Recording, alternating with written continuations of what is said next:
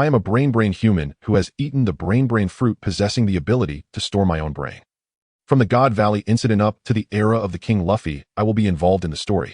In the year 1492 of the Sea Circle calendar, on Doramos Island, an ordinary small island located in the first half of the New World. Hey Jesse, you wouldn't want the news that you still wet the bed at 8 years old to get out, would you? In a messy little alley, a black-haired boy with his upper body bare was grinning wickedly at the snot-nosed kid in front of him. A short distance away, several brats who dared not speak up were glaring angrily at the long-haired boy. Huh. I clearly washed everything clean before dawn. AUS, how did you even know? Halfway through his words, the snot-nosed brat Jesse hastily clapped a hand over his own mouth as if terrified that the little partners in the distance would hear. I told you long ago there is nothing in this world that can escape my eyes. Snatching away the few hundred belly of pocket money from the brat's hand, the long-haired boy stuffed it into his pocket under Jesse's furious glare, then threw his head back in loud laughter and strode off without a backward glance. Only after he had left did the other children dare to come over and comfort the robbed Jesse, all cursing angrily. Damn it, that guy. When I grow up, I'll definitely take revenge. Yeah, AUS robs our pocket money every single day. If I ever get the chance, I'll beat him up good. But one of the kids was a bit more clear-headed. He only looked bitterly at the long-haired figure disappearing into the distance. No matter how you think about it, something like that is impossible. The mayor already said it. AUS killed a wild boar when he was 6. As he spoke, a trace of fear flashed in the child's eyes, as if recalling the warnings of his parents. A monster born that way. Good, another 500 belly in the bag. I can buy 2 more newspapers now. AUS pushed open the door to his home in high spirits. This was the 9th year since he had arrived in the world of the Pirate King. Abandoned at birth and raised by the old town mayor, AUS had long since grown accustomed to this strange new world. However, he was still far from having witnessed the true vastness of this world, so he constantly bought newspapers from the news delivery seagulls, keeping track of major events upon the seas. Today, as usual, he was preparing to come home for lunch, yet for some reason the old town mayor was not at home. He looked around and saw no one, then furrowed his small brows and gazed toward the doorway of the house next door, as if carefully sensing something. A moment later, he shook his head. No, he's not at the widow's next door either.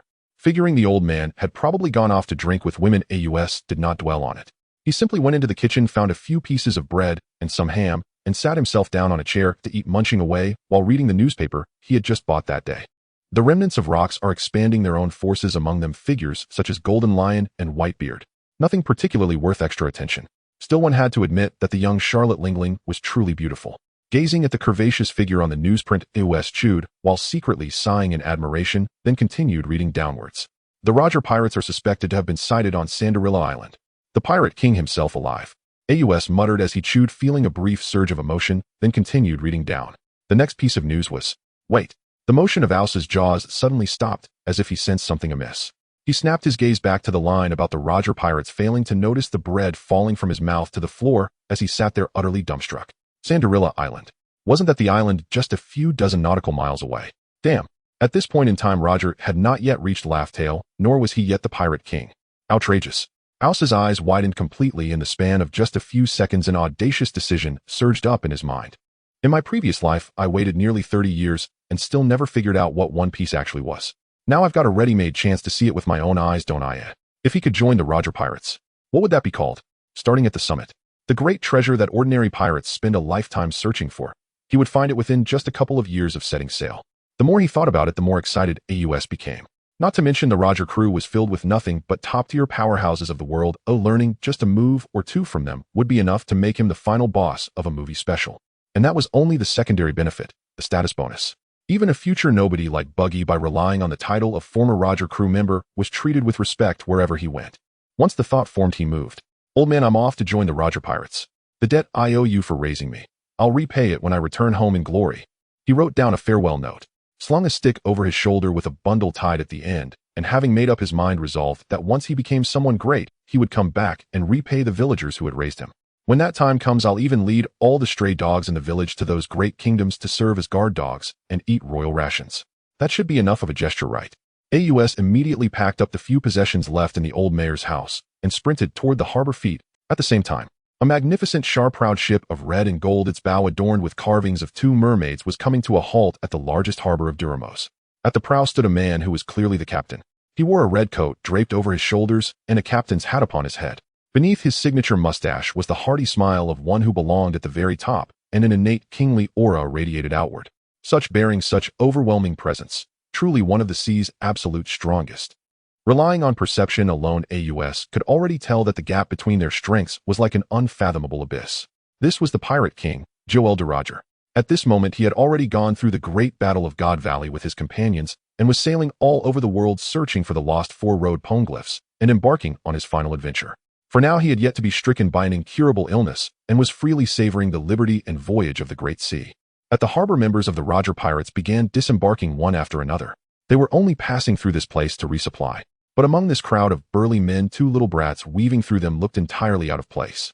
They were two kids with a bit of red about them. One with red hair, the other with a red nose. Who are you calling a red-nosed freak, huh? Say it again if you've got the guts. Young Buggy was livid, his face turning a deep shade of red. Nobody called you red-nosed, Buggy. Shanks jumped down the gangplank, pressing down the straw hat nearly blown off by the wind, and said helplessly, "You can sense it even when no one says anything.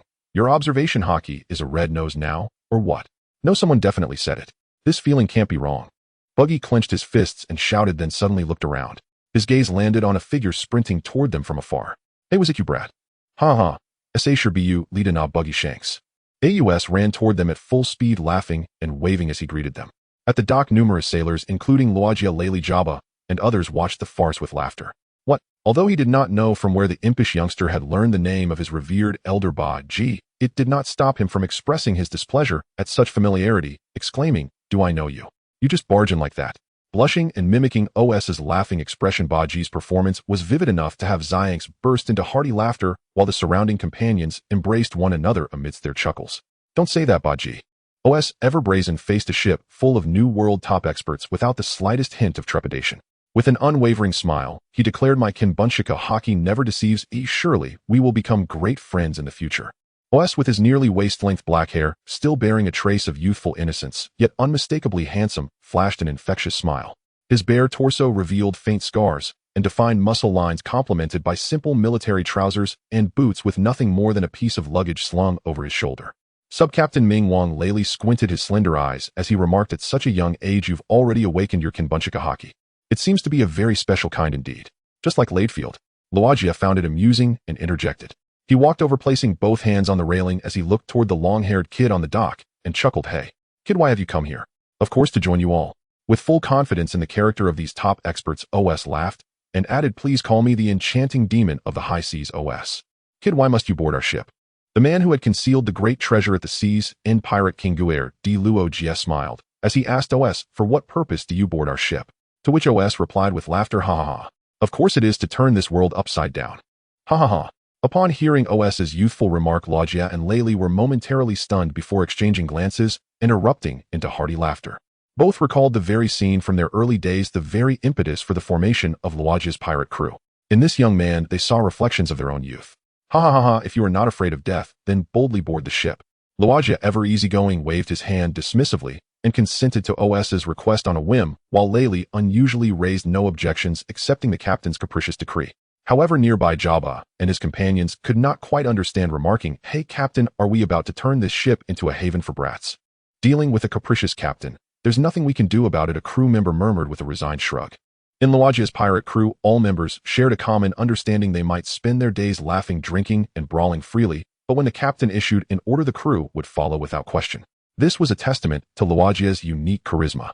Observing the scene, OS mused that it was no wonder the man who so captivated the devotees of the Golden Lion possessed an unparalleled personal charm. And thus OS managed to sneak aboard the Pirate King's ship as an intern. Once a lackey under lock and shattered by Luagia and his crew, the old Jike, now returned home as a town mayor, had been fantasizing about raising a monster like Whitebeard or the Golden Lion captain to one day elevate him to glory.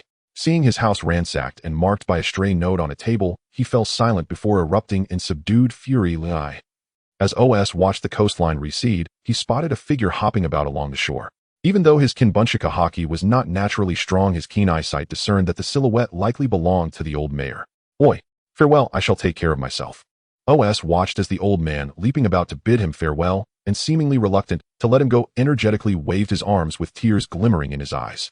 After all having shared 9 long years together, even a dog would inspire such affection. "So strict you usually are, yet when I'm about to leave you finally show a touch of tenderness. You old rascal," teased OS. His playful actions caught the attention of Xianx, and Ba Ji, who also interns, came over to pat his shoulder and said, "Don't be sad, from now on we are your family and brothers." Xianx laughed sincerely, remarking, "How can a man of the sea cry so easily, you rascal?" Buggy, with his sharp tongue yet soft heart, offered roundabout consolation. Meanwhile, Laley, who had been drinking, twitched the corner of his mouth and cast a peculiar glance at the so-called old-era trio, though he ultimately kept his critique to himself.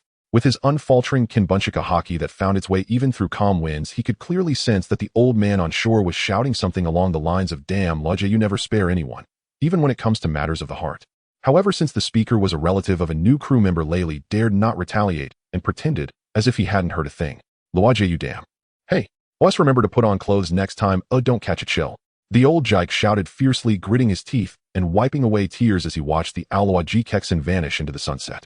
Time spun by as the sun and moon cycled, and the sea breeze caressed the waters in the blink of an eye. Several days had passed.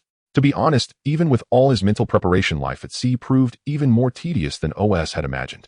Amid the endless blue sea, where colossal sea creatures lulled into slumber by the dominant Haki on board occasionally breached the surface, endless feasts and ceaseless chores unfolded. If it weren't for the two companions with whom he could chat, and just OS felt he might have been driven to madness. "Hey OS, why are you slacking off again? You're still lying in my bed."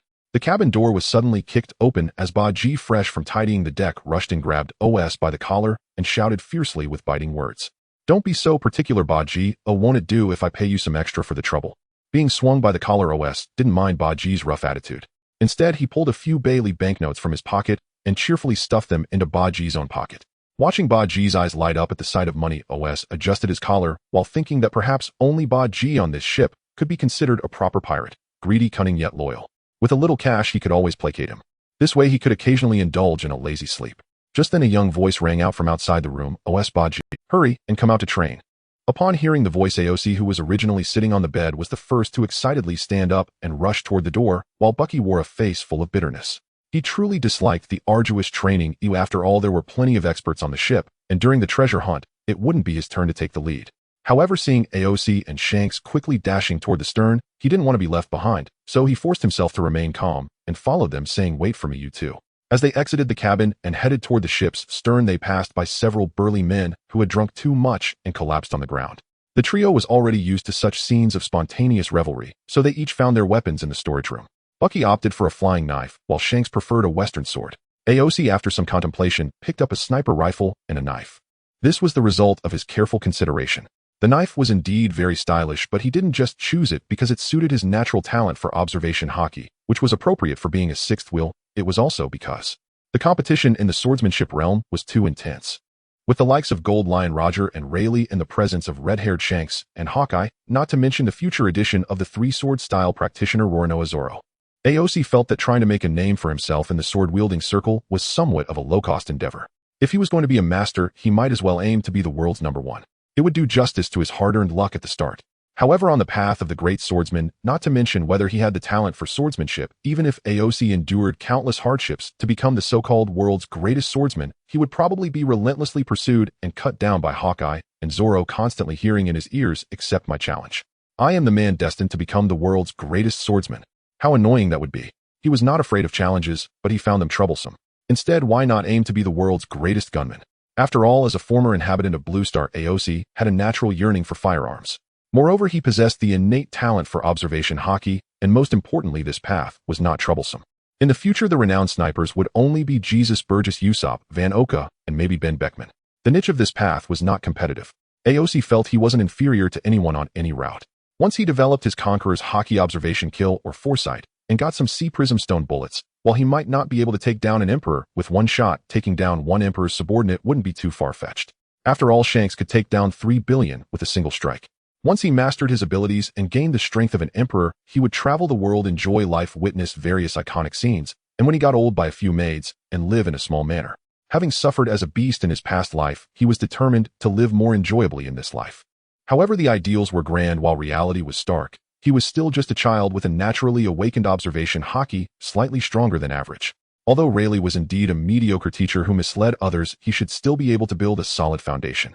He would make do and learn. Next came AOC's first lesson after boarding the ship. Physical technique is the foundation of all combat styles, whether it is with a knife or with fists.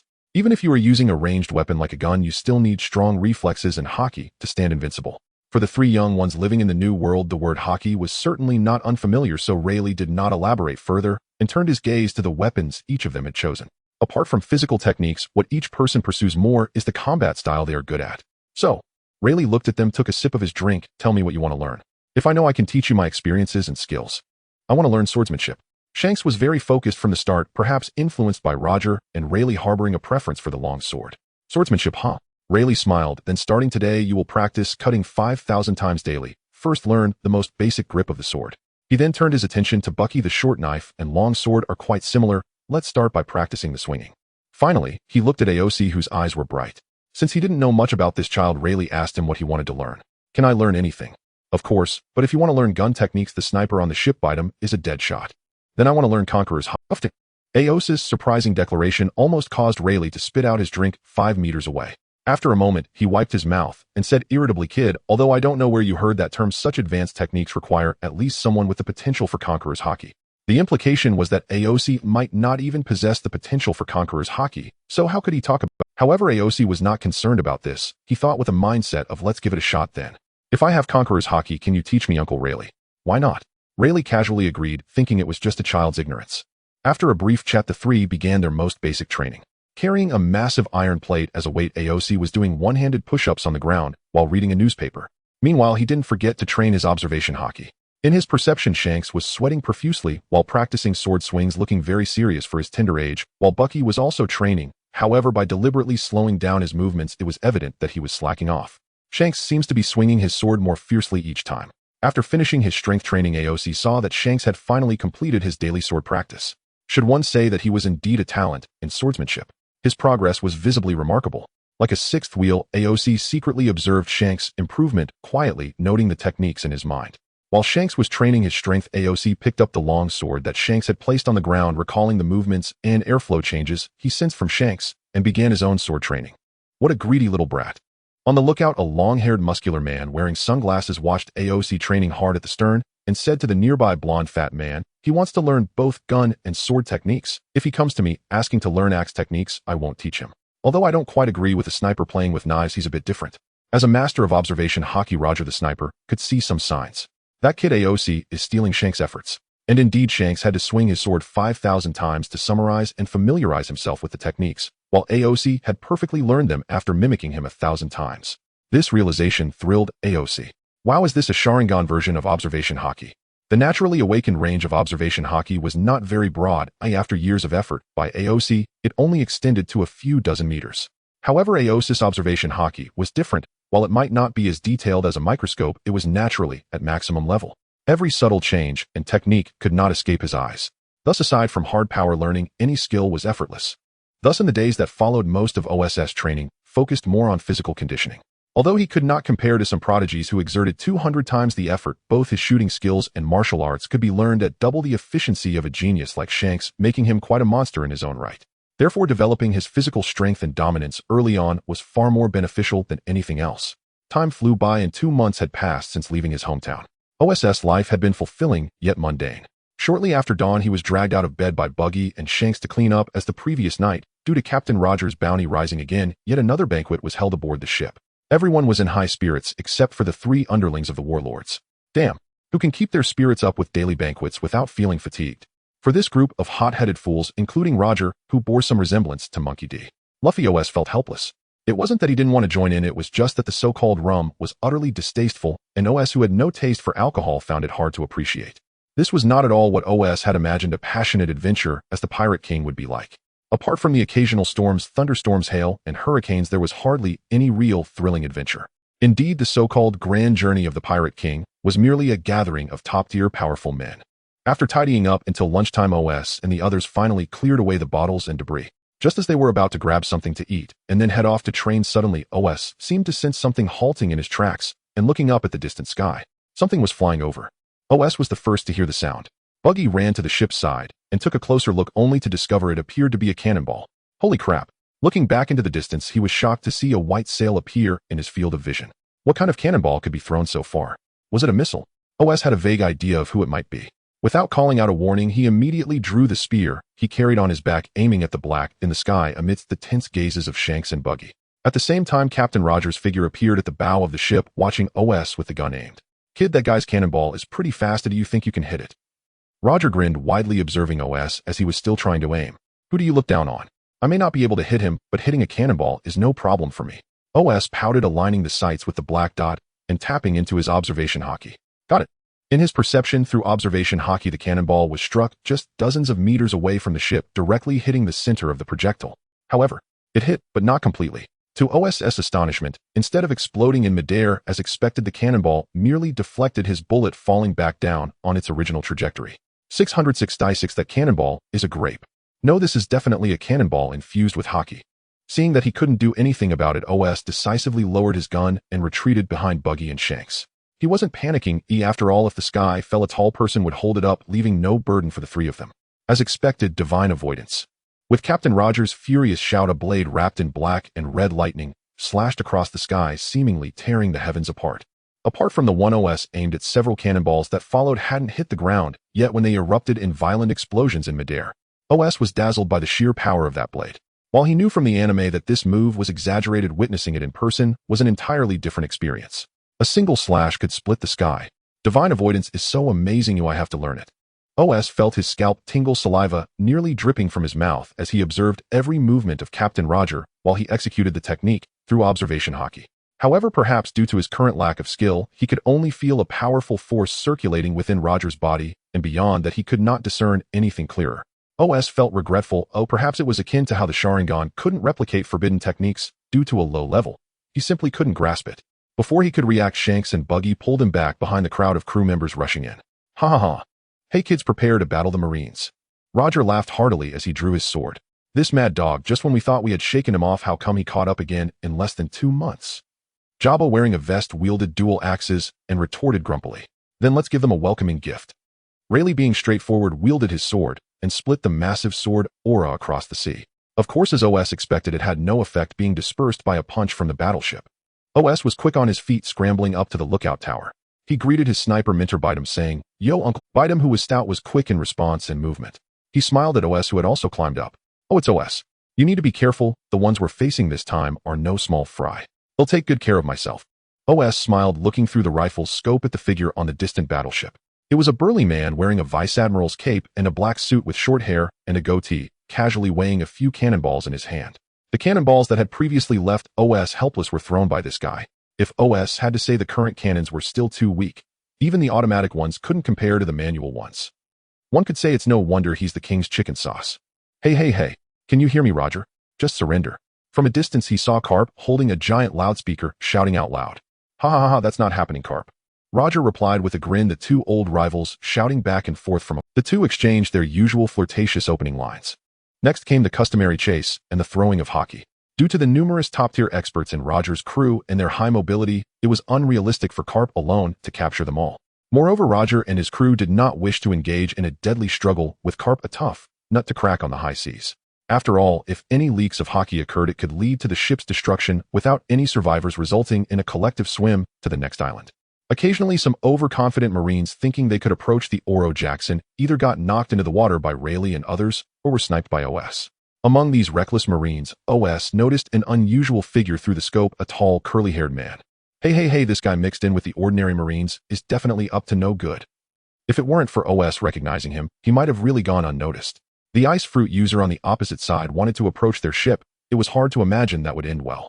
Silently pulling out the only sea stone bullet he had managed to obtain from Bidem, OS began to aim, a slight grin forming on his lips. This would serve as a greeting gift, the young Iceman Kazan. OSS closed his left eye, attempting to steady his breathing as he focused his observation haki on the tall figure among the many Marines. His finger lightly rested on the trigger before he decisively pulled it. One shot flow, fate kill. OSS, who aspired to learn from the fruit user with the naming fruit ability, certainly wouldn't allow himself to appear inferior to others, even if it meant a single shot utilizing observation haki. Puffed. As a sound of flesh tearing echoed, a spray of blood appeared above the sea, gradually falling into the figure. Falling from the sky was remarkably tall, significantly taller than the surrounding Marines, yet appeared quite slender, with eyes filled with incredulity and helplessness before slowly sinking into the ocean. "Hey, Kazan." Nearby, a participating Marine witnessed the scene and shouted while quickly using moonwalk to rescue. As a veteran from Vice Admiral Carp's ship, he was well aware of this new recruit's potential and fruit ability, knowing such talent must not be lost here. "My ability." As Kazan gradually sank to the bottom of the sea, he felt a sharp pain in his thigh and the overall weakness and suffocation. A troubling thought crossed his mind. Who the hell uses sea stone against small fry? However, just before hitting the water's surface, he vaguely caught sight of the person who shot at him appearing to be a guy with long black hair. TSK. Is it a man's instinct that even with Observation Haki, I still miss my target?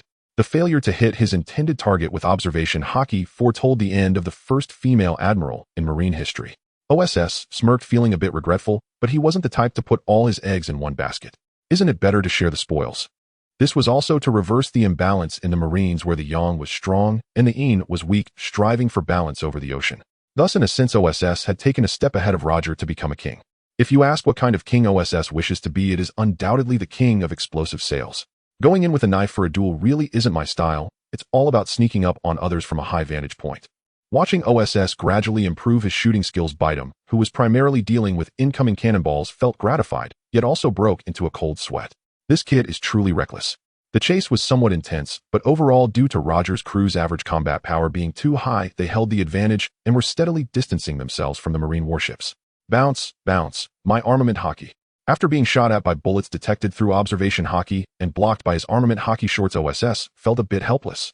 While dealing with basic grunts was manageable, anyone with even a bit of dual-color Haki rendered him utterly helpless. Any attack was nearly impossible to counter or break through. Nevertheless, with his meticulous Observation Haki, no bullet could hit OSS.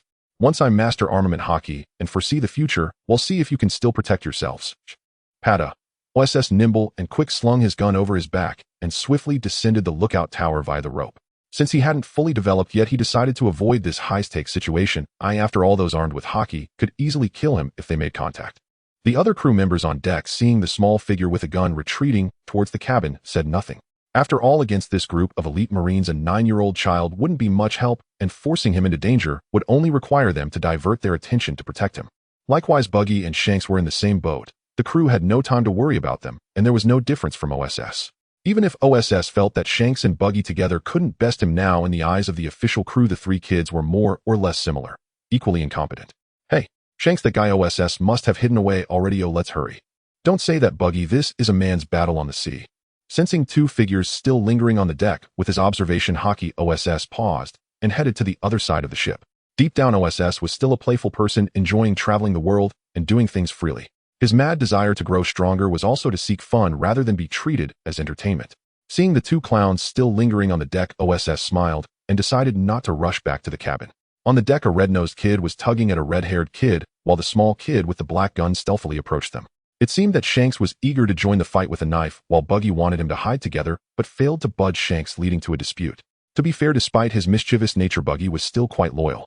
Buggy, who said anyone was hiding. Suddenly, OSS silently patted Buggy's back, his ominous voice echoing in his ear, nearly scaring the two half to death. OSS, you bastard, can't you walk without making a sound? Buggy, usually quite boisterous after shouting, immediately entertained the thought of dragging OSS along to take Shanks to hide, since they didn't dare approach Karp's warship, standing on the deck with no long-range attacks, while also worrying about incoming bullets. After all, not everyone could awaken Observation Haki at the age of 9. Hey OSS, let's retreat back to the cabin together. Buggy was the first to suggest forming a retreat team, and OSS thought for a moment before agreeing. Like OSS, Buggy had only recently joined Roger's crew and wasn't yet the sleepless lad of years later, having not experienced much of the baptism of battle, so having such a reaction was normal.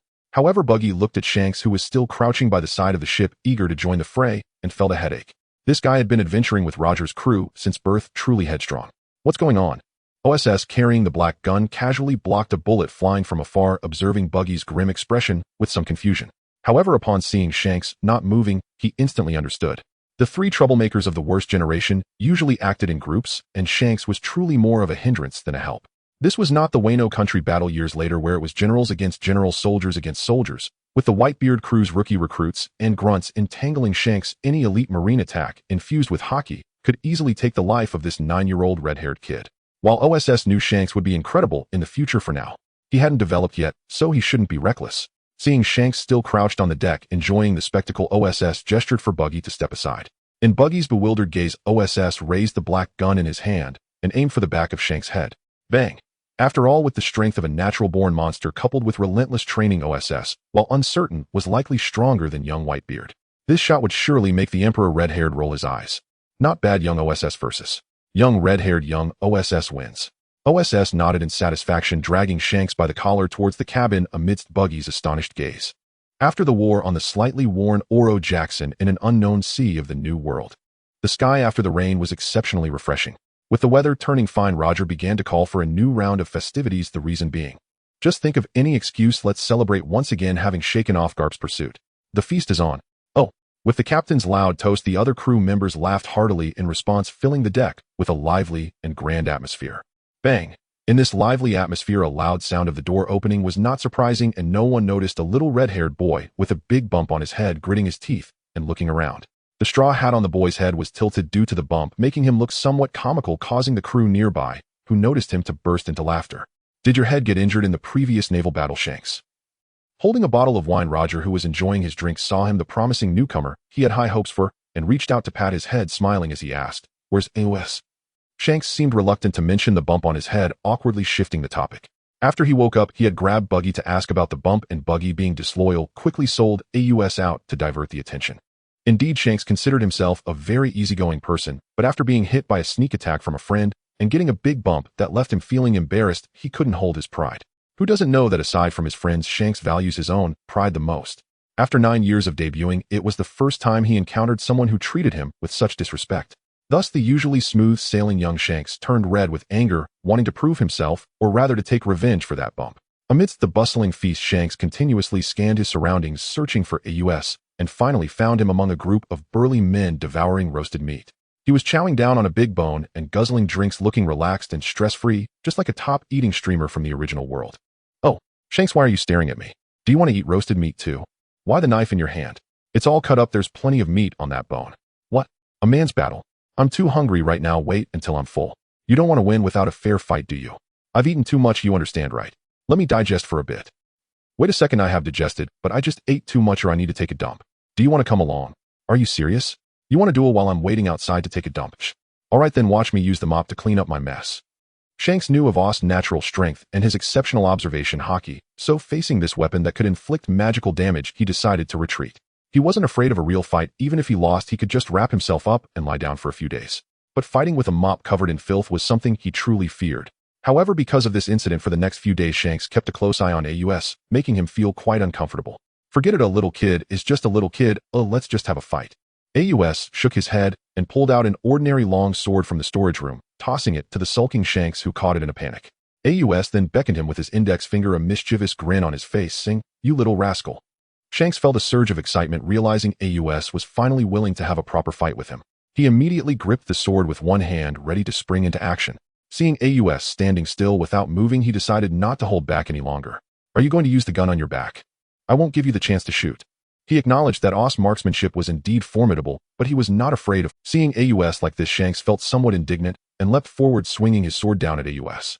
Trained under Rayleigh and Roger, his swordsmanship was indeed brilliant and powerful, but being taught by the same master, it was clear he couldn't break through Ost's defense. Whoosh, whoosh, whoosh. AUS closed his eyes, not attacking, merely evading by constantly tilting his head and turning his body, drawing back. "You little brat, AUS. Are you just going to keep dodging like this, eh?" Shanks was furious, feeling like he was being played for a fool. "Since you want me to use a weapon, fine then." AUS opened his eyes. He initially wanted to practice his observation haki more, but reluctantly pulled out a small knife from his pocket that he had taken from Buggy, saying, "Sorry, I don't have a smaller knife than this." Within a few minutes, the clash. It was evident that the power dynamics between peers with and without haki were completely unequal, even if the person was the red-haired Shanks. However, at just 9 years old, he could only continuously use his swordsmanship to engage AUS, but every strike was easily countered by AUS, who jokingly used the small knife to block. Shanks' powerful slashes could not shake Ost's monstrous strength, forcing him to retreat repeatedly. Shanks is completely being suppressed by AUS. Many crew members gathered to watch, including Roger, Rayleigh, and Jabba. Observing the scene, Rayleigh shook his head and sighed. Although they saw it as a mere children's tussle, AUS was indeed firmly suppressing Shanks with his observation haki and monstrous strength. This kind of innate monster, in their experience, almost invariably possessed the qualities of a king. With these little brats around, the future era is bound to be spectacular. Roger laughed heartily. Aside from the three, the rest were a bunch of lively characters who loved to watch the commotion. After all, they were pirates, and the most enjoyable thing was watching the fun. Ost Master Bidem even seized the opportunity to set up a betting pool: AUS 1-1, Shanks 1-10, a draw 1-5. This move even excited Roger enough to pull out treasures to bet. AUS, good job. Go all out and win. Hey, Shanks don't give up easily. Huh? What are you talking about? No matter how you look at it, Shanks can't win, right? What if? That's 1-10. Gambling dogs deserve a bad end. The surrounding crew members were arguing heatedly, and Roger also placed a bet cheering for the nearly unsupported Shanks. Although he could see that Shanks was almost certain to lose, he still wanted to support the cub he had raised since childhood. After all, the treasures he was betting were stolen not long ago, and he had no use for them. Just as everyone was excitedly cheering for the battle loss observation, Haki suddenly sensed something strange, followed by a voice ringing in his ear. Make it a draw, AUS. Uncle bite him.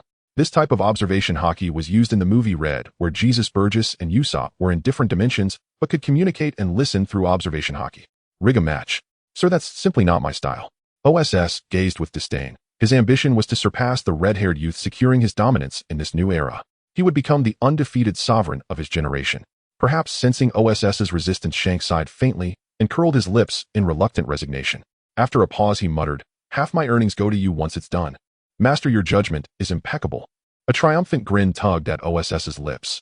Not from lack of principle, but sheer financial necessity. As an intern, his meager stipend barely covered basic expenses, leaving him no choice but to embrace the inevitable. "Shanks, let's settle this with one decisive move." Huh? Startled and breathless from being toyed with, Shanks clenched his teeth. "Fine, I welcome it." Crew members gathered nearby cheered wildly. At last, the final reckoning. "Go on, Shanks. Don't disgrace the crew." "Bravo, OSS. Stay sharp. Don't let the tide turn against you." In an instant, the deck erupted in feverish excitement. Voices surged, hearts pounded. Sensing the moment had reached its crescendo, OSS steeled himself. His fingers tightened into fists, his narrowed, contemptuous eyes fixed upon Shanks, whose own expression mirrored solemn resolve. Faint crimson glimmers flickered deep within OSS's gaze. "What is that?" Jabba was the first to break the silence, sweat beading on his brow as his mouth fell open in disbelief. Nearby, Rayleigh's pupils contracted sharply, his face hardened into grave intensity as he studied OSS. "No, it's merely latent potential. That level of advanced observation Haki, far beyond what any child his age could possibly master." Roger too stood stunned, his usual smile stiffening slightly. The king of the next generation appears to have met his match. Ha ha ha. Wholly absorbed, OSS remained blissfully unaware of the legendary pirate's soaring appraisal. All he sought was clarity, to trace Shanks's blade mid-swing, to anticipate. As Shanks unleashed his most formidable slash, OSS watched, unblinking, as the razor-edged light flashed past his cheek. For a fleeting instant, he perceived it a hazy, ghostly trajectory, the very path the blade would carve through air. A fine strike, Shanks, but alas. Holding his breath, OSS seized the critical opening in Shanks's follow-throw. His fist drove forward with crushing force, striking Shanks squarely in the abdomen. A muffled thud reverberated. A dazed Shanks retched violently while surging up his throat. With raw, monstrous strength, OSS overpowered the fledgling red-haired youth. Thump. Shanks staggered, eyes rolled, white limbs slackening, on the verge of collapse.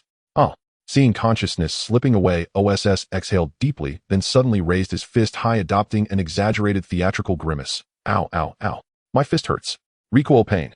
So much pain. I'm fainting. Ugh, tongue out."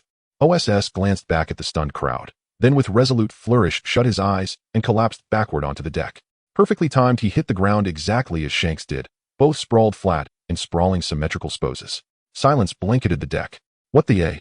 Beedham lost composure entirely, snot nearly spraying from his nose. "You're acting. At least commit, you jerk. Can you possibly overdo it more?" With no recourse, Beedham forced a strained smile. "Looks like a draw, folks. Just then Buggy emerged from the cabin, having secretly counted his hidden stash moments earlier. He took in the scene, crewmen berating Beedham, Shanks lying motionless, and OSS lying supine on deck, idly picking his nose. Buggy froze, utterly bewildered. "Come now, Shanks. Balance is vital. Work and rest." OSS watched Shanks squat with a barbell across his shoulders, offering gentle counsel. "Shut up, you bastard. Before you lecture me, get that steel off my back." Shanks snapped, fangs bared, normally even-tempered, yet perpetually provoked by OSS's relentless antics. Ha ha ha. Speechless, OSS offered only an awkward chuckle, then resumed his one-armed push-ups, effortlessly bearing a ton of iron. "You two are monsters. Can't you two just be still for 5 minutes?" Buggy, overhearing this exchange between two relentless overachievers, flushed crimson with envy. He himself could barely manage light dumbbell curls, nowhere near matching Shanks's prowess, let alone OSS's terrifying physiology. Spurred by OSS's presence, Shanks surged forward in strength. In turn, OSS, training alongside him, absorbed countless insights. Even Buggy, the ultimate slacker, found his regimen intensifying and grumbled incessantly about it. Days grew monotonous. OSS's few daily joys reduced to reading newspapers, sparring, training, and fishing. Yet his hunger for knowledge left little room for angling, until of course ingenuity intervened. "Hey, still no bite, OSS. Buggy leaned beside him watching OSS sit perfectly still at the ship's rail, eyes closed. Training starts soon, you know. OSS slowly opened his eyes, the faint crimson shimmer fading from his irises, as he concluded his practice, expanding his observation Haki's range. Relax. When have I ever failed to land a fish before training? But Shanks has already begun. All right, fine. OSS sighed, then casually drew a pistol from his belt. Ever heard of the American angling method? Bang, bang, bang. Sharp reports echoed across the water. Moments later, several fish floated belly up, still faintly wreathed in acrid smoke. OSS flicked his hook, snagging them effortlessly, and tossed them into his basket before striding toward the hold. Let's go, Buggy. Wait for me. OSS has grown stronger again, hasn't he? Indeed, a true anomaly. He reminds me of someone. I'd wager you mean Leadfield. Close, but actually I meant Whitebeard. On deck, crewmen watched intently as the young boy sparred with the first mate, the Purgatory King Rayleigh, including 2 front row spectators, both mere boys themselves. OSS, that guy's simply unbeatable. Don't sound so glum, Buggy. We'll grow stronger, each day without fail. Perhaps worn down by repeated setbacks, Shanks had gradually shed his early frustration, reclaiming his easygoing nature. What nonsense are you spouting, Shanks? If we grow stronger, won't he? Buggy felt no comfort, only deeper despair. Having Shanks aboard had already been demoralizing. Everyone hailed him as the future star, while Buggy faded into obscurity. Now OSS had appeared, making hope feel utterly futile. Cheer up. Look, OSS and the first mate are beginning their sparring session. It's beginning. It's beginning. How long do you think OS will last this time? He lasted 1 minute last time. This time surely at least 1.5 minutes. He'll bet 2 minutes. Care to place another wager, everyone? Don't make me slap you, Bitam. Perhaps out of sheer boredom, a boisterous crowd of rugged sailors gathered aboard the Roger Pirates ship, eagerly anticipating an imminent clash. OS stood poised before his opponent, clad in a shrunken black military uniform scavenged from Waknoshire, a sleek black rifle slung across his back. His long black hair fluttered in the wind. Though his face remained youthful, its resolute expression radiated an undeniable, almost Uchiha-like elegance. Opposite him stood a middle-aged man with golden hair. Though merely standing at ease, his presence alone exerted immense pressure upon OS. No wonder he's the Dark King Rayleigh. Just his posture reveals terrifying strength. OS knew well that no true powerhouse in the world of pirates rose without battle. A relentless solitary training was the path of lesser pirates. He, OS, stood for sheer audacity. Who becomes a pirate if they fear pain? Seeing Rayleigh remain motionless, OS decided not to wait. Before Buggy's and Shanks's stunned eyes, he vanished from sight in a blur. He disappeared instantly. When did OS eat a devil fruit? They were well aware of OS's con scheme with Uncle Bitam, and thus knew the legendary wager Roger Captain lost long ago was in fact a devil fruit. At the time of dividing the spoils, OS had refused gold entirely, choosing only that single fruit. According to Captain Rayleigh, its name was the teleportation fruit. Not quite. Somehow Captain Roger had already appeared behind the 2 wide-eyed boys, his large hands resting gently atop their heads as he chuckled. You've seen it before. OS uses the Navy's 6 forms. Shanks and Buggy gaped, utterly incredulous. They knew the 6 forms well, advanced martial techniques, a kind of foundational precursor to Haki. Yet the crux of the matter was this: it was a signature skill of elite Navy officers, and OS at just 9 years old had already mastered it. Sure enough, when they turned back to the battlefield, OS had already materialized behind Rayleigh, launching a devastating kick aimed squarely at his kidney. Sorry, Miss Shachi. I truly didn't mean it. Yet, just before impact, OS abruptly retracted his leg and swiftly retreated from his opponent. Rayleigh slowly turned his gaze, meeting OS's intensely focused eyes, a mischievous grin playing upon his lips. Why pull back mid-kick? OS glared at Rayleigh, the grinning eccentric uncle, and scoffed. Nothing much, just a strong premonition that kicking him would lead to something terribly unfortunate. In truth, for a fleeting instant, he'd glimpsed a vision of his own leg snapping. Trusting instinct over doubt, OS withdrew his strike, and now sought to recapture that intuitive sensation. Overdeveloped Kinbunchika Haki can sometimes hinder your growth, young one, Rayleigh declared with a smile, then in the blink of an eye appeared directly before OS. Nanny! Danger! OS's Kinbunchiko Haki shrieked. Brain, react now. Body, yeah, go ahead and try reacting yourself. Poet's grip. This was one of OS's inherent flaws. His extraordinary Kinbunchiko Haki granted him an almost godlike perspective, an effortless omniscient awareness, yet it could not override the simple truth that he remained a child. His body simply could not keep pace with his perception. This chasm between intuition and reflex was his weakness. Not a flaw of talent, but of development forged only through relentless combat, until instinct and reaction fused into monstrous, seamless precision. Only then could he truly wield higher powers such as Haki. In other words, fight more, get hit more. That was the fastest, most brutal path to mastering armament Haki. His naturally exceptional physique might shorten that path, but never bypass it. So when Rayleigh launched his sudden assault, OS instantly realized evasion was impossible. Better than to stand firm and endure, to sharpen himself in the crucible of pain. With resolve hardening in his heart, he deployed his newly acquired beggar-grade armament Haki Tekai. I won't believe I can't even block a single kick. OS, you're finally awake. What the? OS slowly opened his eyes, finding two youths standing beside his bed. Within 2.5 seconds, he pieced it together. He'd been knocked unconscious, again, by Uncle Rayleigh's boot. Should he credit Rayleigh's astonishing leg strength, or curse the absurd passive effect of being boot-lulled into sleep? If I use Tekai again, I'm a dog, OS vowed inwardly. Hey, OS, are you really alright? Seeing OS rise from bed, Buggy and Shanks exchanged worried glances. They had watched clear-eyed as Rayleigh's first mate unleashed armament Haki, so dense it turned his foot pitch black and violet, so overwhelming that even Captain Roger broke into cold sweat, asking whether Rayleigh had gone too far. OS was a prodigy, yes, but absorbing such a blow he'd should have left him bedridden for days. They couldn't fathom how he'd risen so soon. Moreover, as OS's closest friends, they feared deeper injury, because OS frankly was reckless beyond, yet OS himself seemed wholly unconcerned. Stretching lazily, he asked, I'm fine. How long was I out? Not a full day, surely. As he spoke, he brushed his chest and drew in a sharp, involuntary breath. It truly hurts. Alarmed by his grimace, Shanks and Buggy rushed to support him. Don't push yourself, OS. Yeah, get proper rest when you're injured, you idiot. Wincing, OS unfastened his tunic, revealing a deep, livid bruise across his chest. His lips twitched faintly. Huh. When did OS master armament Haki? Shanks gaped, shouting in astonishment, disbelief blazing in his eyes. Buggy scowled, exasperated. That's clearly a bruise. Oh, haha, right. Of course, it was just a bruise. Shanks laughed belatedly, realizing his mistake. You infuriating fool. Buggy despised precisely this about Shanks, his habitual obliviousness to nuance coupled with serene indifference whenever Buggy raged. And in moments like these, OS would usually burst into laughter watching them bicker. Then once the storm passed, sling an arm around each neck and smoothly pivot the conversation. Come on, Buggy, let's go eat. TCH. Fine, I'll go. For OS's sake, not yours, Shanks. All right. I know. In the year 1493 of the ocean-round calendar, a clear sky and beautiful scenery surrounded the Roger pirates, who had just replenished their supplies on an island. Why is this guy named Odin wearing a diaper? The newly acquired us brought back a newspaper, and Shanks and Buggy were crowded together reading it. One particular news item catching Roger's attention. It was the captain of the Whitebeard Pirates' 2nd Division, a recently famous new face on the seas, Samurai Kazuki Odin, a warrior from Wanoha. He looks pretty handsome. Ugly as hell, scoffed, shouldering a barrel taller than himself and placing it in front of Roger. Dressed like a pervert, is he wearing it for convenience to relieve himself anywhere?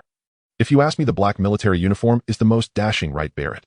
Indeed, Ironhead Barrett had already boarded the ship a month ago. As for the battle against Captain Roger, us merely watched, unable to say it was evenly matched, or it could only be described as a one-sided crushing. Regarding the rumors of Barrett at 15 being a match for peak Rayleigh, us simply remarked, do you think I look like a fool? Let's not even mention Barrett. Even at 15, Roger Whitebeard or Rocks wouldn't be able to stand against peak Rayleigh. Do you think mastering the 3 types of Haki, being a great swordsman and possessing Conqueror's Haki, is a joke? It can only be said that Buggy sometimes speaks without thinking. Barrett and Rayleigh's encounter can be claimed as evenly matched.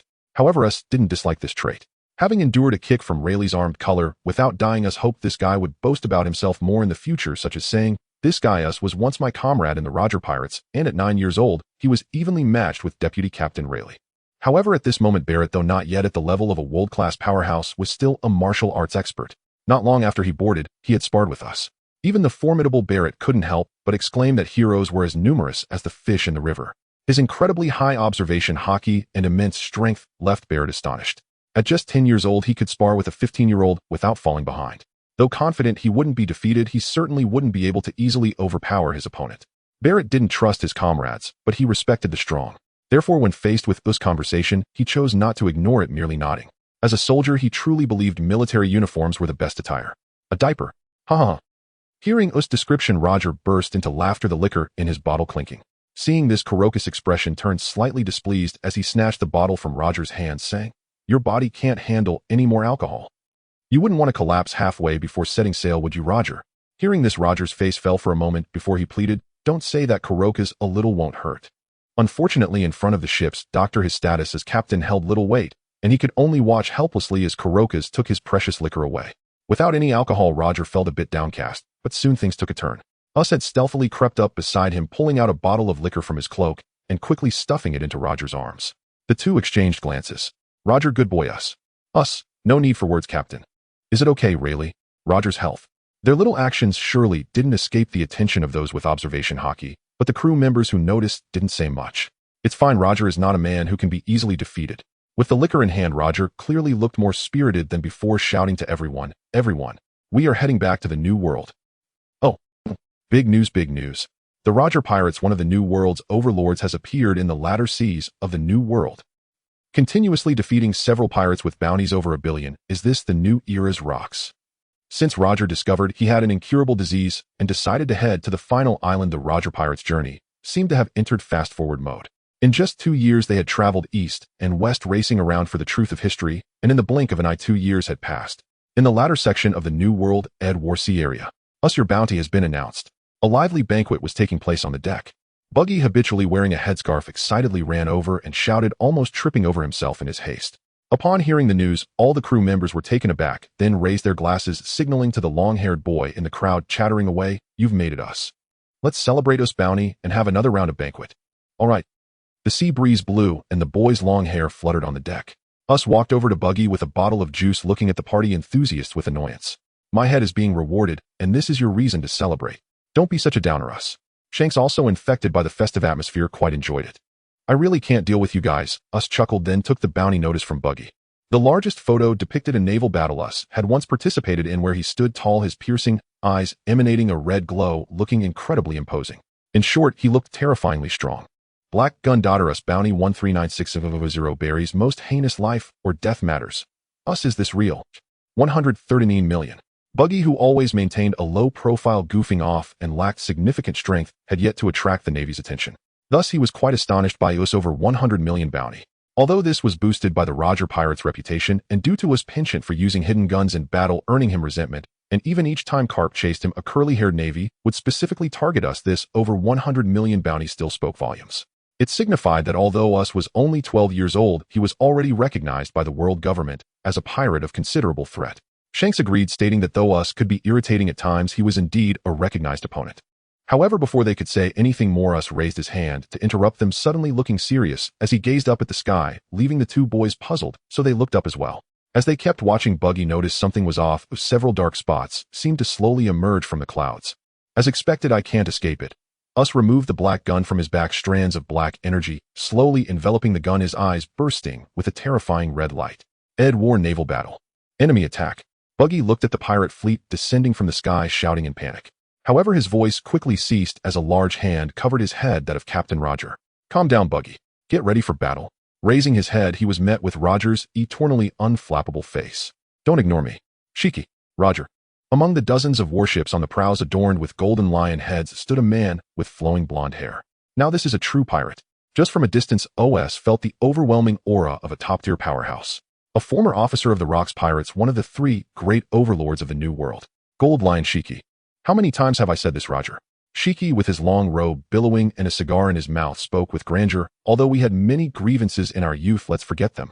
As long as you have the destructive weapons of the world at your command, combined with my forces and plans, we can certainly conquer the world and make it mine." Bang! Before he could finish, Shiki's words were interrupted by the sound of a gunshot.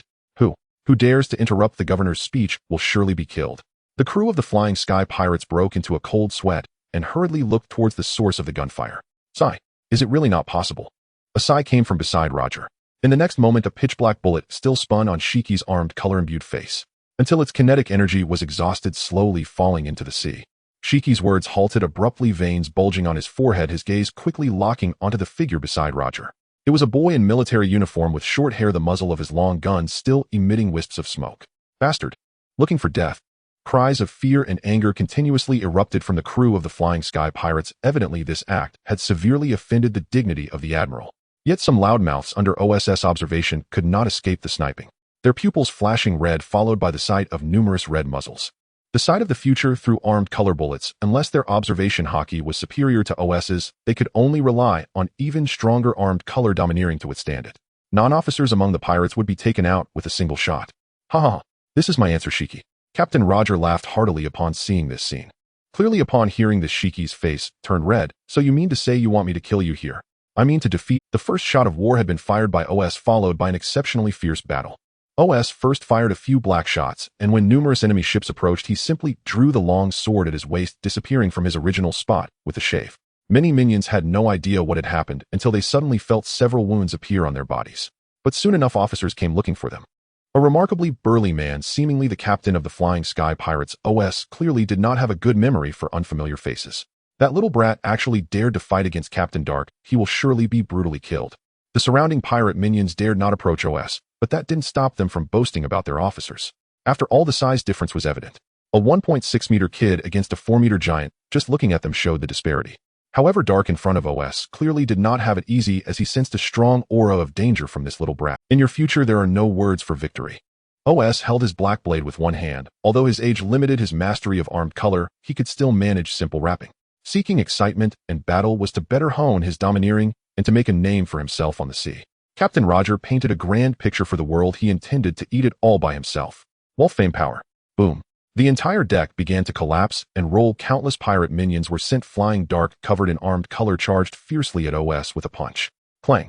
As the thick smoke dispersed, contrary to the imagined oppressive scene, that seemingly frail figure in military uniform stood firmly in place. OS, merely covered in armed color, with one hand managed to block this heavy punch. Not bad in strength, but your speed is as slow as a snail. OS's expression was filled with disdain. This arrogant tone instantly broke Dark's defenses, causing him to lose his rationality and start attacking wildly. Surprisingly easy to deal with. OS smiled slightly, seemingly satisfied with the other's performance.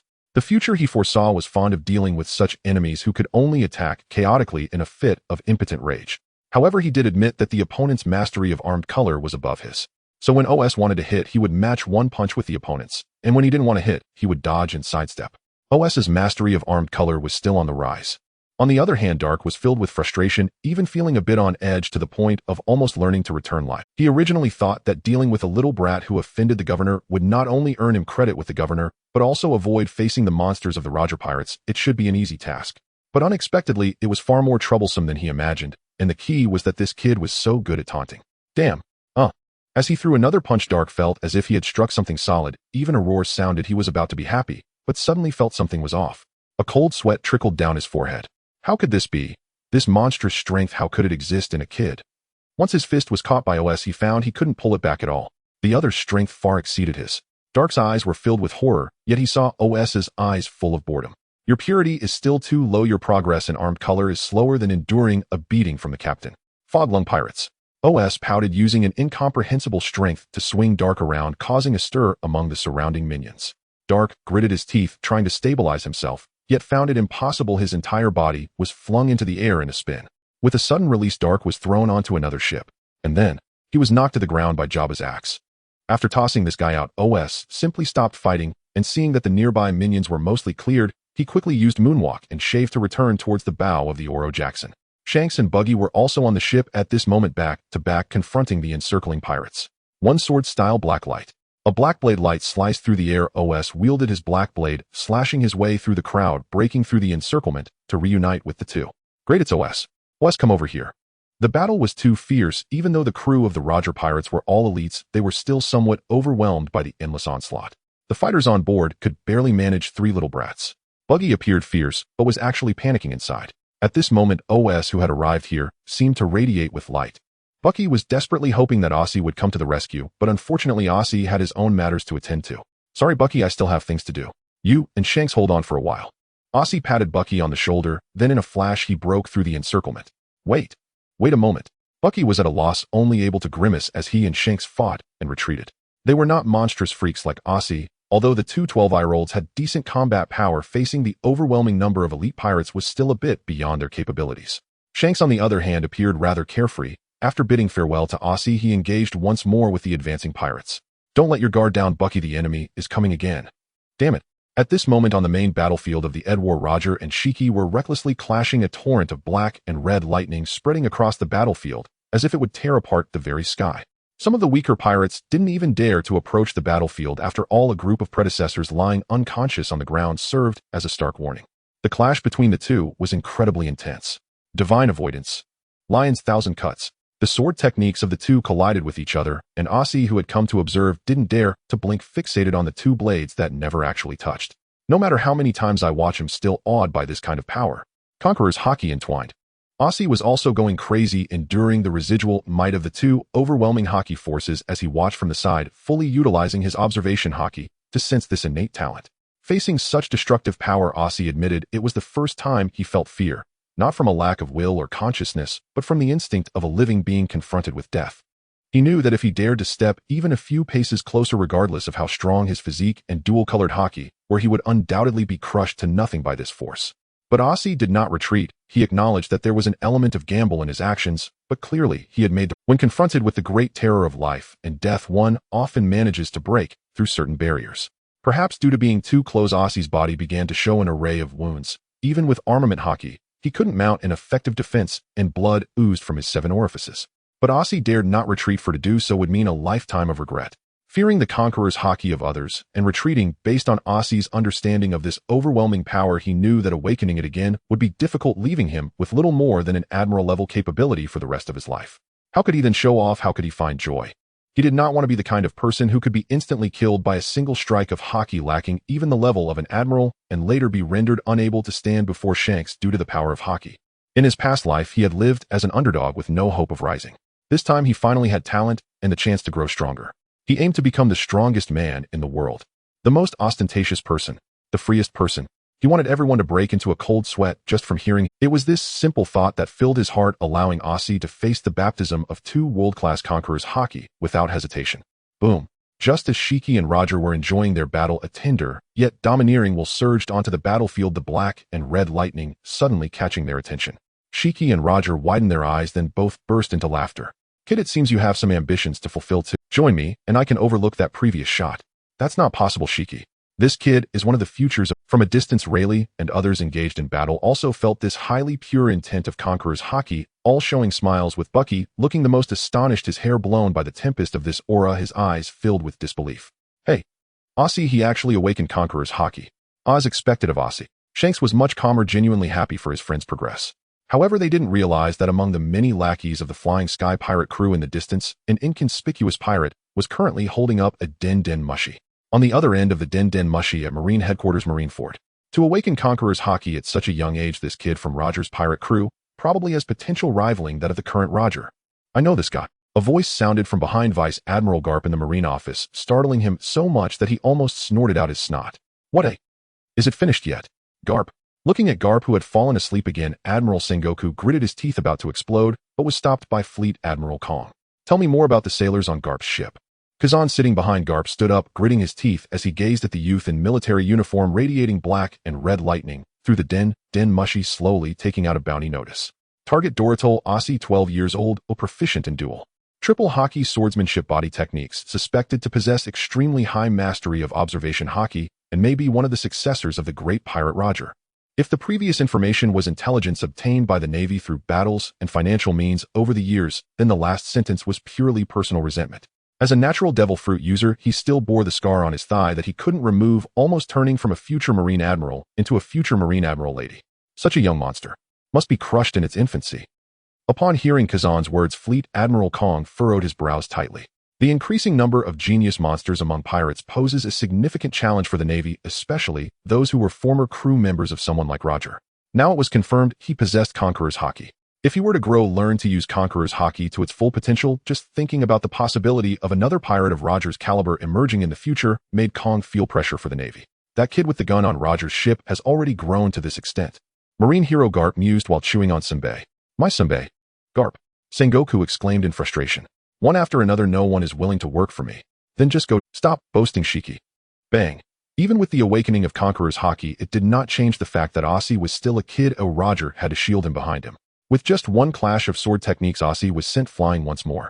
Aussie adjusted his posture, no longer foolishly returning to the center of the battlefield, but instead elegantly stepping towards Shanks and Buggy. Upon seeing him, Bucky was evidently very surprised. Aussie, there are too many enemies. What should we do? Don't worry, Bucky. Aussie shook off the rainwater from his blade, gazing at the stormy sky as if a tempest was brewing. You are the bearer of conqueror's haki that rivals me and Shanks. As if to validate Ao's words, a storm brewing on the horizon swept across the heavens. In the face of such immense power, even the so-called world-destroying overlord of the new era must yield. Countless ships manipulated by the float fruit were engulfed by the storm and tsunami, and of course the Golden Lion himself, who held the air supremacy, was no exception. Caught in the tsunami, in a moment of weakness, a ship's helm came flying towards him. Set sail, everyone. The Oro Jackson, made from the atom tree, remained quite sturdy. With a group of powerful users clearing the way, not even the tsunami could hinder the progress of the Roger pirates.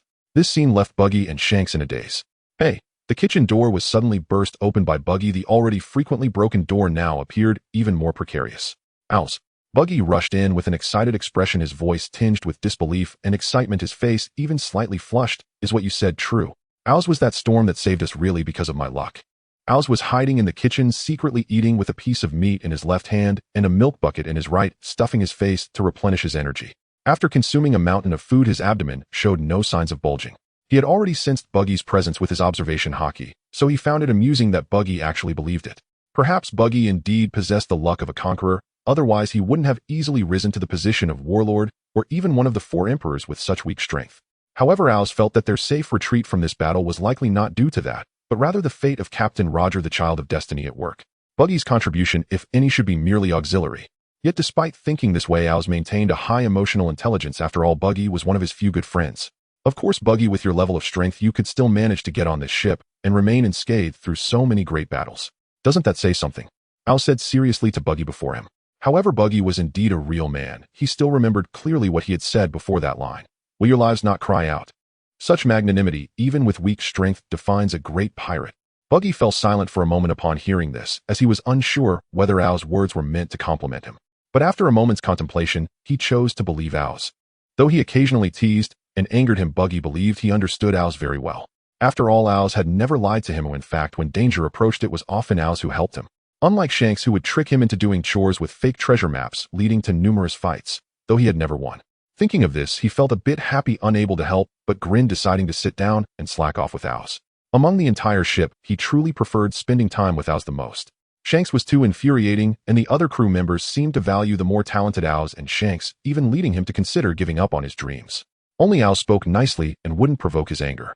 Although he occasionally asked Buggy for help, he would genuinely reward him with treasure maps and treasures, never making him feel useless and always giving him affirmation. Honestly, in Buggy's eyes, Owls was his best friend. Speaking of which, Owls, besides juice, you really like drinking milk too. Buggy rubbed his red nose, picked up the milk bucket to taste it, and found it was only a bit sweet, but not particularly appealing, so he curiously asked Owls, huh? This? Actually, I don't really like drinking it. Then why do you drink so much? Buggy asked in disbelief. That's because drinking milk helps you grow taller. Owls chuckled. I want to grow to 3 meters tall, otherwise I'll have to look up at the monsters of the sea during battles. That would be too embarrassing. So that's the reason. Of course. Actually, my favorite is still orange juice. Owls and Buggy clinked glasses and continued gulping down their drinks. Then, Buggy clenched his fists as if having made some resolution, suddenly stood up excitedly and looked at the somewhat bewildered Owls. Owls, once I become the great pirate, I will definitely treat you to the best orange juice in the world. As he said this, Buggy's face was tinged with embarrassment, but he still tried to maintain his composure, nervously while, sure Buggy, you'll definitely become a remarkable figure who shocks the seas. When I fall from grace, they'll come to rely on you. Owls laughed happily, but Buggy clearly took it seriously and readily agreed. Don't worry, Owls, my position as vice captain will always be yours. Although Buggy said this when he thought about Owls and Shanks' power, he felt uncertain. These two were truly exceptional. Did he really deserve to have dreams? They lay down with their heads resting on their hands, eating and chatting. As night fell, it wasn't until the ship's cook sensed something was off and stormed in with a mop, gritting his teeth, that he finally dragged these two slackers out. However, looking at Owls, who had just burped and showed no signs of change, and Buggy, who had unwittingly turned into a ball, he was at a loss for words. Owls had a monstrous physique and could digest anything instantly, but Buggy, what was he doing joining in? Helplessly, he had to let Owls carry him back to his room. After saying goodbye to Buggy, Owls finally had time to return to his dormitory to take a shower, washing off the blood and grime from the battle. However, once he relaxed, he felt a bit itchy in his head, constantly wanting to unleash his conqueror's haki. When he first learned the moonwalk, he had been running around in the sky every day, thoroughly enjoying the feeling of flying. Although in the end he had been hit on the head by Uncle Jabba, who was fed up with the frequent puffing sound of stepping on air. Considering it was already nighttime, randomly unleashing his conqueror's haki might attract a collective beating, so Owls decided to forego it. However, looking at his scarred but powerful body in the mirror, he thought, clang, as black armament haki instantly enveloped his arms, faintly reflecting the room's light. Once I get to Wano, I'll take a look at the flowing cherry blossoms there and see if it's different from the armament haki Uncle Rayleigh taught me. Lastly, there's the conqueror's coating. Owls admired his formidable strength while meticulously planning how to elevate his power from the intermediate level to the Emperor's vice level, then to the king level. To this day, due to his monstrous physique, ordinary training could no longer facilitate rapid growth in his strength. The effects were almost negligible. The remaining growth needed to rely on age and development along with higher-level Haki teachings from stronger individuals to maintain such a fast pace of improvement. What lay within was none other than the devil fruit he obtained 3 years ago, the superhuman type, teleportation. In the original storyline, it was the fruit ability of Van Oka, a sniper from the Blackbeard Pirates, which could be said to be a devil fruit perfectly suited for snipers. However, for OS, this was certainly more than just a support fruit for snipers. When advancements in power seemed impossible, OS might consider consuming this space-related devil fruit. Once developed to its awakening, it could bring him many surprises, such as teleporting all enemy attacks miles away, rapidly teleporting to achieve a divine might effect, becoming immune to all attacks, or casually teleporting fruit users into the sea. Even the meatball fruit can inflict pain, so why couldn't his teleportation fruit? To OS, perhaps the mythical beast type was indeed powerful, but the superhuman type was not weak, especially when it involved conceptual abilities. As for why he wouldn't eat it now, OS was waiting. Because he was concerned about a certain speculation whether the devil fruit users would be rejected by the final island before the right time, as in the original plot. Buggy suddenly developed a high fever right before reaching the island, causing him to miss the great treasure while everyone else showed no such symptoms. The biggest difference between Buggy and the others was that Buggy was the user of the chop fruit. Thus OS dared not take the risk. After all, the fruit wouldn't run away. He wasn't in a hurry for these 2 years, and during this time, he could focus on enhancing his Haki. As Teacher Cairo had said, only Haki surpasses everything. OS certainly would not forsake the foundation for the sake of temporary gains, transforming himself into a fruit user who appeared powerful but crumbled under Haki pressure. Was Kid really that impressive? He could easily injure a 4 Emperor with a fully awakened electromagnetic cannon. A one-shot could wipe out entire fleets. But if his Haki couldn't keep up, a simple future prediction from Shanks where he barely catches a hint of his movements could lead to his swift demise. 30 billion would be as easy as slaughtering chickens. Therefore, no matter what, OS would never give up on training his Haki. He aimed to cultivate the hardest armament Haki in the world, to foresee further into the future, and to possess a conqueror's Haki that would not yield to anyone. Sailing with the Roger Pirates was now his fastest way to enhance his Haki. One could say he was replicating Shanks' rise. Knock knock. In a moment of distraction, a knock on the door interrupted OS's thoughts. Uncle Bite him. A strange red light sparked in OS's eyes, and a scene of a plump man opening the door. OSI, you jerk. There should be limits to looking down on people. Last time he used a small knife, and now he switched. OS still awake. Bite him said, holding a long stick wrapped in bandages, and he familiarly patted OS's shoulder. OS nodded and invited him in to sit. What's this? I came to congratulate you, OS.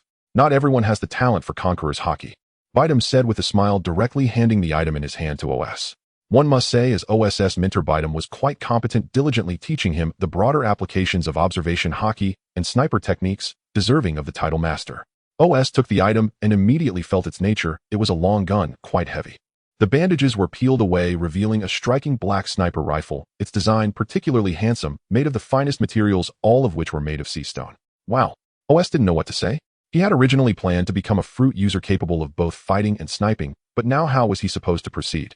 Was teleportation ability and a sniper rifle mutually exclusive? It is indeed a fine gun. OS, looking at Bite's expectant little eyes, naturally couldn't bear to voice any dissatisfaction. He could always wrap it in bandages later. Moreover, this gun was indeed a fine weapon. A sniper accustomed to firearms would know upon picking it up that hitting targets several kilometers away would be no problem at all. If the bullets were coated with armament Haki or fruit abilities, theoretically, they could shoot even farther. Of course. This was something I bought at a high price back then, but I've gotten used to my old buddy, so I never replaced it, which is why it ended up with you, kid. Bite laughed heartily, clearly pleased to find a good home for this fine gun, as OS was worthy of it. Originally, there weren't many snipers with Conqueror's Haki. For many years, OS was the only one of his kind with limitless potential ahead. Without Conqueror's Haki, one could never hope to become one of the world's strongest snipers, but OS had this hope. Thus, his actions were also an investment in the sniper profession. I originally planned to give it to you tomorrow, but seeing Shanks was still awake, I figured you might be too, so I came over today. Upon hearing Bite's words, OS, who had been admiring his new weapon, froze for a moment, raised an eyebrow, and curiously asked, what's wrong with that guy Shanks in the middle of the night? It's probably because of you. Bite said, seeing OS's confusion, a smile curling at the corners of his mouth. Seeing someone his age easily defeat an enemy ship's officer must have stimulated him a bit. He then burst out laughing, as Shanks, who had been raised by Captain Roger since childhood, was exceptionally talented, seen by Roger as the successor to his will. Meanwhile, OS was his disciple, and now OS was greater than Shanks. In a certain sense, wasn't that Bite greater than Roger? Shanks seems to have a heart of a strong person too. This was actually normal. When he first boarded the ship, Shanks had already been awarded the straw hat by Roger, instilling within him a preliminary mindset of looking down on the world, and he was also seen as the next generation king. OS's appearance undoubtedly capped Shanks, who was invincible among his peers. It was as if the talented young master could not outmatch the son of mundane fortune. Did this not suggest that Captain Roger's will should not be inherited by him, and that the straw hat should not belong to him? Shanks could not accept this even though OS had not intentionally targeted him. The inherent gap still led Shanks to subconsciously compare himself, hoping to regain the MVP status among the trio one day. After OS awakened his conqueror's haki during the day, that night Shanks began to push himself hard. Come on OS, be careful not to be surpassed. Regarding Bitem's words, OS actually felt no significant pressure as he had never intended to inherit any will or become the Pirate King. He merely wanted to see what the One Piece truly was purely out of nostalgia and curiosity. If he truly wanted to become the Pirate King, it would be simple enough. Once Roger died, he could take the eternal pointer to Raftel and announce that he had found the great treasure. However, he did take his strength seriously. He couldn't just joke around and act cool only to flee when Shanks interfered. After all, that guy was notoriously meddlesome. Shanks might have face among others, but in front of him and Buggy, he didn't have a shred of it. A month after the battle against Edward Weevil, the Roger pirates enjoyed a brief period of tranquility, except for Bang, that Barrett fellow never changes his reckless ways. Knowing he was outmatched, still fighting to the death was a foolish stubbornness. OS thought this sentiment was perfectly applicable to Barrett at the moment. What makes this guy think he can defeat Roger, a mere lad under 20? He hasn't even mastered Haki yet, and every attempt ends with him being sliced down. After a while, everyone on the ship got used to it. Everyone assumed this farce would continue until the Roger pirates landed on an island where Barrett got slashed again. His expression was different this time, as if he had made a decision, and only OS noticed it. Are you leaving, Barrett? OS chewed on a piece of ham, leaning against the door frame, watching Barrett pack. In reality, there wasn't much to pack. Just a few clothes, some headphones, and a few treasures. Barrett turned his head, meeting OS's gaze, one that he deemed worthy of respect.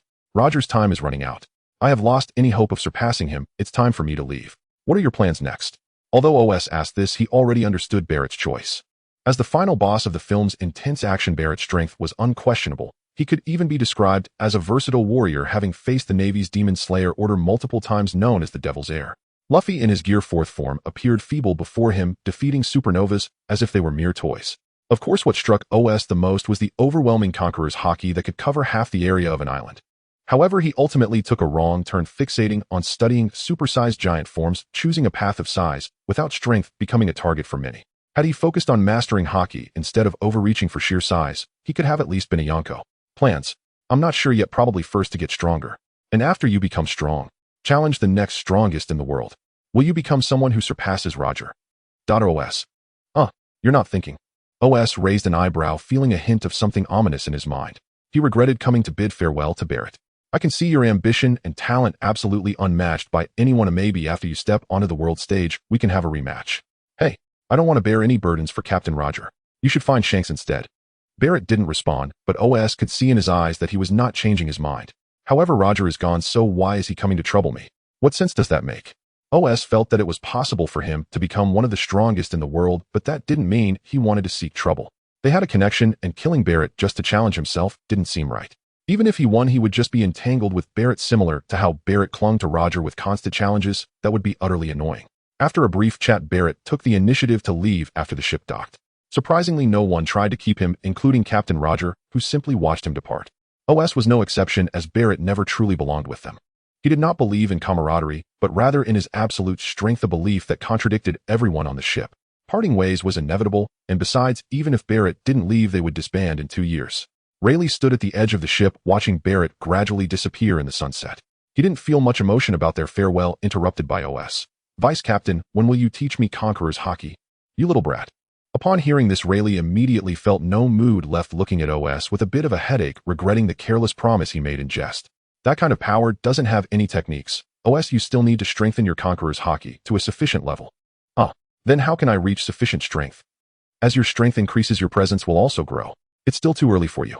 There have been geniuses who awakened their Conqueror's Haki in their youth, but have you ever seen anyone who can use Conqueror's Haki in its advanced form at such a young age? This left OS speechless.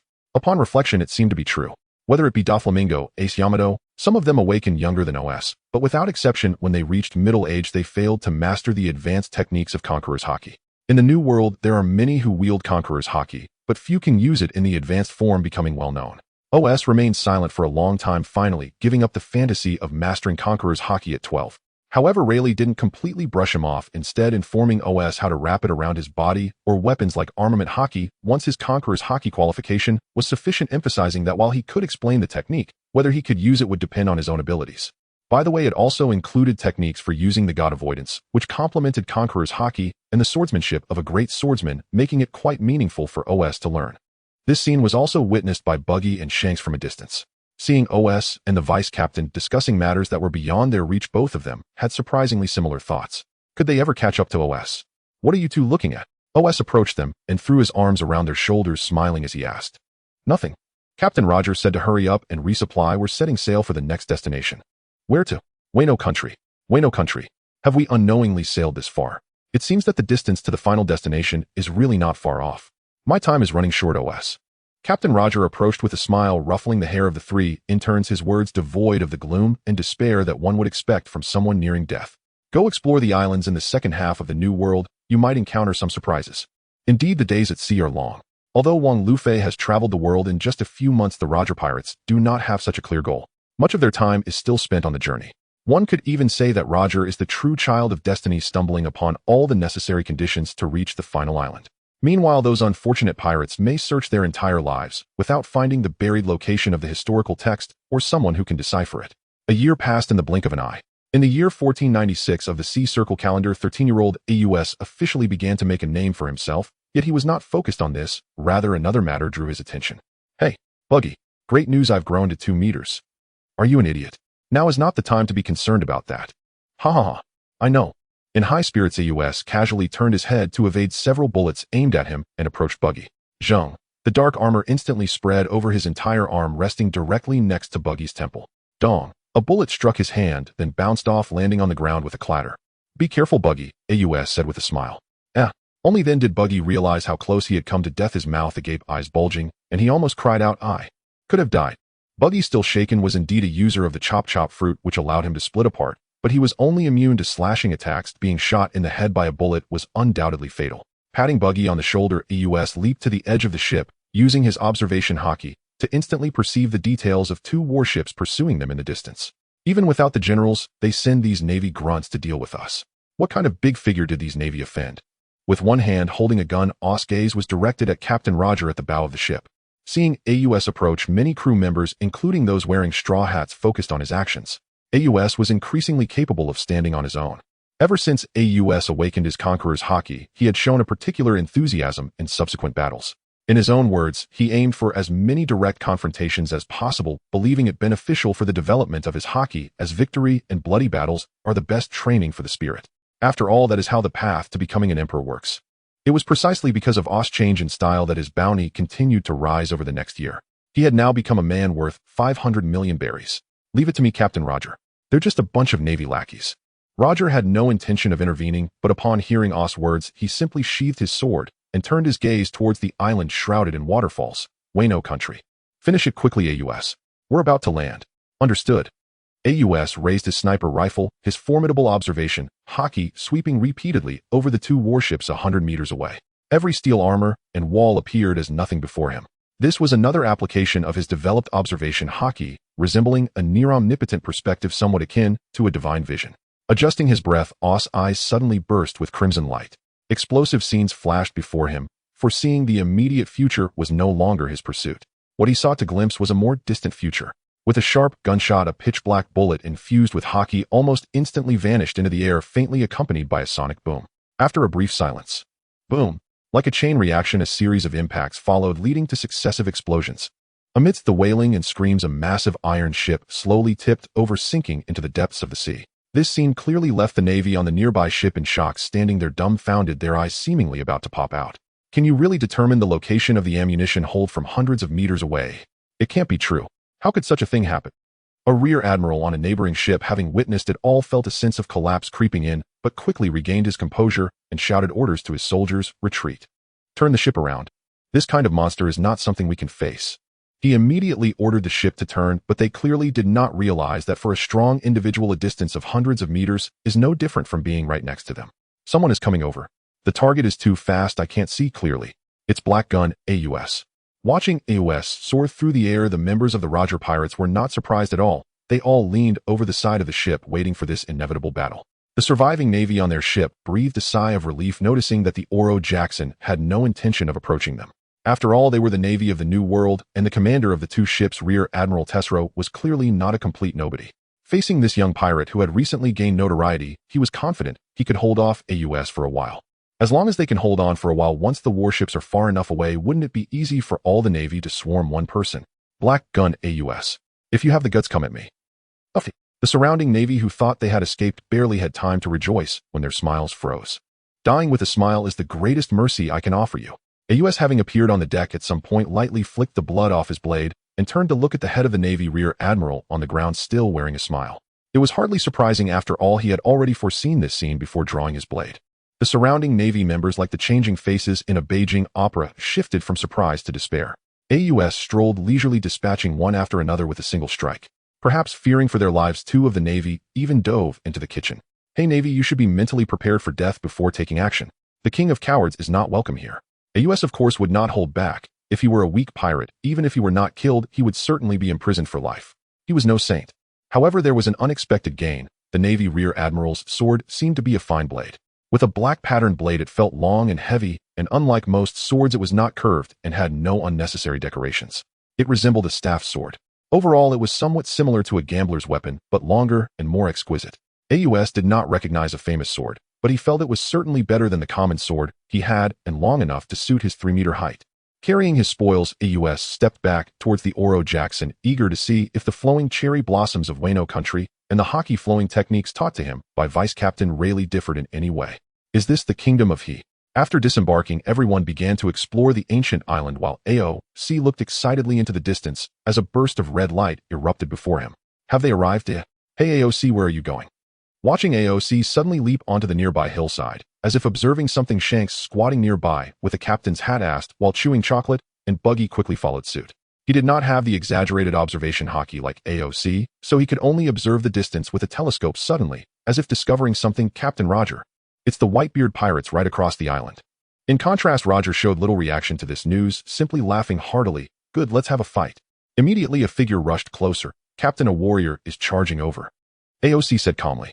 He did not react as greatly as Buggy, with a slight sense he already knew who it was, and it was no surprise. Kazuki Odin.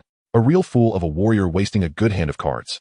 With a single thrust, Odin knocked 2 crew members to the ground. Seeing this, Rayleigh and Jabba drew their weapons, preparing for battle. He's as strong as the rumors say. Stop him, Rayleigh. Let's do it then. Wait, Jabba. Rayleigh. Roger, looking excited, dashed past the two, saying, I can't let you get. Actually, you just want to fight yourself? AOC chuckled, but his eyes were fixed on the imminent clash between Roger and Odin as observation haki enveloped both men, and AOC did not want to miss any details. He saw Roger charge forward with a smile, black-red lightning gathering on the blade, God's avoidance. Such exquisite control of Conqueror's haki.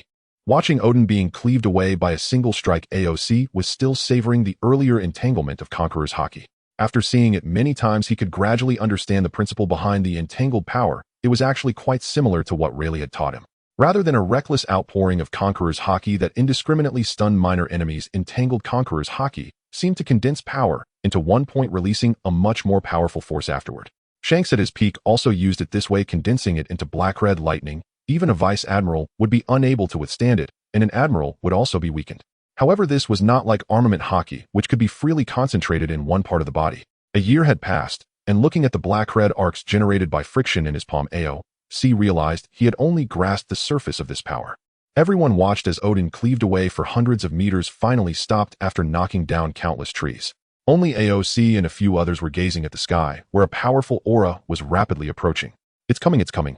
AOC widened his eyes, staring intently at the approaching figure, tall as a giant, with an exaggeratedly muscular body, golden long hair, a white cloak, and that iconic crescent-shaped white beard. The strongest man in the world, Edward Newgate.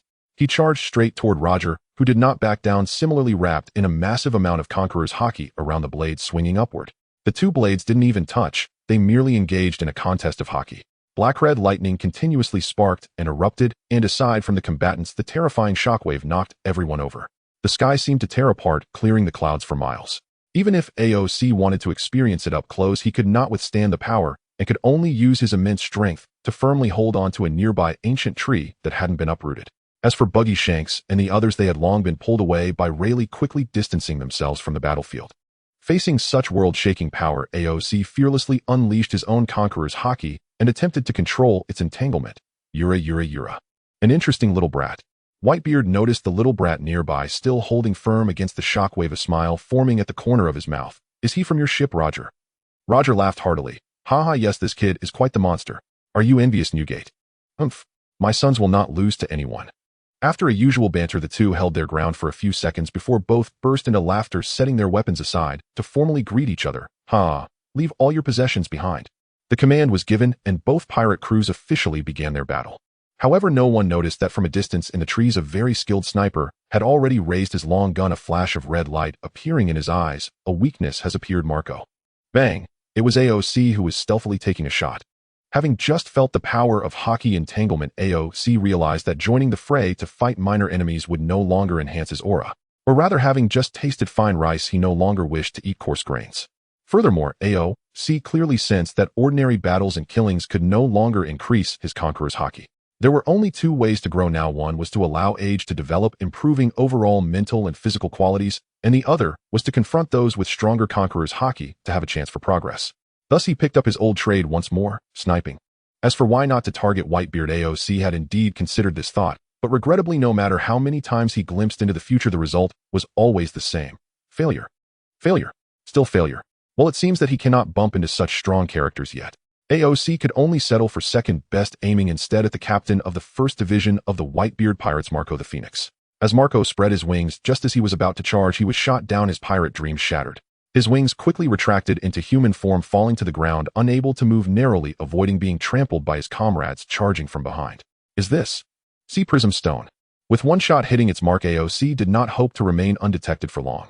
He decided to reveal himself, jumping down from the tree. A military-clad boy with black hair emerged from the shadows, slowly drawing out the long knife he had previously seized from his belt. Clang! The black armament Haki enveloped his arms, then gradually adhered to the blade, and upon closer inspection, it even carried strands of black-red lightning. Seeing the newcomer, the brothers of the Whitebeard Pirates were furious. Damn, a sneak attack. While the members of Roger's crew appeared unfazed. Oh, it's AOC. But it's no surprise, it's his style. Although AOC had revealed himself, he was clearly uninterested in the youngsters of the Whitebeard Pirates, and instead focused his gaze on one person, Kazuki Odin, one of the two possessors of Conqueror's Haki in the Whitebeard Pirates. With AOC taking the lead, the great melee began. However, due to Marco's early elimination coupled with AOC's unexpected appearance, overall the Roger Pirates held the advantage. Not to mention, there was only one formidable fighter, Odin, on the White Pirate crew, while Rayleigh and the others could easily overpower their opponents with just a finger. Thus, rather than a battle, it resembled a sparring session. AOC, headstrong as he was though not entirely powerful, relied on his monstrous strength and honed dual Haki. Even while at a disadvantage, he managed to put up a formidable fight against Odin. AOC understood why there were so many situations in the Pirate King world where battles could be evenly matched. One side might indeed be weaker, but as long as they weren't overwhelmingly strong, fighting for days and nights could be effortless. Truly, it was a case of everyone being a tank. Furthermore, compared to Captain Roger and his crew's superior Haki, Kazuki Odin's strength was slightly inferior, and his Conqueror's Haki was not of the world's top tier. Although AOC might not be able to defeat him, he was still a good training partner, albeit with a bit of pain. One sword style. The blade was suffused with rich armament Haki with strands of Conqueror's Haki entwined upon it. With AOC's monstrous strength and swordsmanship, the terrifying power of a single strike even seemed to tear through the air. This was AOC's first time unleashing his full power, his eyes constantly peering into the future. Extreme. Blacklight. Odin was also taken aback by AOC's sudden display of strength, but he would not back down. His mastery of armament Haki, even surpassing AOC's, surged around his twin swords as he charged in for a slash. Odin's two-sword style. Spirit Charm, Great Soul. In the blink of an eye, the two crossed paths, the immense force causing the surrounding earth to crack, though not to the extent of bringing down the heavens, but still raising clouds of dust with an awe-inspiring momentum. This left those nearby still engaged in close combat somewhat dumbfounded. Were the two really going at it? Just after one exchange, AOC furrowed his brow, the red light in his eyes bursting forth. How could this be? I clearly dodged. In the next moment, a mouthful of fresh blood was spat out by AOC, which horrified the somewhat beleaguered Buggy and Shanks in the distance. Despite having no visible wounds, the blood still flowed. AOC had already sensed this moment during the exchange, but it dawned on him instantly. Was this Flowing Cherry? Thanks to AOC's extraordinary physical constitution, even after taking a hit from Flowing Cherry, he did not immediately lose his combat ability. After all, most of the attack had been predicted by his Observation Haki, leaving only some internal damage that his body bore. With a physique comparable to that of a young Whitebeard, it was not so easy for him to fall. Flowing cherry. Internal damage in motion. Aosi meticulously recalled the sensation from just now, his observation haki scanning Odin behind him countless times, attempting to activate his own armament haki. Though Uncle Rayleigh had taught him it was indeed battle that allowed one to progress and master skills swiftly. What a terrifying strike it was.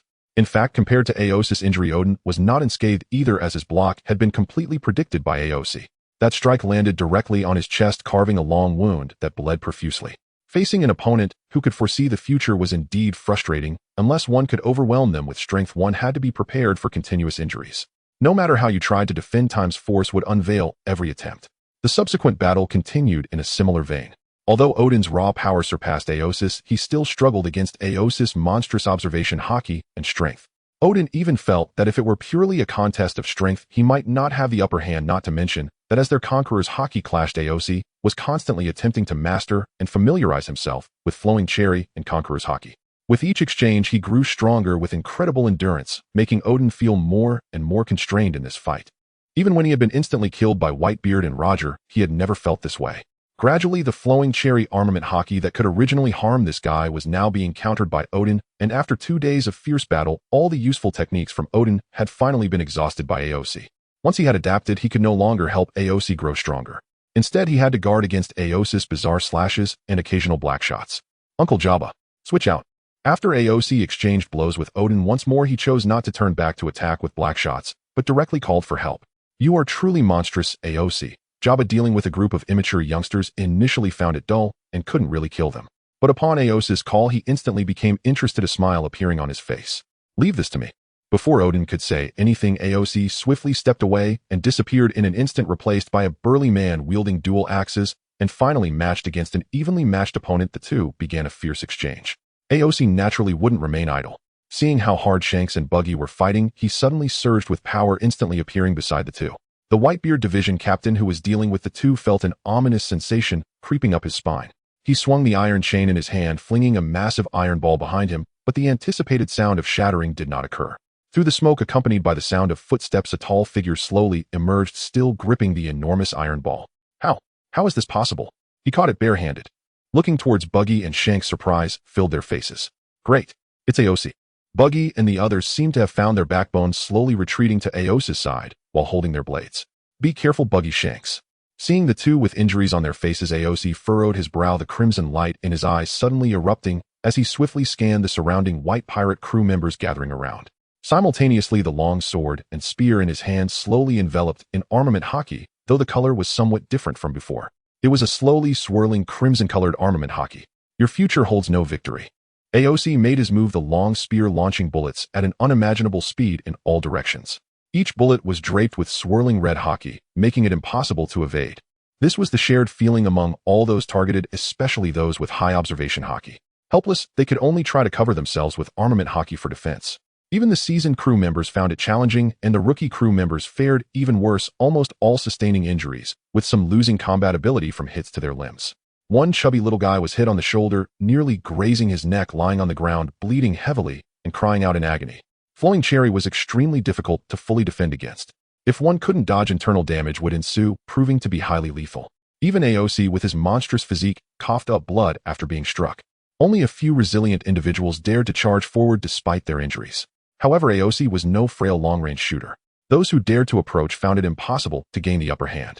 With future sight, monstrous strength, and flowing cherry, wouldn't I just smash you to pieces in close quarters? Thus, the fierce battle continued for 3 days, and the strength of the Aosi monsters was acknowledged by everyone in the white team. Dark and powerful, undeniably exceptional. Fortunately, on the 4th day, both sides finally ceased hostilities. They began to trade supplies and treasure from their ships like street vendors. The high-intensity fighting and domineering learning had worn out Aosi as well. He now needed time to gradually refine and settle his skills. However, he had little interest in trading, as his possessions consisted of only a devil fruit and some daily earnings of berries and treasures. After wandering for half a day, he exchanged some treasures for sea prism stones with the white team, which were convenient for making bullets or other uses. Buggy, Shanks, are you two going to just stand there looking foolish? Aosi sat on a fallen log behind them, observing the two with hands on their hips, feeling somewhat speechless. They've been staring at us the whole time. Aosi, is that so? Opposite them, the fallen little horse was sitting cross-legged, bound with bandages next to a chubby black figure similarly wrapped in thick bandages. Marshal D. Teach. one of the future 4 emperors, the rebellious Blackbeard. It seemed that the two were not watching Buggy and Shanks, but were instead focused on AOC, who was eating. Are those guys trainee pirates? Teach asked, seriously looking at the three. Yeah, they've been with the Roger Pirates for a long time. As an old crew member who followed Whitebeard from the beginning, Marco was quite familiar with the people on Roger's ship, having learned about the 3 little ones long ago. However, he never expected that the black-haired guy would be so strong, far exceeding his expectations. How could that kind of monster be just a trainee on Roger's ship? A cold sweat trickled down Teach's forehead. His left shoulder wound was still throbbing, the internal damage far more painful than it appeared. The other 2 looked weak. How could there be such a disparity? From their first encounter with AOC, the overwhelming strength left a significant psychological shadow on him. As the 2 assessed the 3 little ones, the 3 were also observing them in return. Hey AOC, Shanks, you noticed too, right? That guy hasn't slept at all during the ceasefire at night. Why is not sleeping impressively? No, I heard he hasn't slept since birth. That's a real monster. Upon hearing this, AOC's focus shifted to another matter. Buggy seemed to have genuinely been watching Teach for 3 days. What a chilling thought. AOC couldn't say he disliked or liked Blackbeard.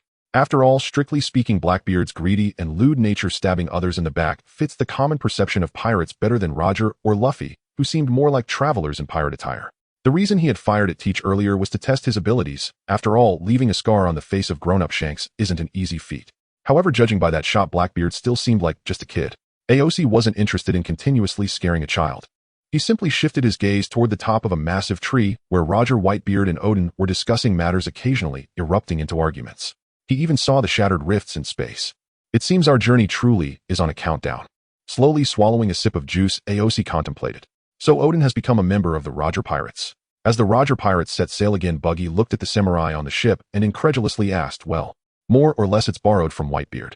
AOC didn't react much to this. On the contrary, he had the chance to continue asking about Flowing Cherry. Although he felt that the Flowing Cherry he had learned should be similar to the original, asking the original source would be more comprehensive. What if there were special techniques he hadn't grasped? AOC drew his sword and slowly approached Odin, who was at the center of the banquet.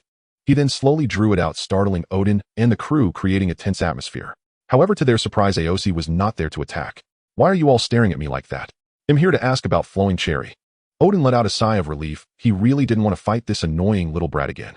Missing every hit while being hit in return was torture for him. There was nothing he couldn't teach regarding the application of Flowing Cherry's haki, as they would be partners in the future. However, when he inquired about AOC's grasp of Flowing Cherry, he was left a bit perplexed. AOC merely extended his fist, layers of red haki beginning to spread across his surface like flowing water.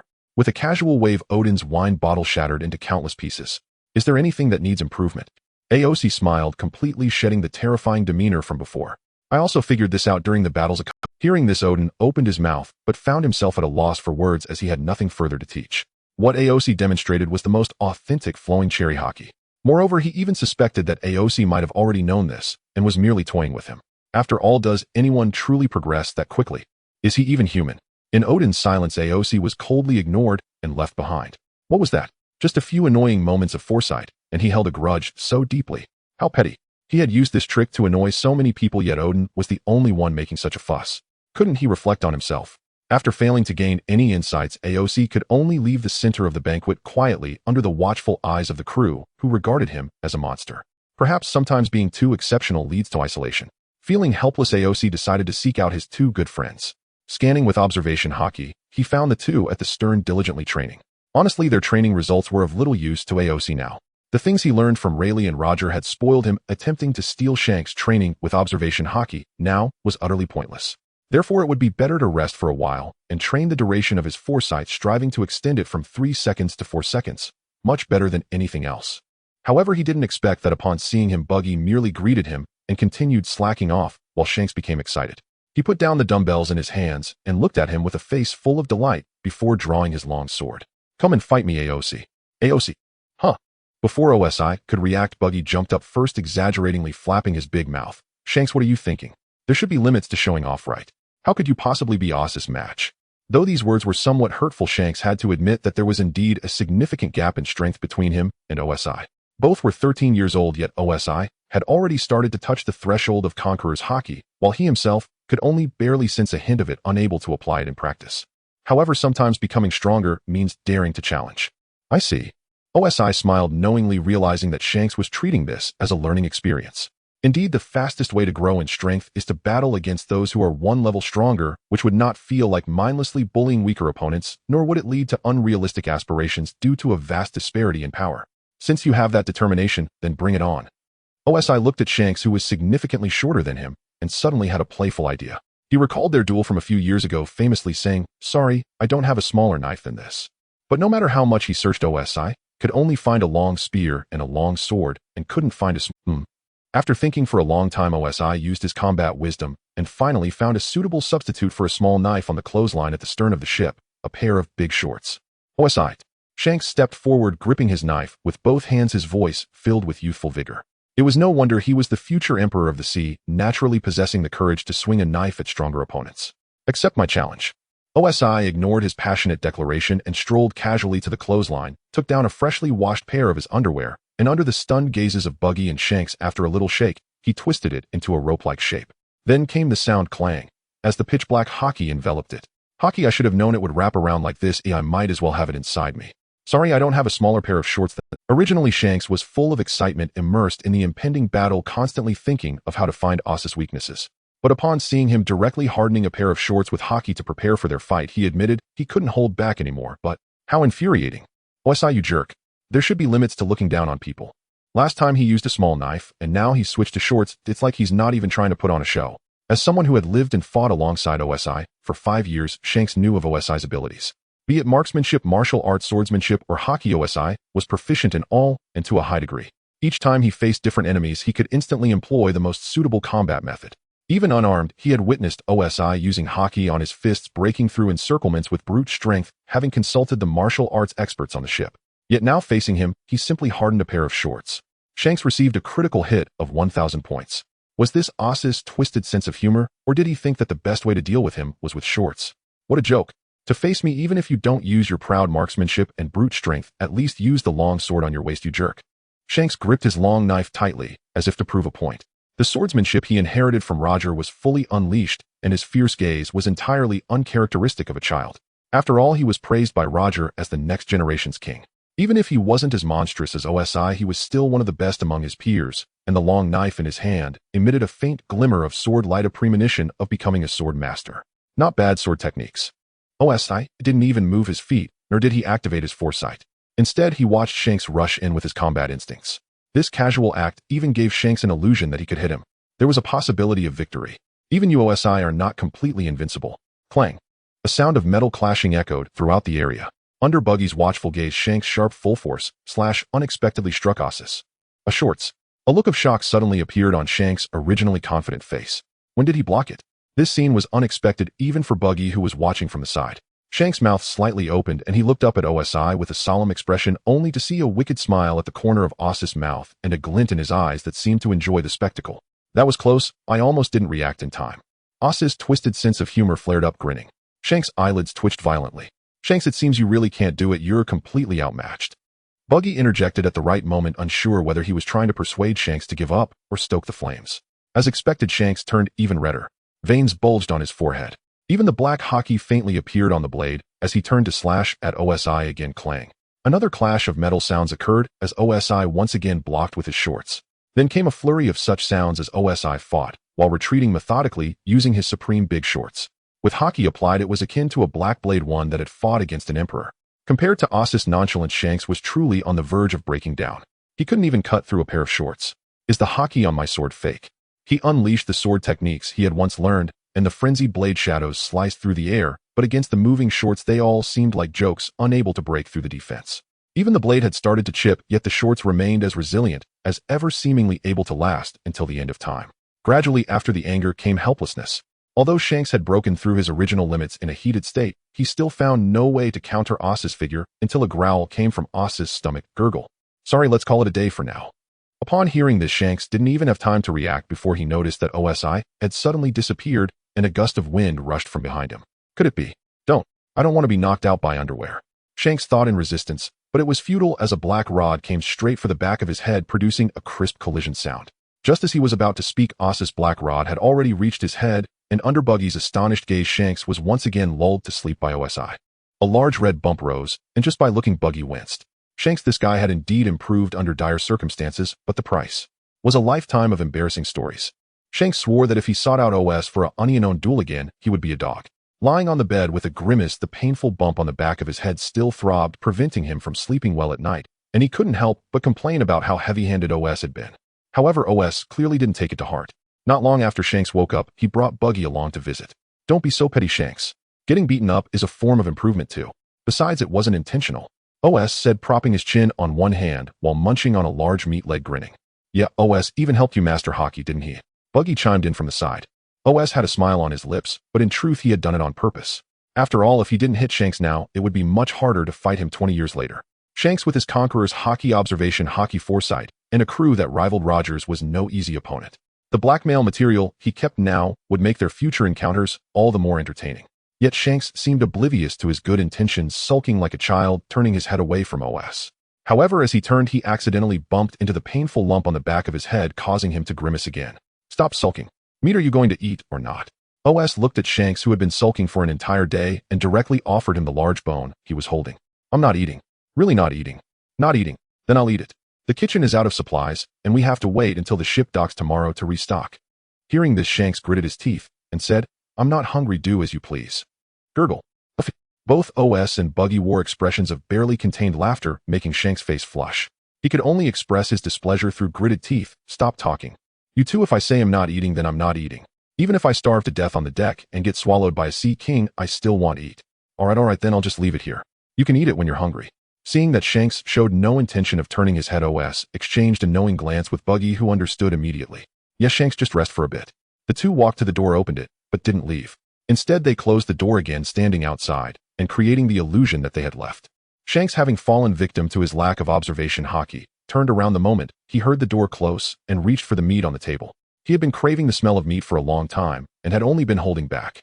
Now that the two had left, he could finally fill his stomach. But he didn't expect that just as he turned around to grab the meat, he was interrupted by bursts of suppressed laughter.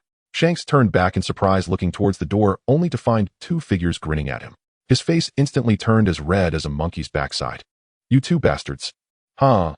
During the voyage of the Roger pirates, they indeed experienced a very interesting journey. OS had to admit this. At the end of the year 1496 in the Sea Circle calendar, after Kazuki Odin boarded the ship, the Roger pirates returned to the Grand Line according to the historical texts. They passed through the doldrums, Skypea, Water 7, and the Bridge Kingdom. Along the way, they witnessed many sights and enjoyed great fun. Everyone relished the joy of this journey. Yo-ho-ho-ho, yo-ho-ho-ho. Even knowing that parting was imminent, OS still felt happiness. He would never forget this experience from his youth. After coasting at Sabati Archipelago, they didn't stay long before heading towards Fishman Island. OS wanted to see the legendary auction house, the slave market, and the protected Tenryubido, and maybe take a ride on a bubble car. Unfortunately, Captain Roger's illness couldn't be delayed, so they had to leave with regrets. Especially when passing through one street, those pitiful girls wearing scanty clothing waved at him more than once. Having spent so many years with a group of rough men, even though there was now a lady on board, Lady Tamiyoshi, she was after all a married woman and just had a child. OS expressed that the crew's wives were off limits. Now entering puberty, he often felt an impulse to use his treasures to help these lost girls, but he was helplessly pulled back by Buggy and Shanks. Sigh. Well, let it be. At worst, the pirate crew would disband next year, and he could come back to explore properly. After glancing back several times with reluctance, OS finally made up his mind to return to the ship. The Oro Jackson, fully coated, slowly sailed towards the seabed. Notably, while Roger and Odin listened to the voice of all things, OS also attempted to perceive it, but he didn't hear any sound. This made him doubt whether the ability to hear the voice of all things was an innate skill rather than falling under the category of observation Haki. Otherwise, someone like him, a combat machine within the realm of observation Haki, would not be unable to hear it. Feeling bored, OS sat at the edge of the ship continuously, using his conqueror's Haki to fish. This discovery thrilled him. In the future, he wouldn't have to worry about starving to death at sea. All he needed to do was glare, and a multitude of fish would float up belly up, providing him with as much as he desired. Even the powerful sea kings in the water would be stunned into immobility when faced with a high-level conqueror's Haki, making them easy prey. About half a day later, a beautifully crafted underwater island appeared before them. Having lived in the New World since childhood, this was OS's first visit. After landing, Roger and the others were soon warmly received by the new King Neptune. They had to be cordial. After all, they were one of the overlords of the New World, and they could not afford to offend their small Fishman Island. During this time, they also met a little shark fishman, Shirley, who was the sister of Arlong, and the NPC from Fishman Island, who was adept at divination. However, OS was not interested in this, as he felt that whether it was foresight in the short term or the long term, no one could be more adept than him. It was merely a matter of predicting the birth of Shirahoshi. Once they returned to the New World, the year was already 1497 in the Sea Circle calendar. This year marked the time when the Roger pirates reached Laugh Tale, completing their circumnavigation of the world. Indeed, changing history is not as simple as it seems. Al sat beside the flushed Baki, shaking his head in disappointment. Despite having consciously reminded Baki to pay attention to his health and exercise, as the end of their voyage approached, Baki still fell ill. Al's was powerless in this situation. He could not let Baki risk his life by forcing them to continue traveling. Just like in the original plot, Shanks voluntarily offered to stay behind to take care of Baki.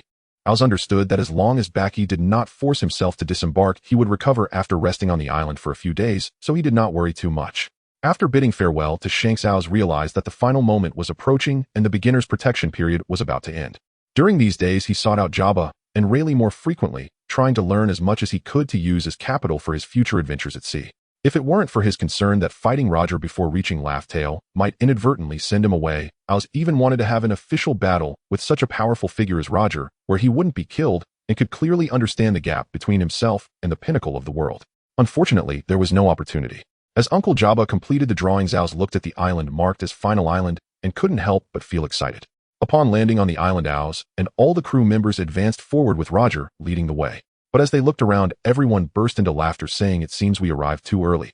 Al's indeed had many speculations in his heart, but upon seeing the true form, he smiled knowingly. "So this is One Piece, you old thief, Oda." As the ship slowly departed from Laugh Tale, Al sat at the stern, holding an object resembling a bracelet embedded with several glass balls and 3 pointers inside. Roger stood at the side of the ship, gazing at the island that was growing increasingly distant. "Captain, I'm recording a pointer, hope you don't mind." Al's had no intention of being secretive, looking openly at Roger, who seemed thoughtful. Initially, Al's was prepared to be rejected, but to his surprise, Captain Roger had no objections. "Sure, but you won't let this thing circulate freely, right?" Al smiled, just keeping it as a memento. Just like the joyful laughter on the way here, the return journey was filled with cheerful conversations and drinking among the crew, who were not troubled by the end of their voyage. However, Al's felt a bit gloomy inside, knowing that the day of parting was approaching. Lying silently on the edge of the ship, Al's boredly tossed the eternal record pointer into the air, then caught it, tossed it again, and caught it again. Jabba noticed his gloom, holding a newspaper in one hand and a bottle of wine in the other as he walked over slowly. "Al's, would you like a bottle?" Looking at Uncle Jabba, who extended his hand, the usually non-drinking Al's was taken aback and rarely accepted clinking glasses with him. "It's really bitter. A man of the sea must drink to showcase his boldness." "I don't understand." Although Al said this, he clinked glasses with Jabba again. The two of them finished off a bottle of wine in just a few sips, casually tossing the bottle into the sea. Jabba handed over a small piece of paper. "Here, this is my life card. If you ever change your mind and realize how good wine can taste, feel free to come find me to drink together. You might not wait for that day." Al's chuckled, not expecting that the usually serious Captain Roger, one of the few stern figures on the ship, would have such a side to him. However, Al's was more than willing to visit Uncle Jabba for fun in the future, considering he also wanted to explore Elbaf and see how Jabba subdued a wild giantess. Moreover, Uncle Jabba could even keep a giant species. He wondered how that was accomplished. Did he perhaps get inside? Al's felt a stir of curiosity, and he had set his sights on Elbaf. After about 10 days back and forth as they approached their destination, Al stood at the bow, gazing at the island gradually appearing in the distance alongside Yuta, Rayleigh, and Roger. In front of Roger's towering height of 2 meters and 70 centimeters, Al's couldn't compare much to a little brat. "Al's, do you remember what you said when you boarded the ship?" Rayleigh looked into the distance and spoke slowly. Of course. Al's naturally wouldn't forget, even though that was something he had said deliberately to get on the ship. "Actually, I once told Rayleigh the same thing. Illogically, you should be the one most capable of inheriting my will. But I always felt that you wouldn't be someone who follows the arrangement of fate, Al's. I have a good eye for people, which is why I chose to leave Shanks and Buggy behind, but took you with me, Al's. You are not someone this world is waiting for. Moreover, your talent and strength remind me of someone, a man. I even have to be wary of the former sea overlord, Rox. So for the sake of my face, Al's, let the future of the world be entrusted to hope, just as you saw at Laugh Tale." Al's did not expect the usually carefree Captain Roger to have such depth to him. The hope of the world. Thinking about the new era that Captain Roger was about to exchange his life for, Al's remained silent for a long time. "I understand, Captain, I promise you." To be honest, he had never considered supporting the world government to rule the world, nor was he interested in overthrowing the old world. He just wanted to be absolutely strong, do what he liked, and live freely in this world without being bound by any rules or powers. He lived only for himself, doing whatever made him happy. In other words, his shoulders could not bear the heavy responsibilities bestowed by this world, nor would he use his life to promote the development of history. Upon hearing Aos' agreement, Roger was very pleased, as if he had released a heavy burden in his heart, turning to chat with Rayleigh about their younger days. Unknowingly, the ship had reached the shore. From afar, Al spotted an excited Shanks, and then turned to call Baki out as well. The two cheered with joy as Baki leaped forward, wrapping his arms around Ao's shoulders, while everyone chatted happily. However, not long after, Shanks, who was chatting with Roger, suddenly burst into tears, interrupting the atmosphere of reunion. Al did not listen to their conversation, but could roughly guess that it was likely that Roger had already informed him that the pirate crew was about to disband. What followed unfolded more or less as OS had anticipated. Upon returning from Raftel, Roger was formally crowned the Pirate King. Newspapers across the world vied to report the news. Overnight, the 30-member Roger Pirates surged to the very crest of global attention. Consequently, the status of OS and his fellow crewmates soared. After all, they were the crew of the Pirate King, a man who possessed legendary wealth, fame, and influence. Countless pirates flocked to challenge Roger, driven by dreams of claiming the fabled One Piece. Even the Marines responded, not with hesitation, but with elite fleets dispatched across the Grand Line to hunt down the Roger Pirates. It was at the zenith of their renown on an ordinary twilight that every member of the Roger Pirates gathered upon the deck. Captain Roger stood before them, smiling warmly as he delivered his final address. Looking back, it's truly miraculous. I, whose life is already slipping away, have reached this point. I am profoundly grateful to each and every one of you. At those words, even Jabra, the crew's most solemn and disciplined member, blushed faintly. The sudden gravity of the moment left even OS momentarily flustered. Gazing upon his loyal crew, Roger felt deep satisfaction. Yet duty demanded he speak what must be spoken. Slowly his smile faded. Now, I shall say it. At that declaration, every crewman snapped upright, eyes fixed upon the man who had led them through triumph and tempest, the Pirate King himself. With quiet resolve, he announced the Roger Pirates are disbanded. So it had come to pass, the dissolution. OS felt a quiet pang of nostalgia and sorrow. Aboard the Oro Jackson, they sailed past Fishman Island toward the Four Seas, their first destination, the South Blue. Roger would disembark there. That night, the crew held a farewell banquet. Each toast more fervent than the last, for such gatherings would now be rare indeed. No matter how slowly they urged the ship forward, the wind carried them inevitably onward, until at last the Oro Jackson anchored at its destination, the South Blue's Bartholomew Island. Roger descended the gangplank with a modest satchel and medicine in hand. Tears streamed down every face. Even OS shed silent tears. Farewell, Captain Roger. After parting ways, the crew continued under Rayleigh's command, sailing toward the New World and Wano country. Yet to everyone's surprise, the second to depart was not Odin, but OS. En route to the New World, while undergoing coating at Sabeti Archipelago, none foresaw OS's sudden decision to disembark there. Hey OS, why the rush to jump ship? Why not stay with me, and with Shanks? Upon hearing the news, Buggy wept the hardest, nearly smearing snot onto OS's sleeve. Yet OS had his reasons. Sorry, Buggy. I'd like to spend 2 years growing stronger in the paradise before embarking on my true journey. Don't worry, we'll meet again soon. My Kinbunchiko Haki never lies. Kinbunchiko Haki. Yours only sees 30 seconds ahead. Though Buggy protested loudly, deep down he respected OS's choice and wept anew. OS departed with a small pack, some treasure, and his sword and pistol, bidding farewell to the crew. Before leaving, he paused, then turned to Odin and offered a quiet warning. Odin, force remains the sole solution to any true problem. A pirate's cunning far exceeds your imagination. What on earth are you babbling about? Odin frowned, bewildered. OS offered no further explanation, merely waved and walked away. Truth be told, OS had never particularly liked Odin. His warning stemmed solely from the bond forged over a year aboard the same ship, not from personal regard. Had he met Momonosuke earlier, he might well have strangled the brat and tossed him into the sea. Odin's fate would be his own choosing. OS would not interfere. Yet he fully intended to visit Wano country later. After all, he lived by whim and impulse. There perhaps he'd castrate Momonosuke. Surely a more effective path to becoming a capable shogun. Freed from the distractions of passion, he could govern with undivided focus. And wasn't there still Shirahoshi to carry on the Kazuki bloodline? He bore no guilt toward Odin. With a wry, mischievous grin, OS watched the Oro Jackson descend beneath the waves, bound for Fishman Island. Farewell forever, Roger Pirates. Ugh. OS had steeled himself, assuming the devil fruit would taste terrible, but he had no idea just how abysmal it would be. It was worse than wrapping an old woman's foot-binding cloth around a rotten egg and fermenting it for 3 days. Originally, OS had planned to slice the teleportation fruit, destined to evolve into the space fruit upon awakening, into thin pieces, sandwich it between bread, and swallow it whole. But curiosity proved too strong to resist. After all, one only eats a devil fruit once in a lifetime. After taking a single bite, he stood frozen at the roadside, retching violently into a nearby trash bin.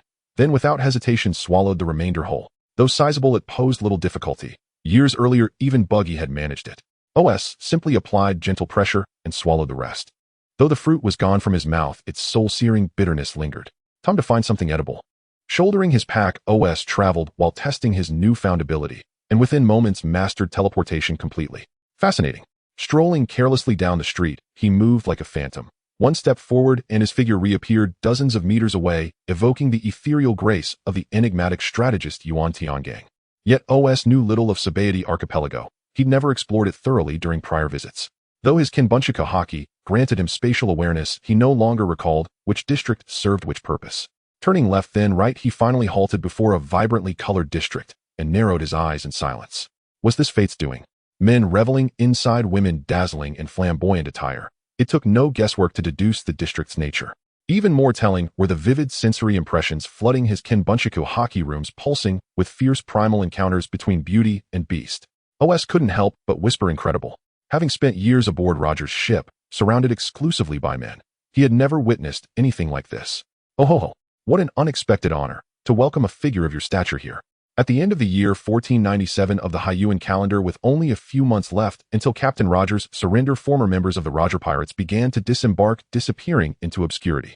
In the Sabaody Archipelago in the red light district, as most people finished their day's work and returned home to enjoy a moment of tranquility, the atmosphere here was just beginning to heat up.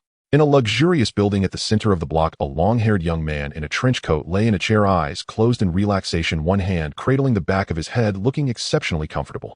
Behind him, a young girl with white hair extended her delicate fingers, her watery eyes fixated on the young man's face as she concentrated on massaging his temples. The young man's expression was one of enjoyment, with a dozen juice bottles by his side, and whenever he beckoned, another girl with black hair would immediately feed him. When he wasn't eating or drinking, that same girl would stretch out her long, fair legs to serve as armrests for his chair. Looking at the handsome face of the long-haired youth whose brows were slightly furrowed, the white-haired girl hesitated for a moment before cautiously leaning in to whisper in his ear, "Lord OS, is there something you are dissatisfied with?" He suddenly sighed, not because of any dissatisfaction, but simply because happy times are always fleeting and the time for hard work to grow stronger had arrived. The man before him enjoying life was OS, who had disembarked over a month ago. OS shook off the small hands that were massaging him and sat up, resting his hands on the black silk thighs before him. On the table, a black knife and a long gun lay there, both well maintained by the girls. "Oh dear Lord OS, have these two girls not taken good care of you?" At that moment, the sound of the door opening was heard as a young woman carrying a small handbag entered. She wore a fitted dress that accentuated her long, alluring legs, and her ample bosom hinted at the allure of a woman of her age. Seeing OS sitting up, she thought he was dissatisfied and quickly inquired. Hearing this, the two girls serving OS visibly tensed up, their bodies stiffening. OS naturally noticed this and shrugged, saying, "That's not the case, Madame Sammy. I just want to stretch my body a bit." Upon hearing this, Madame Sammy's face first showed surprise, then she propped her face with one hand, revealing a charming smile, her cheeks slightly flushed, as if her eyes were saying, "You finally understand. Since you are in the mood, I will arrange a room for you." Oh. OS was taken aback, quickly realizing that Sammy had misunderstood. "No. Xiao Lu and Xiao Qi are doing well, but let's talk about this matter in a couple of years." Although at this age his body had already developed accordingly, he did not wish to indulge at 14, fearing it would affect his strength and potential in adulthood. Xiao Lu and Xiao Qi were names OS had given to the girls. Since the madam of the red light district Sammy had given them to him to please him, their futures were already in OS's hands, including their names. Indeed, a young man had arrived in the red light district. The red light district, also known as the brothel, the gathering place of giggles, was run by a self-made strong woman, Sammy, who had taken in many fallen girls and female slaves. This unfortunate woman managed this area with her own hands, but with great success came a series of problems: the harsh taxes imposed by the world government, some naval officers taking advantage, and pirates causing trouble. The many who sought to swallow her and her business made this weak woman feel powerless in the face of strength. This was the tragedy of the week. It was precisely because she recognized this that Sammy immediately shifted her mindset, attempting to find a sufficiently powerful backer through the strategy of sacrificing pawns to protect the king. Even if it meant giving up the vast majority of her interests, it was far better than being completely devoured. This was the wisdom of a small person. And OS, who had just left the Roger Pirates, seemed like a gift sent to her by heaven, arriving just in time. After friendly discussions, a man of strength and a woman in need of strength effortlessly reached an agreement. As long as OS could serve as her umbrella of protection, she was willing to offer 50 or even more of her net business profits as his reward, and all projects within his business scope could be enjoyed for free. In response, OS, who was looking for a place to settle, thought for a moment and happily agreed. Thus, in the following days, OS truly experienced what it meant to live like a god. With the comprehensive services arranged by Sammy, he was so pleased that even his will began to waver. In some moments, he thought about staying there forever and never leaving again. Fortunately, he eventually regained his rationality, realizing that the reason they were treating him so well with food, drinks, and beautiful women was due to his reputation and strength. He was a former crew member of the Pirate King, a notorious pirate with a bounty in the hundreds of millions from the New World. If he truly squandered his strength because of this, that would be the real foolishness. Therefore, other than relaxing and enjoying massages and food in the red light district, OS spent most of his time cultivating on a deserted island. Although it was somewhat far from the Subadi archipelago for OS, who could teleport in the blink of an eye, it was merely a matter of a few blinks. Once he fully developed his fruit's abilities, the commuting time would be further reduced. The content of his cultivation was also quite simple. For now, there were only two main focuses: Conqueror's Haki and fruit ability development. As long as he trained these two major projects to perfection, OS estimated that he would soon catch up with Captain Roger. Of course, he wouldn't neglect swordsmanship and marksmanship either. Such a divine life was merely the norm for OS. After finishing the remaining juice in one go, he wiped his mouth and stood up, already over 2 meters tall. At least in the eyes of several beautiful women, he appeared quite tall and imposing, for they understood that compared to wealth and territory, this seemingly young boy was their very foundation. Sammy looked at OS with a gaze filled with a female's fundamental desire for a strong male. The stronger the woman, the more pronounced this instinct. OS patted the heads of the two little maids and walked toward the door, saying, "Well then, I will take my leave. If anything comes up, just call the phone worm." OS smiled at Sammy. In the year 1498 of the Hyuan calendar, a man with his upper body bare stood alone at the center of it. His deep-set eyes carried an innate sense of disdain, and his perfect, handsome face was filled with seriousness. A head of messy black hair was casually tied behind his head. Gently placing down a small hill, Oz wiped the fine sweat from his forehead. To train his mastery over strength, he had been tossing hill-sized boulders lately. The specific task involved throwing massive rocks from one side of the island to the other, then teleporting to catch them before tossing them back again. The distance had to be just right. If the control over his armament Haki faltered, the boulder would shatter into pieces, forcing him to start over. Oz attempted to train his control over his innate monstrous strength and the evolving Conqueror's Haki through this method, and the results did not disappoint him. He truly felt a growing mastery and proficiency over his own power. Let's try again. Wiping away the sweat, Oz slowly took a deep breath, his aura steadily rising. As the Conqueror's Haki poured out, he gathered his strength and assumed the stance of Fishman Karate Tangshao Wajing Fist, which he had learned from his companion, the Fishman Sambel, on the ship. As his mental energy focused, the previously scattered domain of Conqueror's Haki began to slowly contract. The intensely rich Conqueror's Haki emanated arcs of black and red lightning, which then gradually coiled around his fist, ultimately transforming into a black and red thunderous radiance. Crack, crack, crack. Only when he could no longer compress it further did Oz finally complete his charge. He swung. In the center of the deserted island, the largest and only remaining peak crumbled into dust under the terrifying black and red thunder. With one punch, the originally massive mountain was reduced to a giant pit of 10 meters. What an immense power. Oz smiled, feeling exhilarated. It was a sensation that made his scalp tingle, even more addictive than the pleasures of a massage. After months of hard training, he finally mastered the Conqueror's Haki. In high spirits, Oz found the next training task simple: to proficiently master and develop his teleportation fruit's abilities. The training merely involved combining his teleportation skills with combat experience and attempting to teleport other objects as well. Only when he exhausted himself would Oz occasionally take a break to fish or read the newspaper hobbies he had cultivated. Considering the time, it was almost here. He could not miss the day of Captain Roger's execution.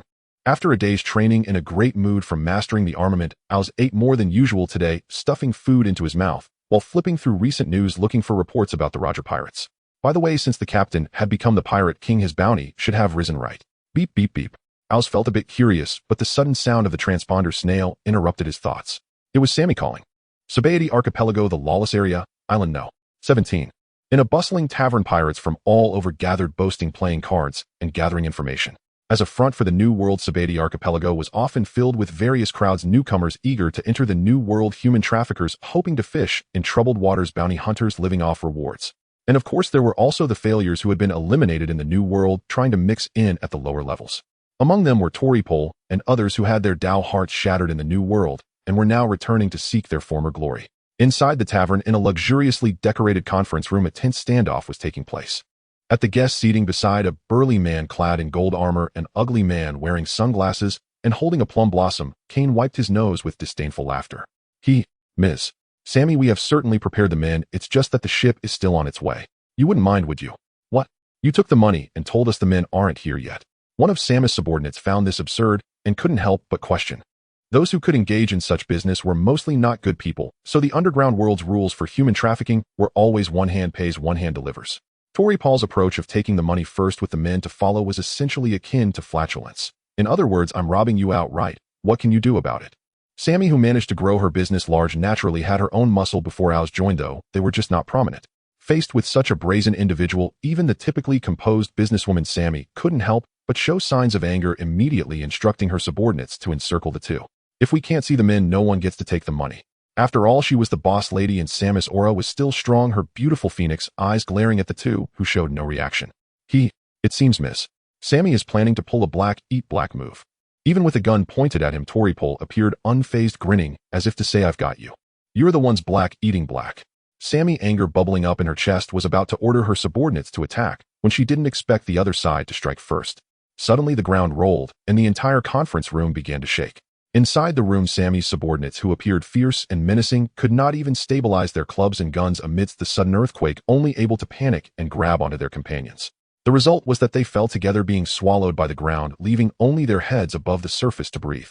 Watching her subordinates suddenly sink into the ground, Sammy's face turned pale with fear, but she quickly reacted. You are devil fruit users, say. You guessed right, but unfortunately there is no reward. Ms. Sammy. Just then a woman dressed lightly rushed in, surprise to see the two sides already in conflict. Sammy's face darkened as she looked at her subordinates, sensing an ominous premonition. What happened, Ari? There are many pirates causing trouble in the district. The taverns, restaurants, and casinos have all been attacked. We are no match for them. Several leaders have already been killed for resisting. As this was said, Sammy's already pale face grew even whiter, and she immediately looked at the smiling Toripole. Just as the conflict erupted, her underling's business was attacked. How could this possibly be a coincidence? Sabaody Archipelago, the red light district. A district once brimming with laughter and song now lay shrouded in dread. Flames raged unchecked, and cries of anguish echoed through the streets. This was a lawless zone, the perfect soil for shadowy enterprises to take root and flourish. Yet precisely because of that, it was a place devoid of order. Neither the Marines nor the world government exerted any authority here. Within the red light district, countless women who eked out their livelihoods there huddled fearfully inside their rooms, peering cautiously at the gunfights and slaughter unfolding in the streets, their heavily or lightly made-up faces contorted with raw terror. Murder, arson, rape. The sudden invaders spared no atrocity. Swaggering with brazen arrogance, they proclaimed themselves underlings of the Don Quixote family. Their leaders, known as officers, wielded formidable, uncanny abilities, swiftly annihilating every armed force stationed in the district. Once confined to rampaging across the North Blue, pillaging, burning, and slaughtering without restraint, they had expanded relentlessly through the underworld. Now they were actively preparing for their advance into the New World. This time they had targeted a plump prize, a woman who commanded vast market share. Her empire centered squarely on the red light district. Mama Sammy. She controlled not only a substantial segment of the market, but also held exclusive resources in human trafficking, intelligence gathering, and more. Most crucially, she was soft prey, easily crushed.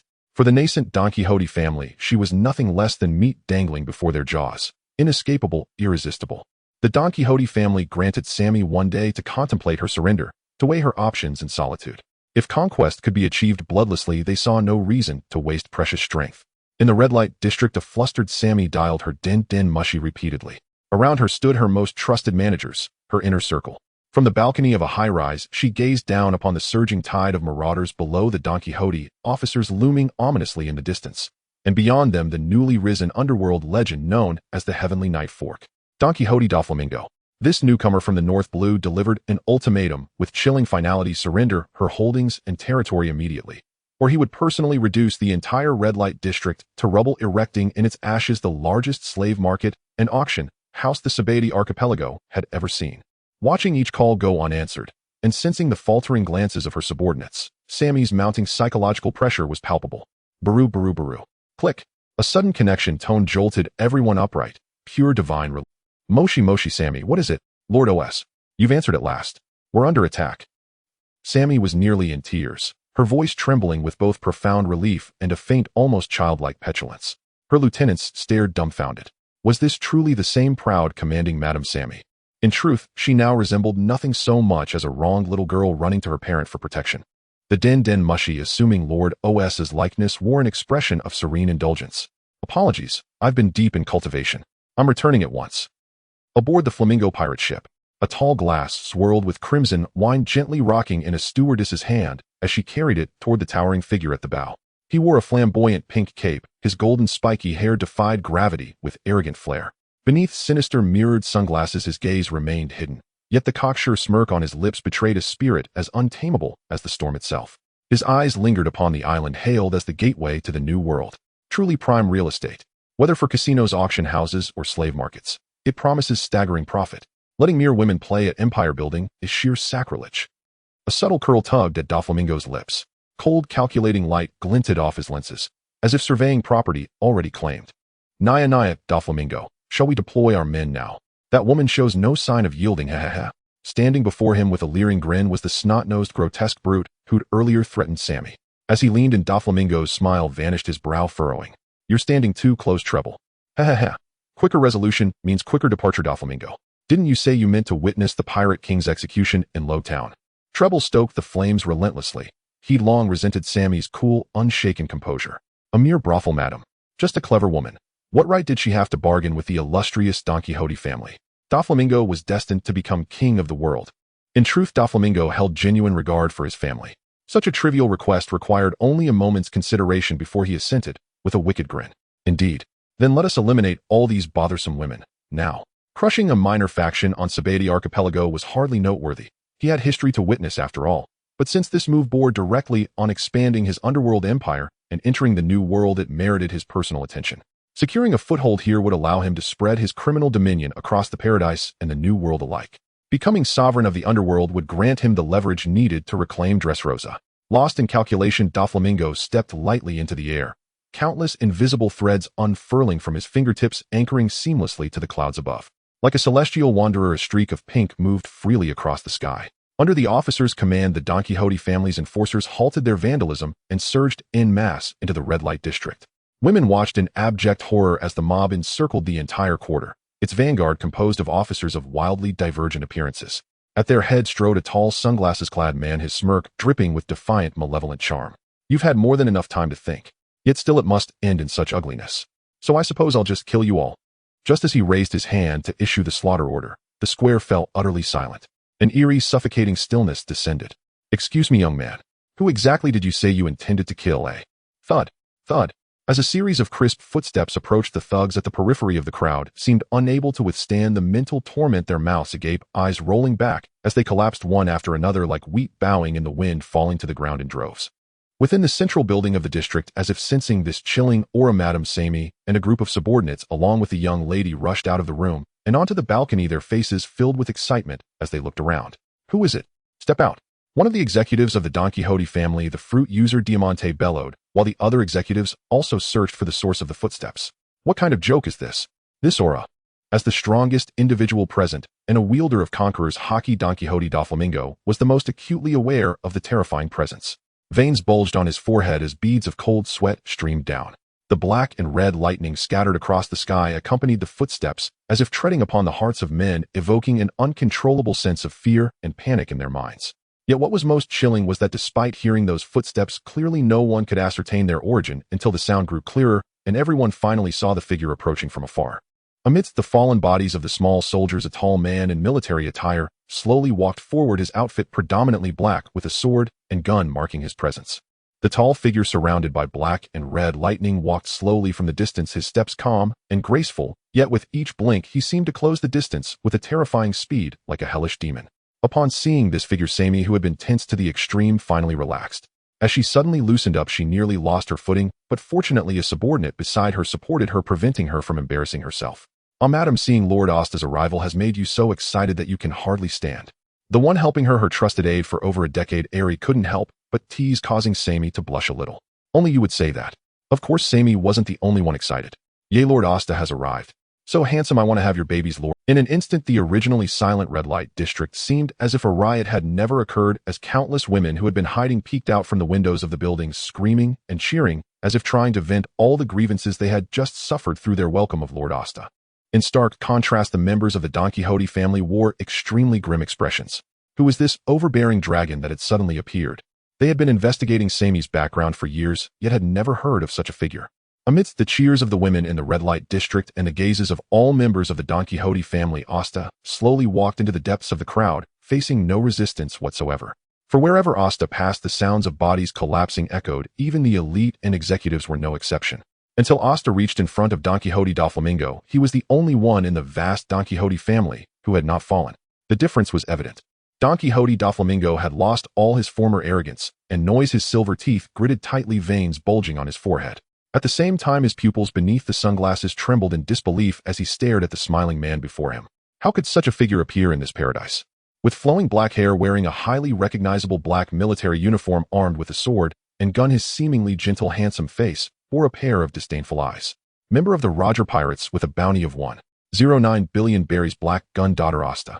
What kind of joke is this? Asta slightly curled his lips, and though he smiled, his eyes were filled with indifference, looking down at the still young Doflamingo from his towering height of 2 meters and 6 centimeters. Did you not hear my question? He leaned slightly forward, a crimson light bursting from his pupils as he gazed into the trembling eyes behind the sunglasses. Who do you want to kill? The calm yet domineering tone, along with the terrifying aura that overwhelmed the crowd, left everyone present unable to settle their hearts for a long time. In the face of danger, witnessing their half-boss grand and commanding entrance, the male employees in the tavern and casino were thrilled to the point of their scalps tingling, while the girls in the red light district were even more so, with several nearly fainting, filled with a sense of security that enveloped their fragile hearts. Yay! Did you see that? Shao-Chi, it's our master who has arrived. My new Lord Asta would definitely come so handsome. Next to Sammy, although Asta did not look this way, the two little maids were still excitedly waving their hands. As Asta's exclusive maid, Xiao Lu and Shao-Chi had long been captivated by Asta's power and handsomeness, their hearts had transformed into Asta's shape. Moreover, during the riot, they firmly believed that Lord Asta would surely arrive to drive away all these villains. Thus, if not for Madame Sammy timely addressing those who questioned Asta during the 2 failed attempts to connect via the snail phone, the 2 little maids might have even drawn their guns to fight those skeptics. Feeling threatened while surrounded by so many onlookers, Doflamingo was starting to lose face. After all, he was a wielder of Conqueror's Haki and was not so weak as to be unable to speak. Holding back the cold sweat on his forehead, he gritted his teeth and said, "Black gun, what kind of man are you? Why are you here? Even if you are a member of the Roger Pirates, aren't you being a bit too meddlesome? Don't forget, Roger was just captured by the Marines, and you dare to appear so ostentatiously right under the eyes of the world government. Let me remind you, I am a Don Quixote." Asta's smile deepened upon hearing this, yet there was not a hint of mirth in his eyes. "So, Doflamingo, your confidence comes from the world government you speak of? Or do you think that those pigs would choose to go to war with me because of your death? Do you even believe that yourself?" Asta stared directly at him, aiming to kill and pierce the heart. "You are nothing more than a waste expelled from Mariewa." "Shut up." Asta's words ultimately provoked him, veins popping on his forehead as hatred and humiliation caused him to forget the disparity in strength before him and his wariness of the Roger Pirates. "What qualifications do you have to comment on my life?" The shadows of childhood were his lifelong pain, and when this modest cover was ruthlessly torn away, he could no longer maintain his rationality. "After all, you are just a 15-year-old kid." Though cowed by the Conqueror's Haki, AOC had unleashed what duo Fu Lang Minggu truly feared was not the boy himself, 3 years his junior, but the specter that might lurk behind him, the remnants of Luo Jie's pirate crew. Although the pirate king Guer de Luo Jie had been arrested, there were no reports of misfortune befalling the terrifyingly powerful sailors under his banner. With the Tangji Hida family's present strength, they were still far from a match for such monsters. He was only 15 and refused to believe he could lose. If he silenced every witness who would ever know it was his, one could not entirely blame duo Fu Lang Minggu for his swollen arrogance. Habituated to the 4 seas, he could not comprehend how dreadful true strength in the new world could be. "Don't be so arrogant, bastard."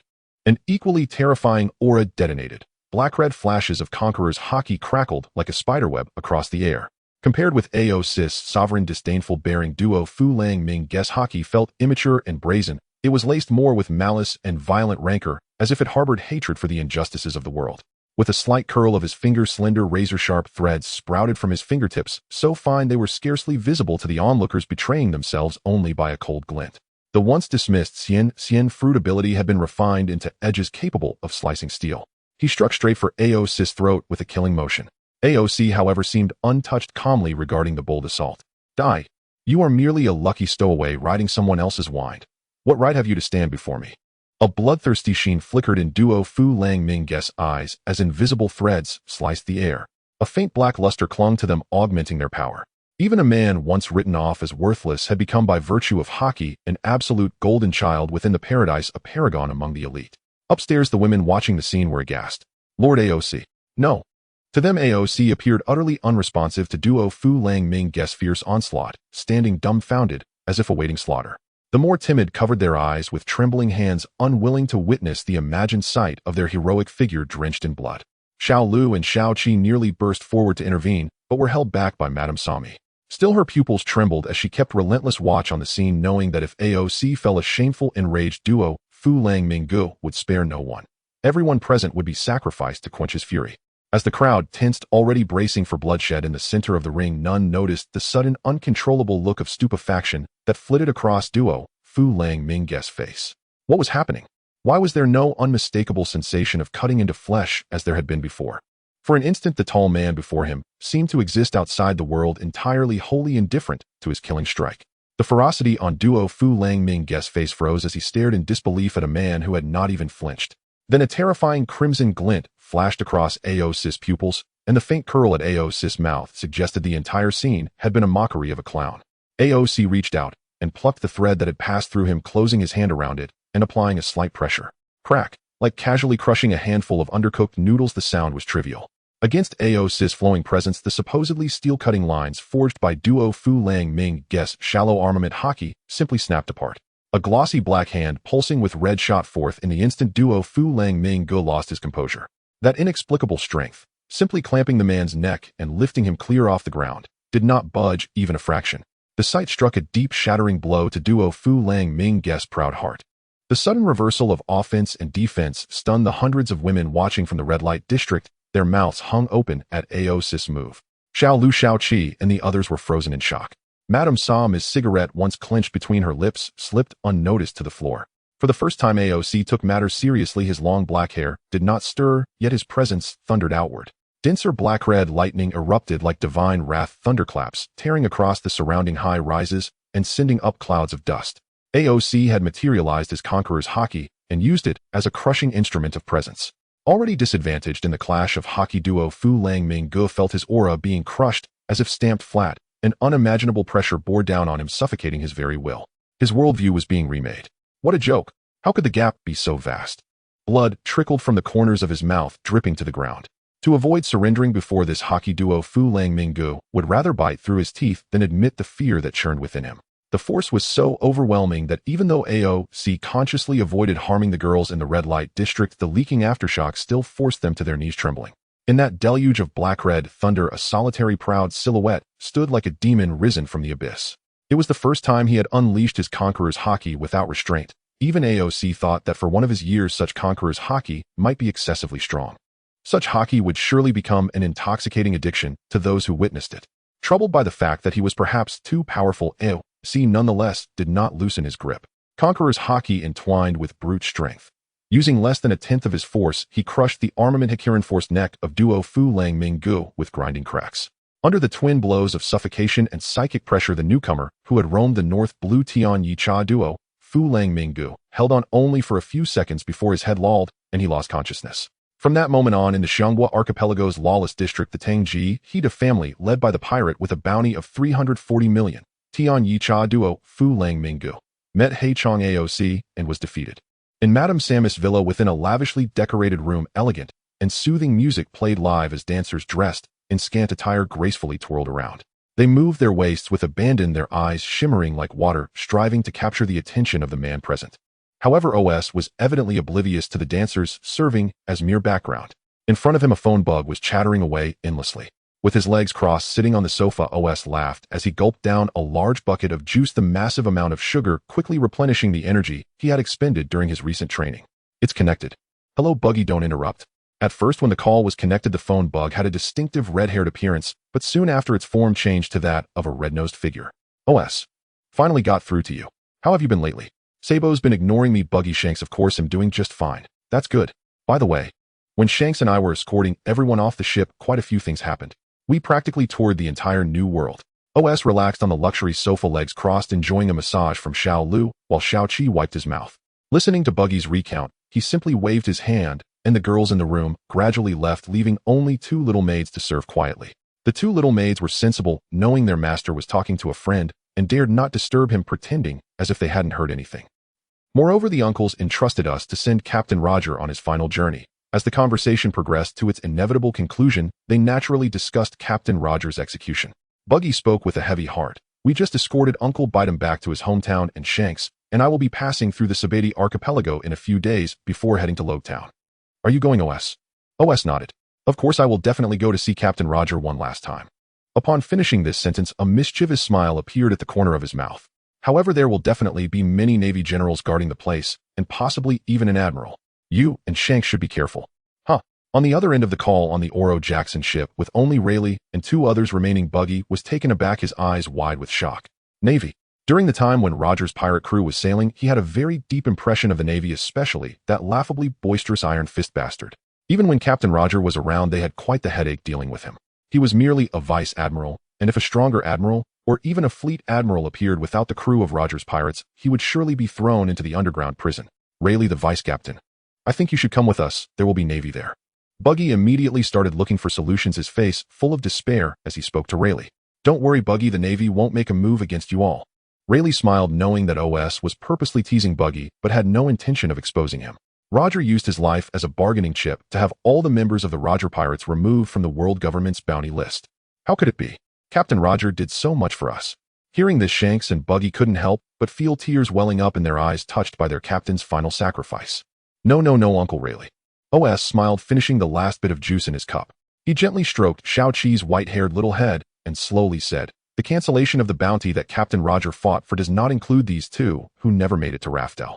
Moreover, even if the bounty were to be cancelled now, if they cause trouble again, they might still be put on the wanted list. Upon hearing OS's words, Buggy's heart, which had just warmed up from the previous conversation, turned cold again. However, OS's next words offered him a bit of comfort. But Buggy and Shanks, you both shouldn't worry too much. After all, you don't even have a bounty, unless you run into someone you know, you definitely won't be recognized. Ha! Hearing OS's cruel laughter, Shanks and Buggy were momentarily at a loss as to whether to be happy or not, standing awkwardly in place. They were worried about being targeted by the Navy, yet it turned out that the Navy didn't even regard them as a threat. So, Wes, are you okay? I saw your bounty recently, and it soared to $1 billion. That's 1/5 of Captain Roger's. It could easily attract attention, right? After resolving your own issues, Shanks immediately thought of OS's situation. After all, during those days you offended so many Navy personnel, even that Carp remembers your face. If the higher-ups of the Navy targeted you, even you, OS, would surely be in trouble. Upon hearing this, OS remained unconcerned and decided to share his situation with them. There's no need to worry about me. After disembarking, I already consumed the devil fruit that Captain Roger had given me. With the strongest observation haki and the power of teleportation, I can go anywhere in the world with ease. Hearing this, Buggy and the others exchanged glances, looking quite surprised. On one hand, they were astonished that OS had eaten a devil fruit, while on the other they realized that with the combination of the future-predicting observation haki and teleportation abilities, they couldn't fathom any possibility of OS being captured or defeated. Not to mention OS's already terrifyingly powerful strength and talent. After a long conversation that spanned a considerable time, since they hadn't seen each other for a while, they finally concluded the call after discussing a meeting time and place. After the call ended, OS sat quietly on the sofa, leaning against the soft cushions, contemplating. He had just had a thought pop into his mind, that he could go meet Captain Roger in advance. In OS's eyes, the so-called impregnable impel down was merely so-so. In the face of his future seeing and teleportation abilities, even the Navy headquarters was not much different from a sieve. Even if he were to be discovered, OS was confident he could retreat before the high-level powers reacted. Even if an admiral personally blocked the way, OS was self-assured that he wouldn't easily be defeated, he could leave without restraint. But if it wasn't an admiral-level person who came, it would still just be about firing a sea prism stone bullet. Thinking it over, he was never one to hesitate. With absolute confidence in his strength, OS slowly stood up, lifted the chin of the little maid beside him, and said lightly, "Lock up Doflamingo and those few officers with sea prism stone. They'll deal with them when I return. Also tell Madame Sammy that I have something to attend to, and let her contact me through the phone bug if needed." Yes, Lord OS. The weather was clear and bright. On the bustling Sabaody archipelago, throngs of foreign travelers wandered amid a kaleidoscope of humanity. Scholars, merchants, vagabonds, and rogues. Among such a motley crowd naturally stood the emblem of justice, the Marines. A patrol unit of Marines strode down the sun-dappled streets. When occasional bands of pirates appeared on the thoroughfares, the Marines tacitly looked away. There were simply too many to manage. An unspoken code governed this place. So long as pirates refrained from causing trouble, the Marines saw no need to intervene. Especially now with the recent arrest of the pirate king Gol D. Roger pirate audacity across the Grand Line had noticeably waned. A welcome reprieve for these rank-and-file Marines, sparing them needless combat. All right, our shift ends today. Let's prepare to head back to headquarters. Oh, finally, time for some well-earned rest, and maybe a visit to my wife and children. Why rush home? Let's collect our bonuses first, then go out and celebrate. Well, that doesn't seem quite Don't be so modest. Under the blazing midday sun, a Marine warship set sail from Sabaody toward Marine headquarters at Marineford. Laughter and light-hearted banter filled its deck. In the galley adjacent to the main cabin, a towering figure sat relaxed in a chair, legs crossed. The clamor from the deck outside did not disturb him in the slightest, nor did the gentle sway of the waves ever unsettle his stillness. A navy blue marine overcoat, nearly 3 meters long, draped over his frame without a trace of bulk, instead accentuating an aura of martial elegance that harmonized perfectly with his crisp uniform beneath. Its ornate epaulets bore intricate regal patterns, symbols instantly recognizable to any Marine soldier aspiring upward, the insignia of a rear admiral reserved solely for officers of the Marine headquarters. So that man is actually a Marine rear admiral. AOC savored a slice of steak. Beside him stood 2 young Marines, rigid with nervous tension, eyes fixed straight ahead, yet helplessly swallowing as the rich aroma of sizzling beef filled the air. Knock, knock, knock. Enter. AOC spoke slowly, his voice low yet resonating with unmistakable authority. At his words, a hesitant figure cautiously poked his head through the doorway, his deeply wrinkled face stretched into an ingratiating smile before edging fully inside. Rear Admiral Allen, my apologies for the intrusion. I've come to report on official matters. The visitor was slight of build, nervously rubbing his palms together as he simpered. Then turning sternly toward the 2 junior Marines beside AOC, he commanded, "You two, dismissed." "Yes, sir, Colonel Dick." Though inwardly disdainful of their superiors' obsequious conduct, the 2 youths dared not betray a flicker of emotion. They departed with solemn, disciplined composure. "What is it?" AOC almost smiled, but his mastery of expression held firm. Facing this officer's fawning deference, he projected precisely the gravitas expected of a senior Marine commander. And indeed, his demeanor aligned perfectly with Colonel Dick's own idealized vision of elite headquarters officers, formed from years of distant admiration and hearsay. Commanding, imposing, radiant with presence. So convincing was AOC's performance. Fabricated name, invented mission, and the decades-old trophy overcoat stripped from a slain rear admiral, that Dick accepted his identity. Without question, Rear Admiral Allen separated from his unit during an operation, now returning to headquarters aboard this vessel after mission completion. Reporting to Rear Admiral Allen, I have formally concluded the patrol directive and fully coordinated all navigational protocols for our return voyage. Dick delivered his report with rigid precision, even as AOC continued eating his steak, seemingly indifferent to every word. Yet Dick himself interpreted this detachment with quiet reverence. Was this not precisely what one expected from a battle-hardened rear admiral of Marine headquarters? That maddening nonchalance, the sense that nothing in this world could stir him. To such a veteran, routine patrols must feel no more consequential than children playing house. No wonder he'd earn his stars. He was a rear admiral, just 1 promotion shy of vice admiral, 2 from admiral, 3 from fleet admiral. Before such a titan, Dick knew he must perform flawlessly. Observing AOC's continued focus on his meal, Dick, with impeccable emotional intelligence, retrieved a prized personal possession from the galley's secure cabinet. "Rear Admiral Allen, this is a rare vintage wine sourced from the Kingdom of Wines. I humbly offer it to refresh your palate." Bowing low, he uncorked the bottle with eager subservience and poured a measure into a tall-stemmed glass. "Oh, how thoughtful of you. Just what I needed. It was getting rather dry." AOC lifted the glass. A faint crimson glint flickered in his eyes. He paused, then drank deeply. An exceptional vintage. Accepting the offering graciously, he added warmly, "None of the bitterness typical of common wines. Only a delicate sweetness, fruity notes, and profound depth. I truly admire it." His praise was genuine.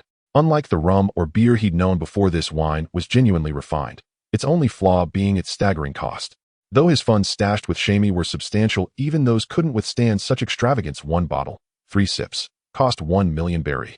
Perhaps he ought to seize the Kingdom of Wines outright next time. Then payment would be unnecessary. After all, what self-respecting pirate ever pays full price? Ha ha ha. So long as you enjoy it, I'll gladly supply more. Your patronage will be invaluable to my future. Hearing this, Dick beamed with delight and seized the opportunity to pledge unwavering loyalty, hoping for AOC's favor and mentorship. At those words, AOC broke into a knowing smile. Promises tumbled forth like endless, weightless confetti, so lavish, so intoxicating that Dick nearly swooned with euphoria. "Rest assured, Colonel Dick, I shall certainly recommend you to Fleet Admiral Sengoku, and to Chief of Staff Kureha as well. With such endorsements, how could promotion elude you?" "Uh-huh." Dick laughed ecstatic, ready to tear open his chest and lay bare his heart in proof of devotion, eager to serve at AOC's side. Yet to AOC, who'd grown accustomed to the graceful attentions of maids, the sight of such an unattractive, sycophantic officer held zero appeal. He dismissed him with a perfunctory excuse. In truth, had this bloated, incompetent Marine devoted even half his energy to hunting pirates, or refrained from bullying civilians and currying favor, he would surely have recognized the man he so reverently addressed, the infamous fugitive whose bounty poster hung prominently in every Marine base. Black Gun Daughter AOC. At the Navy Headquarters, Marine Ford. Colonel Dick's patrol warship slowly returned and dropped anchor at the port. Ignoring Dick, who was searching for a noble figure, OS quietly vanished into the warship when no one was paying it. Strolling on the grounds of the Navy headquarters, OS casually walked with his hands in his pockets, as if he had returned home. So this is Marineford. There are indeed many powerful figures here. Within the range of OSS exaggerated observation Haki, several powerful presences comparable to those of Rayleigh and Captain Roger could be felt within the central headquarters building. If it came down to raw strength, OS couldn't gain much of an advantage, especially since figures like Garp and Sengoku were likely still present in the Navy headquarters. However, OS had no intention of causing a ruckus. OS's plan this time was to find a warship heading to Impel Down to secretly board it, and then meet Captain Roger. After all, Marineford was not far from the underwater prison of Impel Down, and it was also the area with the largest and most elite naval forces. The number of captured pirates was naturally substantial. Therefore, the ship he planned to board didn't necessarily have to be one assigned to transport major criminals. Most of the prisoners in the first and second levels of Impel Down were merely small fry with bounties in the tens of millions of berries, not requiring the constant presence of generals or the warden's supervision. After scanning the vicinity of the naval port with his observation Haki, OS found no ships transporting prisoners. He decided to wait a bit longer, as he didn't believe that in such a large Navy headquarters there wouldn't be a single ship heading to Impel Down. Although it was possible to force his way, and having the Navy provide cover would undoubtedly make the journey much easier, much like how Monkey D. Luffy blended in under the skirts of the Empress. If all else failed, he could always use his raw power to teleport inside. With this in mind, he casually wandered around Marineford. Perhaps it was because he had deliberately messed up his hair after disembarking, resulting in a new fringe, but as he walked he received numerous salutes instead of shouts of violence from the Navy. "Good afternoon, Major." "Hello." OS nodded at the soldiers around him, this being the 10th soldier who had saluted. One must admit, in the world of One Piece, everyone is muscle-bound and brainless. Just by changing a hairstyle and clothes, they become completely unrecognizable. Wandering on this island, which is universally recognized by pirates as a forbidden area, OS discovered that it was not a massive military base like depicted in the comics. Rather, it was merely a part of Marineford where the Navy conducted their official business and operations. Besides that, there were many families of Navy personnel and areas where ordinary residents lived, including residential buildings, markets, restaurants, and taverns. Not to mention, due to the proximity of the Navy headquarters, this place could be considered one of the most livable cities for ordinary people that OS had ever seen, unlike other countries or islands where, despite their prosperity, encountering a slightly brutal pirate would turn everything into a hell on earth. As evening approached in a restaurant in the residential area, many Navy personnel who had finished their shifts or missions gathered in groups, linking arms as they arrived, enjoying dinner while ordering several barrels of beer, drinking heartily. Gulp gulp. Oh, so refreshing. After finishing an entire barrel of beer in one go, a soldier in a naval vest exhaled a satisfied smile on his face, chatting and complaining about the recent high workload. "Within a day, this is the only time we have to relax. I'm exhausted. Well, there's nothing we can do about it. There's just over a week until Pirate King Roger's execution day, and the headquarters has ordered a state of emergency. TCH. I say there's no need to be so tense. So what if he's the Pirate King? He was caught by Vice Admiral Garp. After all, we have Navy heroes on our side." As a group of soldiers discussed current events, boasting and speaking freely, after a couple more drinks, they even began to criticize the orders from headquarters. Just as one soldier was about to say something else, another soldier who had been drinking glanced inadvertently at the restaurant entrance and suddenly sprayed beer everywhere, as if he had seen something unbelievable. The soldier who got splashed was somewhat displeased. "What are you doing?" "Shut up." Before the companion could finish speaking, this soldier immediately stood up in standard military posture, cold sweat dripping as he stared ahead. Perhaps seeing that his companions were still in shock, he had to loudly announce, "Good afternoon, Major." Huh. Upon hearing this, even the slowest of individuals realized what was happening. A group of soldiers hurriedly stood up, not caring that their chairs had fallen over, standing at attention in perfect military posture. Oh no, oh no, oh no, oh no. All the soldiers were drenched in cold sweat, thinking about how they had just discussed headquarters orders and had been caught by a major on the spot. Surely they wouldn't be treated as guilty of undermining military morale, especially the one who had just drunk the most and shouted the loudest, who was now regretting it deeply. Standing before them was a so-called major who had come to a restaurant in the residential area to eat rather than going to the officers' mess hall. It could only be OS. He was somewhat speechless. He had simply come to eat. How did he end up in this situation? "Hey, you all eat your meal?" Yes." Seeing that OS was ignoring them and directly walked to the counter to place his order, then sat by the window to look at the scenery, the soldiers finally breathed a sigh of relief and cautiously sat down. Only after confirming that OS truly had no intention of causing trouble did they relax and continue their meal. "Thank goodness we encountered a lenient officer. This is great. Indeed, I thought we were going to be punished. I heard some commanders are very strict, like Vice Admiral Akaino. However, after all these years in the headquarters, I feel like I've never seen this major before. Bit strange. What are you talking about? I just feel like this general looks very familiar, almost as if I've seen him recently. Right, I have that feeling too, like I've seen him somewhere recently, but I just can't recall. As the group chatted, OS listened to every word. Perhaps they had seen his bounty notice, he guessed. However, their initial misunderstanding projecting their recognition of him onto a Navy identity meant they would never find the corresponding person. Besides, even a minor character like him on a ship was already entering the public's view. The new era, initiated by Captain Roger, truly had a profound impact.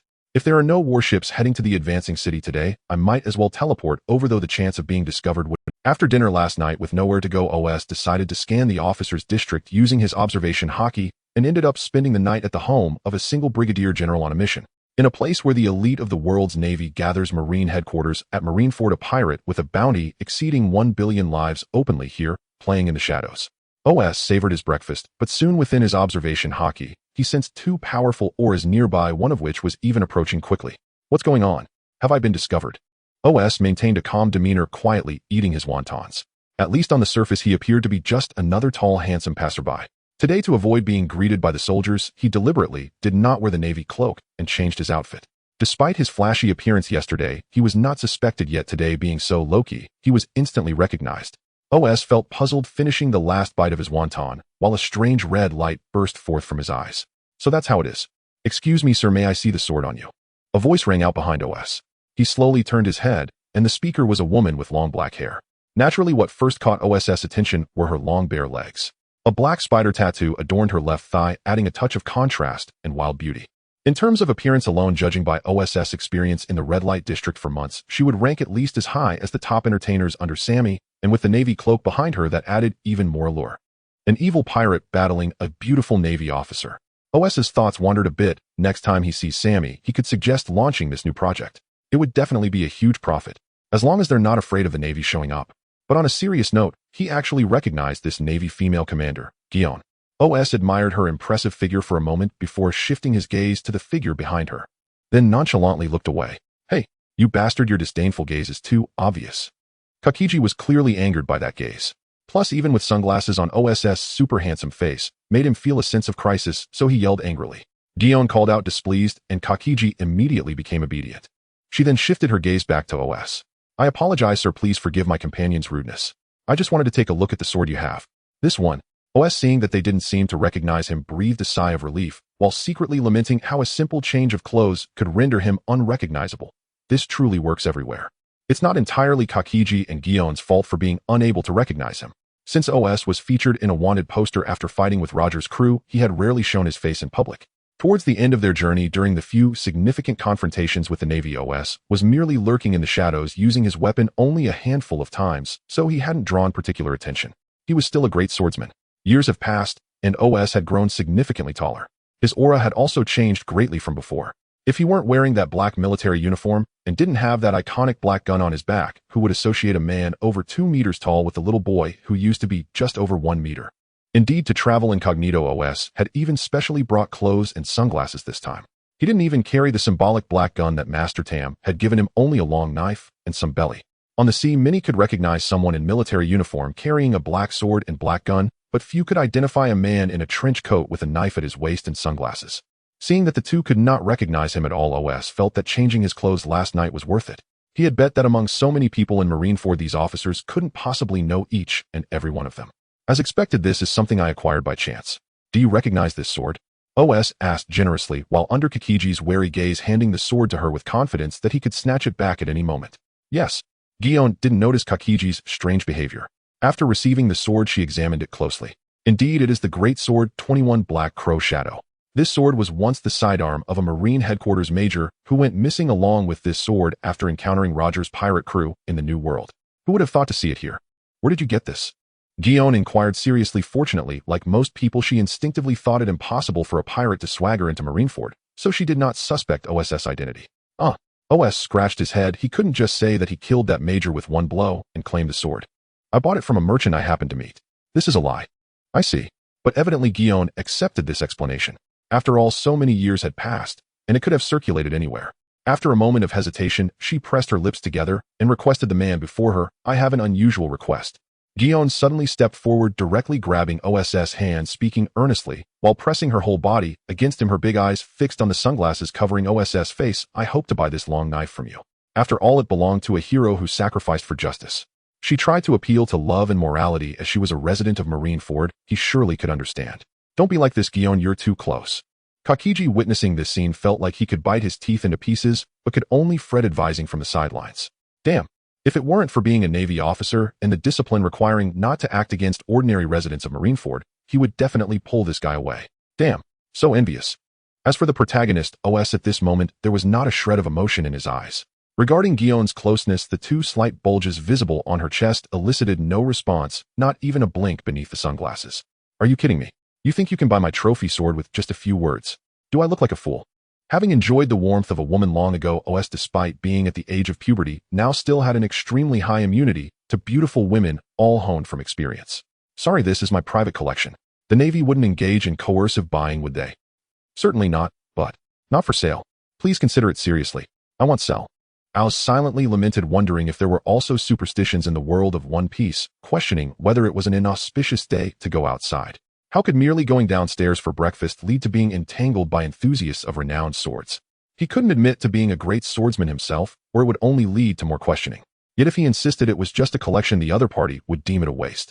It was infuriating. Had he known, he wouldn't have come to Marineford. It would have been better to teleport directly into Impel Down and disguise himself as a guard. Gion Kaki, I finally found you. Mr. Carp and Commander Tsuru are currently. Just as Oz was growing increasingly annoyed, a familiar voice came from the other side of the street. Upon hearing it, Oz looked up at the sky and sighed, confirming that it was indeed a bad idea to go out. In such a vast Marineford, he unexpectedly encountered an enemy. It was Major Kazan. Please wait a moment, I am currently. Dodoru Oz. To his surprise, Kazan did not seem inclined to acknowledge her. Instead, he looked at her with a murderous intent beside her, his expression terrifying. It was the first time Gion had seen the usually laid-back Kazan so serious. What? Are you talking about me? Oz was still trying to play dumb, putting on a completely innocent face. Huh, you thought just because I changed my clothes and wore sunglasses I wouldn't recognize you. What a joke, you bastard. My hatred for you has never diminished.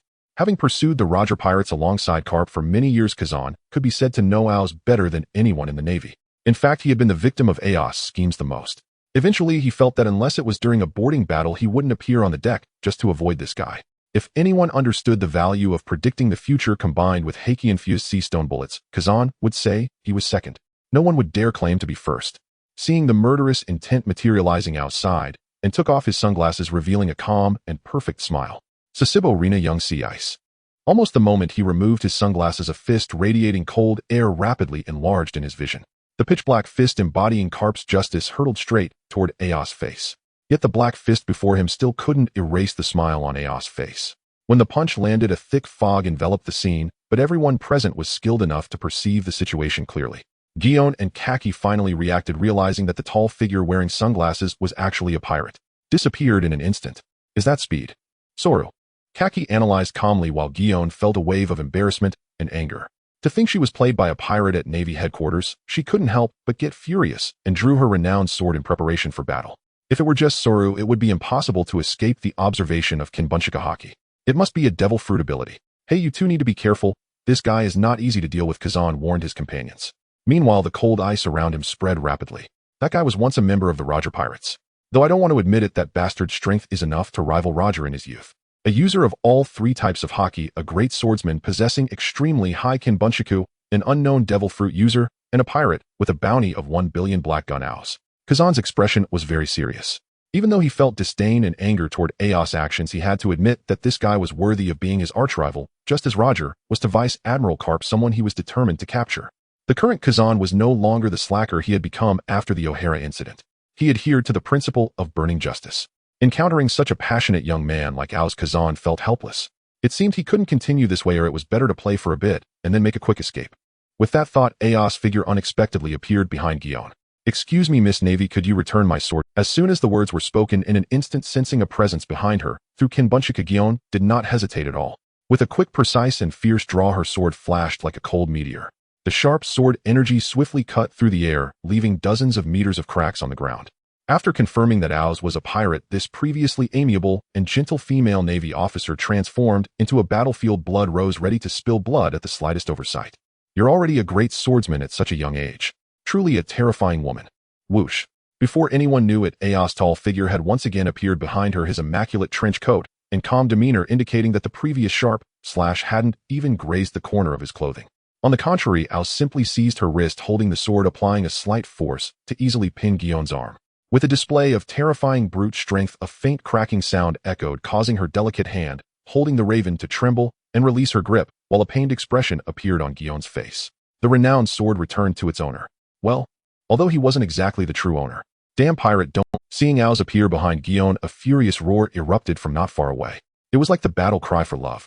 Kaki charged forward, his fist enveloped in a thick layer of haki, glaring angrily at Gion, who was pinned by Ao's eyes seeming to blaze with fire. Seeing Kaki stepping forward, Gion's eyes ignited with a glimmer of hope. This guy's brute strength was outrageous. As long as Kaki could hold him off for even a second, she was confident she could find an opportunity to escape. Die. Good job, Kaki. I don't understand what you all are burning for. Zheng. In an instant, a layer of flowing red haki wrapped around Ao's foot, and with a powerful kick, it was as if time had stopped. That black foot miraculously appeared in front of Kaki's chest. Nah. And I. As a sound explosion erupted, the terrifying brute strength intertwined with the flowing haki continually impacted against that corpulent body. Consciousness faded almost instantly. Kaki's broad figure flew away at an incredible speed, even faster than when he had charged in, crashing through building after building. Under Gion's despairing gaze, he finally fell into the rubble, rolling his eyes back, his entire body fainted. Powerful, overwhelmingly powerful. This is the first portrayal of Jiyuan's inner thoughts, and it's no wonder that Kazan would be so wary of this seemingly young man, as he even surpassed everyone present in terms of his imposing presence. Alala, please don't pretend I don't exist, Black Gun. With a crackle at the very moment, he sent Kaji flying. A man wrapped in frost struck out, attempting to catch OSS afterimage. Clusters of ice crystals spread through the air, freezing the moisture in the atmosphere and forming dazzling ice flowers.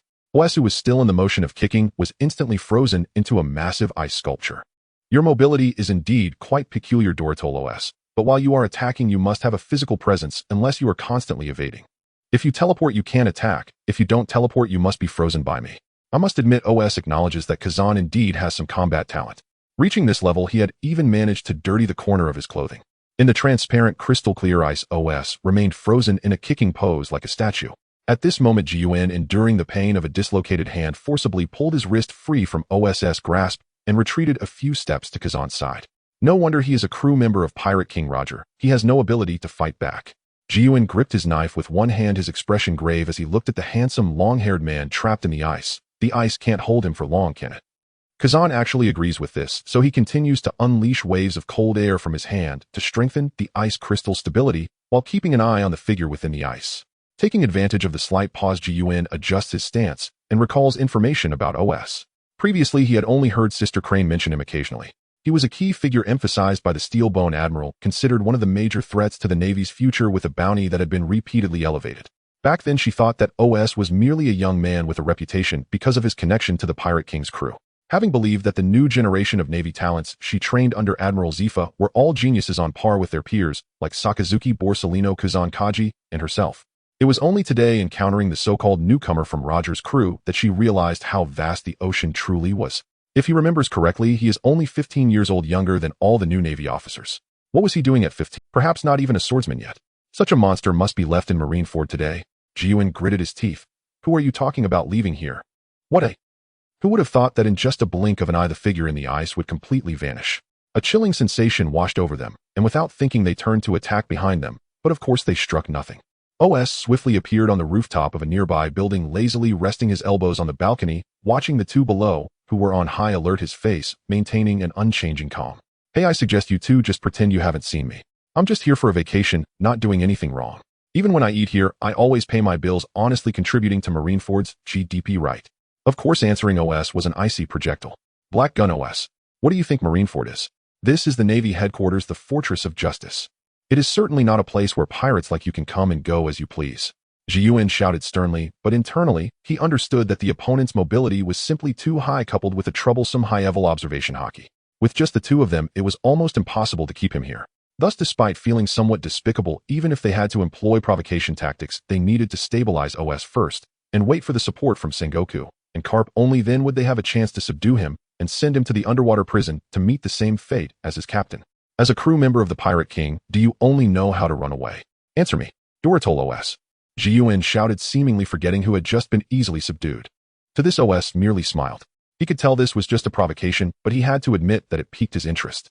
He wondered if a future Marine admiral and candidate could truly entertain him. Thus he extended a hand, slightly curling his fingers. Indeed, it has been a long time since I fought anyone heathen.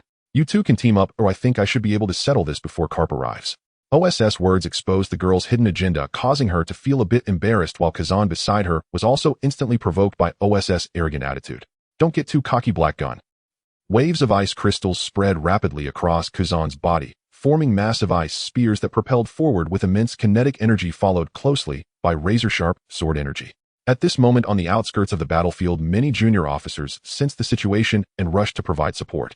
After quickly arranging the evacuation of the residents, seeing that it was a bounty-listed pirate fighting against Major Kazan and Colonel Jiun, they swiftly joined the battle. However, facing Kazan, who had already heated up the large-scale freezing attacks, left them unable to approach this high-end battlefield, forcing them to stand at a distance and observe. At the same time, they contacted the Navy Headquarters Command Center via Den Mushi. Bairu. Click. This is Sengoku. What's the matter? Admiral Sengoku in the southern district of Marineford. Major Kazan and Colonel Jiun are engaged in battle with remnants of the Roger pirates, requesting support. Nanny. Just when the Steelbone Admiral was away for a mission to the Holy Land. These bastards. Upon hearing this, Admiral Sengoku, who was handling official business, immediately stood up, smashing his desk to pieces. What audacious pirates! Those crew members of Roger dare to intrude on the Navy headquarters. Are they not aware of their own mortality? Is it Rayleigh or Jabura? Neither. It's Black Gun Doritol OS. Black Gun. Upon hearing this, Sengoku paused, somewhat bewildered. If he remembered correctly, that little brat was just an intern in Roger's pirate crew. How dare he? Bang, bang, bang. After Ao's finally stopped trying to evade, the aftermath of the battle among the three was unleashed within a certain range, with a torrent of cold air and dust swirling into the sky. The originally clear sky gradually darkened. Turning back to strike again, a vast surge of black sword energy shot out, intercepting all the attacks in front of him. Ao's then looked up at the sky, where the darkened clouds seemed to herald a storm. The two looked up, clearly noticing the abnormality in the sky, and gravely asked Ao's, "Can you not blame everything on me?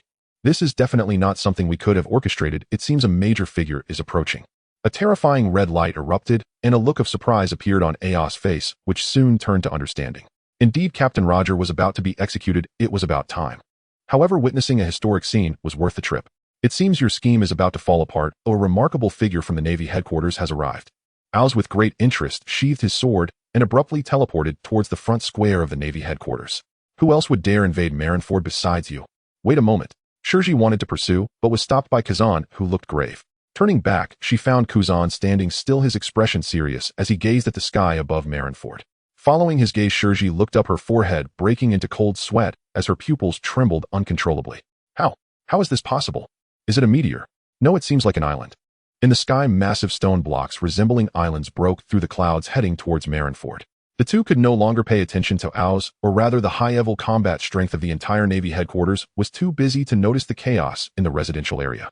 They were about to face a great crisis capable of sinking all of Marineford.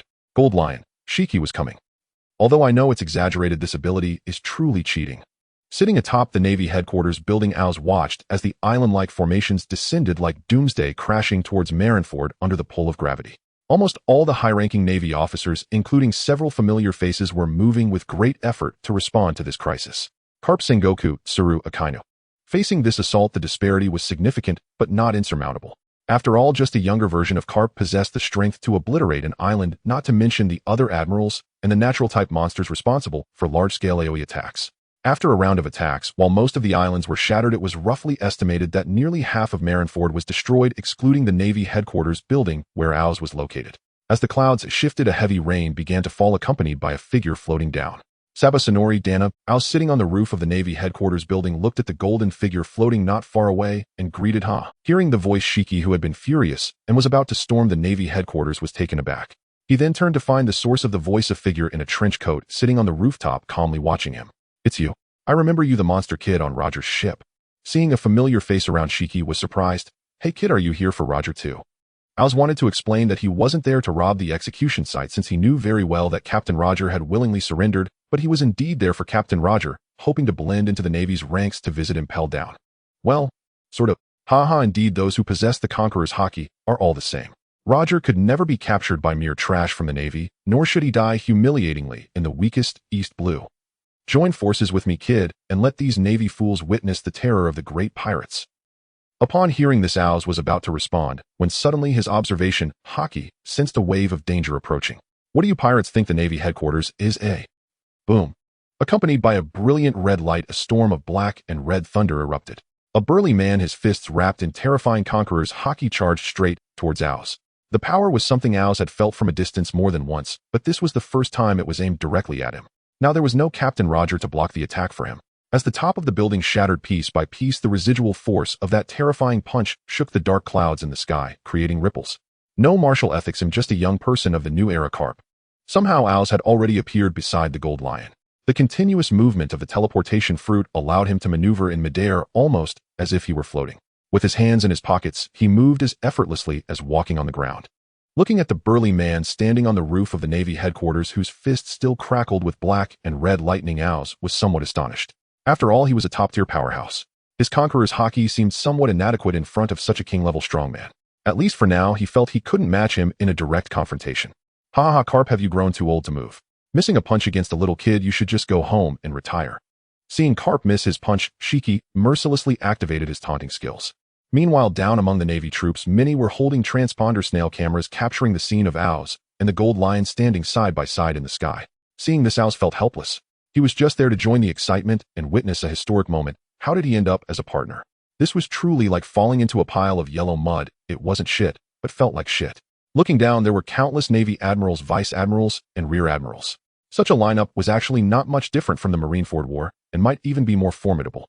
After all, during that war, Carp and Sengoku, the two ace fighters along with a couple of admirals, hardly made a significant contribution, while Akainu and some vice admirals were the only ones putting in the effort. Now they were facing Sengoku and Carp at full strength along with many Navy leaders and future admirals. To be honest, Ows was somewhat tempted to teleport away. Deciding to act, he thought to pull back if the situation turned unfavorable. After all this time spent cultivating, he really wanted to see. Deciding to act, he thought to pull back if the situation turned unfavorable. After all this time spent cultivating, he really wanted to see what his limits were. Since Carp and Sengoku had the gold lion to deal with, he would push himself to the limits. Faced with this epic grand scene, AOC admitted that he was so excited that he felt a warmth coursing through his body. After Carp and Sengoku were held up by the golden lion, AOC was about to face the combined might of all the vice admirals in the Navy, with a lineup that, despite the absence of any admirals, was still quite astonishing, featuring 3 major nature-type Navy brigadiers, Guillaume d'Almeida, and other elite commodores, along with countless Navy soldiers. In the continuous rain, the fierce winds howled through the air, causing AOC's windbreaker and Shiki's coat to flap loudly. At this moment, the two pirates, both with bounties in the tens of millions, had formed a brief alliance.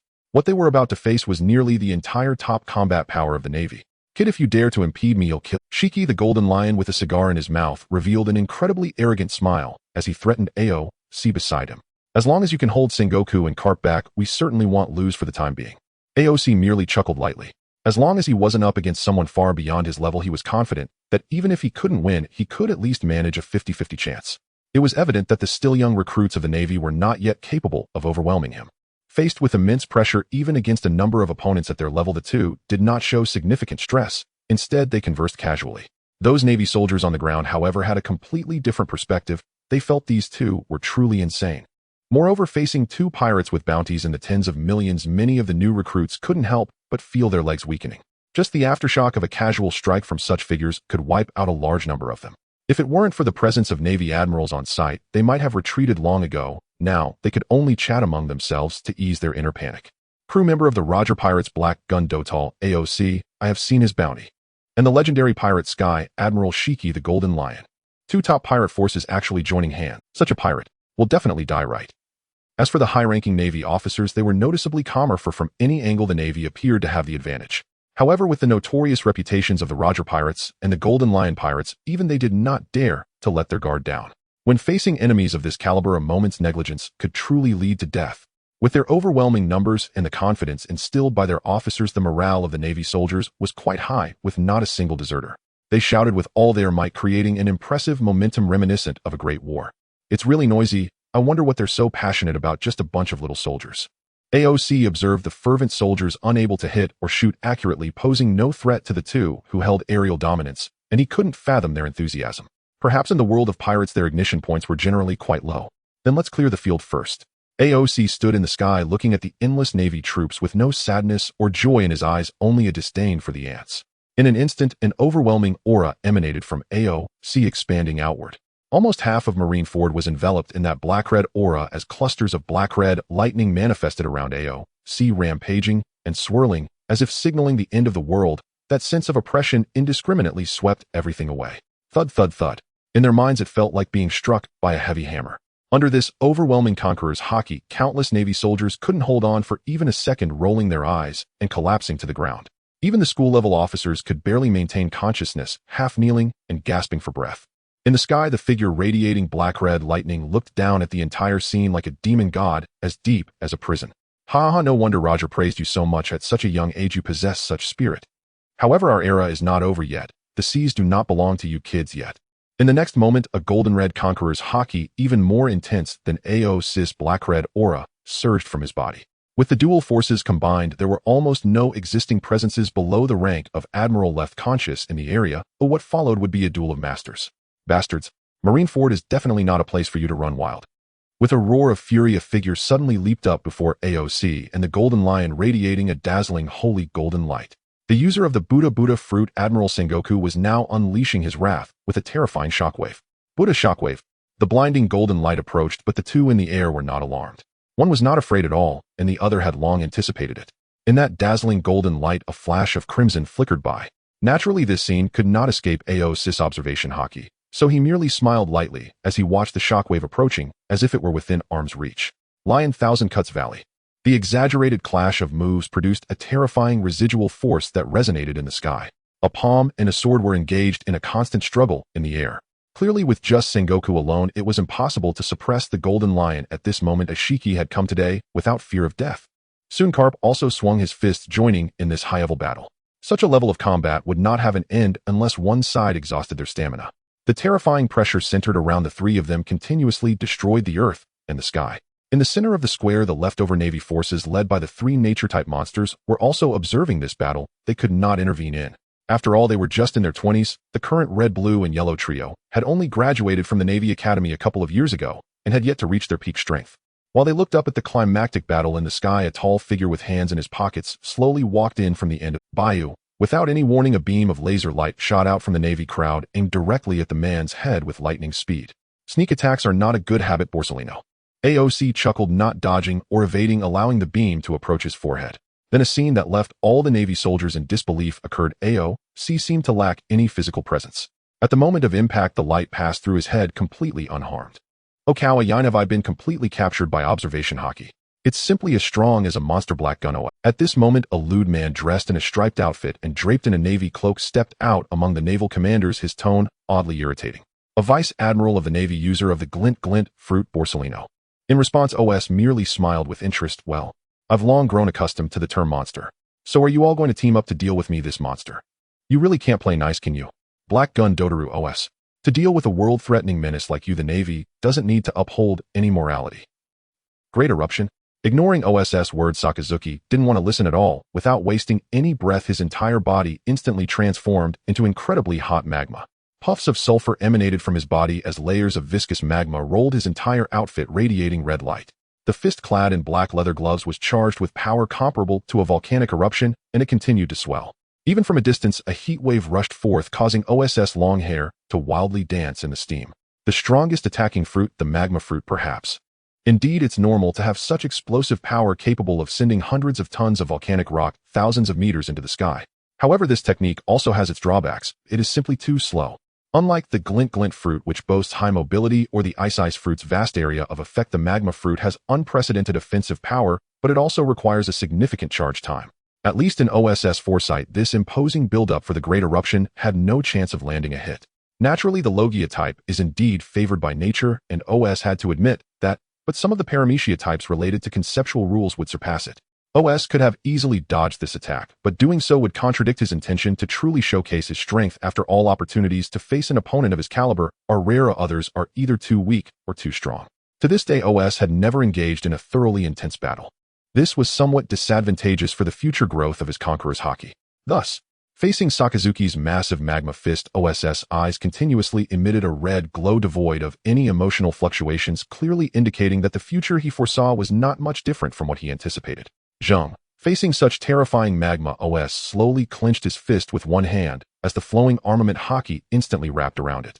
The naval commanders standing apart to avoid being burned by the high-temperature magma watched this scene, their pupils instantly shrinking in disbelief. What's that state? Is he planning to clash Hiden with Sakazuki? So reckless. Even with armament Haki, which theoretically can harm the physical form of a Logia user, with such terrifying explosive power and high temperature, his hand will definitely be scorched in an instant. Arrogant brat. Yet OS's true strength clearly exceeded their expectations, as in the next instant black and red lightning surged around the surface of the flowing armament Haki. The oppressive aura that startled everyone shattered the ground, as if this power, simply existing in the world, carried a terrifying pressure. That brat. This pressure instantly attracted the attention of three individuals engaged in a chaotic battle nearby, causing a momentary pause in the fierce battlefield. How is that possible? Using Conqueror's Haki at 15, in Sengoku's eyes a sharp light burst forth with even blood vessels visible in his eyes. No wonder he's the monster that Roger spoke of. That kid with the gun has already qualified to challenge the world at such a young age. Kapu laughed loudly. Then let's keep him here forever. Hey, you two are still fighting and dare to be distracted. Don't you think too little of me? I am the Golden Lion. Clearly Kapu and Sengoku's conversation infuriated this lion, instantly increasing the pressure. Even Kapu and Sengoku were solemn in the face of this power, let alone the still barely 20-year-old Sakazuki. Nanny. This kind of Haki. A few drops of cold sweat trickled down Sakazuki's face, but they were quickly evaporated by the rolling magma. He could only grit his teeth and summon all his strength.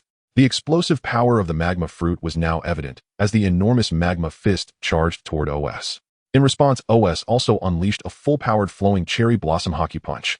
The two forces collided, instantly melting the ground into liquid. The two forces remained locked in a stalemate. Strangely, the previously predicted high temperature capable of melting flesh and bone seemed unable to directly touch OS's fist. It appeared as if there were an invisible barrier in front of the fist preventing the magma from penetrating. Sakazuki's face instantly turned grim, and the Navy personnel were equally in disbelief. This is the power of Haki, Sakazuki. Including that explosive volcanic strength you take pride in, it is nothing in my eyes. As the black and red lightning flickered atop his fist, OS focused on the eruption power of the magma. He merely crouched slightly to charge up, and the terrifying strength surged from his waist. In the astonished expressions of the surrounding Navy, the ground within 100 meters instantly sank, as if unable to bear the weight. A terrifying backlash enveloped the earth, an exaggerated display showcasing the might of this power. In an instant, the figure wrapped in black and red lightning and flowing Haki broke through the magma giant fist and arrived before the unsuspecting Sakazuki. That figure resembled the king of demons in hell, the crimson light flickering in his eyes, a terrifying aura surrounding his fist as he charged up. Sakazuki's chest instantly caved in, and the flowing cherry blossom with Conqueror's Haki intertwined, preventing him from elementalizing for defense, solidly taking OS's tremendous punch.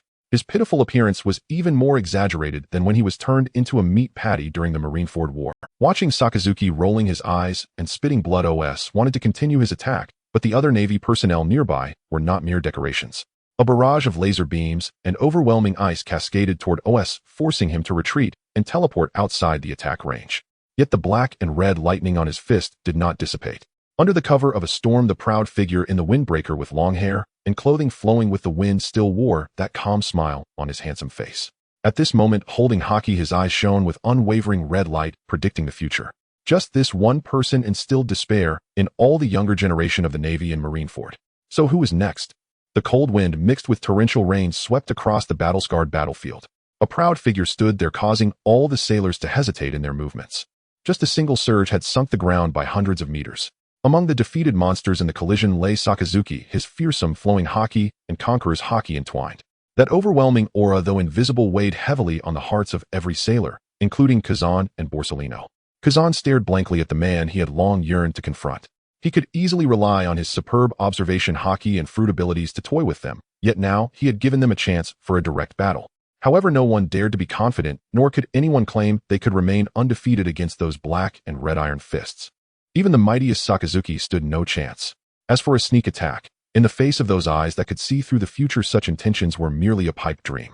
Moments later, a cough echoed through the scene as a figure in a red suit staggered to his feet from a deep pit, blood still lingering at the corners of his mouth. It was none other than Sakazuki. To be fair, this guy really has thick blood. Yet from his pained expression and the bloodstains at the corner of his mouth, it was evident that the recent punch had inflicted significant damage on him. He was still in a wounded state, and with Sakazuki rising again, the previously stifled atmosphere among the Navy instantly shifted. Is this what the Red Admiral is like? Hey, what are you hesitating for? No matter how strong the opponent is, as Navy, we must do our utmost to protect these seas, even if it means we die in battle. Looking at his comrades, who appeared somewhat despondent, Sakazuki's expression was grim. His roaring rebukes echoed loudly, rekindling the fighting spirit of many Navy officers who had lost their will to fight. At that moment, the chilling air and dazzling light emerged on the battlefield as everyone began to unleash their full power. Observing the Navy's future main leaders, who were brimming with battle intent, OSU couldn't help but raise an eyebrow. For a brief moment, he thought he could suppress the entire crowd, but it didn't seem that simple. Heroes of the world are as plentiful as the fish in the river. Though OSU might stand out, he couldn't overshadow the brilliance of others. In the Navy headquarters, without the cowardly king, there truly wasn't a single coward. Gazing at the many warriors clad in Navy cloaks, OSU also showed respect for the battle, displaying an excited smile as the red light flickered in his eyes. He slowly shed his coat, revealing a body filled with explosive power, with a few scars adorning him, but they were few and far between. He had rarely been injured due to his innate monstrous observation haki. With his dual-colored haki wrapping around the dark crow, one hand clenched into a fist and the other holding a sword, these Navy men were worth his all-out effort. Then he slowly raised his left thumb, appearing to give a thumbs up from a distance. He scanned through the Navy ranks and finally aimed at the curly-haired man he often targeted. It's coming. Nanny. Kazan, who was accumulating the cold frost within him, momentarily froze at this action. It turns out that when someone points their thumb at you, they may not be complimenting you. They could very well be aiming at you. From Kazan's perspective, those red eyes that had been staring at him from 100 meters away suddenly appeared right in front of him, still fixated on him. However, the movement of the hand had changed as a long sword crackling with black and red lightning slashed toward him at blinding speed. This speed. What the hell? As Osa's blade descended, a terrifying sword energy imbued with haki struck Kazan's frozen form. This blow was too fast, too unexpected. Even though Kazan activated his elemental transformation, in an instant a fresh red wound still manifested before him, quickly freezing to staunch the bleeding. OSU intended to deliver another strike, but a laser beam shot towards the back of his head in his observation haki. He chose not to take it heed, instead dodging sideways before turning to sever the incoming lava with a swift slash. The situation was no longer the large-scale confrontation with Sakazuki. The Navy was now engaging in a well-coordinated assault. Had it not been for the future glimpses appearing before his eyes, OSU might have already been overwhelmed by the unending barrage of attacks. But with the power to foresee the future and the ability to teleport, invincibility was a given. With agile movements, he teleported to evade the encroaching glaciers beneath his feet. Amid the siege from the Navy, OSU remained unfazed, using his monstrous strength and haki to kick away anyone who came close. He charged forward, slashing at the suddenly appearing Amaterasu's sword while dodging the Cerberus, and then landed a powerful punch to Sakazuki's chest. Despite the occasional inconsistencies between his foresight and physical reactions, OSU bore the wounds with pleasure as the feeling of growing strength intoxicated him. The thrill of trading blows was addictive. His crimson eyes swept across the battlefield. Do you all wish to dance as well? Despite the growing number of wounds, burns, penetrations, and frostbites on OSU, the number of Navy personnel was visibly decreasing.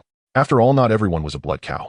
The vast majority of the younger leaders, after taking a hit from him, would essentially lose their combat capability, just like Kaji before. Slowly, only 4 figures remained fighting on the battlefield. Yada no Kagami. OSU continuously teleported, the red light flashing in his eyes as he visualized the trajectory of each light bullet falling and perfectly dodged them. However, when he teleported to a specific gap, he felt the ground beneath his feet smooth and a chill wrapping around him. Using the gaps of the light beams to force me to dodge to a designated position and then freeze me. Not a bad tactic.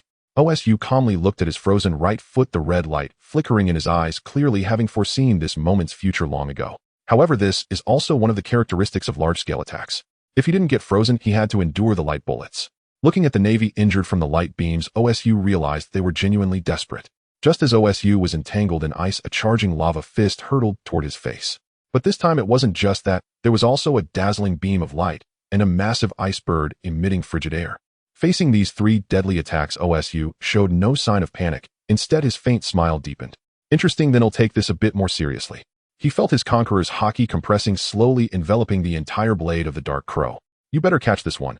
Shinbiki. Faced with the deadly attacks of the 3 nature elements, AOC did not forcefully teleport away, as he also wanted to test his own limits. Divine avoidance. As Aos's ruthless voice fell, the 3 attackers felt a chilling aura surge towards them. The black-red blade, entwined with a tangible conqueror's haki combined with the unparalleled strength of the demonic figure, sliced towards them at an almost imperceptible speed.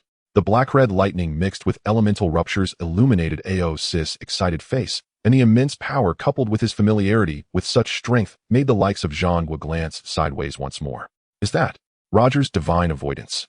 It resembles it, but the power isn't as exaggerated. Ha ha ha, what a promising little brat. Is this the best the new era of the Navy can do? Shurji mercilessly mocked. Despite not being on good terms with Roger's pirate crew, he preferred to see the Navy humiliated over anything else. How could this group of useless fools possibly capture that guy Roger? To the 3 future admirals of the Navy, I admit you have the qualification to fight me, AOC said, cutting through the 3 devastating natural attacks with his divine avoidance, a look of delight in his eyes as he pointed his blade at them. Come on, try to kill me. AOC's contemptuous attitude clearly infuriated the 3, their bodies radiating exaggerated natural power, even altering the environment around them. With all their strength combined, they wielded enough power to permanently change an island's terrain and climate. After both sides unleashed their full power, AOC had to admit that he was indeed under some pressure. He could confidently suppress 1 opponent, manage 2 with relative ease, but against 3, he could merely hold on to a draw. This was still under the condition that he possessed 2 invincible abilities. No wonder Oda had once remarked that no one can defeat 2 admirals alone. With such bloodline power, mastery of Haki, and the destructive force of nature, it was virtually impossible to topple 2 or more opponents unless one was crushing the other in a complete mismatch or using some unique fruit ability for a sneak attack. Looking at the series of wounds on his body, AOC realized that this was his current limit. Yet, even with this understanding, AOC still wanted to challenge his limits, which might serve as an opportunity for him to elevate his conqueror's Haki. This was the fundamental reason he chose to engage in this fight. He refused to believe that his ambition could not grow to the point of challenging 3 admirals and eventually reach the pinnacle of conqueror's Haki. He had envisioned it if he and Shanks appeared together in some grand scene, both unleashing their conqueror's Haki. It would be quite a sight. Who would be weak and who would be embarrassed? He certainly didn't want to fall behind that guy Shanks when it came to the powerful tool of conqueror's Haki. Shanks, just a smelly little brother. The fierce battle continued. High-level duels have always been measured in days, and after 5 days and nights of fighting, even the monster like AOC began to feel the strain. His body was riddled with wounds, some new and some old. The earlier ones had formed thick scabs. In contrast, the 3 admirals were also not faring well. Compared to AOC's injuries, which were numerous, theirs nearly covered their entire bodies. If it weren't for their elemental transformations occasionally mitigating some damage, they would be in even worse shape. Borisolino's glasses had long been shattered, and this eternally leisurely old monkey had lost several teeth and bore numerous footprints and cuts. Sakazuki next to him was not in much better shape, after taking a direct hit from AOC's punch. His reflexes had noticeably declined. If it weren't for the magma covering his body, he would certainly appear badly beaten. Of course, the worst off was the one whom AOC had prioritized, the infamously tumultuous Old Ice. Now, aside from the gruesome wounds on his face and body, his left leg had twisted into a peculiar shape, as if he were destined to suffer. Fortunately, it wasn't broken, and with a mighty bandage wrapped around it, he would likely recover in 10 days to half a month. There was no denying it. It wasn't that they were weak, but rather that AOC was simply too monstrous. Aside from slightly lacking in battle experience, he had almost no weaknesses. Whether in martial arts, swordsmanship, or Haki, he firmly held the upper hand. Coupled with the elusive teleportation fruit, it was nearly impossible to inflict damage on him. As he grew more frantic, his conqueror's Haki became even stronger, entwined around his blade, launching increasingly painful divine avoidances. Fortunately, no matter how prolonged the battle, it finally came to an end.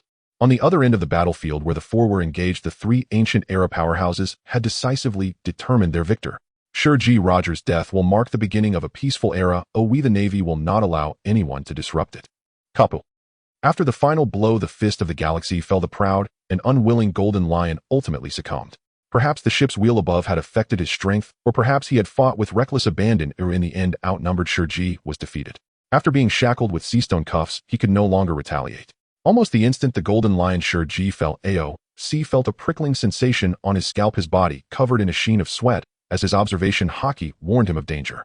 Whoosh! Having been enjoying the fight with the 3 admirals, AOC immediately teleported away from his position at a great distance. Boom! Ha ha, you're quick on your feet, aren't you, little brat from Roger's ship? He saw a fist glowing with intense red light descend where he had just been standing, cracking the ground for miles around. Even the 3 injured admirals were pushed back by the residual force. The one who launched this sneak attack was none other than the man who had forced AOC's captain into dire straits multiple times, the Navy hero Monkey D. Garp. Looking at Garp, who had shattered the ground for several kilometers with a single punch, AOC couldn't help but break into a cold sweat. Is Captain Roger not here, so you're picking on me, the intern? Mr. Garp, this isn't how a just Navy should act. I told you long ago, AOC. At that moment, Sengoku, still in his Buddha form, had joined the fray, sternly shouting at AOC. To deal with a villain like you, the Navy doesn't need to adhere to any ethics. Oh really? Then, as a pirate, isn't it normal to flee when faced with an unbeatable Navy? AOC appeared unfazed by Sengoku's roar, instead smiling at the others. In fact, when he saw the Golden Lion's defeat, he understood that it was indeed time to escape. He had fought well, made a name for himself, and if he didn't leave now, had truly be sent to join Captain Roger. Nanny. Upon hearing this, Sengoku instantly turned red with anger. Could it be? You bastard. On the second day after Aosis escaped from Marineford, the outbreak of the Marineford invasion battle struck like a thunderclap, turning the once calm sea into chaos. The world public opinion began to boil. As one of the three great overlords of the New World, a powerhouse like Jin Shitsi Shirji could boldly storm the Navy headquarters alone. While people were astonished by such a grand event, it was not beyond reason or it was normal for such a notorious pirate to do something outrageous. However, the emergence of the name Black Gun Daughter AOC immediately caught the attention of countless countries and forces around the world. Wanted notice Black Gun Daughter AOC, formerly a member of the Roger Pirates, proficient in the three-color haki, suspected of being a paramecia-type user of the shifting fruit, one of the masterminds behind the Marineford invasion battle, with a bounty of 264 berries, dead or alive, extremely dangerous. This name, originally circulated only in a small circle, that of a young intern from the Roger Pirates, suddenly became one of the most sought-after pirate supernovas in the world due to this significant event. No, it was beyond what could be described as a supernova. According to an exclusive report from the World Economic Journal, this kid from Roger's ship might already possess the combat power to rival the highest military strength of the world government. The Marine Admiral's a king of the younger generation, a monster cultivated by Pirate King Roger, destined to dominate the next era. The next generation's king. In the red light district of Sabeti Archipelago, which has already begun reconstruction and operations, the former splendor gradually returns. It's a report about Lord Ao. The two mascots of the red light district, Aosis dedicated maid Xiao Lu and Xiao Qi, excitedly rushed into Sammy's office, forgetting to knock. Due to their overwhelming excitement, startling Sammy, who was sipping tea. Bouncing around, they placed the newspaper on the table and exclaimed, "Look, look. The newspaper says that Lord AOC had a fight with the Marine headquarters and then left gracefully. Yes, now the whole world is saying that Lord AOC is the king of the next era. So handsome. As expected of Lord AOC." Xiao Lu and Xiao Qi's eyes sparkled with love as they gazed at the newspaper's description of AOC, feeling prouder and more satisfied than AOC himself. However, the two young and naive maids were unaware of the massive impact this news had on Sammy, who had navigated the dark world and seen the true nature of things. As she took the newspaper and carefully read every word, disbelief and shock uncontrollably spread across her face, her delicate pupils trembling constantly.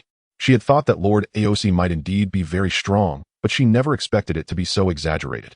If that's true, then this newspaper might not be wrong. Lord AOC really possesses the qualifications to contend for the title of the world's strongest. As summarized at the end of the report, Black Gun Daughter AOC, an incredibly talented genius, possesses a monstrous physique, an absolute master of the three-color haki, and the ability of a devil fruit that grants absolute combat dominance. He is suspected to be the product of Roger's training, a leading figure of the new era with unparalleled strength. Given his displayed aura and potential, he will likely dominate the world's top powerhouses for at least the next 30 years. In the first half of the Grand Line, on an unknown island, a magnificent giant ship docked here. Not far from the dock, three people were seated around a fire roasting a beast caught on the island. Rayleigh, Shanks. Big news. While Rayleigh and the others were temporarily resting on their way back to Sabeti Archipelago, suddenly Buggy ran over excitedly from the beach, holding a newspaper tightly in his hands, shouting as he ran, "There's news about AOC in the newspaper. It's a big event." "Really? Let me see," Shanks exclaimed, jumping up from the ground. He quickly snatched the newspaper from Buggy's hands, and the more he read, the more starry-eyed he became. As expected of AOC. So cool, causing a ruckus at the Marine headquarters. Buggy grinned widely, unable to contain his excitement. Right? The whole world is saying that Captain Roger was defeated and captured by the Marines, and now AOC has avenged us. The two excitedly discussed this, then looked at Rayleigh, who was still cooking meat, and hurriedly ran to his side with the newspaper. Rayleigh looked at the two reckless kids, didn't say much, just smiled, and took the newspaper. But just one glance revealed a look of astonishment on his face. The front page of the newspaper featured a large picture taken by the reporting bird that day, showing AOC with his shirt off, holding a long knife, hair flowing, covered in wounds. At that moment, he wore a smile, his eyes fixed intently on the 5 Marines before him: Marine Admiral Sengoku, Marine Hero Garp, and 3 natural-type monsters, Commodores. Apart from the flattery and praise for AOC throughout the article, there were also illustrations of him fighting against the future 3 admirals. In the images, AOC, surrounded by black and red lightning, fiercely battled the 3 natural disasters without losing ground. It is conceivable that as the future ranks and combat powers of the three young Marines rise, the value of this image will continue to increase. Facing such an exaggerated lineup and managing to escape after causing a ruckus shun by how nostalgic. Just from the moves captured in the photo, Rayleigh could tell that this was one of Roger's signature techniques, which has now been further developed in Eos's hands. Looking at the powerful figure displayed, he seemed to indeed see a glimpse of Roger in his youth. But at that time, Roger was not 15, but 25 years old, a terrifyingly young man. Rayleigh sighed, but then again he wondered what Eos's intentions were behind this action. Was it really just to take revenge? Meanwhile, 1,000 meters high above, impelled down, Eos sat cross-legged on a cloud, casually catching a passing reporting bird. After buying a newspaper with some berries from the bird's pouch, he simply released it. After reading carefully, Eos couldn't help but chuckle, both speechless and amused. That Morgan's guy in the early days of his enterprise was willing to say anything for sales. He almost made it seem like Eos was the future king of the world. And although none of the selected photos were fake, they misleadingly suggested that Eos single-handedly planned the Marineford invasion, while Gene Sheetsy was just a supporting actor. Whether it was fighting against three admirals or using Haki, it all gave off a vibe of a protagonist facing a big boss. But Eos questioned himself. His original intention for going to Marineford was certainly not to steal the spotlight. Even fighting was just a spuro-themate decision, wanting to test his full strength and grow his aura, but that thought only came later. Looking at his wanted notice, which boldly declared extremely dangerous, dead or alive, Eos felt a bit helpless. They even had a specially formatted wanted notice. Being forcibly assigned so many grand titles didn't bother Eos much. After all, no one could really do anything to him. But being manipulated was still being manipulated. When he encounters Morgans, he will naturally settle the score with that foolish bird. Have you heard? The battle at Marineford. Of course I have. They say the legendary pirate Shiki the Golden Lion is about to be brought in under heavy guard. To which level? Huh. Are you daft? Where else but level 6, the infinite hell? That's true. Behind the gates of justice stands a cylindrical subterranean prison, most of it submerged beneath the sea, where two idle guards exchange banter. One is so bored he's nearly dozing off. Click. A soft, deliberate thud echoes, immediately snapping the other guard into alertness. What was that sound? At the sharp cry, the drowsy guard jolts upright in panic, nearly dropping his rifle. It flips wildly in midair before he snatches it back and whirls around, frantically aiming behind him. Yet behind him stands only empty silence. The massive gate remains sealed intact and undisturbed. What the hell are you doing? Even jokes have limits. No, I did hear footsteps. How could it be? Doubt flickers across his face. Had he truly imagined it? Meanwhile, just beyond the entrance of Impel Down, a bare-chested man strides calmly forward, his torso crisscrossed with savage scars, a long sword slung at his waist, a satchel slung over one shoulder. It is OS, having bypassed all outer defenses, descending not by stair or gate, but by instantaneous spatial translocation from the sky above. It is almost unimaginable within Impel Down. The world government's triad of supreme fortresses, a dread fortress feared by pirates across the globe, famed as an inescapable hell. OS, a ruthless outlaw who had just stormed Marine headquarters, now walks its halls with utter nonchalance. Marineford and Impel Down, done. Next will I have to visit Eni's lobby too. Though spoken in jest, OS holds little genuine interest in Eni's lobby. Its guards, so weak even a green rookie like Luffy could overwhelm them, are no more than minor distractions. At most he'd stop by as one might tour a landmark. Still, Impel Down is vast. Even level 1 alone stretches beyond the full sweep of OS's Observation Haki, nearly the size of an entire town. Yet he has no intention of lingering here. As he moves, he scans for optimal vantage points to descend further, never risking a careless translocation straight into a patrol formation. Though he could effortlessly eliminate such low-tier sentinels, exposure would invite relentless pursuit. Impel Down is a sealed domain. If word spread and waves of guards came rushing to their deaths, how could he possibly meet Captain Roger in peace? Let alone contend with formidable figures like Magellan. Tap tap. Though faint, the rhythmic footfalls draw inevitable attention. Inmates lining the corridors stare, stunned, as a stranger, wearing neither guard uniform nor warden insignia, strolls past with unshakable composure.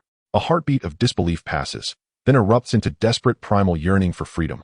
Hey, young man over there, please take me with you. I've buried treasures beyond counting, and I'll do anything. Just take me along.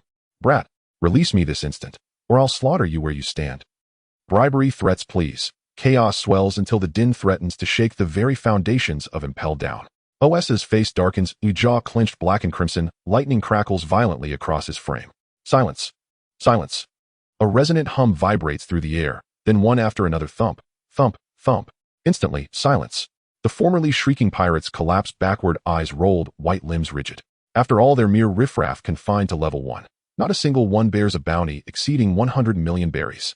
Notably, even the wall-mounted surveillance, Din, Mushy wilt, and go dark under the sheer pressure of OS's Conqueror's Haki, saving him the trouble of disabling them manually. His Observation Haki sweeps downward with astonishing breadth, revealing at least 3 lower levels at once. With seamless, uninterrupted translocations, OS descends ever deeper. When patrols cross his path, he vanishes into blind spots, or strikes instantly using solidified Conqueror's Haki to stun them unconscious. Within the abyssal prison, OS moves like a phantom, unseen, untraceable, omnipresent. Descending further, he reaches level 5, the Hell of Blazing Torment, where his Observation Haki detects a familiar presence, Magellan, Future Warden of Impelled Down, currently serving as Deputy Warden. The moment OS senses him, he retracts his awareness in an instant. His eye twitches, his expression sours.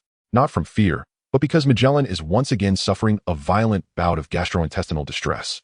The image is so grotesque that OS feels his own Observation Haki has been sullied. Fortunately, after several swift detours and precise interventions, OS arrives at his destination. Level 6 of Impelled Down, the Infinite Hell. Upon reaching this tier, OS abandons idle wandering. Those imprisoned here are legends etched into history. Bounties exceeding 100 million berries are merely the baseline qualification. Such titans cannot be subdued by mere Conqueror's Haki alone. To ensure no disturbance, mars his meeting with Captain Roger. OS locks onto Roger's cell with Observation Haki and translocates directly inside. Deep within the Infinite Hell, in a solitary cell shrouded in absolute darkness. No light, no echo. A towering figure sits in serene meditation. You've come, OS. Roger, the man who hears all voices, recognizes him without needing Observation Haki, even in total blackness. A sharp hiss. A spark flares to life, then steadies into a flickering flame. Its amber glow illuminates a strikingly handsome face. OS. Is this place really that cruel? Not even a sliver of light. Ha ha ha, what can I say? They serve only 1 meal per day. Maybe I should have turned myself in a bit later. Ha ha. Seeing Roger, still shackled, still grinning, utterly unburdened even now, OS can only sigh in weary resignation. Hey OS, Roger says, smiling broadly, his gaze laced with playful expectation. Did you bring any salt? I haven't tasted a drop in ages. None. You're joking. No, don't do this to me. Roger's face crumples into childlike despair, wailing pitifully. At the sight, OS finally breaks into a mischievous grin. All right, fine. I did bring some. In this cramped cell, an old man and a young man sat facing each other, surrounded by a small oil lamp. The dim light flickered uncertainly in the room, and for the first time in days, Roger revealed a smile. I only brought 4 bottles. Once they're gone, there won't be any left. OS took out 4 bottles of rum from his bag, opening each one. Originally, he hadn't intended to drink, but considering Captain Roger was about to embark on his journey, he felt it wasn't unreasonable to indulge. Come on, Captain Roger, even though I don't particularly like it, I'll make an exception and drink with you this time. OS boisterously declared, feeling a sense of manly romance. However, to his surprise, upon hearing this, Roger looked at him disdainfully. What? If you don't like drinking, just leave it all to me. I don't have enough to drink as it is. This old man. Should he be called childish or simply a true alcoholic? Now he was being stingy. A tic-tac-toe pattern slowly appeared on OS's forehead, and his expression darkened. Fortunately, after some persuasion, Captain Roger did agree to spare 1 bottle.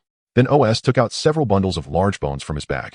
After all, he was to be executed in a few days. Even if it wasn't luxurious, this could be considered a final farewell meal, and Roger was clearly satisfied. Looking at the wine and meat before him, he was clearly delighted, but the shackles on his hands hindered his movements. Do you want me to help you get those off? Oh, can you do that? Roger laughed. Due to the torment of illness and prolonged hunger, he had little strength left. Even using his Conqueror's Haki was quite a struggle. OS watched this scene, feeling quite unsettled. With a gentle touch of his flowing cherry, the sturdy shackles instantly shattered into pieces. 2 individuals who had once shaken the seas were now enjoying a hearty conversation, eating meat and drinking wine. This scene made OS reminisce about the joyful and free life aboard the Oro Jackson. OS, how is everyone doing now? Roger asked, holding meat in one hand and wine in the other, his face flushed with joy. Uncle Rayleigh has already sent everyone back to their hometowns. There are no naval pursuits, no bounties, and I've heard that everyone is doing well. Is that so? Roger was very pleased to hear this, taking a large gulp of wine, feeling justified for having specifically negotiated with the world government that his crew should no longer be pursued. However, my bounty was originally revoked, but after getting into a fight at the Navy headquarters, I've been issued a bounty of over 2 billion berries again. Seeing Roger so happy, OS added, cough, cough, cough. Hearing this turn of events, Roger couldn't hold back, spraying the wine from his mouth. Just as he was about to complain about OS causing trouble, he noticed another sip of wine wasted. My wine. Roger opened his mouth wide, shifting to lamenting about the wine, growing frustrated. It was still OS who had given him the remaining wine that made him happy again. By the way, Shanks and Buggy said they would come to see the execution in a couple of days, and he'll be going with them. Shanks and hearing the names of these two youngsters, Roger's face revealed a nostalgic expression. Then he turned to OS and advised, "They are the hope of the new era, OS.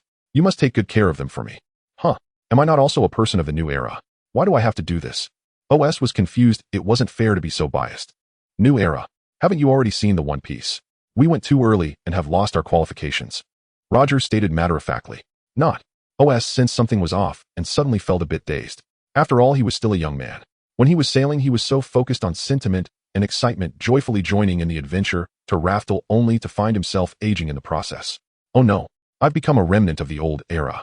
OS was a bit dazed and stood there for a while before coming to his senses. Moreover, it seemed that in the upcoming battle for the 12 contenders, he had no chance of selection. Although he didn't really care about this, it felt strange to suddenly become an old guy. He hadn't even adventured much on the seas yet. How did he already become someone who should retire from the old era? Forget it. After all, he never intended to become the pirate king. He wasn't focused on that, so it wasn't too much of a concern. Once he realized this, OS felt much better. He could still roam freely in the future. That night, the two talked about many things. Views on the world government, nostalgia for their past sailing lives, and perspectives on the future direction of the world. After drinking and eating to their fill, it was finally time for OS to leave. Just before departing, OS seemed to remember something and turned to look at the man who had dominated the seas for a lifetime. "Hey, Captain, I remember you have a wife and children, right?" "Oh, how did you know?" Roger asked, somewhat taken aback. "Did you forget? My observation haki." "Haha, yes, I almost forgot. Truly a remarkable ability. So, do you need me to take care of them? You should understand the world government and the Navy will absolutely not spare them," OS said calmly, his gaze fixed on Roger. "Don't worry, OS. I've entrusted them to Garp, right?" OS turned around, looking very seriously at this optimistic, bearded man before him. OS admitted that Roger was indeed a good captain, a great pirate with ambition and charisma, but he was undoubtedly a failed husband and father. OS didn't have the right to judge whether what Roger did was right or wrong, but as a former intern who had benefited from him and half a disciple, he felt compelled to say something. With just Garp a vice admiral, how do you expect him to confront the entire world government and Navy? Or do you think that just because of your so-called camaraderie, Garp would betray the Navy? Right now, she is merely a defenseless pregnant woman. Faced with OS's relentless questioning, Roger fell silent. His usual smile vanished from his face, leaving him speechless. Seeing Roger like this for the first time, OS felt neither sad nor happy, and then continued. "After all, having received your care for so many years, I will ensure that they are settled in a safe place. Of course, I won't interfere too much in their lives. As for the path that child wishes to take in the future, let him decide for himself."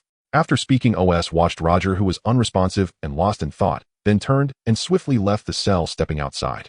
Just as OS was about to disappear from Roger's sight, he heard a whisper through his observation haki, "Thank you, OS." At an altitude of 10,000 meters, the cold currents of the high sky blew, and yet, for hours it had little effect. At that moment, he was heading straight towards the South Sea, though he did not wish to hurry. However, with only 2 days remaining until the execution, he recalled that not long after the execution, the Navy traced the clues and found the Doramos Island in the South Sea. Captain Roger's wife, Port Gol D. Rouge, had to delay her delivery for over a year to avoid the Navy's inspection, ultimately passing away after giving birth. To be on the safe side, Oz had no choice but to take action in advance. Given his ability to teleport at the speed of what he could see, it would take him just a couple of hours to reach the South Sea. If all went well, he should be able to make it to the final execution. South Sea, Doramos Island. It was a beautiful country, at least as Oz thought, very suitable for romance. Love always blinds people, and a lovesick girl often finds her heart swayed by handsome men at sea. Yet Rouge understood that although Roger loved her, he was the kind of man who could not be bound by love, especially since his time was running out. He loved her, but he loved the sea even more, and he cherished his dreams above all. However, Rouge was still willing to leave a legacy for the man she loved. Standing by the cliff, Rouge gazed out at the sea, the gentle breeze brushing through her hair. She looked at Roger's wanted poster, and the image of the two of them cuddling surfaced in her mind. If it's a boy, he will be named Ace. If it's a girl, she will be named Anne. These were the names Roger had once promised. Yet he would never have the chance to meet his child. "Please accept my condolences." A voice broke through Rouge's thoughts. She turned cautiously to look behind her, where a tall young man in a black military uniform had appeared by her side, without her noticing. Panic. Her first reaction was that she had been exposed. After all, Roger's reputation was too great. Neither pirates nor the Navy would want to miss the chance to seize his bloodline. She had to escape. "No need to be nervous, madam. I am not a bad person. Captain Roger is worried about your safety and entrusted me to come here in the end." Roger. Perhaps it was the name that calmed her, or perhaps Oz truly did not exhibit any aggressive behavior. Rouge finally chose to stay put for the moment. After all, as a pregnant woman, how far could she run in front of a tall and strong man? Seeing that Rouge had finally stopped fleeing, but still wore a wary expression, Oz felt a headache coming on. What could prove his identity? He should have asked Captain Roger to write a letter or something. After thinking for a moment, he had a sudden idea. He took out his wanted poster and displayed it directly in front of Rouge, pointing to the section that introduced himself. "Madam, you can see this to understand." Rouge looked at the sincerity in his words and turned her gaze to the part of the newspaper Ows was pointing at. "Wanted for heinous crimes unforgivable." After reading the introduction, Rouge looked even more warily at this villain. "Ows, I pointed at the wrong place. Ows, a crew member of the Roger Pirates." Perhaps seeing the confusion in Rouge's eyes, Ows rubbed his head, feeling a bit helpless. There was no way around it. He had forcibly boarded the ship halfway, riding the coattails of Roger's era to reap the benefits, and now he had to pay some price. After all, unlike Roger's other crew members who followed him out of friendship or a shared dream, their relationships were equal. The Roger Pirates were not a family based on bloodlines. They had no obligation to do anything for Roger's widow and children. Whether out of ignorance or indifference, no fault could be found. The task entrusted to them by Roger was primarily to guide those who would inherit Roger's will to reach Raftel at the right time, not those who would inherit Roger's bloodline. However, Ows was different from Shanks and Buggy. After boarding the ship at a young age, Captain Roger undeniably taught and protected them. In this relationship, Shanks and Buggy, as the hopes of the new era of vying for the One Piece, pursuing the new era was the best repayment to him. Shanks inherited the straw hat carrying on Roger's will and was expected to reach Raftel at the right time. Even if he did not succeed, he would maintain the balance of the sea, paving the way for the next person to inherit Roger's will. Buggy was one of the potential seeds of the new era. Though Roger had little hope for him, the training he received was not substantial either, and the two could offset each other. Only Ows did not belong to any of the above categories. He was both a remnant of the old era and a young man living in the new era. Roger had never asked him to do anything. On the journey back from Raftel, realizing that Aos' greatest pursuit was joy and freedom, he did not even mention the requirement to safeguard those who would inherit his will, only saying to let him pass on the hope of the world to others with no other demands. And it was this awkward position that made Ows feel he should do something. After all, he was not inheriting any will, yet he had not missed out on any power or benefits. Therefore, taking care of Captain Roger's wife and children was the only thing he could think of to repay Roger. "Yes, before Captain Roger left, he entrusted me to take care of you because he was worried about you." Ows wore a faint smile, telling a kind-hearted lie without any signs of acting. And it was these simple words that broke through Rouge's last line of defense. Tears fell like pearls from a broken string as she leaned her forehead against Aos' shoulder, biting her lip, gripping the newspaper announcing Roger's impending execution tightly in her hand. There was a significant age gap between the two. She had fallen in love with Roger for love's sake, so she respected Roger's dreams and choices, but that did not mean she did not care about this love. Upon learning that Roger was still concerned about the two of them, Rouge had no doubts and chose to believe in his crew member Ows and was willing to leave with him. After all, she and her child needed a safe environment, and Ows, being a crew member of Roger, appeared so reliable. The two did not waste any time. After all, Ows had to hurry back for the execution. Ows followed Rouge back to the small cabin, quickly packing some belongings, easily picking up a large bundle. As he glanced around, he suddenly noticed a somewhat dusty sword in the corner. Roger's sword, the Supreme Great Blade, one of the 12 swords ace. "If you want it, I can give it to you." Rouge noticed this scene and smiled as she spoke. After all, she had no use for it, and Roger's relics were not limited to just this one.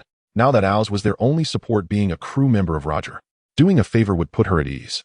About an hour later, two figures, one large and one small, emerged from the little house. Lugio glanced back at the small house that once held her memories, with Roger, a hint of nostalgia flashing in her eyes. They truly had spent a beautiful time here. With a large bundle slung over his shoulder, OSS did not rush Lugio as he witnessed the scene. After a moment, Lugio turned her head and smiled gently. Perhaps Ice's gentle yet shy nature would be inherited from his mother, OSS thought, smiling and nodding in agreement. To be honest, Lugio was carrying an immense amount of belongings. Anyone with less strength would find it hard to lift. She had nearly packed everything related to Captain Roger. Items such as bowls used for shared meals, pants that Captain Roger hadn't had time to wear after washing, and Roger's captain's hat. Indeed, if Lugio were not so infatuated, a middle-aged man like Captain Roger would never have won her heart. Although the little house was built by the sea, it was not close to the recent docks. As they walked, OSS noticed many residents living along the way. "The Navy will be here soon to search. It's too easy to expose ourselves." If they walked boldly through here, many people would certainly notice the two figures, not for any other reason, but because OSS, tall and large, was carrying luggage that nearly matched his size. Anyone investigating would easily see it was him. He wasn't afraid of trouble, just worried someone might cause trouble for Lugio. Perhaps noticing the slight squint in Os' eyes, Lugio was startled, her eyes filled with suspicion. Could it be? Are you planning to eliminate all traces? Would he kill everyone? She did not voice the latter half of her thought, but the possibility unconsciously emerged in Lugio's mind. That won't be necessary. OSS chuckled. Was he really that brutal? Buzz, accompanied by the overwhelming impact of his conqueror's haki, those who were either working or dining from a distance lost consciousness, rolling their eyes back and collapsing to the ground. With that, OSS and Lu Jiu made their way to the docks unhindered. If they traveled in a straight line, they should arrive in 2 days, OSS estimated. Upon stepping onto the dock, many ships were anchored here, mostly merchant vessels along with a few noble yachts probably belonging to some kingdom's aristocrats visiting for the scenery of Doramos Island. Asen, which ship is here to take us away? Lu Jiu asked as she saw OSS stop at the dock. How about this one? Huh. Lu Jiu was momentarily confused as it seemed OSS was asking her. Hadn't he made arrangements for their pickup beforehand? Why did it look like they were choosing a ship on the spot? Well, since you were pregnant, let's take the most luxurious one. With the still dazed Lu Jiu in tow, OSS carried the luggage and confidently approached the largest and most luxurious ship at the dock. However, soon they were noticed by the guards. Hey, who are you two? This is the royal ship of the Solaron Kingdom, you commoners. Buzz plop. The guard who was about to curse was instantly lulled to sleep by OSS. Once aboard the ship, OSS quickly attracted the attention of the ship's guards. Led by the captain of the royal guards, they swiftly surrounded the unexpected guests. A guard in armor stepped forward, brandishing his spear, and questioned, "Who are you?" Lu Jiu felt a bit nervous, but OSS remained calm, as ever unafraid of the guns. He was confident he could take everyone out before anyone fired a shot. However, that would leave no one to pilot the ship. He thought for a moment and smiled, pulling out a folded paper and handing it over. "This is my identification." The captain of the guards paused, having just been ready to fire. Identification. Upon hearing this term, the guard immediately thought that the person before him might be a high-ranking official of the world government attempting to hitch a ride to escape, as the Solaron Kingdom was one of the member nations of the world government. If that were the case, it wouldn't be impossible to take them on board, but they would have to wait for the king to return from his outing. With this thought, the captain took the paper from OSS and slowly opened it, only to find the words "wanted notice" written on it. Staring at the wanted notice that looked exactly like the person before him, the captain experienced a brief mental shutdown. Upon seeing the exorbitant bounty listed in the 10-digit figures, he nearly exploded. Wasn't this the one who had recently gained fame in the newspapers? Blood vessels rapidly spread in his eyes, and cold sweat poured down his face. "Why you? So can we depart now?" OSS smiled gently as if he were an ordinary traveler who had dropped by. He leaned closer to the captain, whose trembling pupils were filled with fear, and whispered like a demon, "If you dare refuse, I will wipe out your entire kingdom." Hearing this, the captain turned pale. He had no doubt about the veracity of those words. After all, this was the infamous pirate who had destroyed the legendary Marine headquarters and still managed to evade capture. "Notify all crew members to set sail immediately." "But the king hasn't returned yet." "Stop talking." The captain, terrified, kicked the dissenting crew member to the ground, pointing his gun at the captain's head and ordering him to set sail at once. As for the king, who was left stranded on the island with no ship to return home, well, for the sake of the entire nation, he would have to suffer a little. Seeing this scene, OSS nodded in satisfaction. While some might view a wanted notice as a threat to one's life, OSS saw it differently. It could serve as an identification card, and sometimes even a pass, quite convenient. The luxurious ship soon revved up, and the captain specially prepared the most comfortable royal cabin for Lu Jiu, making her feel a bit embarrassed, for she now realized that the ship they were on was stolen. Indeed, one could say they were truly crew members of the Pirate King. Fortunately, OSS did not intend to take this ship directly to the Sabaody archipelago. He released this luxury cruise ship in the sea near the Sabaody archipelago. After all, he wasn't sure about letting the people on this cruise ship know his final destination. Before leaving, he also took down a few treasure-filled chests. He didn't need the money. He considered it living expenses for Lu Jiu. Watching the cruise ship sail away, he finally took out a Den Mushi and made a call. "Moshi, is this Sammy? I'm currently at Tamira Island. Send a ship to pick me up." The Sabaody archipelago finally back. As the ship of Samus' subordinates slowly docked, Ows brought Lu Jiu ashore. This was a direct port to Area 17, surrounded entirely by Samus enterprises without any idle bystanders in sight. Just back, Ows saw several familiar faces. "Hey, Ows." Before Ows could respond, a figure rushed forward, the most noticeable being that red-nosed one, Baki. Seeing this figure, Ows was also very happy. Not only Baki, but also Rayleigh and Shanks were there, as Ows had long told them his address. "So cool, Ows. We've all seen the reports about you." Shanks also came up to greet Ows, speaking with a cheerful smile. "Well, that was just a coincidence." Ows felt somewhat embarrassed. After all, the newspapers had exaggerated too much. It was fine with strangers, but it was truly awkward in front of acquaintances. Rayleigh patted his shoulder appreciatively, smiling at Ows. This kid, who once couldn't last around under his feet and often sought his advice, was now a formidable pirate in his own right. Thinking back, it seemed like just yesterday that the bare-chested, long-haired boy was shouting to join the Roger Pirates, which made one feel a bit nostalgic. "By the way, I almost forgot to introduce you. This is Lu Jiu." After all, she was the wife of Captain Roger and carrying his child. Ows felt it was necessary to introduce her to them. However, before he could continue, all three wore surprised expressions, especially after noticing Lu Jiu's slightly protruding belly. "Ows. Hey, Ows. Baki, feeling frustrated, hugged Aos' neck and whispered, I know you are very interested in the red light district, but this is too fast. You just got off the ship a few months ago. Shanks next to him didn't say anything, but his expression was similar. Looking at even Rayleigh was like this, if you indulge so early the road ahead will be difficult. Aos. Hearing them, Aos' face turned a bit pained. What are you all talking about? This is Captain Roger's wife, and she is also carrying Captain Roger's child. Once this was said, all three were stunned, and the air fell into a brief silence. After a long while, without lingering, after handing Lugio over to Sammy and Rayleigh to take care of, the three immediately set off towards Logtown. On the passenger ship, I really didn't expect it. Captain Roger actually has a wife, and why did he entrust you to take care of her? Aos. In the restaurant, the three chatted happily while eating, discussing the sudden appearance of Captain Roger's wife and child. Shanks was still somewhat surprised and couldn't help but ask, while Baki was also curious, looking at Aos in the same way. Aos swallowed the noodles in his mouth. It was when I visited Captain Roger in Impel Down that we discussed this. Upon hearing this, Baki nodded. I see. So it was when you were at Impel Down. His voice trailed off, getting quieter. Baki's eyes widened as he suddenly felt something was off. Pooh. Nah. Nanny. Are you talking about that underwater prison Impel Down? Even Shanks next to him was shocked, his mouth agape, not to mention Baki, whose eyes and tongue were both bulging out. What else is there? Is there a second Impel Down? Why are you so surprised? Aos replied with a slight smile. Being surprised is normal. That's an underwater prison said to hold countless monsters from the sea, known as a hell, that is absolutely impossible to escape from. Baki shouted somewhat heatedly. Do you think everyone is like you, a monster? No, you're a monster among monsters. Hearing this, Aos was unfazed. While he might be the first, there would soon be a second.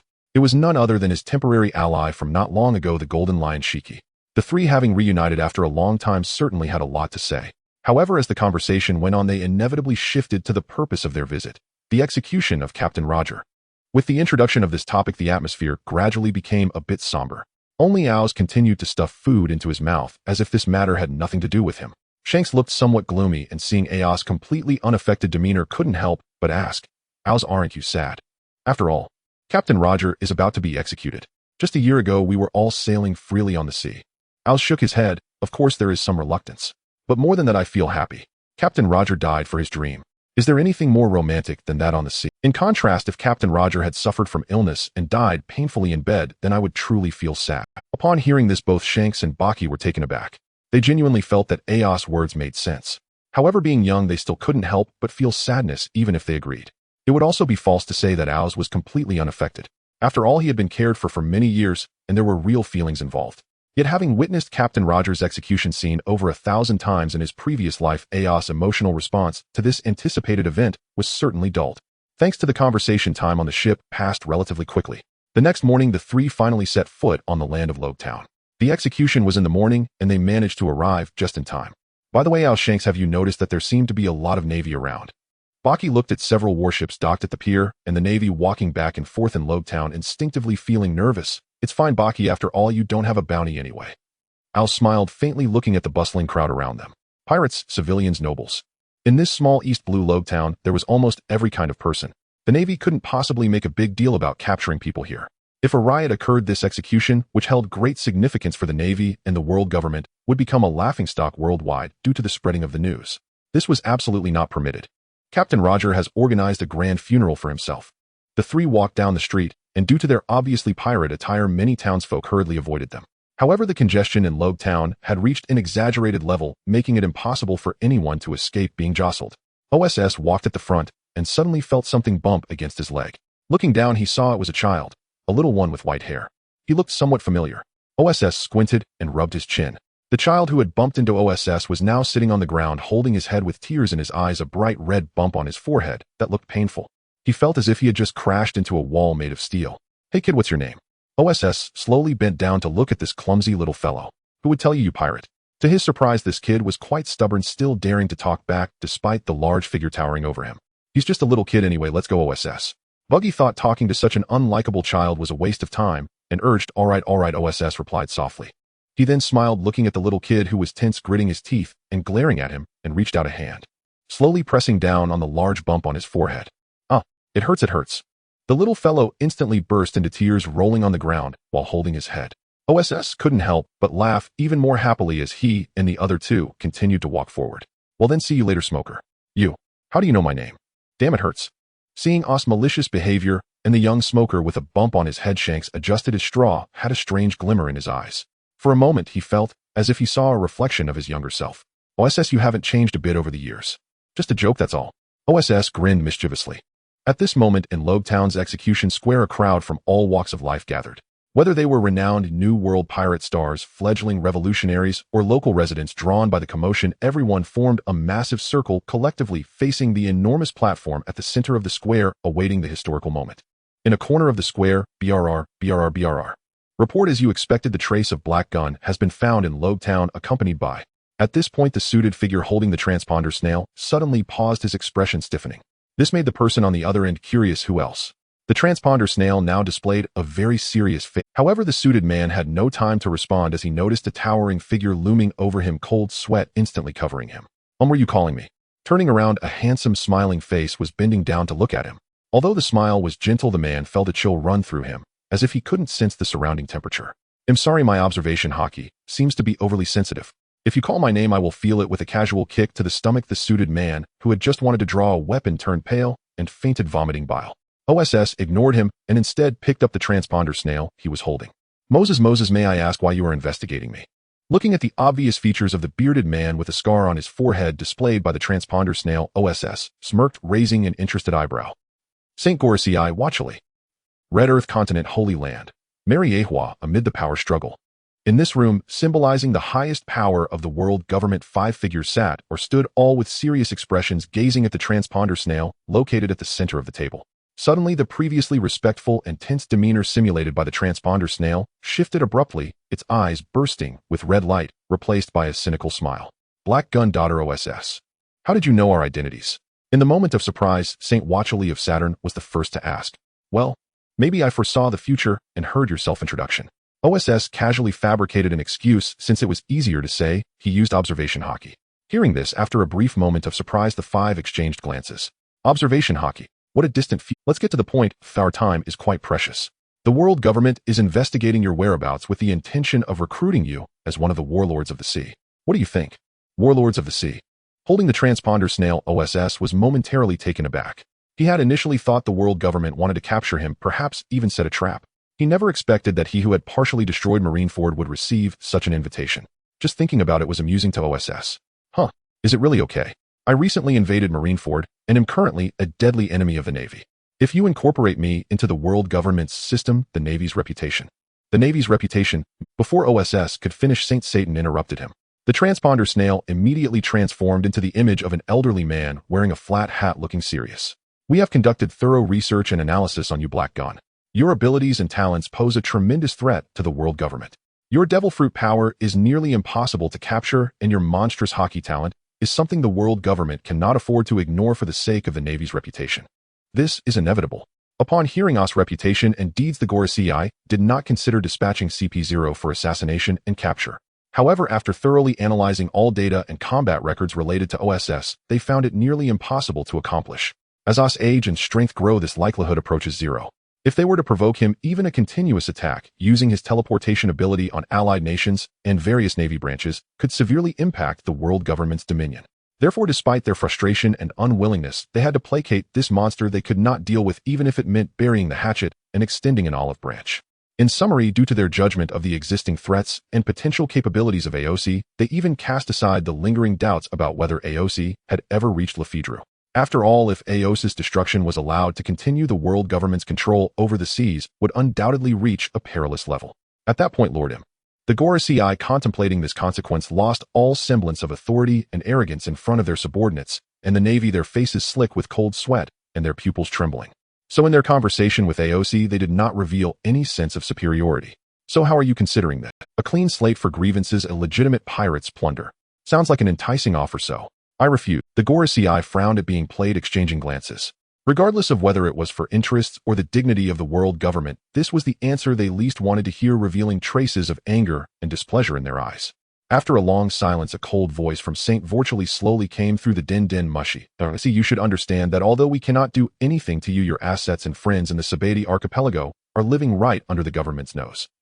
They couldn't do anything to AOC, but through the intelligence gathered by their spy network, people like Sammy in the Sabati archipelago had a strong connection with AOC. If they could manipulate these ties, even the strongest could be maneuvered, just like Roger and Whitebeard, who were both deeply emotional individuals. From their future actions, it was clear that the world government also loved to use this ploy, just like using Ace to draw out Whitebeard. And from the intelligence Aos's feelings for the women of the red light district if they could. Sure, go ahead and kill them at will. Aos's sudden words interrupted their thoughts. What? Saint Vortila's face stiffened, while some of the Gorosei wore expressions that suggested they had anticipated this. They watched the din mushy in front of them, which still bore a smile, but whether it was their illusion or not, there seemed to be a hint of coldness. The people from the red light district are merely my tools for making money to do as you please. However, if you provoke my displeasure, I will uproot all the navy branches in the New World, then proceed to hijack the heavenly gold, and then destroy the allied nations. Aos's expression remained largely unchanged, still wearing a faint smile, his tone as relaxed, as if discussing a meal, yet the content left the Gorosei's heart stifled. This emotional manipulation was completely ineffective against Aosi. They quickly arrived at this conclusion. The negotiations fell into a stalemate for a time, but Aos's next words seemed to be the final cover for the ever-receding dignity on their faces. Actually, you need not make me your number one enemy. Aosi shook his head helplessly. These cunning old men truly lacked excitement, repeating the same few tricks. He did not wish to drag this on any longer. The execution was about to begin. I have no interest in overthrowing the world government, including anything related to Lord, I'm Joy Boy the blank 100 years in D. I act mainly out of whim and enjoyment. While this uncertainty may appear threatening to you, as long as the world government is willing to give me face, I am also very willing to extend you the same courtesy. Click. The din mushy was hung up. On the other end, amidst the power dynamics, hearing this explosive conclusion, the Gorosei remained silent for a long time, their eyes filled with an indelible gravity. Daughter Aosi. Where did he hear this from? Did Roger tell him? Not necessarily, it could be from the final island. A troublesome fellow, but seems there will be trouble in the future. However, he does not display obvious hostility. Perhaps he can be of use to us at times, and we could appropriately concede on certain matters in the future. Agreed. Agreed.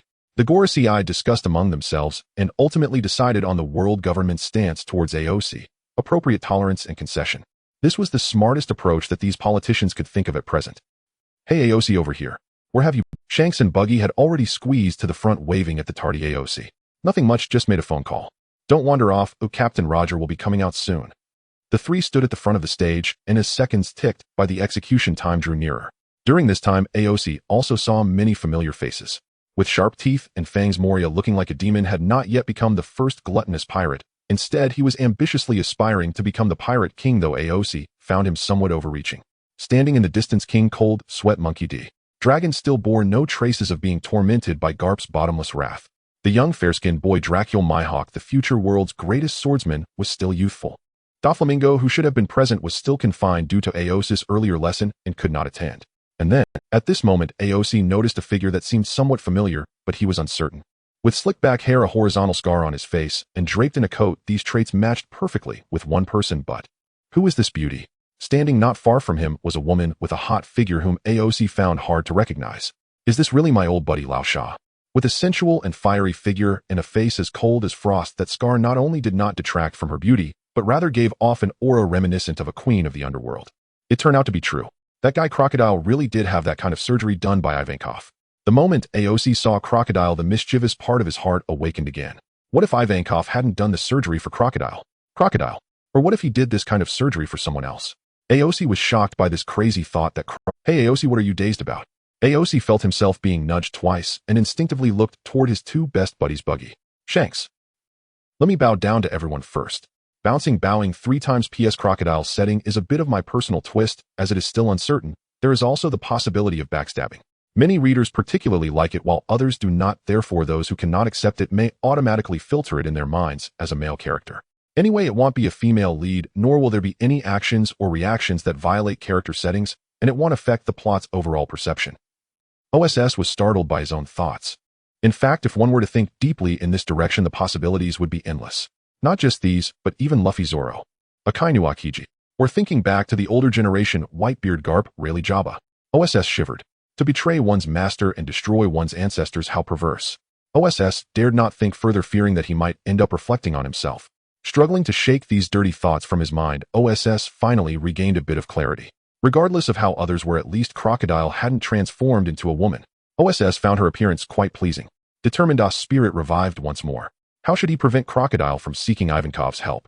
Slowly an idea began to form in his mind. Perhaps noticing gaze, Crocodile, who had not yet sought out Ivankov, frowned with a stern expression and glared at OSS. To OSS, if it were the male version, there might have been a hint of intimidation, but seeing this version of Crocodile glaring at him only stirred a wicked curiosity, within him a desire to toy with her fate. Crocodile was somewhat interesting. Fortunately, this little interlude did not cause any impact. A few minutes later, the distant crowd began to buzz with noise. In Oss' observation, he could once again clearly sense the presence of that man. Step, step, step. Accompanied by slow yet powerful footsteps, everyone's attention was drawn, and amidst two guards waving flags to clear the way, a figure in a deep red captain's coat, handcuffed and bearded, slowly emerged. His steps were firm and steady, as if he were not facing death, his expression calm, yet spirited. Captain Roger. Upon seeing the man, Buggy and Shanks both gaped, their faces filled with excitement, and their eyes fixed on this towering figure.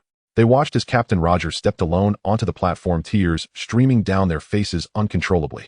Even though they were somewhat prepared, their hearts were still suddenly engulfed by immense sorrow upon seeing this figure. This was destined to be a great person. Even the most rebellious pirate newcomers, upon seeing Roger at this moment of death, could not help but be awed by his demeanor, watching in silence. As for OSS, he merely stood there dumbfounded, his gaze somewhat dazed as he looked at the figure seated on the platform about to be executed. He initially thought that, having witnessed this scene too many times, he would be immune to it when it unfolded before him again.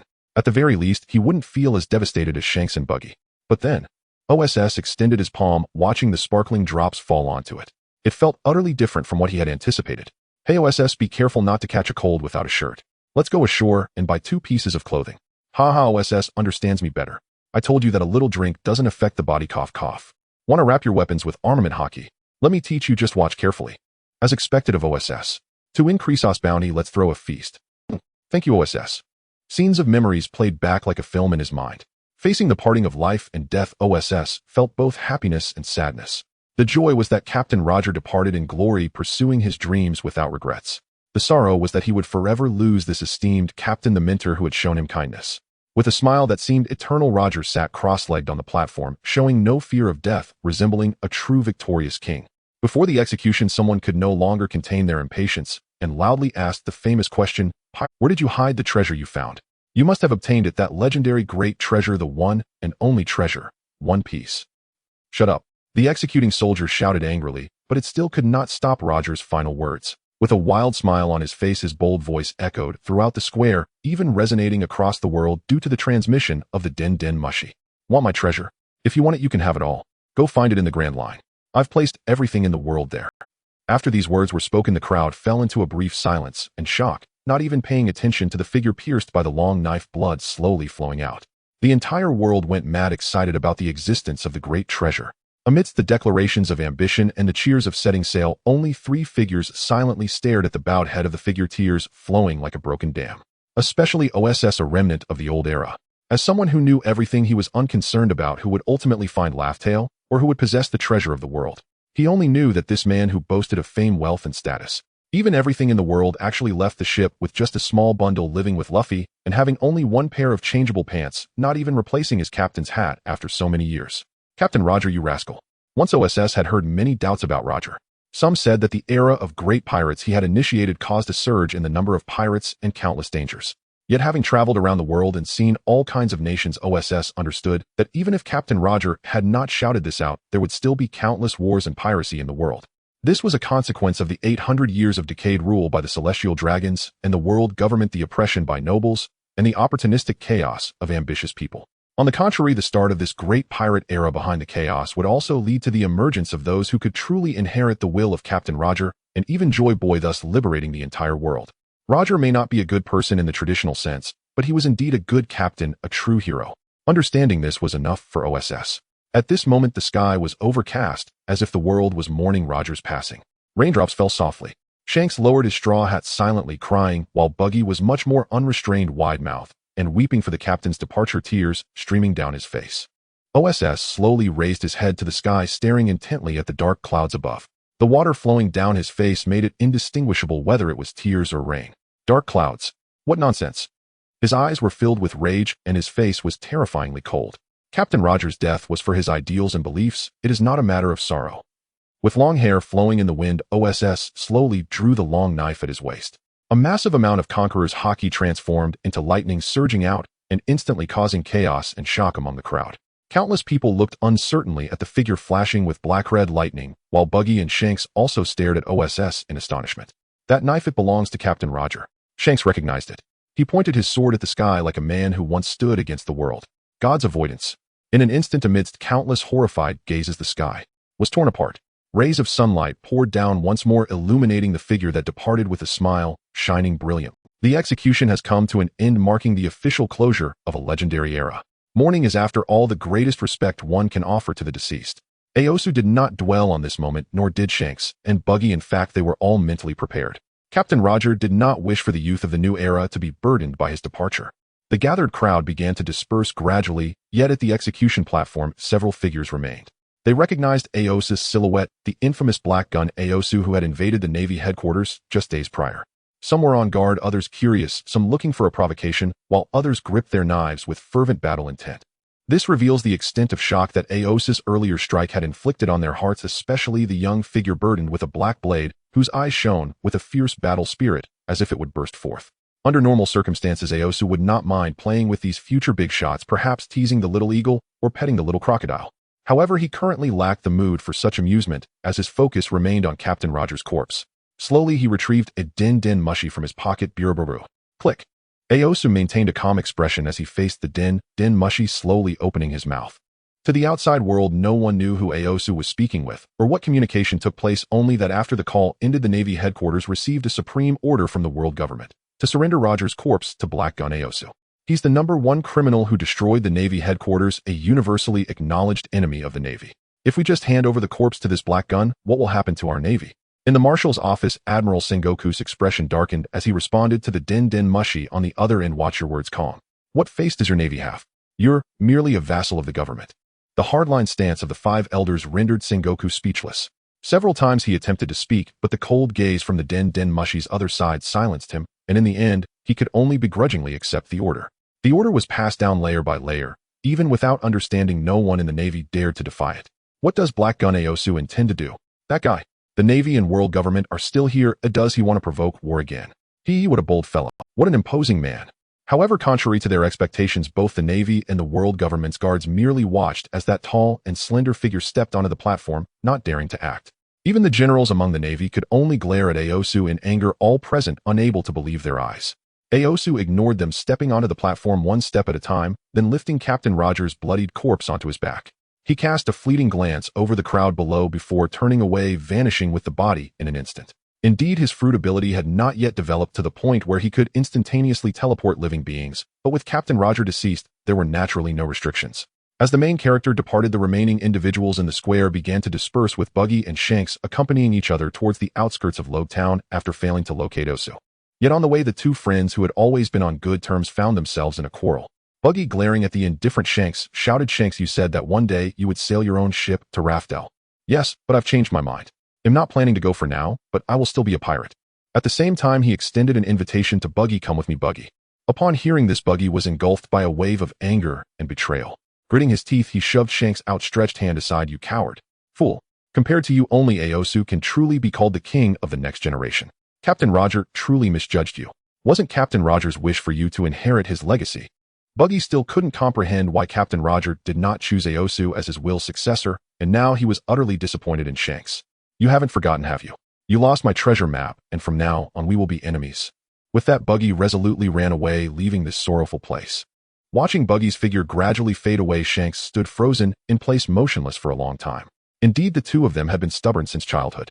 If only Shanks could have explained that now was not the right time, they would go later, Buggy wouldn't have left out of spite, thinking Shanks had betrayed Roger's wishes.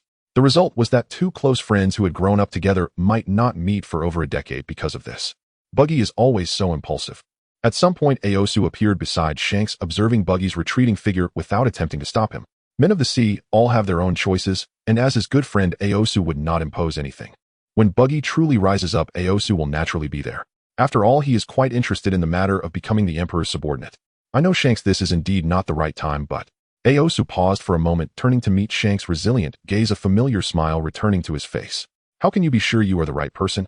The future Pirate King might just as easily be Buggy." However, Aosu had no intention of acting as a mediator, for if Buggy truly became Shanks' right-hand man, would that future for Emperor Buggy still exist? Buggy, after all, has never lacked the potential to become a king. Everyone chooses their own way of life and has their own journey. In fact, when the Roger Pirates disbanded, the three little ones of the old era also disbanded. They seem to have grown distant from each other.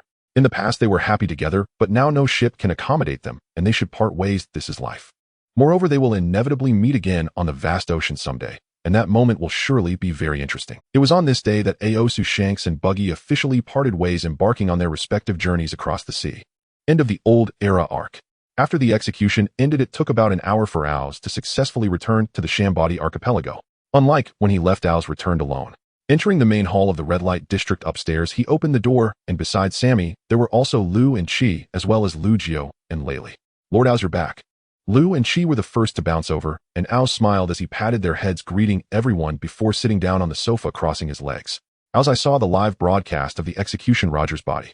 Laylee held a bottle of wine, genuinely curious about how Aos managed to easily acquire the body from the world government and what he did with it afterward.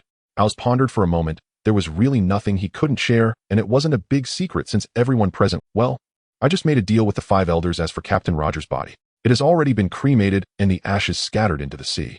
I see. Laylee nodded at this, a hint of nostalgia appearing in his eyes. It truly is a fitting resting. As for the deal Aos mentioned with the 5 elders, he had no interest in asking about it. Sammy and the others felt the same way. Although they were curious about matters concerning such top figures in the world, they wouldn't ask if Aos didn't mention it, focusing instead on knowing when to speak and when to be silent.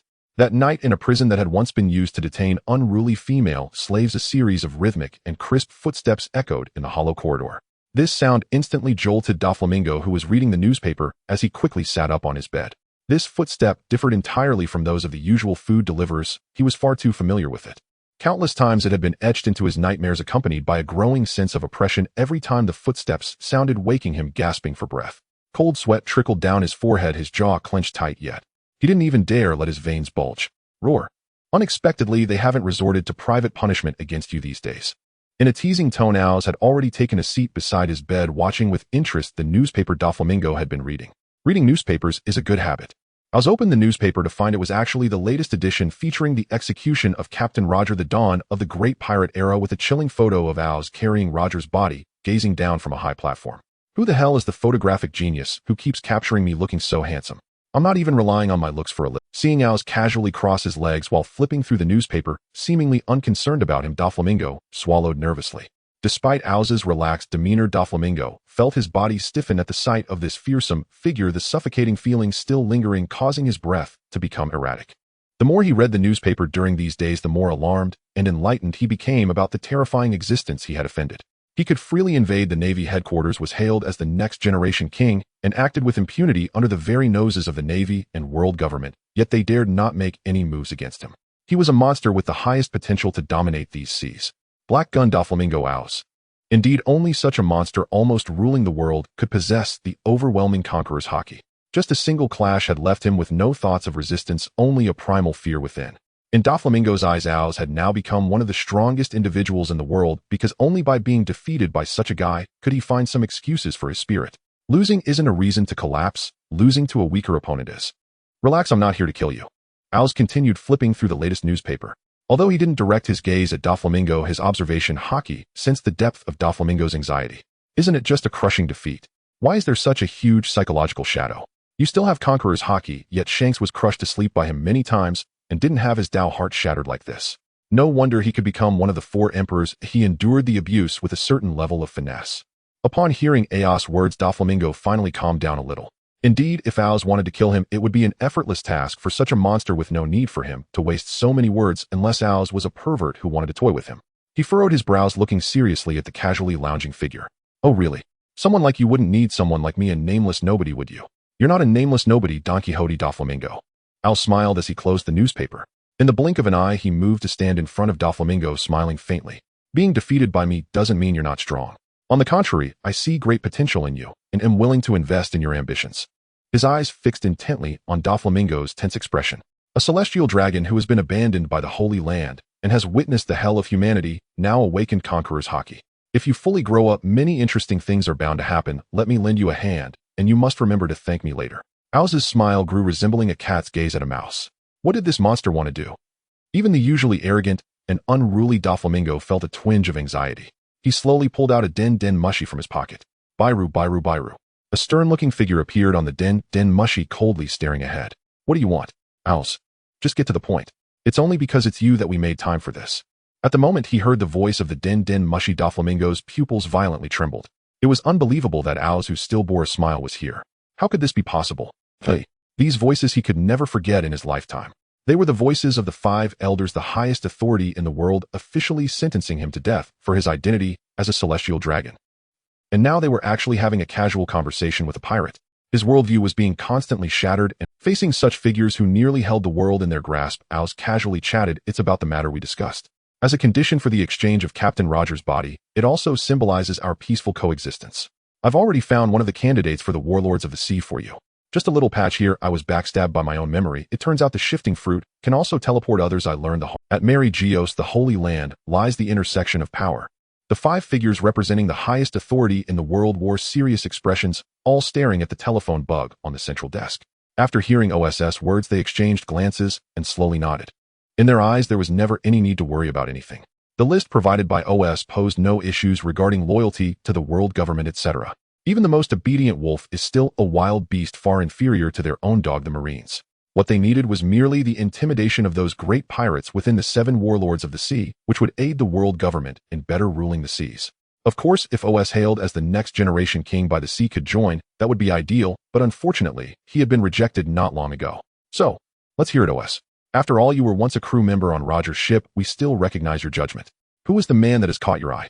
After a moment of silence, Saint Satan was the first to inquire. Upon hearing this, Don Quixote Doflamingo felt a moment of tension, but then saw OS leisurely respond, "This person should be quite familiar to you, Don Quixote." Hearing this, surnamed the Gorosei were taken aback. Celestial Dragon. Don Quixote Doflamingo. The Gorosei. Seeing the shock and confusion on the telephone bug's face, OS chuckled and said, "Yes, it's the little brat you expelled from the Holy Land. He has now become the wielder of Conqueror's Haki. At least I can't comprehend why you would abandon a kin with Conqueror's Haki, while sending a Marine Admiral to protect those who only know how to ride slaves." OS wanted to continue teasing, but before he could say much more, he was interrupted coldly by the Gorosei. "Matters within the Celestial Dragons are not for you to worry about. Now let's discuss the matter concerning the young Don Quixote." The usually cold and taciturn Nazashiru, holding his sword, spoke coldly at this moment. After all, this was a family matter of the Celestial Dragons. Even if they were truly in the wrong, it should not be judged by an outsider like OS. No, it should be said that the Celestial Dragons could never be wrong. You should understand, OS, that the position within the 7 warlords of the sea is reserved for those who can intimidate the seas and have a reputation. Don Quixote Doflamingo. We have indeed heard of him. Perhaps he has some fame in the North Sea, but in such a vast ocean, it's still far from enough. Indeed, for them, a mere teenager from the North Sea, even with some influence in the underground world, was still not enough. In their view, he should at least have a notable achievement to present, such as having fought an admiral or clashed with a Yonko. You should give the young man a chance, right, Gorosei? OS had anticipated this reason for rejection, but wise as he was, he had already thought of a countermeasure. Don't you want fame and intimidation? It's simple. What if I am willing to vouch for him? What if I tell the media and newspapers that the great pirate, Don Quixote Doflamingo, was narrowly defeated by my subordinate and managed to escape alive? Upon hearing this, not only was Doflamingo, who had been instantly defeated, stunned, but even the seasoned Gorosei, who had witnessed countless storms, were momentarily dumbfounded. Can it really be played like this? Treating the people of the sea like those from Wano? However, despite their shock, after careful consideration, they realized with peculiar expressions that it might actually work. With OS as a member of the Pirate King's crew, combined with those world-shocking achievements, a few embellishments in the newspapers could easily deceive the entire world. Even the original owner agrees. Who could question it? Having resolved the qualification issue, the Gorosei agreed in principle after a brief discussion. However, one of the Gorosei, Pitt, reminded OS, "Since you are willing to use your reputation as a guarantee, we have no objections, but you must understand. On this ocean, as the nominal counterpart to the Marines, and the New World overlords, the 7 warlords of the sea are absolutely not allowed to suffer defeat. This also means that if Doflamingo were to be defeated, not only would the dignity of the world government be lost, but also your face. Do you understand?" This statement was very clear. In more crude terms, if Doflamingo lacked solid strength, forcing him into a high position while being undeserving would only result in a slap to his own face, leading to a loss of dignity. But this issue posed no concern for OS, as he knew that this firebird born from fury and hell still had potential. He had managed to be a warlord for so many years without issue, and when the protagonist arrived, he was toppled. Although it was partly due to insufficient strength, it also counted as a plot twist, and being a subordinate was still quite adequate.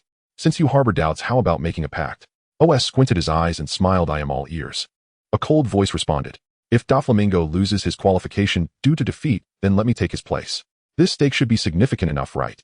Os entered the fray, and as expected after hearing this condition the Gorosei agreed, without further deliberation, because from any perspective this was a deal with no loss. If Doflamingo could hold his ground then, with Os's guarantee that flag would never fall. But if he could not stand firm then with the addition of Os the Black Gun along with other powerful warlords, it would undoubtedly transform into a formidable force capable of contending with the overlords of the New World, which was undoubtedly great news for the dignity of the world government. Click. After agreeing to the matter the telephone bug was quickly hung up. In the silent cell it instantly became quiet with only the flickering of the dim candlelight reflecting the surprised and sweaty profile of Don Quixote, Doflamingo the protagonist of the recent conversation. All that had just transpired felt surreal, leaving him with a sense of unreality. How could something like this be possible? In just a few words, a significant figure of the sea was elevated by these top-tier bigwigs of the world effortlessly, as if lifting an ant. Of course, similarly, if they wanted to destroy him, it would be as simple as crushing an ant. In just a few words, securing a spot in the 7 warlords of the sea is a matter of great significance for Doflamingo, one that could alter the course of his destiny. However, for Oz, it was merely a casual move in a game. Unbeknownst to him, perhaps it was due to his rising ambition or the continuous expansion of his power, now swaying the tides of the ocean, seemed to Oz nothing more than a trivial act, and the favor Doflamingo owed him. Will be repaid over a lifetime. As night slowly enveloped the surroundings, the peak of vitality in the red light district arrived. In a luxurious private room, Oz stripped off his upper garment and walked into the VIP area of the bathing center bare-chested. Of course, it was the legitimate kind, so don't get any wrong ideas. Amidst the rising steam, the central luxurious room, which was never open to the public, featured a tall figure relaxing by the hot spring arms outstretched. Soon after, 3 figures quietly entered. Sammy, dressed in a light, thin garment, knelt by the pool's edge and gently massaged Ounce's shoulders. Xiao Lu and Xiao Qi, wearing revealing swimsuits, jumped into the hot spring to entertain Oz while serving him delicacies and cold drinks, respectfully feeding them to him. I'm quite satisfied. The hot spring is very soft and white, Oz remarked with a warm smile, genuinely feeling touched and pleased as he looked at Sammy and Xiao Lu and Xiao Qi, who were diligently attending to him. Living a carefree life outside can also be quite tiring. During his time sailing with Captain Roger, he had witnessed the true nature of this sea, which was far from mere travel and adventure. The great pirates fought recklessly for islands and territories. The world government's decay and oppression flourished, and the self-proclaimed noble swine ran rampant, leaving the common folk to struggle in the cracks. It was only because Oz wielded power and had the protection of the Roger pirates that he had never personally experienced the malice of this ocean. But since leaving the ship, Oz had to rely on himself for everything. Though he managed to live decently with his slightly stronger abilities, he would undoubtedly encounter scheming and intrigue in the future, whether facing the elders or those so-called sea overlords. The only places that truly made Oz feel at home aside from the Old Town leader's home and the Roger pirates were likely the territories of the girls he protected on Sabaody Archipelago. Even though they served and admired him due to their own strength and a bit of charm, wasn't his strength forged through hard work as well? He enjoyed this gentle hometown. Watching Oz display a relaxed and content expression, Sammy hesitated, while massaging his temples, her gaze flickering. If you have something to say, just say it directly. No need to hesitate, we are already old acquaintances, right, Sammy? This small emotional nuance and expression could naturally not escape Ounce's perception. Upon hearing Ounce's sudden question, Sammy's expression darkened, and she dared not conceal anything. It's nothing, Lord Oz. I was just thinking. Doflamingo, from my years in business and reading people, he is definitely not someone willing to be loyal to others. Moreover, he possesses the same king's ambition as you do. I believe with your strength you won't fear anything, but am worried he might be a wolf that won't be domesticated. Since Oz decided to release Doflamingo, she had this uneasy feeling which peaked due to a small incident. After a conversation unknown to anyone, amidst the incredulity of the people in the red light district and the sobbing of Don Quixote family subordinates, Oz walked out of the prison with Doflamingo, who had been imprisoned for several days, and publicly announced his release. This move undoubtedly displeased the women and girls who had been harmed by the Don Quixote family's subordinates, but they were willing to suppress their emotions for Oz. Of course, Oz took this into consideration. To prevent these lovely girls from feeling disheartened, he bent down with a smile and whispered in the silent Doflamingo's ear, "You should know what to do, right?" Doflamingo. Upon hearing this, Doflamingo seemed to come to his senses, his eyes hidden behind sunglasses obscuring his expression. After being imprisoned for days and seeing the warm sunlight for the first time, he felt nothing but coldness all over.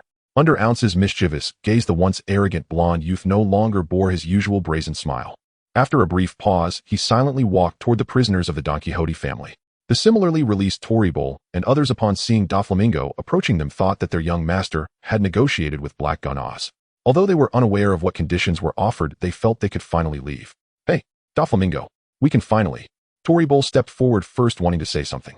However, Silent Doflamingo did not respond to his intentions and walked straight into the crowd behind him. Those people were the family thugs and lackeys who had caused the riot in the red light district.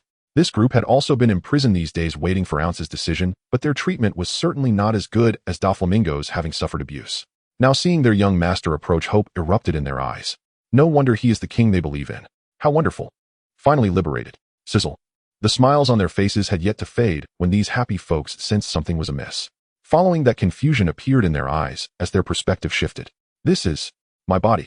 In the moment of being beheaded, they still retained some awareness, but before they could ponder the reason, their consciousness fell into eternal darkness. This was destined to be a massacre, among whom were even some of the lackeys who had followed him for years, yet Doflamingo silently strangled them all with threads. Sammy and the others stared in shock at this scene. Even the women who had suffered from the thugs found this too cruel. The timid ones even covered their mouths and began to retch. Only Sammy, despite her discomfort, kept her gaze fixed on the silent Doflamingo, and then she witnessed a shocking. After killing all participants except the cadres, Doflamingo unexpectedly wore a smile, which left Sammy feeling more unnerved than seeing his anger. He bowed his head with a smile to Oz, his eyes obscured beneath sunglasses. I hope you can forgive my transgressions. Lord Oz, just asking for a little gift and not raising the book. A beast that bides its time inspires greater dread than the hunter itself. This was Sammy's immediate impression. Yet this observation applied solely to her, for the truth would be better captured by an old saying: the dog that bites does not bark. Should it dare to bark, its teeth would be shattered on the spot. An oddly rhythmic thought. And yet it wasn't truly a dog, not with the conqueror's haki radiating from its very being. At most it was a rebellious flamingo. Of course, before releasing this flamingo into the wild, had already fastened a leash. A fragment of its life card remained in his possession. No matter how far it fled, even to the ends of the earth, it could not escape his will. Don't worry, murmured, tilting his head back to rest comfortably against the soft snow-white surface as he gazed upward with a wry smile at Sammy's delicate features. Point a gun at its head, and even a wolf will cower like a dog. And this is no ordinary firearm. It defies both space and speed. As its angel investor, had naturally granted the fellow a token reward: the refined techniques of flowing cherry blossom. After all, he had given his word to the world government. A promise he could break without consequence, being a pirate, but dignity still mattered. Should the boy founder mere days after OS's endorsement, the irony would be deeply awkward. Where then was the gravitas? Just 3 days after releasing the flamingo, a seismic piece of news, propelled by some unseen force, rippled across the globe. Extra. Now a rising star among pirates, the Night Yiksha, recently clashed with the legendary pirate, former crewmate of the Pirate King and heir of the next generation, the Black Gun, on Sabaody Archipelago, and fled in defeat. Whether in bustling city squares where newsboys hawked their wares, or high above the open sea where countless carrier seagulls soared on ceaseless wings, the world echoed with this single report. On a desolate, uninhabited island, subject of the report, had just concluded today's training session on mastering his Goro Goro no Mi's teleportation ability. In Baru Baru Baru. In click. Moshi Moshi. Is something amiss, little 7? Asked, mouth half full, as he regarded the den mushy before him, its form now softened with charming youthful features. Before him the snail shifted its appearance fluidly, hair darkening then lightening to silver white. In Lord the report you awaited has just been published. Indeed, your noble bearing remains as striking as ever. Lord might we come to assist you? And the conversation swiftly veered off course. Sometimes excessive devotion from a young maid became its own kind of burden. Couldn't say whether others shared this plight, but he at least had experienced it firsthand. A gentle haven may become a hero's tomb. In politely declining their eager offers of service, ended the call. Come to think of it, he hadn't read a newspaper in days. Back on Sabaody Archipelago, he'd never needed to seek one out himself. Sammy always ensured everything was arranged seamlessly. Now, however, he was on his own. So, where might a carrier seagull be found? Lifted his gaze toward the sky, as if heaven itself had anticipated his need. Or perhaps thanks to the seagull's uncanny instinct. Whenever someone at sea desired a newspaper, they appeared without fail, delivering the latest edition within moments. Carrier seagull glided across the heavens, spotting the barren island below. Such places rarely hosted buyers. Only the occasional passing vessel might anchor there. Thus the bird merely intended to complete its routine patrol, a perfunctory circle, before moving on. Yet astonishingly, it spotted a figure on the ground waving directly at it. A genuine customer. Nit descended, eager to close another sail. Yet at 100 meters it suddenly braked, sharply refusing to descend further. Spotting the seagull, had silently congratulated his luck. Just as sleep beckoned, a pillow arrived. But just as he prepared to order a paper, the bird halted its descent entirely. Instead, upon recognizing his face, it squawked several sharp cries, its meaning unmistakable in, "You're on the blacklist, you scoundrel." Then with a swift pivot it veered away into the distance. His arm still raised mid-gesture Os froze, then exhaled slowly. His gaze hardened. His eyes locked onto the retreating seagull. With a silent command of will he vanished, and reappeared a kilometer above suspended in the open sky. The sight sent the carrier seagull into sheer panic, so much so that it momentarily forgot how to fly, plummeting straight downward, until Os caught its tail in one smooth motion. Once I forgot my coin, so I borrowed yours. Is that really grounds for blacklisting? Besides, I did pay. I simply used your money to do it. Tell Mariah cross me again, and I'll pluck every feather from his body. And consider yourself spared, for now. After purchasing a fresh copy of the newspaper with coins taken from the seagull's own pouch, Os released the trembling bird, then teleported back to the deserted island. Munching on a meaty bone, Os unfolded the paper. Dominating the front page was a striking photograph himself and Don Quixote da Flamingo clashing Conqueror's Haki in the red light district. Likely snapped unawares, though what the image called a clash in truth was utter domination. Amidst the chaotic storm of black and crimson, lightning no observer could discern whose energy had birthed which bolt. Classic opening one image, the rest pure invention. Upon meeting, neither side yielded. Their Conqueror's Haki collided violently, successive shockwaves rendered every bystander unconscious. A fierce battle ensued, ending in retreat, his subordinates slaughtered en masse, as he barely managed to shield Doflamingo's escape. Since when did my underlings become his victims? And give them a single thread of truth, and they'll weave an entire... Os had no objection to such embellishment that changed nothing for him. Yet those powerful figures who sailed the Grand Line saw things differently. They were unaware this was a carefully orchestrated campaign between Os and the world government, and thus upon reading the article instantly etched Doflamingo's name into their memories. This man was no ordinary figure. Though defeated and forced to flee, the identity of his adversary mattered profoundly. Os stood now among the ocean's most renowned, its true elite, an infiltrator of Marine headquarters, skysplitter of Logetown, former crewmate of the Pirate King, solo combatant against 3 admiral designates. And to survive even a single encounter with him was no minor feat. No one dismissed it, all hailed it as extraordinary. Just as Crocodile survived Whitebeard and Moria escaped Kaido, both later recruited by the world government, so too did this logic apply. Across the vast seas, several men followed Os's movements with particular intensity, and each read the article multiple times, Shanks, Buggy, Mihawk. Their reactions varied widely. Although the organization known as the 7 Warlords of the Sea has not been officially established by the world government, preparations have long been underway to suppress the increasingly powerful forces within these waters, and they are naturally sparing no effort in supporting Don Quixote da Flamingo. Even the pirates of the New World now recognize the name Don Quixote da Flamingo, in the East Blue on an unknown small island inside a tavern. Amidst the lively atmosphere filled with clinking glasses, a red-haired man wearing a straw hat was engrossed in his meal, contemplating where he should recruit crew members. Just as he was pondering his life, the voices of several burly men at a nearby table discussing current events caught his attention. Have you seen the recent news? Yes, that big shot Black Gun Us. Can you believe a young man managed to escape from... Who is Us? Is he famous? A burly man spoke up foolishly, clearly unaware of Us, which piqued the interest of the giant beside him, who had once witnessed the man who split the heavens with a single blade in Rogue Town. After that life-altering experience, he transformed into a genuine Us fan. You don't know? Let me tell you, Black Gun Us was originally a crew member on Pirate King Roger's ship. He was quite the fierce individual. Shanks adjusted his straw hat, momentarily invigorated by news of Us, eager to listen closely. However, as the Us fan continued, Shanks' expression grew increasingly strange. Talk of a single man battling all the admirals and being entrusted with significant responsibilities by the Pirate King.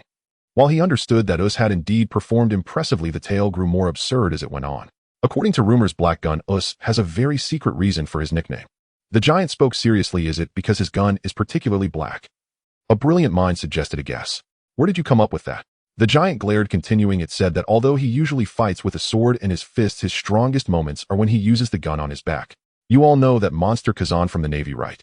The one who can join forces with the other 2 to battle Us to a standstill. It said that the injury on his leg, which still troubles him, was caused by a single shot from Us. If he hadn't managed to dodge later on, it would have surely been broken.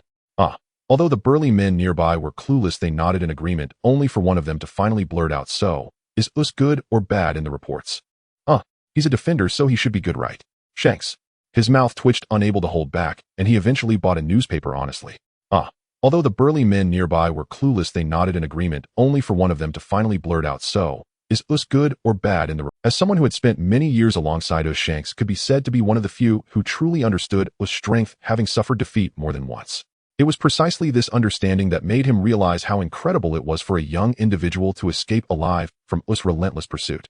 At least Shanks asked himself if Us was truly determined to eliminate him. Unless someone like Vice Captain Rayleigh intervened, he certainly wouldn't survive. Don Quixote Doflamingo Ha. Another formidable opponent of the new era.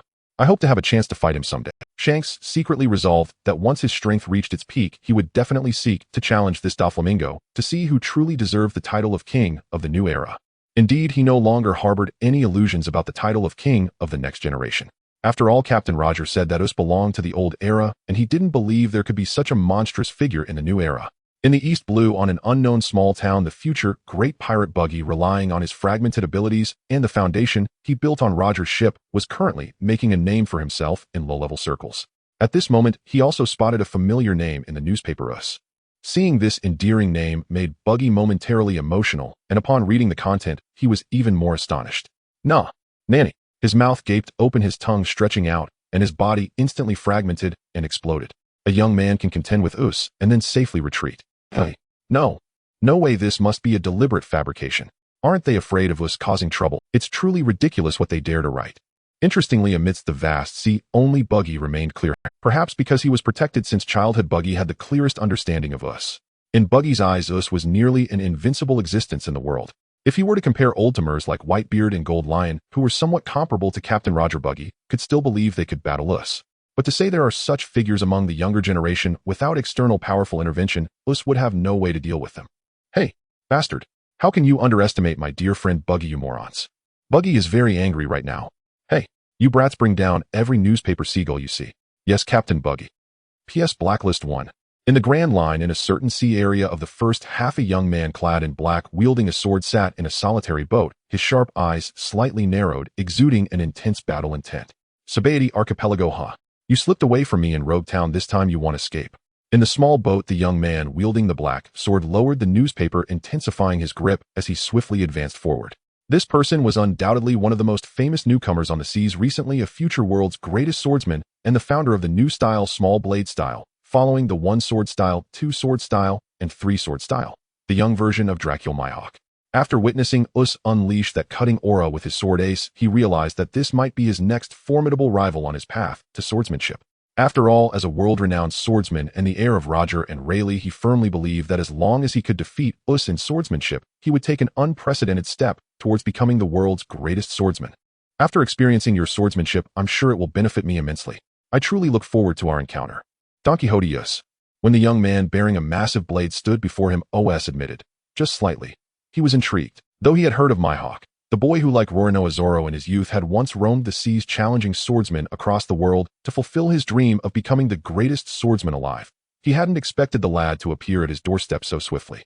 3 days earlier, upon arriving and learning Os was absent, the youth had lingered outside the red light district, pacing back and forth for 3 full nights and days. At last, a staff member, unable to bear the suspense, approached him only to discover he had come to challenge Master Os himself. Sammy, upon hearing this, paid it little mind. After all, Os's name echoed across the Grand Line. If every stray challenger warranted attention, he'd be driven mad within a single day. And thus the future greatest swordsman in the world, Shichibukai, and the father of the Emperor, Juraquil Mihawk, stood sentinel at the district's entrance like a stoic door god. His hawk-like eyes swept the passing crowd with sharper vigilance than any security guard screening delivery couriers, terrified of letting his quarry slip through unnoticed. Unbeknownst to him, a figure had already crossed space itself, silently materializing at the district's bathhouse. Having spent days developing his devil fruit abilities, and even longer surviving alone on a desolate island, Os arrived weary and dust-streaked. Under the manager's stunned, trembling reception, he shed his clothes and sank into the hot spring, savoring one of the few moments of quiet repose he ever allowed himself. Knock, knock, enter. Sammy arrived, instantly flanked by a procession of elegant attendants bearing an opulent spread of delicacies. Within moments, seamless service was arranged. Os lounged lazily upon plush cushions, idly chatting about recent maritime affairs, until a startling revelation pierced his calm. You mean Mihawk has been waiting outside the red light district for several days? His gaze turned thoughtful, then faintly amused. A subtle smile curved his lips. Then let us meet him. Upon seeing the very man he had stalked for days, already immersed in leisure within the district, Mihawk's eyelids twitched twice. Yet he raised his black blade Yoru without hesitation. Doter Os, the Black Spear, accept my challenge. A challenge? For what reason? To defeat. I am the man destined to become the greatest swordsman in the world. Indeed, the young Hawkeyes lacked the serene mastery he would later embody as a veteran artist, his fervor burning as fiercely as Zoro's own. It reminded him oddly of Shanks, the fiery red-haired captain aboard Roger's ship who had relentlessly sought him out for duels in those distant days. Yet OS, a seasoned, dreamless saltwater cod, felt no kinship with such impassioned idealism. After all, no one contested his title as the greatest gunner in the world. On the contrary, he felt a twinge of unease should he win the mantle of greatest swordsman would inevitably settle upon his shoulders, along with an endless parade of challengers. To throw the match, that contradicted his nature entirely. OS was quite simply the unvanquished god of war. As for genuine defeat, it was a notion OS had never entertained, not even as a concept. His lexicon held no such word. While Mihawk refusing a challenge doesn't mean I won't fight, but I'm no swordsman. What sense is there in your challenging me? At those words, the young Hawkeyes felt his intellect affronted. A razor-edged sword aura seemed to blaze from his piercing gaze. You cleaved the sky with a single stroke and fought 3 monstrous admirals to a standstill. Yet you claim you're not a swordsman. Must one wield a blade to be called a swordsman? Does cooking a meal obligate you to become a chef? That Mihawk fell speechless, utterly disarmed. A long silence followed. Convinced OS would never draw steel, Mihawk's eyes dimmed. Regret etched itself across his youthful face as he prepared to depart this place that had wounded his pride. But then OS spoke again, reigniting the flame in his chest. I'll accept, if you agree to one condition. Should you lose? OS rose slowly. The word chef had sparked a sudden realization he would soon set sail. Whether or not he formed a crew, he would surely encounter grand spectacles across the seas. He couldn't go alone. Roasting fish and game over open flames as he'd done on that barren island sufficed for brief respites, but not for the long voyage ahead. Moreover, companionship offered conversation and ease against solitude. Bringing along girls from the red light district. Too fragile, they demand constant protection. What he needed was a steadfast, battle-tested ally, one who could cook, possessed years of solo navigation experience, and never lost his way at sea. Who else could possibly fit such a role? How difficult could it be to guess? A condition. Hearing this, the black blade-wielding youth halted, turned slowly, and locked eyes with OS, whose expression held unmistakable mischief. From those eagle-sharp orbs blazed unyielding resolve and undimmed combat fervor. Name it, any condition. Should I fall beneath your blade? He pointed firmly at his own chest, voice grave. Take my life. I surrender it without regret. OS's eyelids spasmed violently. So intense. What use have I for your life? Merely accompany me on a voyage for a few years, and perhaps prepare meals along the way. The young Mihawk pondered only a moment before accepting outright. Agreed, though after defeating you I shall seek my next opponent. OS strode forward with a wry smile. Then you may wait several years. Do you mean I must train longer before I can best you? No. I'll simply release you whenever my mood strikes me in a few years. Mihawk remained silent, only tightening his grip upon the hilt of his sword. What staggering arrogance. Of course they would not duel amidst the bustling streets of Sabaody Archipelago. With but a thought, OS warped the very fabric of space around them. What is this? Mihawk sensed the shift. Relax, it's merely my devil fruit ability. Having previously focused solely on Haki development, he had neglected his fruit's potential, until recent intensive training unveiled several practical applications, teleporting others alongside himself, summoning distant objects into proximity, feats rivaling both Kimui and Flying Thunder God. After several midair spatial leaps, they materialized on a secluded island veiled in primordial forest. Their forms settled onto a clearing beside the trees. Mihawk's hawk-like eyes narrowed, then froze mid-step. Something felt wrong beneath his feet, sticky clinging. My apologies. First time teleporting another person, I accidentally dropped you right onto a pile of dung. OS grinned, unrepentant. With a grim expression, Mihawk's sharp gaze focused, and he swiftly drew the sword from his back, sweeping it horizontally towards Aussie. Aussie, with a sly smile at the corner of his mouth, did not evade or dodge, watching the blade slice through him without a trace of blood. Hey, I really didn't mean it. Is it necessary to be this angry? Your expression suggests otherwise. Is it that obvious? As he watched Mihawk speak while subtly shifting his feet to brush off the debris, Aussie couldn't help but grin. Teasing the young Mihawk truly gave a satisfaction that rivaled teasing the young Shanks. Seeing Aussie outright burst into laughter without even pretending to act, Mihawk gripped Knight with a bit more force. This time Aussie did not dodge, but instead drew Ace from his waist, directly blocking the blade, filled with murderous intent. Supreme Great Blade 12 techniques. Ace right. Mihawk recognized the sword. The rumors. Were they truly real? Originally belonging to Pirate King Roger, the blade was passed to his capable successor, Aussie. But in truth, it was merely a relic that Aussie had taken to help care for his family. The reason for replacing the Grim Crow was simply that Ace was sharper and more durable, with a better grip, though it did not significantly enhance his combat power. The two stood firmly on either side of the clearing, each holding their black blades. Since this is a swordsmanship contest, I won't use my devil fruit powers, otherwise if I win you won't accept it. Zheng. Aussie calmly activated his armament Haki. The young Mihawk, naturally unwilling to back down, held knight in front of him, the blade reflecting a cold gleam, his voice sharp and crisp. Without your devil fruit abilities, can you still evade my sword? My knight has been sharpened by the blood of countless opponents. My ace is no less effective. Both were enveloped in dense armament haki, staring solemnly at each other. Aussie could sense that the young Mihawk's strength was quite impressive. After all, he was already 19 years old, about the same age as Zoro, who had been training for 2 years, and there was no reason he should be weaker. Battle awareness haki swordsmanship. In a contest limited to swordsmanship and dual-color haki, Aussie found himself evenly matched with the young Mihawk.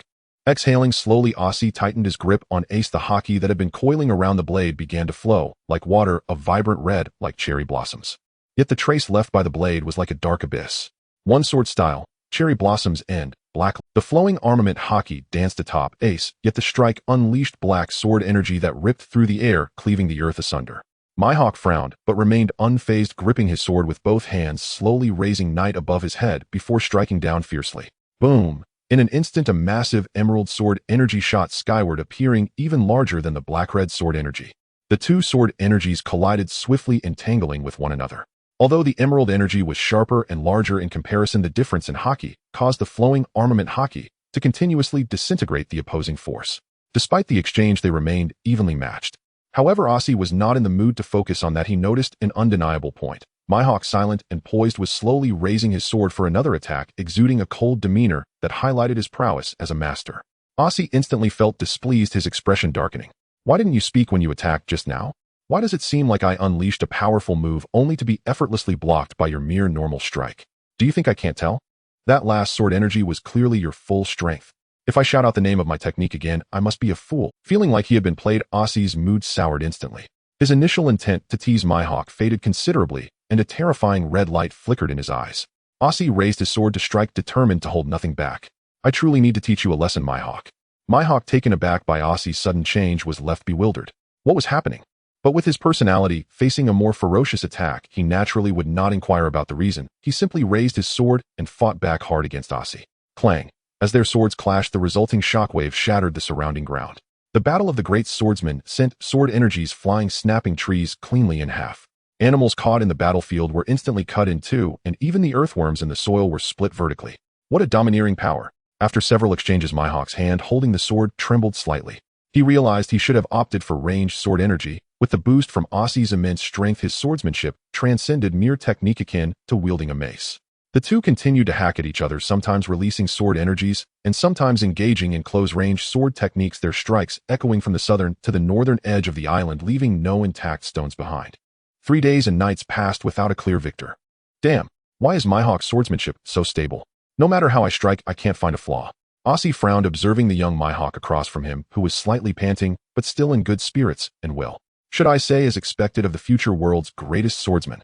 With his innate talent and the swordsmanship learned from Captain Roger and Uncle Rayleigh, he was merely fighting to a standstill. Although Mihawk was a few years his senior, it was enough to reflect the weight of being the world's greatest swordsman. At least in terms of swordsmanship, his talent was indeed not inferior to Aussie. Gradually, Aussie lost patience. He was ready to play dirty. Boom. Accompanied by a terrifying aura surging forth, black-red lightning crackled from the blade of Ace, the overwhelming presence making him seem like a different person. Aussie instinctively wanted to shout out God avoidance, but held himself back. In that instant, his eagle-like eyes narrowed, a dangerous intuition rising within him. This was that move from Lowtown. Seeing this, if you don't give a 5-star review, you are a lowly pirate, pure malice. This feeling is quite familiar. The black-red lightning makes one tremble uncontrollably. Mihawk, don't you like to act as if you have a plain AA? Then why don't you try my plain A? The hint of mockery in the otherwise bland tone truly left Mihawk perplexed. What does acting plain A mean? He is merely a pure swordsman lacking eloquence. To him, this is normal. After all, which serious swordsman would focus their energy on fancy names rather than improving their swordsmanship? Watching as OS body was enveloped in an intense black-red glow, Mihawk's long-formed battle instinct began to sound alarm bells frantically, a cold sweat inevitably forming on his forehead. This is...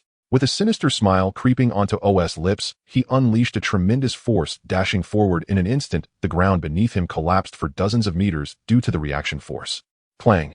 Entwined with black-red lightning, Ace charged toward Mihawk with a might akin to the opening of the heavens. Mihawk also sidestepped, slightly lowering his body as he executed a full-force slash towards OS, but the result was evidently unsatisfactory. Sizzle! Bright red instantly engulfed the entire view. Unbeknownst to him, the Black Blade Knight spiraled into the sky, and after several rotations the blade embedded itself in the ground, its hilt still trembling, as if to affirm the immense power it had just withstood. "Why didn't you dodge?" OS released the Conqueror's Haki that had wrapped around his blade, looking somewhat displeased at the steadfast young man before him. In the previous clash, after deflecting the Black Blade, OS had actually held back. After all, he didn't genuinely intend to kill Mihawk. But this kid acted like a headstrong fool, seemingly on purpose, colliding with the residual force of his blade. "Dodge!" Mihawk staggered a few steps, unable to maintain his balance as he half knelt on the ground, touching the blood continuously oozing from his chest. Yet there was no trace of pain on his face, only an unwavering calmness, and in his hawkish eyes there seemed to be no knowledge of fear. "I am destined to become the world's greatest swordsman. How could I retreat out of fear of another's blade?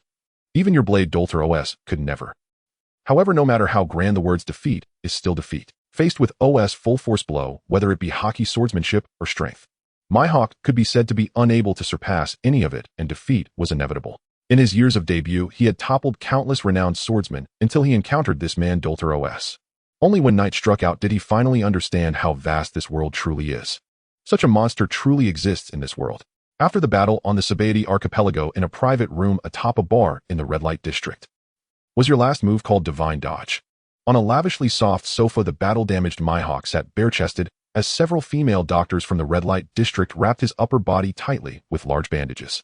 Yet he seemed entirely uninterested in the beautiful women beside him, choosing to ignore them completely, his piercing gaze fixed sternly on OS across from him, as if he were the true beauty. However, OS did not notice this, still enjoying a little maid's massage to relax his battle-tensed muscles. Hearing Mihawk's question, OS finally opened his eyes, meeting those hawk-like eyes.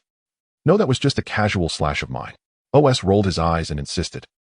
Mihawk fell silent, unwilling to argue with OS, but he could sense that this move was indeed identical to the one in Low Town. The suffocating feeling made it seem as if no one in the world could withstand this slash. "Was that black-red lightning your devil fruit ability? Do you want to know? Then you should beg me." OS replied with a mischievous smile. Seeing OS' smug demeanor, even Mihawk with his tranquil personality couldn't help but feel a vain throb on his forehead. Watching this hawk-eyed man close his eyes in annoyance and stop looking at him, OS ceased to tease him. All right, such a narrow-minded. This is a way of using Conqueror's Haki, wrapping it around the blade. Since I've said I want use my devil fruit ability, I naturally cannot employ it." Hearing this, Mihawk, who had just closed his eyes, finally opened them. OS couldn't help but think with a smile, "Such a proud one you are." But Mihawk directly ignored OS' gaze, instead looking at him seriously and saying, "One day I will grow strong enough to counter this move, but until then, let me accompany you, Dolter OS." To this, OS merely chuckled and nodded. "All right, I believe you will definitely succeed." In truth, OS had some understanding of Mihawk. Looking at the now resolute, yet still somewhat naive Mihawk, OS realized that the other party had likely not yet suffered serious betrayal or harm from the Marines at this time. P.S. Oda mentioned this in the SBS of Volume 108. In the future, he would choose to hide under Buggy's name like Crocodile, seeking a peaceful place free from disturbances. Perhaps for this reason, he had not reached the point of loneliness and distrust in humanity. Now he had indirectly saved the other party. Though unaware, the debt owed by Joracle Mihawk is undoubtedly much heavier than that owed to Doflamingo. Therefore, it seems he will spend a lifetime repaying it. Watching OS' playful expression, Mihawk, who was savoring red wine, stiffened slightly, his eyelids lowering. He felt as if the other was contemplating something unpleasant. A powerful yet strange guy. In the days that followed, OS did not have the leisure to stir up trouble outside, as there were no grand scenes to check in on. Most of the time he trained and fought alongside Mihawk on a deserted island, indulging in the pleasures of the red light district. Gradually, the future world's greatest swordsman, who was accustomed to solitude, began to enjoy this lifestyle, even if every challenge ended in failure. Progress was rapid. 2 years passed in a flash. Without OS' appearance, many events also unfolded in this sea that would on a broken and unrecognizable deserted island. 2 figures sat and stood atop several flattened peaks. "It's about time, Mihawk." A 3-meter-tall, long-haired, handsome youth, now 17, sat on the ground looking at the young man in a white shirt who was sheathing his sword. "Ah, yes. Then, let's set sail and see this era that is beginning to go wild. It will surely be interesting." OS revealed a wicked smile, causing Mihawk beside him to break into a cold sweat. "I wonder if this world has become more amusing. Have they forgotten about me, a remnant of the old era?" This chapter discusses the young Mihawk illustration. Welcome back, Lord OS. Mr. Mihawk. As they strolled along the streets of the red light district, every woman they passed lit up with excitement, especially upon spotting OS, whose presence ignited near fanatical adoration. Thanks to their formidable reputation, Sammy had risen to extraordinary prominence in the underworld, so much so that she was widely regarded as its de facto sovereign. Her operations in the red light district ranked among the world's top 2, rivaling even the famed Joy Street of the New World. Her daily earnings were measured in the billions. Thus, the two men were not merely protectors, but veritable gods of fortune. Who could resist such grace? OS walked ahead, smiling warmly as he greeted the beautiful women, tilting chins, ruffling hair, with a gentle, captivating charm that left both maidens and matrons utterly spellbound. Mihawk, by contrast, remained aloof and reserved, arms crossed, as he followed silently behind OS. These alluring sirens held no sway over his unwavering devotion to the way of the sword. Notably, at the heart of the red light district, they encountered a stunning young mother cradling an infant, a rare sight in that district's core, revealing her identity without need for introduction. "Long time no see, Lord OS, Mr. Mihawk," Lucio said softly, her smile tender as her gaze lingered on OS with profound gratitude. "Oh, Lady Lucio." Since OS had brought her safely to Sabati Archipelago, she had settled their peace. After all, supporting a pregnant woman posed no burden for OS, who now treated wealth as mere dust. Nor did he hesitate. The single stolen blade named Ace alone was worth well over 10 billion berries. Over a year ago, she had given birth to Ace, the son of Captain Roger, on the very day OS returned specially from a remote island. That day, Lucio had even playfully asked Ace to call OS his godfather, startling OS so deeply that he waved his hands in frantic refusal. He'd nearly become Roger's peer. And if that happened, how would he greet Rayleigh? Call him Brother Rayleigh. Yet calling Ace his younger brother felt equally incongruous. Even Captain Roger, so venerable in years, had fathered a child so late in life, blurring generations entirely. After much thought, Mr. OS seemed the only fitting title. You've brought little Ace out for some sunshine. What a vibrant child. He truly carries Captain Roger's spirit. Perhaps born with uncanny intuition, Ace reached out eagerly as OS and Mihawk approached. OS lifted him gently into his arms, weighing the infant with quiet affection, then glanced sideways at Mihawk, who stood nearby, arms folded and expression coolly detached. A sly smile curved OS's lips. "Hey, Hawk, care to hold him?" "Huh?" Mihawk's stern features flickered with rare bewilderment, until OS thrust the baby toward him. "Wait, hold on you." Though visibly tense and awkward, Mihawk instinctively cradled Ace with both hands. OS burst into unrestrained laughter, clearly far more delighted by teasing Mihawk than by holding the child himself. "Ha ha ha, all right. Still chuckling, OS returned Ace to Lucio's embrace. "We're setting sail soon, maybe gone for quite some time. Should anything arise, contact Sammy, or reach me via din mushy Lady Lucio." With a playful tug at Ace's cheek, OS waved farewell. The two then ascended toward the district's central building, and soon arrived at Sammy's office. "Oh my Lord OS and Mr. Mihawk, you didn't notify us beforehand. I'll have refreshments prepared at once." Accustomed to Sammy's effusive warmth, they settled side by side on the sofa. OS lounged with one leg draped over the other, while servants 6 and 7 promptly delivered glasses of orange juice and fine red wine. "Sammy, Mihawk, and I are preparing to set sail. Please make the arrangements." OS spoke idly. Two maids seated comfortably on his lap. Mihawk sat in silent contemplation, sipping wine, a decision long agreed upon between them. Indeed, during his leisure over the past 2 years, OS had meticulously charted both timeline and course. Sammy, too, had anticipated this moment. "All provisions and essentials are already prepared, Lord OS." The two maids chimed in. Yes, everything's ready, clothing, food, and roughly 100 billion berries in cash, packed across several heavy crates. "Ah, impressive preparation indeed. Could 6 and 7 accompany us?" "Of course we can massage, feed, bathe, and warm your bed." "No, that's out of the question. This isn't child's play. The Grand Line is perilous. Even I cannot guarantee your absolute safety." "Ah, how disappointing."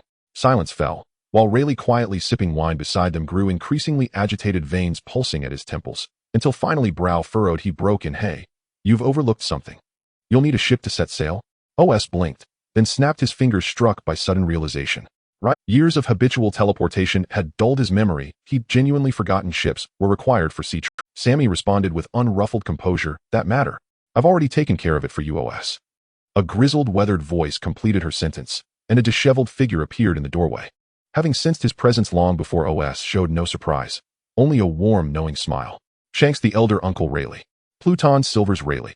Mihawk's sharp gaze locked onto the newcomer.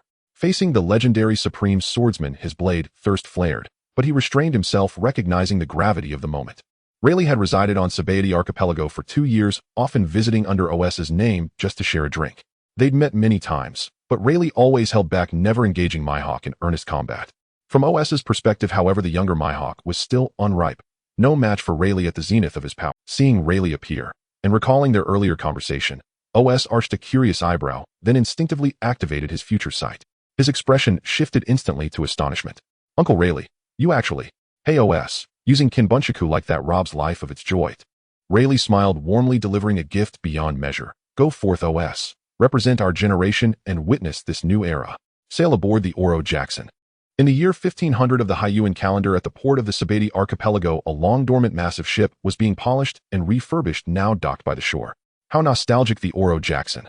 Austin stepped onto the deck, gazing at the various facilities. The days of yore felt as if they were just yesterday.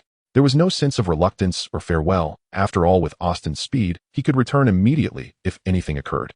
Only Rayleigh, watching the giant ship sail away, had tears brimming in his eyes. Meanwhile, among the crowd near the port witnessing this scene, there were several unusual figures. For Sammy and Rayleigh, Austin's voyage was merely a minor episode in life, as they understood him well enough. But to the outside world, Austin was not just a simple name. He was a symbol of an era. Before the birth of the new king, he was considered by the vast majority of this era to be the man most likely to be called King the Black Gun Austin. At the Navy headquarters in Marineford, beep, beep, beep. Report to headquarters. An emergency has occurred. A voice spoke rapidly from the transponder snail on the other end. Upon hearing this urgent report, the operator furrowed his brow and his expression turned tense. Please speak. Report. This morning the Black Gun Austin and Hawk set sail together. Hearing this, the operator was at a loss for words. Austin frequently frequented the red light district of the Sabeti archipelago, which was not a big secret, as the world government had known this information for years due to the crowded nature of the area. Mihawk's involvement was also not a major concern for the Navy. He was merely a newcomer. However, the next words from the intelligence officer left him momentarily stunned, his pupils trembling, cold sweat pouring out. The two are aboard the former pirate kings, Gol D. Rogers, Oro Jackson. Various signs indicate this is not just a brief outing. What? Thus the news of the Black Gun Austin returning to the sea spread to countless powerful factions around the world, immediately drawing their keen attention. This was also why Austin chose not to embark quietly. He wanted to tell the world that unlike other members of the Roger Pirates, he had not retired. To this, in the Navy headquarters, even held an emergency meeting.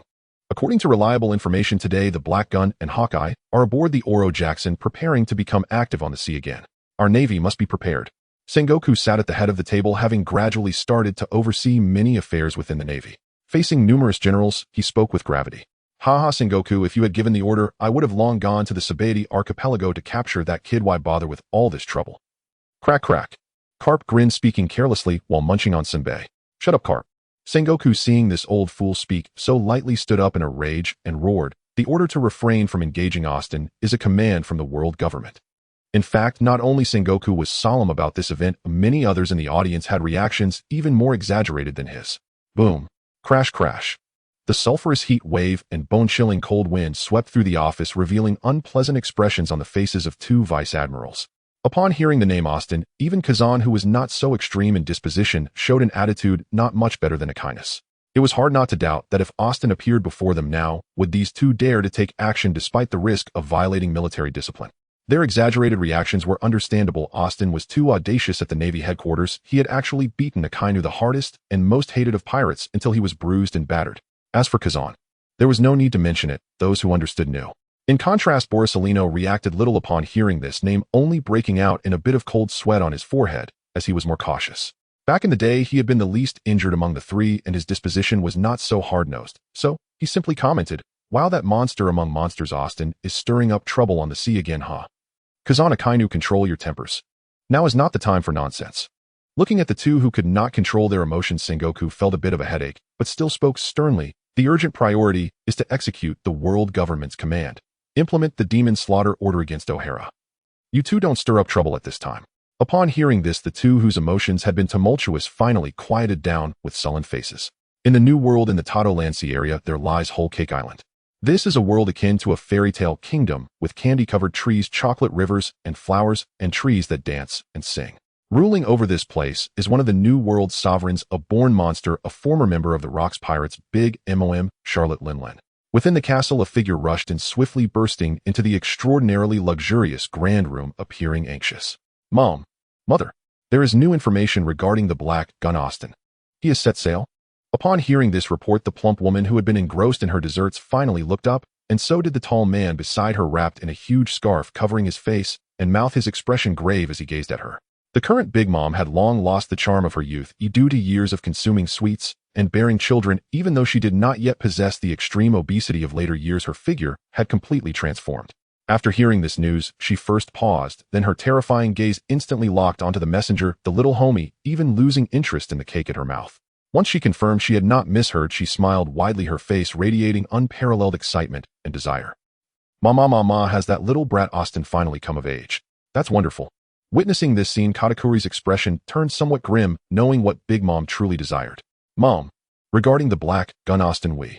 However, if she ordered them to bring Austin, it would be an impossible task. He had also done his research. Even his most proud Observation Haki might not measure up against that legendary individual who was said to be born with it. Mama. Of course I know that guy Austin is not someone you all can handle. However, we can pass the message to him. I believe he will be interested. The world's strongest woman, Charlotte Lean raised her hands high, her eyes gleaming with madness and excitement. As long as he agrees, inheriting our 2 Haki, my steel skin talent combined with his innate monstrous strength and Observation Haki, the child born from this, will absolutely surpass Roger Whitebeard and even Rox, becoming a powerful being capable of ruling the world's strongest monster. P.S. Except for special circumstances, updates will likely be around 5 o'clock in the future. In any case, the forces that are well informed on the sea have already received news of Aosis' departure, and some reacted as if facing a formidable enemy like the Navy. Others, like Whitebeard, did not regard the small fry on Roger's ship with any concern, while young supernovas were eager to try their luck. Meanwhile, aboard the Oro Jackson, the center of countless discussions, AOC was, fishing. It has been a long time since I fished on this ship. Oh, how nostalgic. Sitting on the edge of the Oro Jackson, AOC held a luxury fishing rod and was fishing with great composure. Even after 2 hours, he had yet to catch a single fish. Of course, AOC was not merely fishing, it was also a form of cultivation. As is well known, the advanced application of Observation Haki to foresee the future requires a calm mental state. While AOC was training his patience and willpower, he was also continuously attempting to break through the seconds of foresight. From the initial moment of awakening to nearly a minute now, it is the result of Aosis' relentless attempts. Such tranquility may also benefit the mind, and during this process his conqueror's Haki has slightly increased. On the other side, Mihawk, who had just finished practicing his swordsmanship, was now wearing a towel around his neck, wiping sweat as he walked towards Aosis' direction. Although I don't understand why you insist on going to O'Hara, we can't sail this ship there in a short time with just the 2 of us. Mihawk's expression remained stern as he glanced at Aosi, who was engrossed in fishing. He sat in a deck chair with one leg crossed, watching Aosi, who seemed to ignore him like a detached steward, his mouth twitching slightly. He wasn't a talkative person, but somehow every time he faced Aosi, he couldn't suppress his irritation. It was your plan to make the first stop at O'Hara, right? With navigation skills, steering, reading maps, and even cooking being beyond our capabilities, when will we ever? The cold little eagle, seeing Aosi with his eyes closed, felt a vain throb on his forehead, and just as he couldn't help but reach for his sword. Relax, Mihawk. Aosi slowly opened his eyes, stretched, and jumped down from the edge of the ship to stand before the seated Mihawk, his expression relaxed.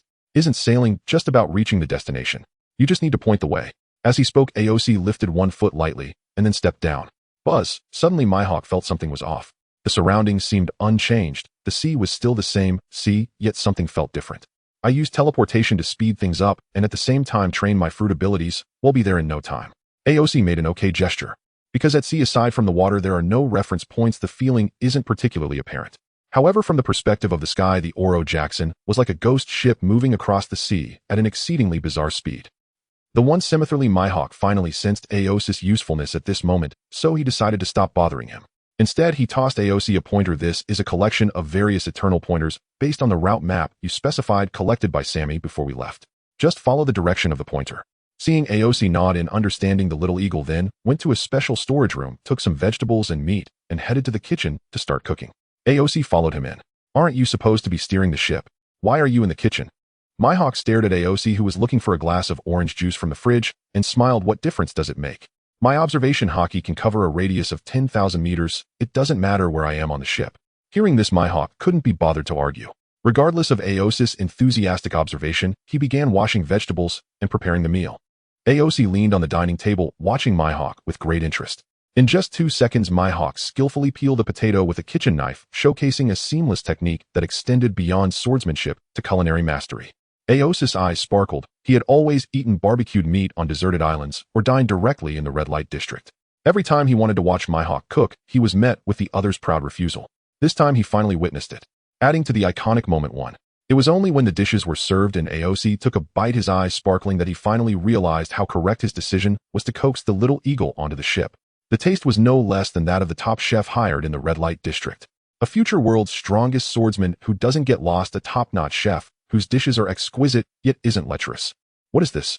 A high-spec version of Ma Shan Ji Lu Sualong, a crew member with quadruple the cost-performance ratio.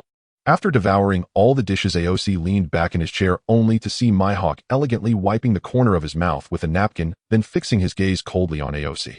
Why are you staring at me, little eagle? Perhaps because he called him little eagle too many times, Mihawk initially expressed his displeasure, but now he had become accustomed to it. He merely replied coldly, since I cooked, you should wash the dishes. Mihawk felt a sense of satisfaction. This feeling of being burdened had begun since boarding the ship. Regardless of big matters or small tasks, he had to take care of everything, while AOC merely watched. It was time for this lazy king to do something. Oh sure. AOC thought he was agreeing to something else, and casually responded. Hearing this, Mihawk's lips curled slightly. Just as he was about to remind him of the key points to washing dishes, be careful when washing. Just as he was halfway through his sentence, AOC raised his hand lightly, followed by a snap of his fingers. All the scattered leftovers had vanished without a trace, leaving only a few impeccably clean plates on the table, as if they had just been taken out of the cupboard. What caution? Can't we just teleport these things outside the ship? With another snap of his fingers, the clean plates neatly appeared back in the cupboard. Little eagle, why are you silent? Is it that you simply don't like to talk? Let's duel. Seeking small gifts or not raising books, those who don't raise books are high-level pirates. By the way, why did you choose O'Hara as the first stop? The ship was in disarray. After a couple of hours of fierce swordplay between the two, Mihawk finally vented his frustration. It was only after OS looked around and restored everything to its original position with a snap of his fingers that he remembered to ask. The reason is, facing the refreshing sea breeze, OS leaned against the side of the ship, gazing out at the other side of the sea. At this moment, a black dot at the horizon was rapidly enlarging at an exaggerated speed. Of course, because if we don't come now, we won't be able to see it anymore. When traveling, you must check in. Won't be able to see it. Mihawk didn't understand. It's just an island, it won't run away, so how could we not see it? With the speed of teleportation, they reached O'Hara from the Grand Line in no time. The occasional pirates they encountered on the way who tried to hijack the ship either couldn't keep up with the teleportation speed or were cut in half by Mihawk's blade. As the ship drew closer, the Oro Jackson slowly docked at a cliff that wasn't a proper harbor. OS and Mihawk teleported to this island of knowledge. Indeed, just as I heard, it's a tree so huge that it's almost exaggerated. From a distance, OS spotted the enormous tree in the center of the island, which seemed to obscure the sky. It is said that all the books in the world are hidden within. I wonder if there will be that kind of book. What? Mihawk didn't understand and frowned at OS. Just that kind. Never mind. Forget I said anything. Looking at the puzzled expression of this straightforward boy, OS suddenly remembered that Mihawk wasn't interested in women. They didn't choose to teleport directly into the tree because although it was convenient, it deprived OS of the experience of traveling. The kind of travel he enjoyed was witnessing everything firsthand rather than hurriedly arriving and rushing off to the next place. If that were the case, OS was confident he could check in at all the islands in the world within a few months. He was not interested in that kind of commando-style travel. Walking out of the forest on the cliff, the two weren't afraid of getting lost. Having observation haki was one aspect. Mainly the trees were so large that they could just follow their line of sight. However, as they walked, OS sensed the presence of several small figures with his observation haki. One in particular piqued his interest. Mihawk raised an eyebrow as he noticed OS suddenly changing direction, but didn't ask any further. They soon arrived at the other end of the forest where a commotion was unfolding. Look, it's that monster. Everyone attack her with tomatoes. Haha. The malice of children is often innate, perhaps for fun or simply to follow the crowd. Clearly, the small girl who had grown up without parents and preferred to read alone was the easiest target for bullying and to derive pleasure from. Though the tomatoes hitting her head didn't hurt much, cleaning up was troublesome. At that moment, she was more concerned about getting home to wash off the tomato juice, wondering if she would be scolded by her aunt.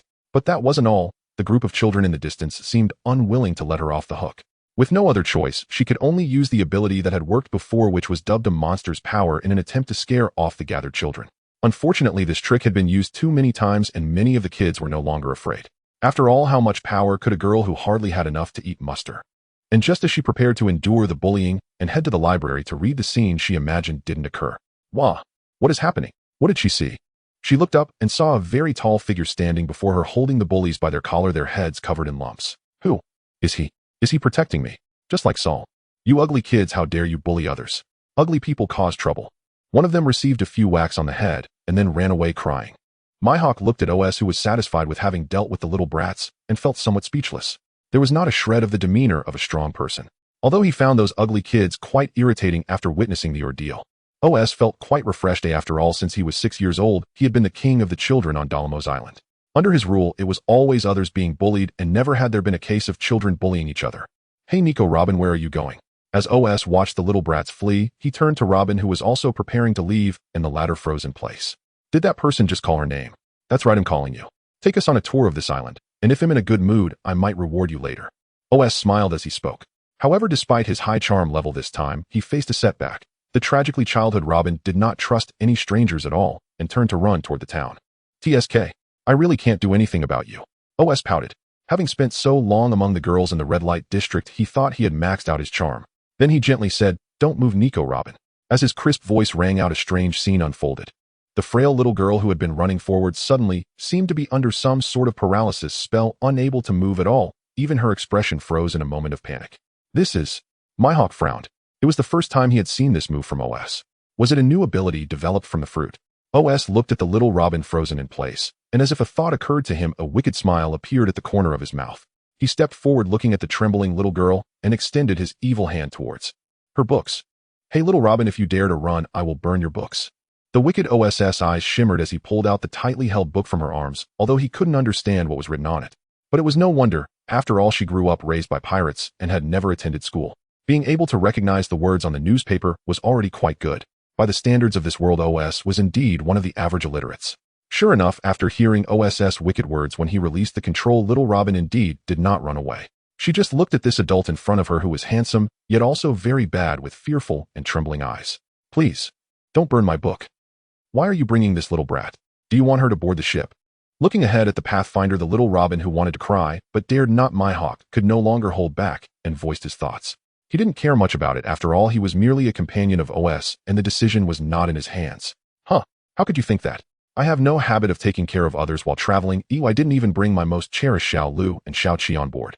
I was just thinking that since we've come this far, we should at least meet the protagonist of this incident. Incident? Mihawk frowned. Yes, it should be something recent. You'll find out soon enough. OS kept them in suspense. In his view, the terror of the demon-slaying order was merely a threat to ordinary nations and a few isolated powerhouses. For him and Mihawk, it posed absolutely no threat. Watching the little Robin lead the way, indifferent to what the two were discussing, OS initially thought she would take them on a stroll through the town. However, unexpectedly, he sensed something unusual within a 10th-meter radius. She is leading us to a very strange place.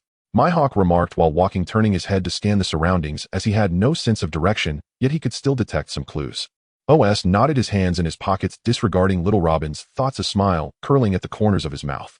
This Robin was just a bit wary because of a slight intimidation directly leading them to find her guardian. This little one doesn't really think she can escape like this, does she?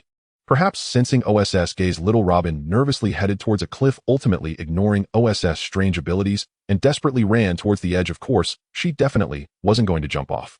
So, she shouted loudly, her small figure sprinting forward without the time to ponder why the two behind her weren't stopping her. It seems I've been mistaken for the bad guy. I don't look like one, do I?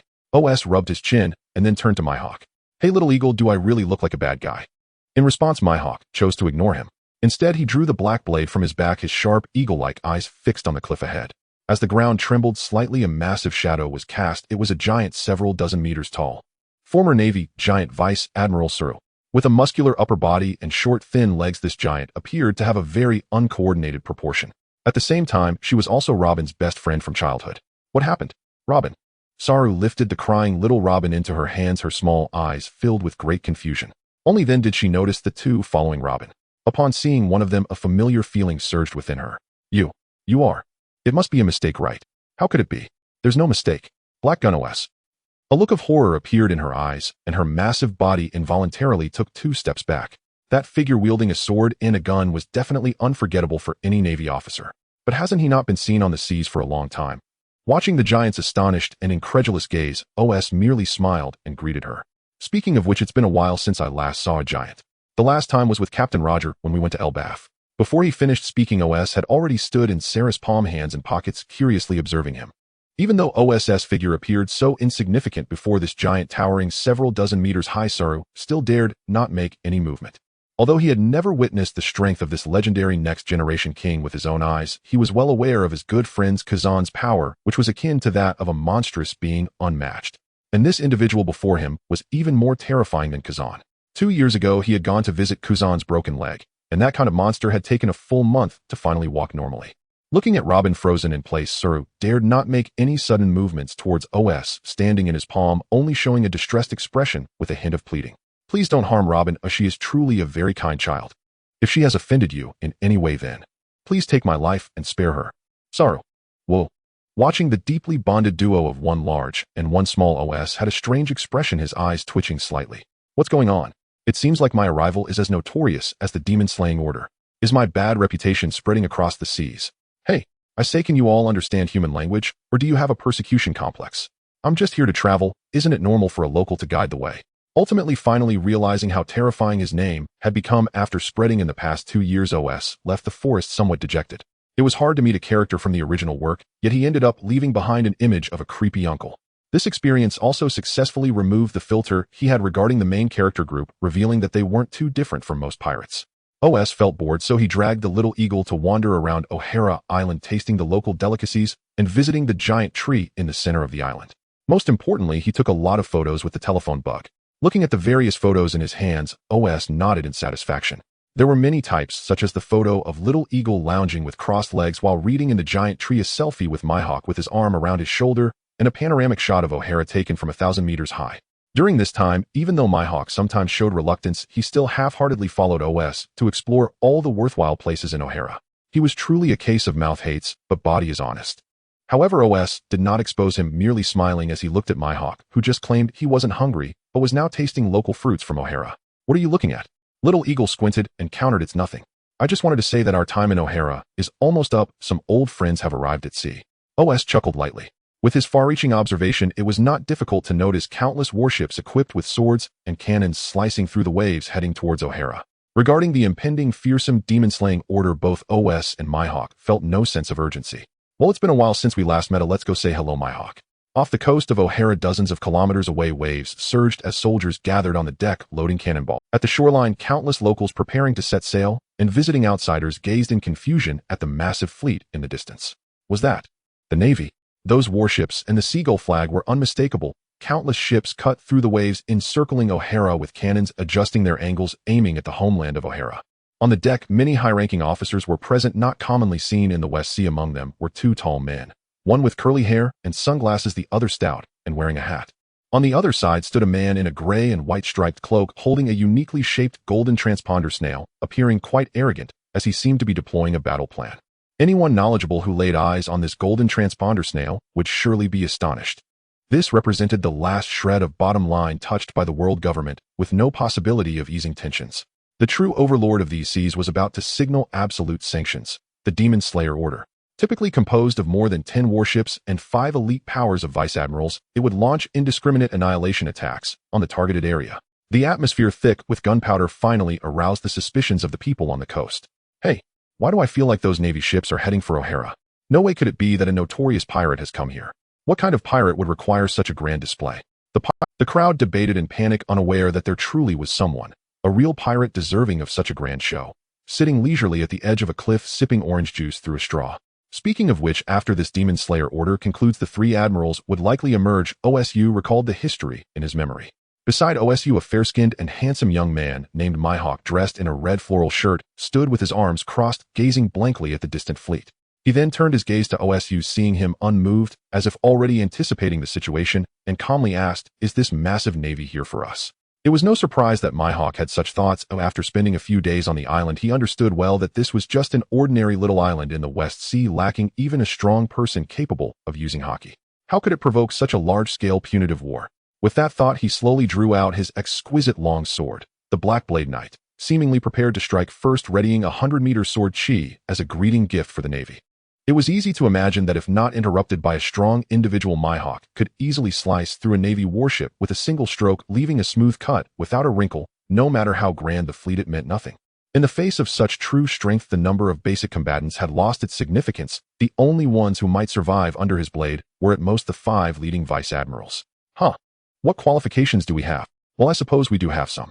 But this time the Demon Slayer Order is really not for us, and the world government must understand that the order is merely a joke to me. To deal with OSU, at least a few top-tier powers must be dispatched for a surprise attack, a large-scale naval encirclement. To OSU, it would be no different from a bunch of live targets. Their true purpose is to annihilate O'Hara. You must have seen the books hidden in that giant tree of O'Hara, right? Being known as the Island of Knowledge, many scholars here are researching a segment of history. A segment of history concealed by the world government, one that they would go so far as to erase an entire nation to obscure, a forbidden history. Upon hearing this, there was finally a hint of seriousness on Mihawk's face, cold sweat appearing on his forehead. It seemed to be deeply entangled. Do you want to hear it? I can summarize it for you. OSU smiled, looking at the young man beside him. Forget it, I just feel like it's something that would cause a lot of trouble if known. Besides, I'm not interested in past history. The aloof, sword fanatic Mihawk declined Osa's offer to leak secrets. OSU did not press the issue, instead continuing to observe this apocalypse of sorts without the power to match, yet wanting to touch that unbearable weight. Whether it was an ideal or seeking death, OSU did not possess that saintly heart and would not care either. On the Navy warship before numerous sailors, a tall figure stood at the bow dressed in a black Navy coat, wearing sunglasses that obscured his expression. Vice Admiral Kazan silently gazed at the shore, listening to the murmurs of the Navy behind him. Are we really going to conduct indiscriminate shelling? There are many civilians on the shore. Shut up. That's an order. But, no matter how you look at it, this is too. Although many in the Navy had their doubts, the CP organization, the lackeys of the world government, would show no mercy. Under the command, rounds of cannon fire erupted indiscriminately, bombarding the entire island of O'Hara, causing chaos in an instant. Boom. The smoke from the explosions and the wails of civilians instantly became the main theme of this beautiful island. A hell on earth. Both local civilians and accidental visitors alike fell victim to the indiscriminate artillery fire. They looked on in disbelief as those Navy forces recognized by the world as justice were slaughtering the populace at this moment. Soon people began to disembark from several warships, aggressively pursuing scholars among the crowd. Amidst the panicking crowd, two figures suddenly stood out, strolling leisurely, completely out of place with the surrounding cries and chaos, as if they were not in the same layer. OSU had no intention of hiding his identity. There was nothing in these seas that he needed to evade. Whether it was falling shells or flying stray bullets, explosions, or debris, they disappeared without a trace when approaching within 10 meters of him. The two eventually appeared atop a tall building, recording the entire destruction with the transponder snail. Checking in on the destruction of O'Hara 1, their distinctive demeanor quickly attracted the attention of the Navy and CP organization. However, when they surrounded the building and truly saw the figure smiling and waving at them, they were instantly frozen in place, mouths agape, unable to utter a sound. Even their trembling guns fell to the ground, and they did not dare to reach down to pick them up. How is this possible? Checking in on the destruction of O'Hara 1, their distinctive demeanor quickly attracted the attention of the Navy and CP organization. However, when they surrounded the building and, Sailor, what are you talking about? In the face of the Demon Slayer order decreed by the world government, what big shot would dare to interfere? On the other end of the transponder snail, a serious voice filled with doubt responded, It's that. The sailor, unable to contain his snot, and tears trembled, It's Black Gun OSU. Hearing this news, the naval officer across the table suddenly gasped, and after a moment of shock, countless blood vessels appeared in his eyes, cold sweat instantly covering his face as he gritted his teeth and demanded, Hey, naval soldier, are you sure you saw it clearly? This is no joke. However, before he could hear the report, the nervous expression of the telephone bug vanished in an instant, replaced by a faint smile with a crimson glow in its eyes. This transformation made the naval officer feel a chill run down his spine, and horror surged in his gaze. At this moment in the tall building, OS looked with great interest at the telephone bug that had been teleported into his hand. In this indomitable skyscraper, OS casually leaned on the railing, and despite his nonchalant posture, the surrounded Navy and CP members dared not make any moves. The gravity in the Navy's demeanor was due to the person before them, who was a notorious criminal known for having destroyed half of Marineford, a figure so fearsome that even the highest combat powers of the Navy could do nothing against him. The CP organization members who were directly under the world government were acting due to a command supposedly from the highest authority. If during the execution of a mission you encounter Dolter OS, intervening, suspend all actions, and await higher-level orders before continuing with the mission. At this moment, across from the telephone bug, the tension of the naval general was no less than that of his subordinates. As he hesitated over whether to hang up and report to his superior, a gentle voice came from the telephone bug. Moshi, is this a naval officer?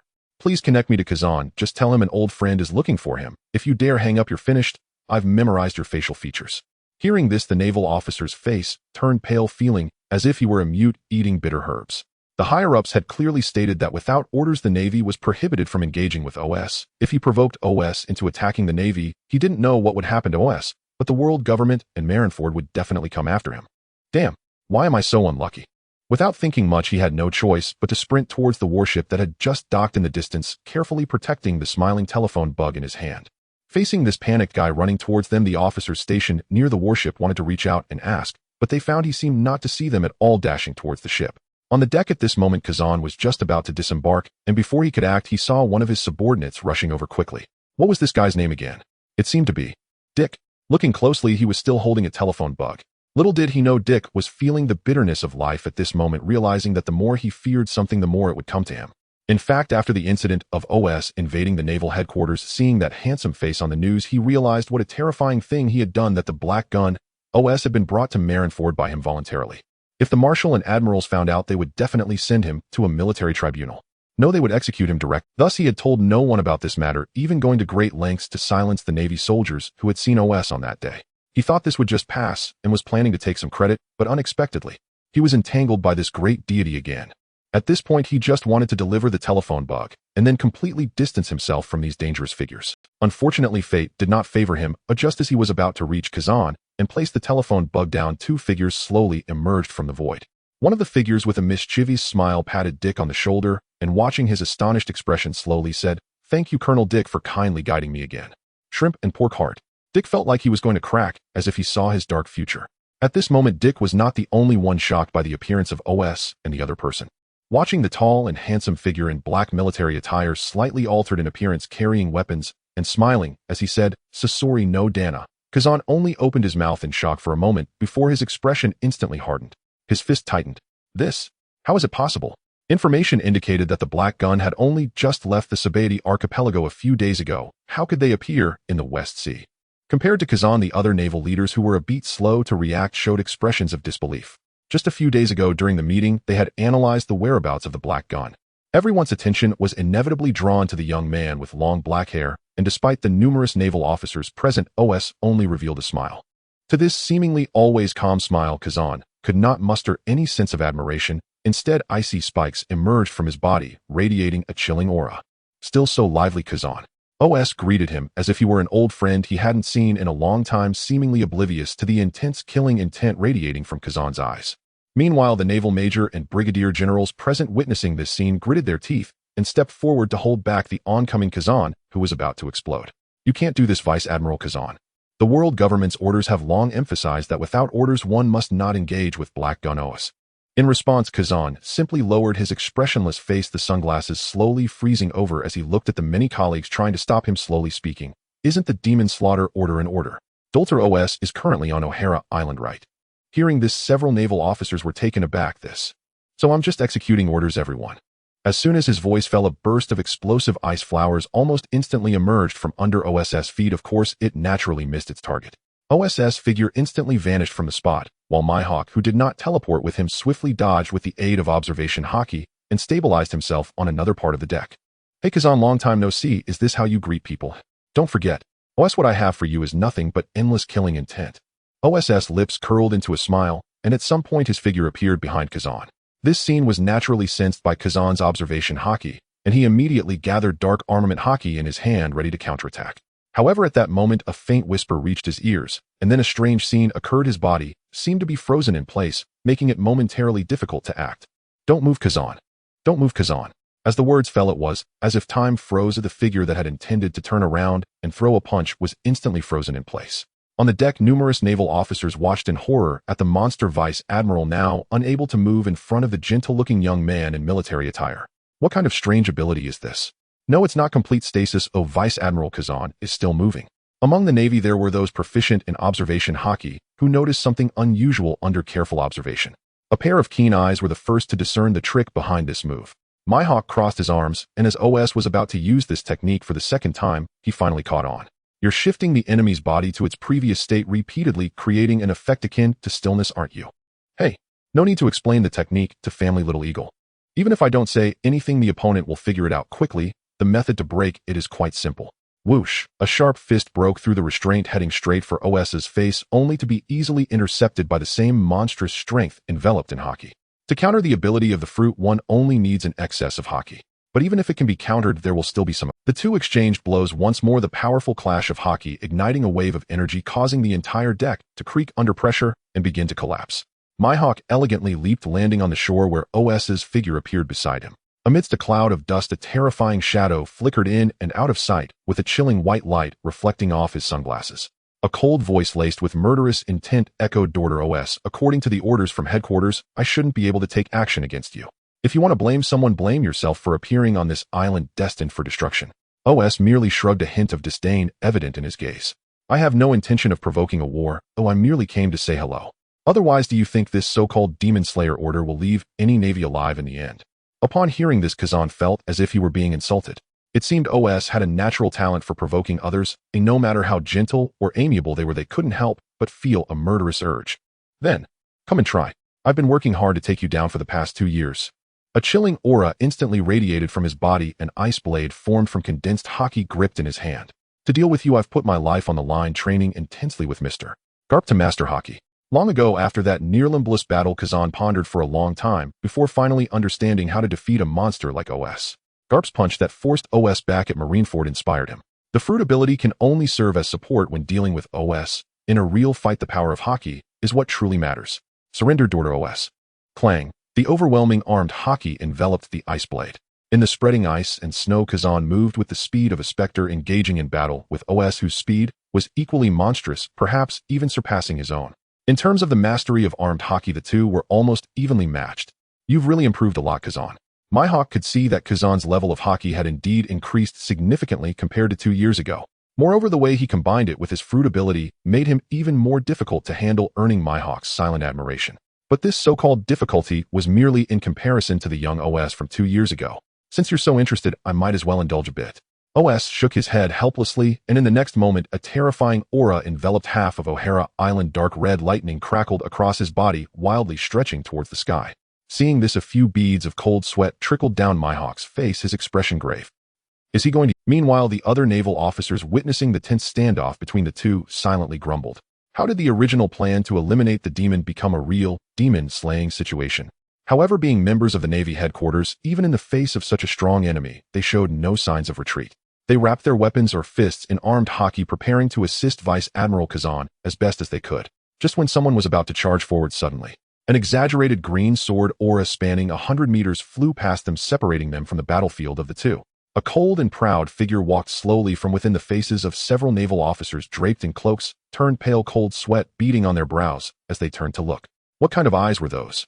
Like the top predator in the sky, his eyes resembled those of a falcon devoid of any emotion, standing before him as if facing a cold, unsheathed blade.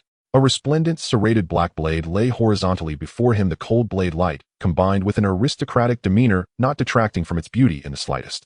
His haughty tone seemed almost natural. Pitiful weaklings, if you wish to interfere in this battle, you'd better survive under my blade first. Who can tell me? What on earth is that exaggerated sword aura on the coast? Out at sea, still aboard the warship, Sakazuki looked solemnly at the soaring green sword aura on the distant shore, inquiring of his aide.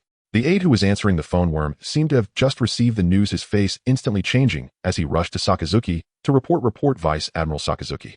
We just received the latest news from the front line. The one appearing on the coast is Black Gun OS. What did you say? Boom. Before he could repeat himself upon hearing OS's name, Sakazuki's reaction mirrored Kazan's. After a brief moment of confusion, he immediately realized that he could finally use the excuse of the Demon Slayer order to wipe out this heinous pirate right here. In that moment, he instantly elementalized, transforming into a volcanic eruption of terrifying explosive power, blasting towards the shore, leaving only a bewildered aide and a group of dazed soldiers behind. At the same time, the commander of the Demon Slayer Order, Spandon, who received this shocking news, was equally bewildered. After reacting, he immediately widened his eyes and turned to the subordinate who had just reported, "Who did you say was battling the Navy on the shore?" "It's Black Gun OS. Nah, Nanny." Upon hearing that name, he was so overwhelmed that he actually fell to the ground, mouth agape, eyes brimming with fear and disbelief. As the one responsible for collecting information on OS for the Five Elders, he could be said to be the most knowledgeable about OS's strength and the Five Elders' stance. It was precisely because of this that he understood what OS's appearance in the Demon Slayer Order truly represented, an incredibly dangerous signal. No, this is already beyond my control. He forced himself to suppress his panic and, under the urging of reason, hurriedly took out his most well-maintained and precious phone worm from his pocket. Biru. Click.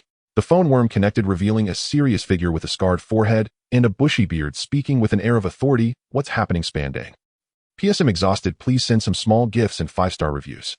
In the West Sea, O'Hara, along the coastline, the vast ocean for thousands of meters has now been completely frozen. The biting cold wind and overwhelming dominance worked in tandem, seemingly suppressing Oster for the moment.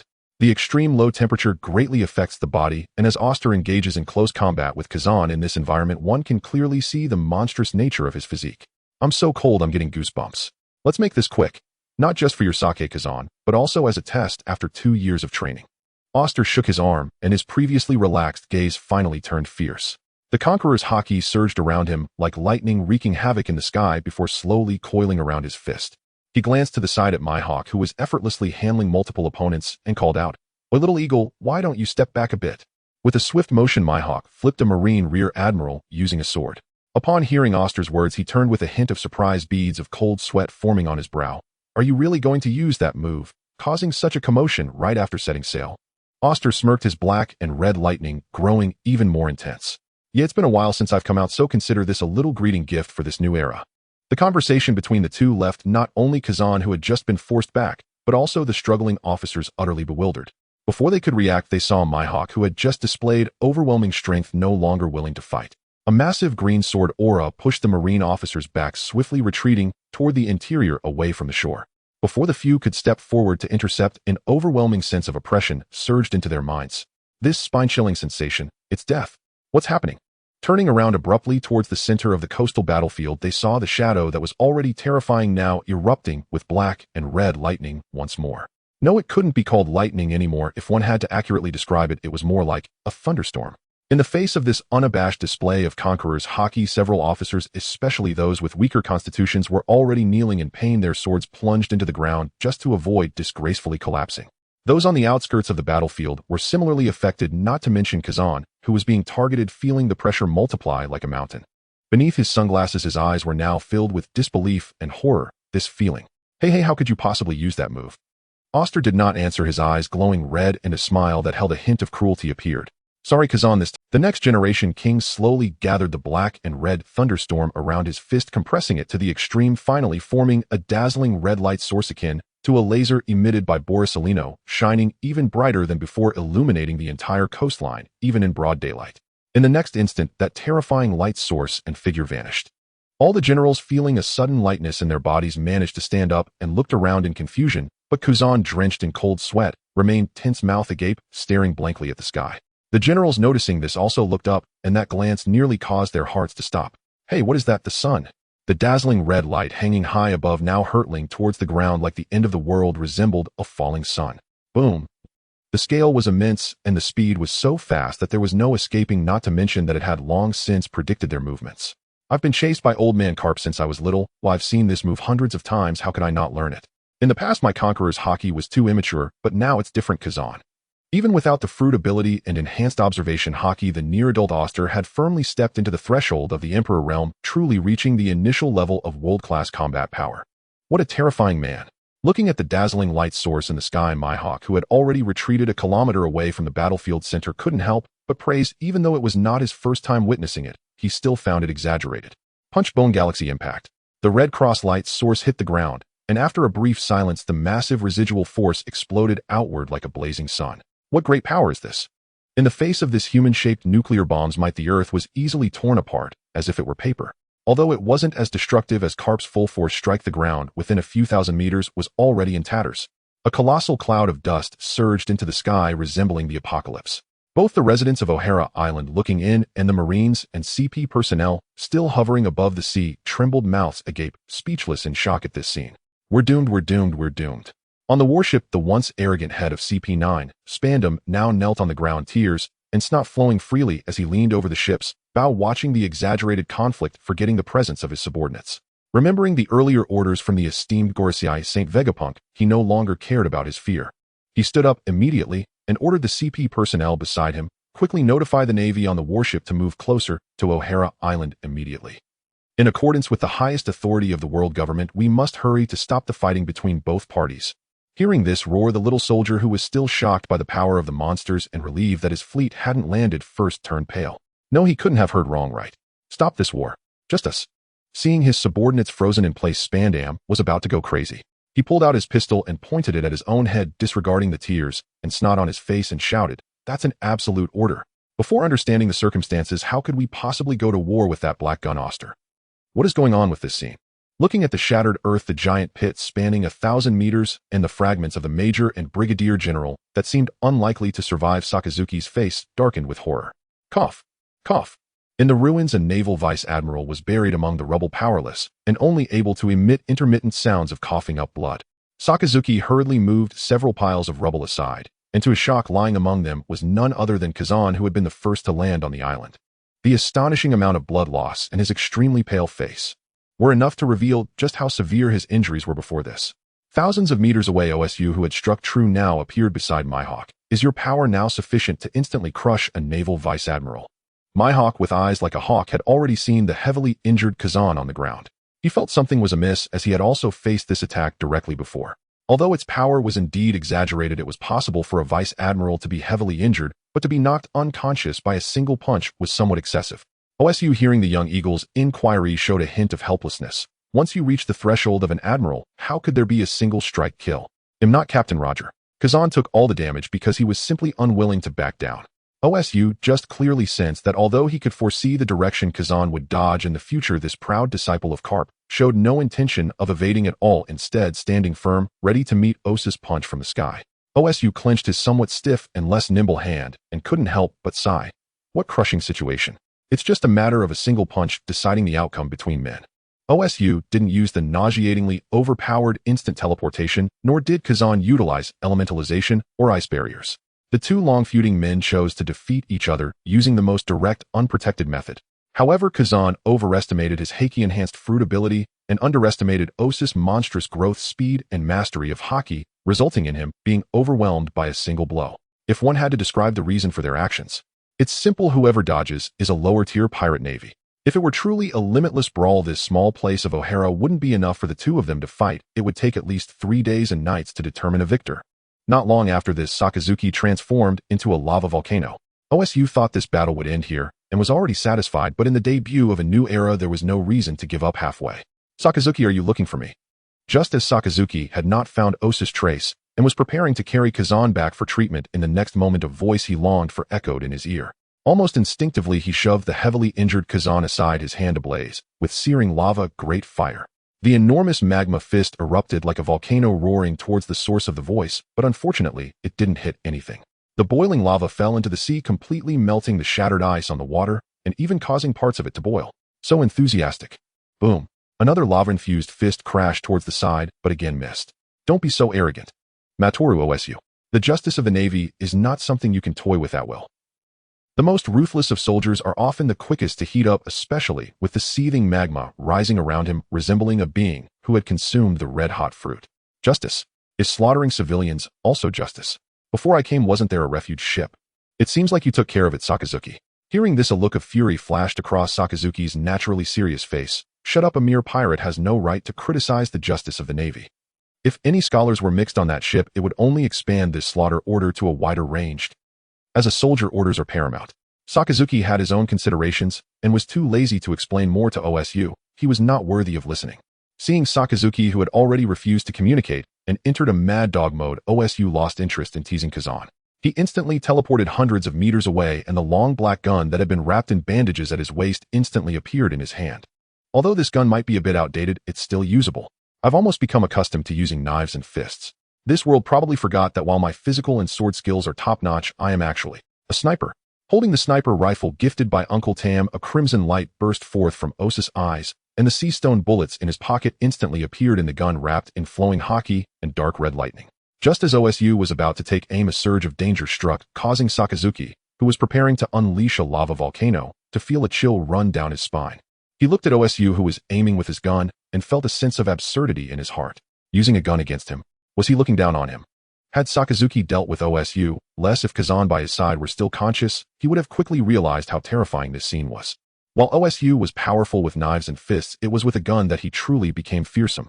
Left shoulder. OSU whispered softly, the crimson light in his eyes flickering as he fired the sea stone bullet wrapped in flowing cherry blossoms and Conqueror's Haki, transforming into a red meteor at incredible speed. Nanny. A few cold sweats broke out on Sakazuki as he sensed the power of this Haki and quickly recognized the horror of this bullet. He raised his hand, and a dark dog shot forth violently, attempting to intercept it. Sizzle. An incomprehensible scene unfolded as flesh and blood rapidly exploded on Sakazuki's left shoulder, making it impossible for the internal flesh to heal quickly under the effect of Haki. What the hell, did the bullet just disappear for a moment? Sakazuki's face twisted in pain as he decisively used the rolling magma to sear the wound and stop the bleeding. Don't you understand yet, Sakazuki? Osa's cold voice shifted position, appearing in the distant sky. The crimson light in his eyes shone with the insight to see the future resembling a deity hunting in the world. This is the value of the world's #1 sniper. Well, where should I aim next? OSU pondered, his gaze slowly drifting down. Then, seeking updates or small gifts, I just saw my friends receive gift king. The author left behind tears of inferiority. A furious, desperate shout suddenly pierced the battlefield. Sakazuki's body had grown weak. The C-prism bullet lodged deep in his shoulder sent waves of agony through him. Beads of cold sweat glistened across his ashen face as he turned sharply, his grim gaze locking onto the figure aboard the warship, bloodshot, eyes wide, voice raw with exertion. He'd seen this man before, merely a craven world government official trembling at the mere whisper of danger. Yet here he stood, defying death itself to intrude upon the battlefield against the Black Gun. This was no mere act, it was a signal. What utter nonsense! With so many Navy casualties already fallen here, how dare we yield now? Fury erupted within Sakazuki. The molten magma that had begun to cool surged violently, once more radiating waves of searing heat. With brutal resolve, he tore the C-prism bullet, and the flesh surrounding it, from his left shoulder. Beneath the epaulette of his navy overcoat, crimson stained the fabric, indistinguishable whether blood or magma. Meanwhile, high above the battlefield, OS stood motionless in the sky, unfazed by the spectacle below.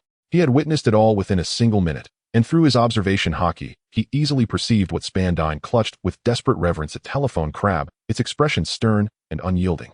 Spandine's sudden intervention clearly earned no deference from Sakazuki. Not even for the man who nominally commanded this operation. I am merely executing the buster call. How long will you persist in this madness, Sakazuki? Sakazuki. The thunderous rebuke echoed from Spandine's direction, but the commanding tone, the unmistakable aura of supreme authority, did not belong to him.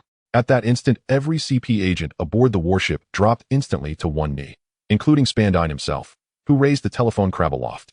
Within its glowing visage appeared the unmistakable countenance of one of the 5 elders, the highest sovereigns of the world government, justice, God, virtually saint.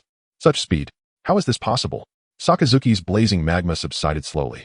Though wrath and humiliation churned like lava beneath his skin, not a flicker of defiance dared surface. Only the clenched jaw and the shadow cast by his brim betrayed the volcanic fury raging behind his eyes. This fiasco stems solely from the Navy's incompetence. What arrogance gives you the right to insist the war in the sacred capital of Mariajoa? Power hung thick and silent, so heavy it seemed to coalesce into tangible weight. Virtually Saint's gaze turned glacial, dark lines tightening across his brow as he lashed out at the Navy's reckless folly. How dare they act without regard for the world government? If the celestial dragons had set foot upon O'Hara, would the Navy next invoke the buster call to exterminate the very rulers of this world? You are nothing but dogs of the world government. And yet, this was not even the 5 elders' gravest grievance. Had the Navy truly possessed the strength to eliminate the Black Gun OS upon O'Hara, and thus fulfill the buster call, the 5 elders would not have rebuked them. On the contrary, they might have elevated Sakazuki and Kuzan to the rank of fleet admiral on the spot, rewarding their triumph with seamless authority. But the crux lay elsewhere. The 5 elders passed among themselves the freshly transmitted battlefield report from CP intelligence detailing the clash on O'Hara. With each line read, their expressions darkened further. The entire account distilled into 3 words: annihilation, impotence, defeat. Even with Kazan gravely wounded and unconscious, OS struck him down with a single shot, leaving no room for counterattack. Yet the Navy still chose to fight to the death. Is this fool Sakazuki determined to destroy the world government itself? Hearing the 5 elders' scathing reprimand, and recalling his own resolve moments earlier, the willingness to die fighting, Sakazuki's eyes, shrouded in the brim of his hat, now burned with veins of crimson threatening to burst into his pupils. His gaze swept across the field, rows of fallen junior officers, comrades lying unconscious in pools of blood, while the CP agents stood unscathed, and the 5 elders issued commands from their untouchable heights. After a long, heavy silence, reason ultimately prevailed. The general who had vowed to die in battle stood wordless, a silent, unequivocal answer. There is no need for such formalities, elder. Virtually without warning, a towering figure materialized upon the warship's deck. Unflinching before the kneeling CP agents, his crimson eyes blazing with unblinking intensity, fixed directly upon the telephone crab. OS knew full well the 5 elders' intent in publicly chastising Sakazuki, to offer a dignified exit, a graceful retreat. Or rather, to preserve the last fragile veil of diplomatic decorum between 2 powers. Had OS been the one weakened on that battlefield, the call would not have sought truce, but condemnation. The public execution of the king of the next generation, famed across the Grand Line, would surely serve as a potent sedative for this era spiraling into chaos. OS. As the telephone crab's crimson eyes slowly opened, the 5 elders exchanged glances, each bearing a quiet, weary resignation. Why, after so many years of silence, Have you chosen this moment to appear upon O'Hara, the very island condemned by the world government's buster call? Resignation notwithstanding, the five elders understood negotiation. Their words carried steel beneath the veneer of civility. Their rebuke of Sakazuki had been an olive branch extended to OS, an indirect gesture of goodwill. But when speaking directly, the five elders would never yield. Why? OS stroked his chin, then tilted his head upward, gazing thoughtfully at the sky. For travel, of course. Once the buster call is launched, such sights vanish forever. Then, as if struck by sudden recollection, he feigned astonishment. Could it be? You believe I've been studying the 20 nations, and, OS. A chorus of furious shouts cut him off mid-sentence. Shadows darkened the elders' faces, beads of cold sweat traced their temples. They needed no research, they already knew everything. That insufferable wretch. The CP agents present recoiled in shared dread, as though they'd nearly glimpsed the forbidden truth behind the nine-family erasure game. Were anyone else privy to such secrets, the five elders would have dispatched a buster call without hesitation. But this was OS. Unpredictable, unruly, impossible to contain. Clearly, the directive concerning OS required immediate reprioritization, elevated above even the buster call itself. The power of the black gun has become even more terrifying. This was the most intuitive feeling the five elders had after receiving first-hand intelligence and footage from the battlefield. Initially, they thought AOC could settle down on the Sabeti archipelago for a while. Over the past 2 years, they had nearly forgotten this threat from the sea, yet unexpectedly AOC returned to the world stage and suddenly surprised them. Understanding that they were about to enter the negotiation phase, the five elders solemnly ordered Spandam, CP9, all of you retreat. Upon receiving the order, the CP members left as if they had been granted a great pardon, leaving only Spandam, who still had to hold the Den Mushi, kneeling with a bitter expression facing AOC. AOC smiled and slowly extended his palm, and the Den Mushi instantly appeared in his hand. Only then did Spandam show a grateful expression and respectfully vanish from the warship. AOC, are you going to war with the world government? After the unrelated personnel were cleared out, the financial war god, Naz Shuru, coldly spoke.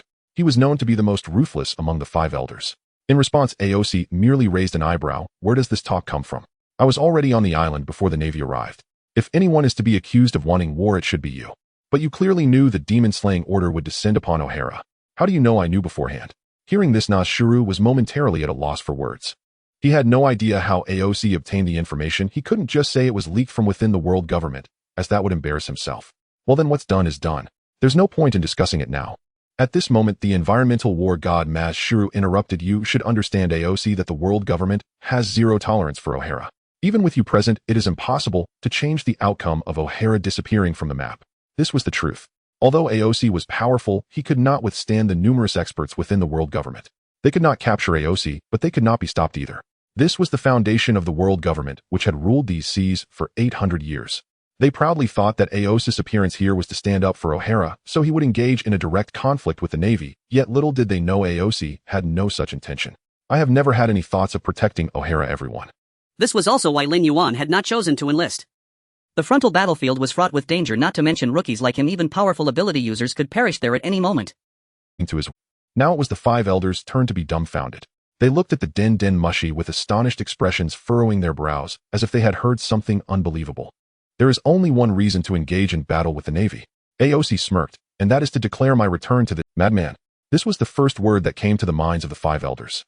They had not expected such a large-scale battle to erupt just to announce his return to the seas. At the same time, they received a signal. The black gun AOC had finally returned to the stage of the seas. Upon the five elders felt both pleased and displeased about this. They were pleased because AOC was relatively friendly and manageable for the world government, although his bad temperament was somewhat bothersome. He was far better than those pirates who only knew how to burn, kill, and plunder. Moreover, his overwhelming potential and power would inevitably crush the new generation of pirates. After all, in their long lives, there had been only a handful of monsters comparable to AOC. The most recent one was already eliminated by them. His name was Rox. However, they were displeased because AOC's unpredictable actions posed a significant threat to the world government. Allowing him to roam the seas could disrupt many plans, much like the current demon-slaying order. We understand your feelings, AOC, but you must be clear that the demon-slaying order cannot become a tool for you to establish. The agricultural war god Peter Shuru spoke sternly. This is different from an attack on the Navy headquarters. The demon-slaying order is the world government's ultimate deterrent against the seas, and it is not something that can be casually discarded like the face of subordinates. The implication was that AOC could not rely on defeating the demon-slaying order to become a top figure in the seas again. This was the world government's bottom line. In response, AOC thought for a moment before choosing to compromise. It's still that saying, if the world government gives him face, he would usually reciprocate. If he were to go back on his word and turn into an adversary, how could he become the new face fruit user in the future? Just now the five elders publicly reprimanded Akainu, which naturally gave Aosi face. He was not someone who lacked understanding of the situation. Since you all say so, then I cannot be ungracious. This matter ends here. I have no interest in O'Hara. You may do as. Although Aosi and Mihawk suffered severe injuries, the remaining power of the demon-slaying order was more than enough to annihilate O'Hara. A complete CP squad, several warships, and troops along with Akainu, who was merely injured, made no difference in the destruction of O'Hara. It was merely a matter of speed. Perhaps they did not expect Aosi to agree so readily, and the five elders were momentarily stunned by his words. They thought that someone as troublesome as Aosi would definitely use the Navy's proactive attack as an excuse to propose many conditions, and they were prepared to tolerate some concessions. Yet this time Aosi seemed particularly agreeable. After much deliberation, the five elders decided to extend an olive branch. In that case, Aosi, consider it the world government owes you a favor. As long as it's not excessive, the world government still holds a friendly attitude towards you. Making things too ugly is not in the interest of either party. Thus, the conflict that could have escalated into a brutal war was resolved in a few words. In addition, at Aosi's request, the five elders also granted a small favor by issuing a seemingly insignificant order effective immediately changed the bounty amount for the Black Gun Aosi to 4,490,000,000 berries. Thus, after a brief pause, the destruction resumed. Sakazuki seemed to unleash all his pent-up fury and frustration upon this island that did not exist in the world, and the ignorant islanders who thought they were safe fell into panic once more. The sky was filled with magma projectiles raining down like a volcanic eruption, causing violent explosions and extreme heat upon impact. No one could survive such a calamity. After all, not everyone is named Ace. Why? How could the Navy slaughter civilians? Damn it. I was just here to restock in O'Hara. I am a noble from the neighboring island. Regardless of your innocence or status, the indiscriminate destruction continued, and amidst this apocalyptic scene, two figures passed by, bearing witness to this land ruined by arrogance and ideals. From time to time they recorded with the Den Den Mushi, but no one cared and no one dared to intervene, for Ace had promised the Gorosei that he would only use it for personal records and would not leak the contents. Thus, both the CP and the Navy, even the falling magma projectiles from the sky, intentionally or unintentionally maintained a 10-meter distance from the two, creating a line of safety amidst this erasing territory. This miraculous scene quickly caught the attention of the panicking crowd, who realized that they were desperately crowding together, even trampling over their former friends and family to squeeze into that safe zone where survival was possible. Witnessing this, both the Navy and CP9 dared not advance, standing at the periphery with troubled expressions, only able to eliminate those who were pushed out. Seeing this situation, the crowd became even more convinced that as long as they stayed next to these two unknown figures, they would surely be safe. Hey, I'm not a savior. Looking at the refugees crowding closer, almost brushing against him, Ace raised an eyebrow. He was no saint willing to defy the world government for the sake of insignificant lives. Their deaths were justly deserved for the reckless scholars, or at worst the world government. In any case, the blame could not be placed on him. Ace. Snap. With a crisp sound, Ace snapped his fingers, and the noise within a 10-meter radius around him and Mihawk was instantly silenced. The crowded masses were suddenly pushed 10 meters away, and the Navy and CP reacted swiftly. Yet when the crowd attempted to rush back into the safety zone, they found to their despair that every time they approached the 10-meter radius, they were inexplicably teleported tens to hundreds of meters away. Even so, some were unwilling to give up, stubbornly charging again and again. What a tenacious will to survive. Mihawk coldly observed everything and couldn't help but sigh, but with his aloof nature, he wouldn't interfere at this moment. It's about time we should set off. The next time we come to O'Hara will be in a few months. By then this place should have turned into a deserted island. Ace returned the Den Den Mushi to his pocket, and sensing something, he looked at Mihawk with a strange expression. Moreover, it seems a little ghost has snuck onto our ship, Little Eagle. An hour earlier at O'Hara in the forest behind the island, a giant was running across the ground with a pained expression, undeterred by the occasional cannon fire landing on the mountains. In his palm, a little girl was crying her heart out. Please, Saul, I want to be with mommy. No, Robin, you must survive. Tell everyone that O'Hara once fought against the world. Saul was determined to fulfill Alvia's last wish. Yet relying on the giant's towering figure, he could clearly see that O'Hara was completely surrounded. Sakazuki, leading the Demon Slayer Order, would not allow any ship to leave. Originally, with Kazan's confusion and kindness, they had a slim chance of escaping as long as Sakazuki did not land on the island. But Sakazuki was different. At this moment, he only wanted to annihilate everything to complete his mission. What to do? What should I do? Saul looked around in confusion, suddenly discovering a glimmer of hope. The Oro Jackson was not docked at the port, but was situated beneath this cliff covered by Ace's extensive observation haki, so there was no fear of being stolen. Seeing this ship, Saul's heart conceived a bold plan. Though it was highly risky, it was also the last chance. At the very least, meeting Black Gun might allow them to survive. Staying on the island was certain death. With his decision made, Saul took a running leap, jumping straight into the sea beneath the cliff, while little Robin gasped in weightlessness. Half of Saul's body submerged in the ocean, he placed Robin on the deck of the Oro Jackson, worry evident in his expression as he said, "Robin, quickly hide in the cabin." Hearing this, little Robin cried as she reached out her hands towards Saul, her small face full of sorrow. "No, don't leave." Yet despite Robin's desperate pleas, Saul steeled his heart and slowly retreated, gradually distancing himself from the Oro Jackson. "Robin, listen carefully. Right now, the only one who can keep you safe from the world government and the Navy on the entire island is Black Gun Ace. You must stay on this ship. They won't dare lay a hand on you. You have to survive, Robin." And so Saul left. Robin did not know where he had gone.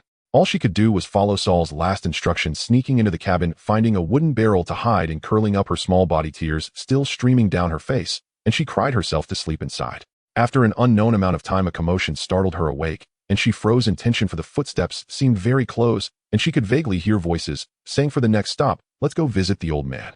After so many years apart, it's time to return to the old home in the new world. Will we pass through Reverse Mountain and Fishman Island? No need. We just came from Sabati Archipelago and have to return to coat the ship, and such it's too troublesome. Let's go straight through the comm belt, or if there's a shorter route, we can fly the ship over the red line as well. The conversation continued for a while, followed by the sound of a door opening and closing. Little Robin thought the two had left and let out a sigh of relief. But in the next moment, the lid above her was suddenly opened. A handsome face with a mischievous grin appeared above, shocking little Robin into pale fear, nearly making her faint. "Just kidding, I found you." O'Hara, aboard the Oro Jackson. Looking at the little Robin, who had been terrified of him, Oster wore a sly smile, fearing he would leave this child with a psychological scar for life. In the kitchen, little Robin stood trembling while Oster watched her with keen interest, sitting in a chair with his legs crossed, sipping orange juice through a straw. Nearby, Mihawk stood upright, his hawk-like gaze coldly fixed on little Robin. "What do you say? Should we throw her off the ship?" For Robin, Mihawk felt no different than he did towards the people on the island. His hesitation in not immediately throwing her off stemmed only from Oster, who seemed somewhat intrigued by the little girl. "Throw her off? Well, it's not entirely impossible." Oster deliberately elongated his words, as if genuinely contemplating the matter, scaring little Robin quite a bit. She recalled Sauron's sacrifice for her, remembered her mother's instructions and last wishes, the devastation of O'Hara, and coupled with her own desire to survive. "Splash, please. Please don't throw me off the ship. I can do anything as long as you save my life." Tears welled in little Robin's eyes, and facing the towering young man, she shouted with her mouth wide open, "I want to live. Anything you can do." Oster's interest was piqued by Robin's words. If she had done nothing but stand there crying, Oster might have actually taken an interest in sending her back to O'Hara to see if this world truly had a so-called destined hero and whether Robin could survive without Kazan. But since she had said such things, Oster was not the kind of person to be heartless, and he had just thought of an intriguing idea. With a thought, paper and pen appeared in his hands. Holding the pen, Oster swiftly began to write on the paper, while Mihawk, arms crossed, cast a curious glance. However, when Mihawk saw what Oster was writing, a look of brief astonishment crossed his face. It simply read the word agreement, but after reading it thoroughly, he finally discerned its meaning. A contract of servitude. "Did you not say you'd do anything to survive?" Oster grinned as he handed her the paper, his fingers intertwined atop his crossed legs, watching her reaction. Sure enough, little Robin took the paper somewhat dazedly, but after reading it carefully, her face turned pale. The gist of the content was as follows: during the destruction of O'Hara, Doric, Oster preserved Nico, Robin's life. Once she reached adulthood, if Oster desired, her life would belong to him. Oster treated all equally, showing no signs of favoritism. In this respect, Robin was no different from Sabo, Don Quixote, Doflamingo, Mihawk, or even Crocodile in the future. The debt of saving a life, of sparing a life, of providing protection. Such gratitude must be repaid with a lifetime. Although Oster's actions could be seen as taking advantage of the situation, they were indeed fair and just. At this moment, little Robin had already achieved considerable success in archaeology and loved to read, so she certainly understood what was written in the agreement. It was precisely because she understood that she felt panic, even turning pale. This essentially meant selling herself into slavery to Oster. No doubt about it. Little Robin clutched the paper, swaying as she sat on the ground. Yet she had no room for choice. Merely biting her lip with tears welling up, she wrote her full name at the end. "I understand. I will repay your life-saving grace in the future." Robin respectfully returned the agreement to Oster, who glanced at it, indifferently smiled, and tucked it away. Seeing that Oster said nothing, Robin lowered her head and walked to the table, picking up a cloth to start wiping the floor, just like she did at her aunt's house. "You don't have to do those chores," Mihawk said coldly, watching Robin on the floor. "Oster will handle them." Although he didn't understand why Oster allowed her on the ship, nor how long this little girl would stay once she was aboard, Mihawk's personality meant he wouldn't question it further. For now, she was treated as part of the crew. "So, is there anything I can do?" Little Robin looked at the cold-faced older brother with some fear. Finding something to do would surely give her a sense of security.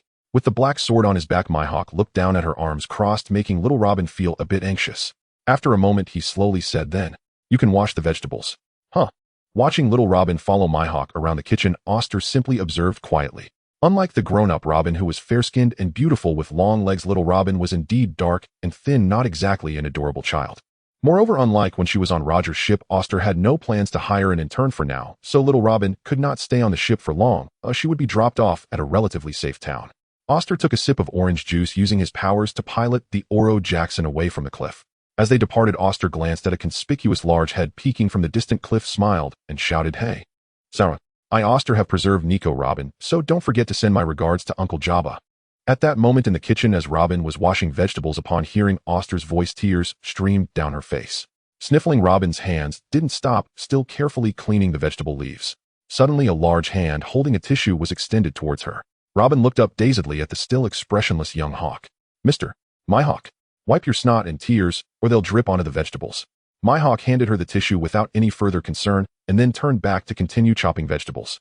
See, although the little hawk seems aloof, he's actually a very gentle person. At some point, Robin turned her head and saw Oster's towering figure squatting beside her, smiling as he spoke. Little Robin nodded in a daze, watching the somewhat flustered Mihawk. After hearing those words, she chased after the constantly disappearing Oster, and in that atmosphere, for the first time, she felt that signing the contract of servitude might not be such a bad thing. Controlling the Oro Jackson, OS sat on the deck chair watching the warships that surrounded O'Hara, naturally moving straight ahead. The commander on the warship before him was Spandam. At this moment, he stood at the bow watching the Oro Jackson approaching the encirclement, while OS did not hide or teleport outside the circle, simply smiling at Spandam. He waved his hand, and the warships orderly parted to the sides under his command. "Mr. OS, please proceed." Spandam nodded and bowed, acting as if OS were his superior, completely ignoring the strange looks from the subordinates around him. Seeing his compliant demeanor, OS slightly curled his lips and took out a Din Din Mushi from his pocket, instantly placing it on the railing of the warship in front of Spandam. "This is a Din Din Mushi to contact me. I believe this won't be our last meeting, Spandam." Spandam hurriedly put the Din Din Mushi into his pocket, smiling as he watched the silhouette of OS's ship. Then his smile instantly vanished, leaving only weariness. Whether it was the Gorosei or OS, they were both formidable figures he could not offend. Although OS had given him the Din Din Mushi, it did not mean he could contact him at will. In essence, it was similar to the Din Din Mushi granted by the Gorosei. At least during the time when OS maintained a peaceful and friendly relationship with the world government, this Din Din Mushi could be used to summon him, while he crucially could not show his displeasure. It was obvious that if a conflict arose between the world government and OS, because of him, the Gorosei would be the first to deal with him. There is only one OS, but he could command as many subordinates as he wished. During the O'Hara Demon Slaughter Order, OS's hometown in the New World was Doramos Island. Old Town Mayor Kike was puffing on a cigarette, his face lined with age. In his room, several nearby residents were present, all appearing somewhat anxious and whispering about something. One burly middle-aged man could no longer contain his impatience and walked up to old Kike. "Uncle Kike, what do you think we should do?" "Sigh, it's something we can't avoid." Compared to when OS left, old Kike seemed even older now, his face covered in wrinkles and his hair completely white. At this time, due to his old age, he could no longer even exert the most basic haki, though his original haki was merely at an entry level. "Watching me grow older and my strength declining, King Karali will no longer exempt the town from taxes. Although we are not a member of the world government and do not owe celestial gold, the desires of those nobles are insatiable." When old Kike first returned to the country, he was still in his 40s, at the peak of his strength. As one of the combatants on Rock's ship, his dual-color haki was still passable, so the king treated him with respect. To appease him, not only did he arrange for him to settle comfortably in a town, but he also hadn't collected taxes from the town for nearly 20 years. Thus old Kike was able to support OS, a glutton, as a small old man. But now Kike had grown old. The new king, aware of this plan to collect the taxes that had not been collected for over a decade in one go, doubling the amount along with other domestic taxes, and then use it as celestial gold to apply to become a member of the world government, thus no longer having to worry about pirates with strength like Kike's. But the problem was the townspeople simply could not produce this money, and there was no way out. "If there's no way, then let me, the old man, give it my all." Although old Kike was old, he was not dead, and his physical fitness from his youth still lingered along with combat experience. To take him down, one would at least need the lives of dozens or hundreds of ordinary soldiers. At that moment, a young man from the town, Jesse, excitedly ran in from outside, not even knocking on the door, holding a newspaper in his hand. Panting, he raised the newspaper and shouted, "Big news, Dad, Grandpa Mayor." "What happened?" Old Kike looked up at the young man, who was also the son of the burly man and one of OS's childhood. It's news about OS. Nanny." Hearing this before anyone inside could react, old Kike, whose excitement was evident, suddenly burst forth with a speed that did not befit his age, snatching the newspaper with his hand and starting to read it carefully. The first photo on the front page of the newspaper stirred him. Indeed, it was OS. That brat was still so handsome. Old Kike smiled, and the nearby residents, hearing that long unheard name, gathered around. Black Gun Dorotol OS, after 2 years of silence, has re-emerged on the sea aboard the Oro Jackson and engaged in fierce conflict with the Navy. Based on the level of danger and his deeds, his bounty has been updated. Black Gun Dorotol OS, aiming for the highest combat power of the world government. The power of a Marine Admiral, the king of the younger generation, a monster nurtured by Pirate King Roger, set to dominate the next era. The next generation's king. The new maritime overlord. After a series of renowned titles that shook the seas, the residents immediately fixated on the bounty amount. However, upon seeing it, everyone was instantly shocked into silence, mouths agape and pupils trembling violently. Only old Kike, who had seen grand spectacles, could still maintain some rationality, though his face turned crimson. He opened his mouth several times, but could not utter a word, only to suddenly leap up 3 feet high, shouting, "Wow, OS, he has made it. Huh?" After years of unfulfilled wishes, old Kike felt his life was finally complete, realizing that maritime overlords like Gold Roger and Whitebeard had ultimately been nurtured by him. He knew that OS, with such monstrous talent, would surely soar in the future, and he, old Kike, would finally be taken along for the ride. No need to worry, everyone. Old Kike was now beaming with joy as if he had returned to the spirited days of his youth. OS has already become the maritime overlord. Unaware of it all at this moment, OS, who was given the title of Forgetful One by old Jike, wore a serious expression, reclining in his chair, with one leg crossed over the other, intently focused on the battle unfolding before him, his face slightly tense. "Hey, you two, are you masters at playing cards?" Looking at the terrible hand of cards he couldn't play, OS regretted teaching them how to play do di ju. After sailing out of the waters surrounding O'Hara, OS, feeling bored, pulled out a series of entertainment tools prepared by Sammy, including a deck of playing cards. With great enthusiasm, he called Mihawk and Little Robin over, and the 3 of them sat around the table. OS simply explained the rules of do di ju, and clever as they were, Mihawk and Little Robin quickly understood. Then, OS began to lose consecutively. A bead of cold sweat trickled down his forehead as he looked at Mihawk, who had already played out his cards, disbelief in his eyes. "Let's go again." This new round was much more intense. By the end, OS had only 2 cards left, while Mihawk and Little Robin each had just 1. As long as one of my cards can beat both of theirs, I can win directly. After losing several rounds, OS nervously swallowed hard, determined to cheat. Just a moment later, Little Eagle, "You actually..." OS looked in disbelief. Mihawk, sitting upright, glanced at him sideways, a slight smirk forming at the corner of his mouth, his eyes sharp with a penetrating gaze. "As expected, OS, you ended up cheating after all." "Damn." Little Robin looked at the two curiously, unable to comprehend the strange dialogue. But in reality, the seemingly simple card game was rife with cunning strategies. Because he was too familiar with OS, Mihawk prepared for this tactic when he got his cards. During the previous several rounds, when OS kept losing, Mihawk was on guard against him cheating with his Observation Haki. Indeed, by the last round, noticing OS's unusual demeanor, he knew OS would definitely try to cheat. Thus, he had resolved earlier to delay playing for at least a minute after OS laid down his cards. Sure enough, the future OS envisioned was Mihawk holding on to his cards without playing and not admitting defeat. It was impossible to tell whether his cards were high or low. Truly, you can foresee the future, right? I can predict your prediction of the future. OS felt a bit flushed. "I'm not playing anymore. This is so boring." He threw his cards onto the table, and instantly, all the cards disappeared. Seeing OS's sulky expression, Mihawk wasn't surprised. He shook his head and directly went to the side of the ship to practice swordsmanship, facing the sea. Little Robin smiled, thinking Lord OS is quite an interesting person. OS, with his hands resting behind his head, feeling a bit down, caught sight of a prey within the realm of Observation Haki. He then opened one eye, snapped his fingers, and a messenger seagull appeared in his hand. At that moment, the confused little seagull was equally perplexed. "What happened? Wasn't I just flying in the sky? What am I doing here?" After a brief moment of daze, the messenger seagull looked at the man holding it in his hand. After careful recognition, it suddenly jolted. At the fastest speed of a seagull, it took out a piece of newspaper from its bag, then quickly extended its wings forward, respectfully handing the newspaper over. This really left OS at a loss. Are messenger seagulls this polite nowadays? Even performing a defeated country's etiquette?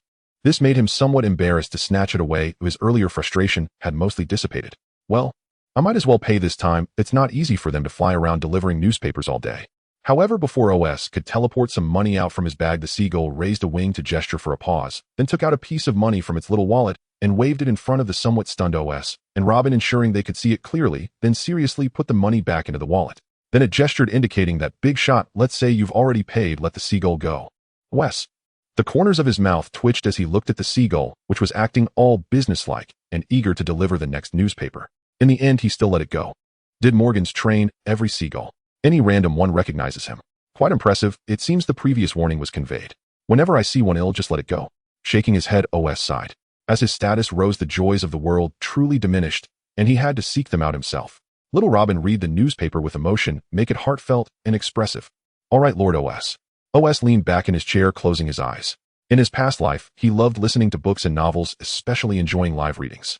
Little Robin, holding the newspaper, began to read it aloud to OS carefully. A few days ago, 40,490,000,000 berries. Life or death is of no concern. The most heinous crimes. OS. He slowly turned his head to look at Robin, who was reading with such passion. Why do you read the most heinous crimes with such intensity and hatred? Huh. Little Robin was a bit confused. Didn't Lord OS want her to read with emotion? She noticed that the words "the most heinous crimes, life or death is of no concern" were bold and read with exclamation marks. Forget it. Let's just say I didn't say anything. Continue. OS shook his head and listened on. The great pirate Edward Newgate has escaped from Impel Down. Has that guy finally broken free?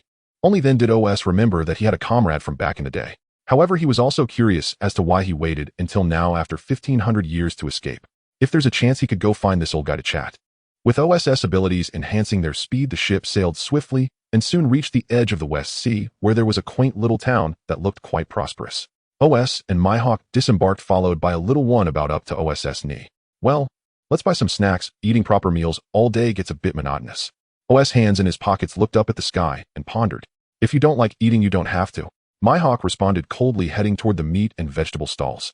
Hey, is eating not okay? OS felt a bit helpless and quickly teleported to catch up, then seemed to think of something, snapped his fingers, and conjured a bag of berries, tossing it to Robin. Little Robin was quite happy, thinking she was finally of use. Her excited little face flushed. Is there anything you need me to buy, Lord OS? No. No need. OS raised an eyebrow, a gentle smile gracing his lips, yet his words felt. This is your severance pay. You can disembark in this town. Is it really okay for her to put herself on this island? The evening breeze blew gently, the hem of Mihawk's white shirt fluttering slowly. He was getting further away from the coastline, and he could only vaguely see a black dot on the shore, still waving desperately. You seem to care a lot about that little ghost. OSU teased, munching on chips as he watched Mihawk facing the coast. Mihawk remained silent, not saying a word, merely walking towards the stern with his sword. Osa's voice rang out behind him. I left her a life card and scanned the observation haki. This town has no gangs or villains. Besides, you should trust her ability to struggle for survival, Little Eagle. Mihawk did not turn back to say anything. His previously slow pace finally picked up after OSU finished speaking. He really is stubborn. Mihawk. OSU chuckled lightly. The daily routine on the Oro Jackson had not changed because of Robin's arrival, and finishing his meal at the dining table, OSU slouched in his chair, rubbing his belly. Suddenly, he seemed to remember something and picked up his notebook to take a look. By the way, Little Eagle, don't throw away the pointer from O'Hara. It's still useful. Hearing this, Mihawk furrowed his brow, seemingly puzzled. Although he hadn't had the chance to throw the pointer away yet, O'Hara had already been destroyed, so what was the use of a pointer to a deserted island? OSU propped his feet up on the table, which had now become spotlessly clean. I'll spend a few months back home, then go to O'Hara again. There will be some interesting characters showing up there. I've already notified Sammy to have some subordinates watch over O'Hara. I can gather 2 people I want to find all at once. That's not easy. Mihawk listened attentively, neither asking why nor who those people were. After all, they were men he respected. As long as it was a place OSU wanted to go, he wouldn't mind going to O'Hara or even Mariawa. You can decide on such matters. But what interests me more is whether there will be stronger swordsmen than you in the New World. Mihawk's sharp gaze was fixed on OSU. He had heard rumors about the New World long ago, but before he became an adult, he had been wandering in paradise and the 4 seas. Before witnessing Osa's strength, he had thought he had reached the pinnacle of swordsmanship, but upon seeing OSU, he realized that the world was far broader than he had imagined. If there are swordsmen stronger than OSU, then life ahead surely won't be boring. Hearing Mihawk's words, OSU stroked his chin and reflected for a moment. Well, there are definitely swordsmen in the New World who can be called great masters, but if you're asking if there are many who are stronger than me, perhaps not many. If one had to think of swordsmen in this world whose swordsmanship might surpass his, only a few like Rayleigh and Gallant Saint would come to mind. The Golden Lion is probably done, for his head is stuck in the ship's helm and his sword is tied to his foot. It would be remarkable if he still retained even half of his swordsmanship strength. As for the other monsters in the New World, most of them don't seem to be swordsmen. One could say that the 20-something Little Eagle, with his exceptional talent in swordsmanship, is already on the brink of entering the top tier of swordsmen, probably just needing to awaken the Conqueror's haki and wrap it around a bit. Speaking of the New World, OSU clearly had many thoughts in his mind, or perhaps he had long had the initial concept of such ideas. Hey little eagle, actually I've had an idea for a long time. He propped his elbow on the table, leaning forward, looking at Mihawk, who was tasting wine with a glass raised, drawing Mihawk's scattered attention back. What? That is. I want to control the entire underground world. OSU showed little interest in the Emperors of the Sea. Dividing the new world, and then guarding a territory to vie for supremacy was not suitable for someone like OSU. Following Captain Rogers while using his strong power to balance the sea isn't that already Shanks' job. OSU going there would just be an embellishment. Although he has that talent and strength, OSU also doesn't want to be the next rocks in the new world, controlling the entire world's trade and economic lifelines, truly becoming the puppet master of the underground world. At that time, his influence might not be any less than that of the world government, allowing him to indulge in extravagance without losing dignity. OSU expressed satisfaction with his plan. Upon hearing Osis' entire scheme, Mihawk couldn't help but break into a cold sweat. If it really comes to this, you'll probably have to face pressure from the entire world.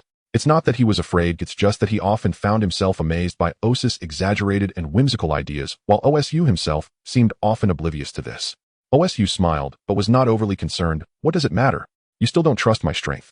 Besides, there's no need to recruit troops to conquer the world. Clenching his fist, black and red lightning flickered. As long as I can subdue the heads of the underground world, what's there to fear about them running away? A subtle arc appeared at the corner of this king's mouth. His gaze became somewhat terrifying, a hint of crimson appearing in his pupils. Anyway, I don't believe there's anyone in this world who can escape from my grasp. For this, Mihawk had no doubts, for he knew that if OSU truly wanted to find someone, it was highly unlikely anyone, unless they stay on some extremely remote, deserted island, never contacting the outside world. Otherwise, once OSU establishes his intelligence network, aided by Observation Haki that spans thousands or even tens of thousands of meters, and the power of instant movement, even hiding in the deep sea, would not prevent OSU from pulling them out. He believed in Osis' strength, but he also believed in his own strength. Mihawk placed his wine glass on the table, looking at OSU with a smile. Then on this journey, we will surely encounter many powerful swordsmen. Perhaps it was fate's arrangement, or perhaps history always tends to repeat itself. In just a few words, a matter that would determine the future direction of the world was laughingly decided by these two powerful men, just like the previous owner of the Oro Jackson. If one thinks carefully, OSU realized that his reasoning for joining Rogers' crew now does not seem to be a lie. After all, he indeed has the qualification to turn the world upside down. The key is that this does not conflict with Captain Rogers' will. The one who inherits Rogers' spirit sails freely, fulfilling his dream. What does that have to do with OSU, who aims to control the world? Two ambitious young men who could be considered newcomers sailed their ship through the calm zone near the West Sea, heading towards a new world. Speaking of which, the calm zone really has no wind at all. This was OS' first time in the calm zone. Having followed Rogers' ship, he had visited most places in the world, be it paradise or the new world, but the calm zone, a silent domain that isolated the four seas from the new world, was rarely traversed by the Oro Jackson due to its lack of mature energy propulsion. Most of the time, they would travel through Fishman Island and the Twin Gorges. Moreover, Amazon Lily seems to be in the calm zone. While maneuvering the Oro Jackson halfway through the calm zone, OS suddenly remembered this. A real-life daughter nation. OS had heard that Uncle Rayleigh had seemingly been there. After all, visiting that old man wouldn't take much time, and stopping by Amazon Lily seemed like a good idea considering he was out at sea for fun. Thinking of this, OS went to ask Mihawk for the pointer to the daughter nation, but was quickly scolded back. Hey, are you an idiot? Amazon Lily is in the calm zone of the South Sea, but we are currently in the calm zone next to the West Sea. Not to mention, it wasn't on the way, there was a red Earth continent in between. It really is just thinking of one thing after another. Mihawk felt a headache coming on and let out a deep sigh. Upon hearing this, OS lost interest in the idea. He thought he could go another time, besides it seemed the Empress hadn't been captured yet. OS lay on the chair, flipping through his little notebook that recorded events he remembered happening in certain years, while releasing a tangible conqueror's haki, causing the Sea Kings that tried to attack the Oro Jackson to roll their eyes and fall asleep before even getting close. Mihawk stood at the bow of the ship, a massive emerald green sword energy slashed through, cleaving the sleeping Sea Kings into the cut surfaces smooth, with some being cut to clear the way, while others were selected by the Little Eagle as food reserves. Just as the Oro Jackson advanced recklessly, an immense black shadow suddenly emerged from the seabed. A super large Sea King. OS halted his action of flipping through the notebook, slowly turning his head in anticipation. It was a monster with the head of a tiger and the body of a fish, surfacing and glaring hungrily at this intruder in its territory. Its length was probably several tens of Oro Jacksons, and OS felt that his pupils were definitely not as large as the creature's, but it was still under 10,000 meters within the range of his observation haki. What a big fish. But I have no plans to go fishing today. OS's expression was calm. Under normal circumstances, he wouldn't mind playing the role of a fish tamer, but since he was heading home soon, he was quite happy. He didn't want to play any chase games with such a big guy, as taking the Oro Jackson several thousand to 10,000 meters in an instant would only feel like a couple of splashes in front of this creature. So, get lost. Virum. OSS eyes turned sharp, and in an instant his nearly tangible conqueror's haki transformed into lightning, crossing the sea towards that super gigantic Sea King. The Sea King, struck by the black-red lightning, showed an incredibly human-like fear, with pupils the size of houses violently trembling. It slowly retreated, then flipped over and rapidly plunged into the seabed, the movement creating massive waves that nearly capsized the Oro Jackson, only for OS to teleport the ship into the air to avoid this gigantic whirlpool. It seems that Navy ships are indeed more intelligent, outfitted with sea-floor stones and invisible radars. However, the Navy has technology, and we have brute force. Let's just rely on the Conqueror's haki to charge ahead. Hi, I'm heading home soon. OS lay contentedly in the reclining chair, reminiscing about the time before joining Roger's crew. Nanny, where did this little brat come from? I have no time to take care of you. They'll only take you in for one night, but once I find your awful parents, they'll send you off. No laughing, I am a great pirate. Just feeding you milk powder. Ouch, ouch, ouch. Let go. Are you a little kid? Squeezed my arm red. Hey, how do you know what the birthday gift in the box is? Hey, clarify that for me. Well, little brat, you will definitely become the top monster in the world, just like the captains I followed when I was young. Let me tell you when they make a move. From now on, you're my grandson. Just take my surname Toru. The future monster Toru, OS. When OS was very young, old Kike switched from being a pirate to a caregiver. OS often heard him complain and give advice. OS, when you become a great pirate in the future, don't forget your grandpa. I had dreams of being a sea overlord too, but unfortunately, I lack the conditions you have. Little OS listened to this familiar speech, and quite frankly, he had no way to refute it. With old Kike's talent, even if he trained his body from a young age and found ways to learn haki after boarding the ship after numerous life and death battles, he could only fight against the base-level lieutenant commanders at his peak, being just an ordinary fighter on Rock's ship. Furthermore, even after a lifetime of hard work, he hadn't reached the starting point as high as his well-behaved grandson. If I remember correctly, OS seemed to be able to kill Navy lieutenants at the age of 12 or 13. It's no wonder old Kike wanted to pass his dreams to OS. After all, his body was not cooperating, and wouldn't it be more enjoyable to cultivate a sea overlord than to be one himself? Moreover, due to OS's monstrous talent from a young age, just eating became a huge problem. Even though old Kike saved up quite a bit of money in his youth, he still had to find ways to earn extra income, collecting subsidies from the townspeople. The residents knew it was because of old Kike that they were spared from noble oppression, so they were willing to help raise the child. If their own children were bullied by OS, as long as it wasn't too excessive, they would just pretend not to see. So OS could be considered to have grown up eating the food of many families. He would occasionally hunt down a few ferocious beasts in the mountains during his childhood to provide meat for the whole town. Now returning, he was also thinking about repaying the kindness. What should he do? How about taking down a country to play with? After all, that group of nobles was just a bunch of useless drunken fools. Oh, what's the difference who sits in their seats? Moreover, the world government still owes him a personal favor. Doramos Island. In the coastal town, the usual tranquility had vanished. Every household bolted doors and shuttered windows. Outside the town, the kingdom's regular troops, escorted by several nobles, were advancing slowly. Against the pirates of the New World, they would crumble at a glance. Many would flee 3 miles at merely sighting a pirate flag. But facing unarmed commoners, they transformed into gods of war, brandishing spears and blades. Refuse to pay taxes. They'll chop up your very soul of independence. In his youth, Lao Jike would have been confident he could cut through these rank-and-file soldiers time and again, but now he was old. Old to the point that even his once imposing aura would not manifest. Hey, old man, surrender at once. Because of an old fool like you, the kingdom has lost so much money. The lead noble squinted, avarice flashing across his eyes. Count His Majesty, the king demands we resolve this quickly. Officials of the world government will arrive soon. Another noble leaned in and murmured into the old man's ear. I understand. The old noble smoothed his collar. Then, full assault. A sudden puff of dust rose from the front of the formation, making the old noble frown. What is that? No one answered. From within the dust, a small, stooped figure emerged, dragging the corpse of a soldier who had been felled in an instant. Unsteady yet unmistakable, it was Lao Jike. Where did this old wretch come from? Fragile as he is, and still trying to show off, seems he wants to die. The noble stared down at that gray, weathered silhouette, as if it were already a corpse. You're already this decrepit, what fantasies do you still nurse? He gave the order at once. The soldiers raised their blades and marched toward the haggard figure. After all, it was only an old pirate. Had the king not been hyper-cautious? Recalling the king's orders before he left, the old noble suppressed a laugh. The world government's investigation found some anomalies in this town. More intelligence must be gathered. Absurd. Take the town, and there would be enough Bailey to buy a position within the world government. Their rule would be secured forever. He looked toward the faintly bustling town and already calculated how much Bailey he could skim away. On the other side, the burly soldiers advanced on Lao Jike, increasing his pressure. Behind him, the town's able-bodied residents had rallied with machetes and spears, their calves trembling. No matter how you looked at it, they stood no chance. Damn it. Lao Jike ground his teeth as the so-called elite soldiers closed in. Such rabble, he thought. On the open sea, they would be nothing but fodder to true pirates. A mighty tiger brought low, mocked by curs. If owls were here, you insects wouldn't dare be so smug, someone spat. The threat had barely left their lips when soldiers began collapsing in droves, thudding to the ground. The old noble's words choked off, and his face froze. What? With a final fading gasp, he too pitched forward unconscious. The bizarre spectacle stunned Lao Jike into stillness for a moment, yet his seasoned instincts soon returned, and his face flushed as he began to scan the surroundings anxiously. Hey, you little brat. Is that you?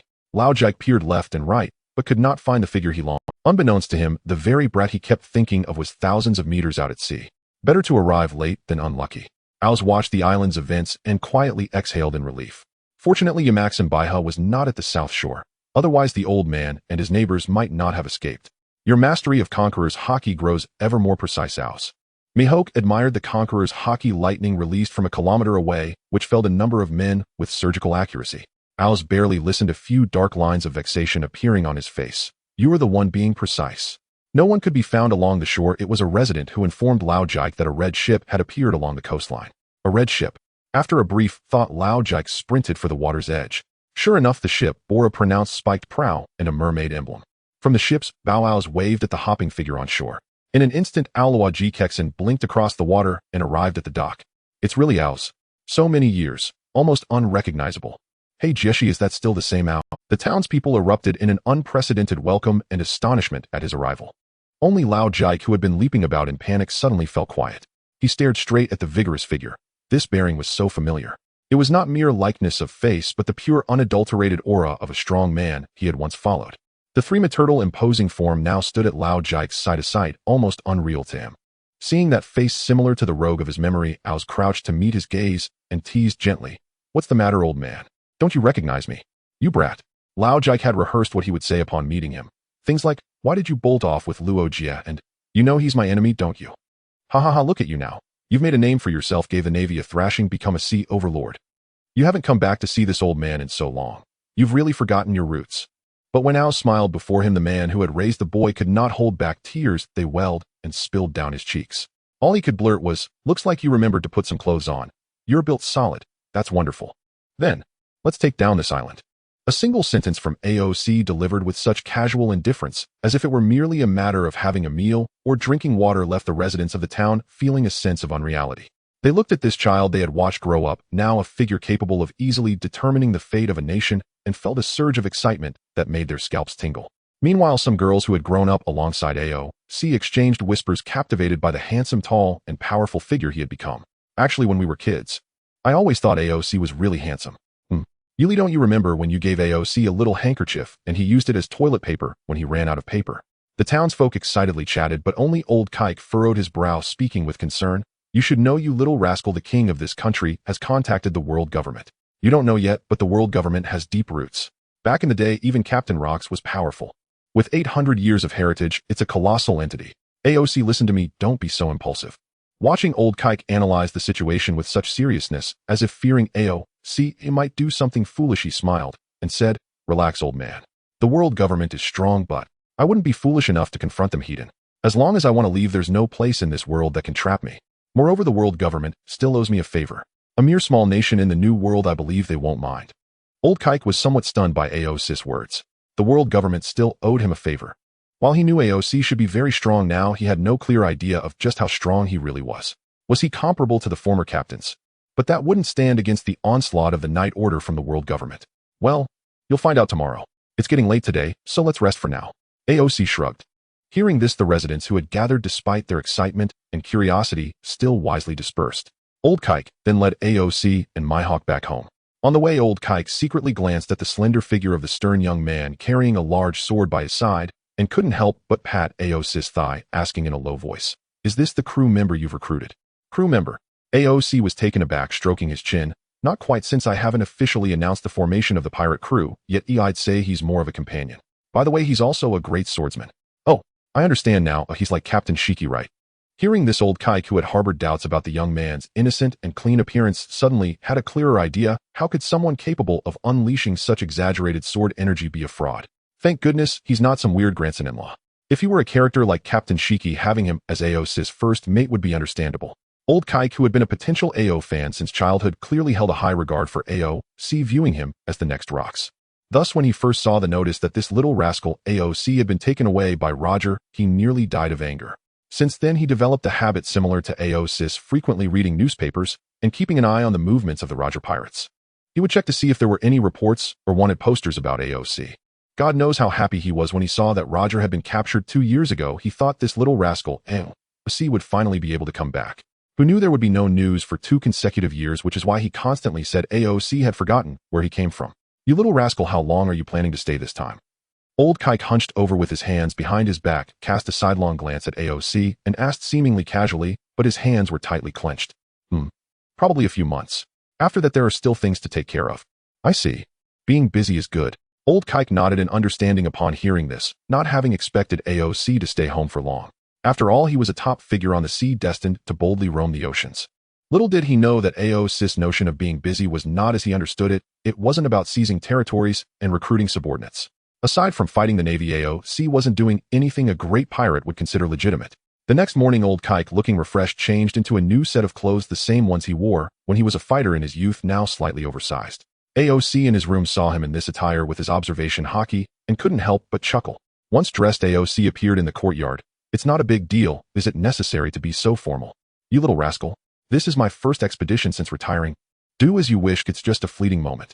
AOC shrugged and walked towards the kitchen where Mihawk had already prepared the meal. Outside the courtyard, many residents had gathered at the door. Old Kike, full of spirit, opened the door.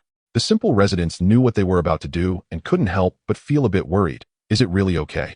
Old Town Chief, that's the army of the kingdom and the world government. Ha ha ha, no problem. Old Kike laughed heartily. AOC is very strong. Still no news. At this moment, within the opulent palace, a group of nobles and officials were whispering to each other. On a high platform sat a young man with a crown, inquiring about his guards. No news at all. Old Count Huko has had no contact since he acted last night. Damn. Upon hearing this, the king furrowed his brow and shouted, the dignitaries of the world government are arriving soon. The promised gold from the heavens hasn't been gathered yet. If it really comes to that, we'll have to squeeze the residents around the royal city. Report. An urgent signal rang outside the palace. Enemies. What a... Upon hearing this panicked message, the young king immediately stood up, descended the steps, and looked at the soldier. What did you just say? However, as the soldier raised his head to report, his eyes suddenly widened, and he found himself unable to utter a word. Following the soldier's fearful and dazed gaze, the king looked back, only to be horrified to discover a dark figure lounging on his throne, casually resting his chin on one hand, while pointing a finger like a gun at his head, a smile playing on his lips as he made a sound effect. Bang. Who are you? The young king, gazing at the man seated high on the throne, momentarily forgot his anger and doubts, helplessly uttering a question. But no one answered him. The tall young man, with his legs crossed, playfully pointed his finger at the king's head, and with a bang, the king tilted his head and collapsed to the ground unconscious, without any wounds or blood, in front of the terrified nobles. Bang! The brief silence was shattered by another sound effect as a middle-aged noble with a body piled with fat inexplicably fell once more. At this moment, the feast of slaughter began. The nobles, who once emphasized lineage and appearances, trampled over their own relatives and friends, rushing towards the palace exit. The man seated atop the throne, as if playing with a toy gun, lightly tapped his finger forward. Perhaps having grown accustomed to their privileged lives, they couldn't escape the palace, quickly one by one collapsing to the ground, trampled by their companions.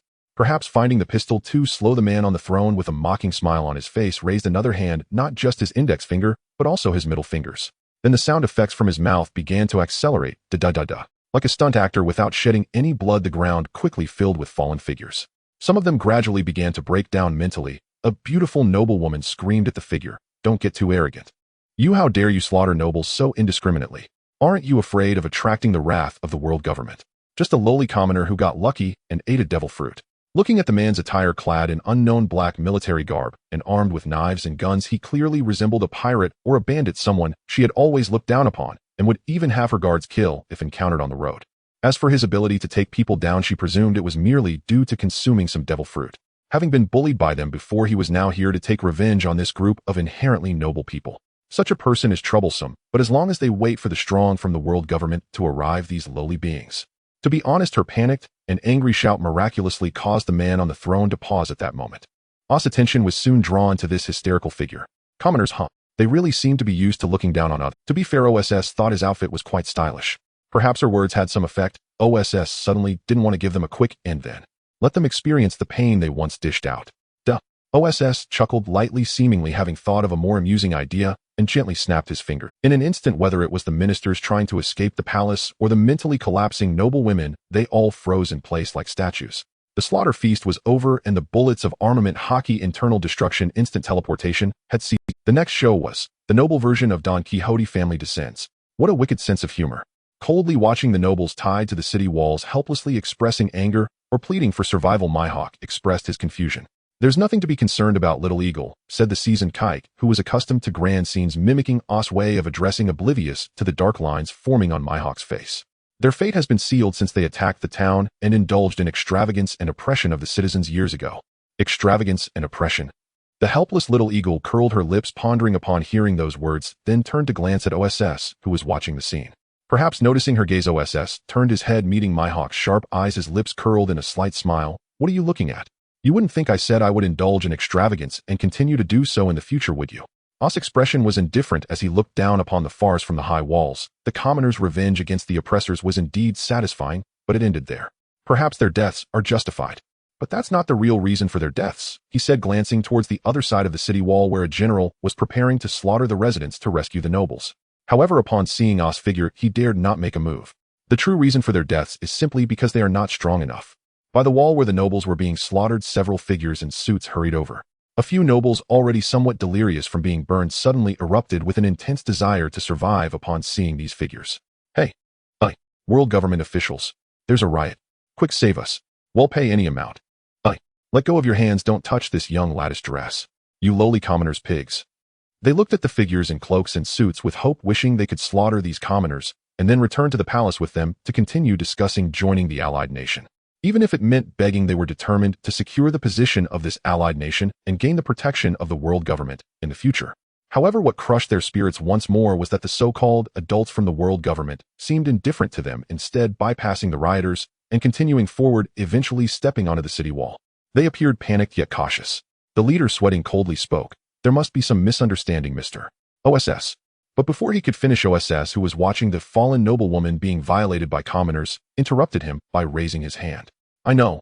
Out of respect for the five elders, I won't hold it against you. Baru, baru, baru.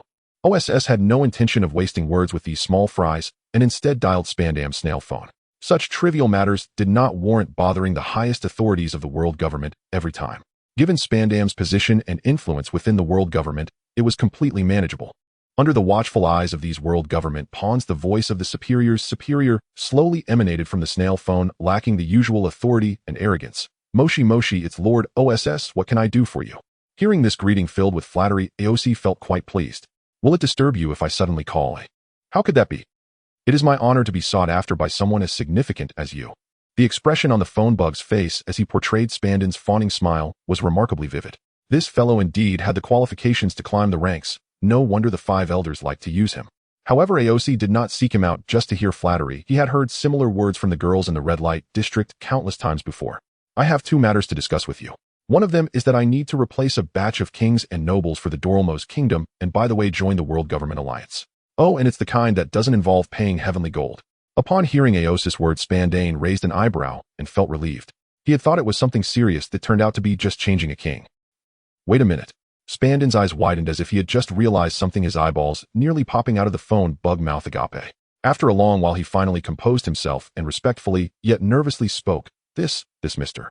AOC isn't something I can manage. It definitely needs to be reported to the highest authority of the world government. Spandam forced a smile, but inwardly he was incredibly shocked. Other matters were secondary, but the legendary Black Gun, AOC is now going to become the king of a member nation. Can the round table of the world government truly accommodate such a formidable figure? No. AOC waved his hand and then pointed the phone bug at his sidekick Old Kike, who seemed a bit unaccustomed and did not understand what AOC wanted to do. The one who will truly become the king is this gentleman beside me. Before Spandam could react, Old Kike was already startled, hurriedly stepping back and repeatedly saying, how can I take on such a position? I'm just an old man. AOC found old Kike's reaction amusing, but did not bother to persuade him further, merely addressing the phone bug. The one who will become the new king of Doramos is my most esteemed chicken sauce, the great pirate, former member of the Rocks Pirates, daughter Kike. AOC proudly introduced old Kike's title, momentarily stunning Spandane. Although not as unbelievable as AOC himself, this new king seemed to bear titles that were more illustrious, especially the last one. He was the crownless king of the previous era, a peerless powerhouse who single-handedly bore the iron fists of the world government, the Navy, and the Pirate King. If that's the case, I can take the initiative to draft an application, but it still needs to be submitted for approval by the 5 elders. As Spandane spoke, toward the end his voice grew softer. He understood that essentially the next steps were beyond the control of a mere dog of the highest authority like himself. If due to old Kike's identity or the lack of payment of heavenly gold, they were to refuse AOC out of fear, he hoped AOC wouldn't see him as a punching bag. Spandane expressed that being caught between AOC and the 5 elders made it difficult for him to handle. However, AOC clearly had confidence and smiled as he said, "You don't need to worry about that, you just need to convey one sentence when submitting the application. Please go ahead." Spandane swallowed hard. "Just tell them that the favor the world government owes me should be used to." He believed the 5 elders would never refuse. Doramos was situated in the New World Sea, and against the backdrop of the Great Pirate era, the world government's influence could not reach there. The so-called protection was simply impossible. Not paying heavenly gold and not needing protection meant that in essence he only wanted the title of a member nation of the world government. The real protection would still come from AOC's formidable reputation that echoed throughout the seas. As for the reason, AOC felt it was simply for fun. In the future, not only could he rightfully participate in world meetings, but he and the old man could also be there, one a remnant of Roger's crew, the other a remnant of Rock's crew, escorted by the Navy to attend the world meeting. Just thinking about it must be quite interesting. Just imagining that scene made AOC chuckle. As for other reasons, it was to provide a long-term stable foundation for old Kike and the townsfolk. At least for the next 20 years, this generation that took care of AOC would definitely be secure. The wild dogs in the village could also be brought into the royal city's patrol team, eating a share of the royal provisions, ensuring they wouldn't fail their generations of guarding the town. What do you call this? This is called when one person attains Tao, even the chickens and dogs rise to heaven. Doramos, which suffered a tremendous political upheaval, miraculously stabilized quickly. This was also thanks to AOC's awe-inspiring presence that shook the seas along with the string of mind-boggling bounty numbers. Didn't you see that even the representatives from the world government had to leave with their tails between their legs? Oh, come on, it's just a matter of becoming a king. How much longer will you keep stalling, old man? In the palace of the king, old Kike repeatedly declined the matter of becoming king, insisting that it was not suitable, that he was too old, and so on. The townsfolk's persuasion fell on deaf ears, which made them anxious. If you don't become king, how will we become nobles? You all, I think this position should still be left for AOC. I'm already so old. Old man, I have no time to be a king. I'm still aiming to conquer the seas. AOC lied through his teeth while persuading old Kike. You just occupy the position for now. Oh, I'll take over when I have the time later. Besides, you can select a partner from across the nation without having to hide it anymore.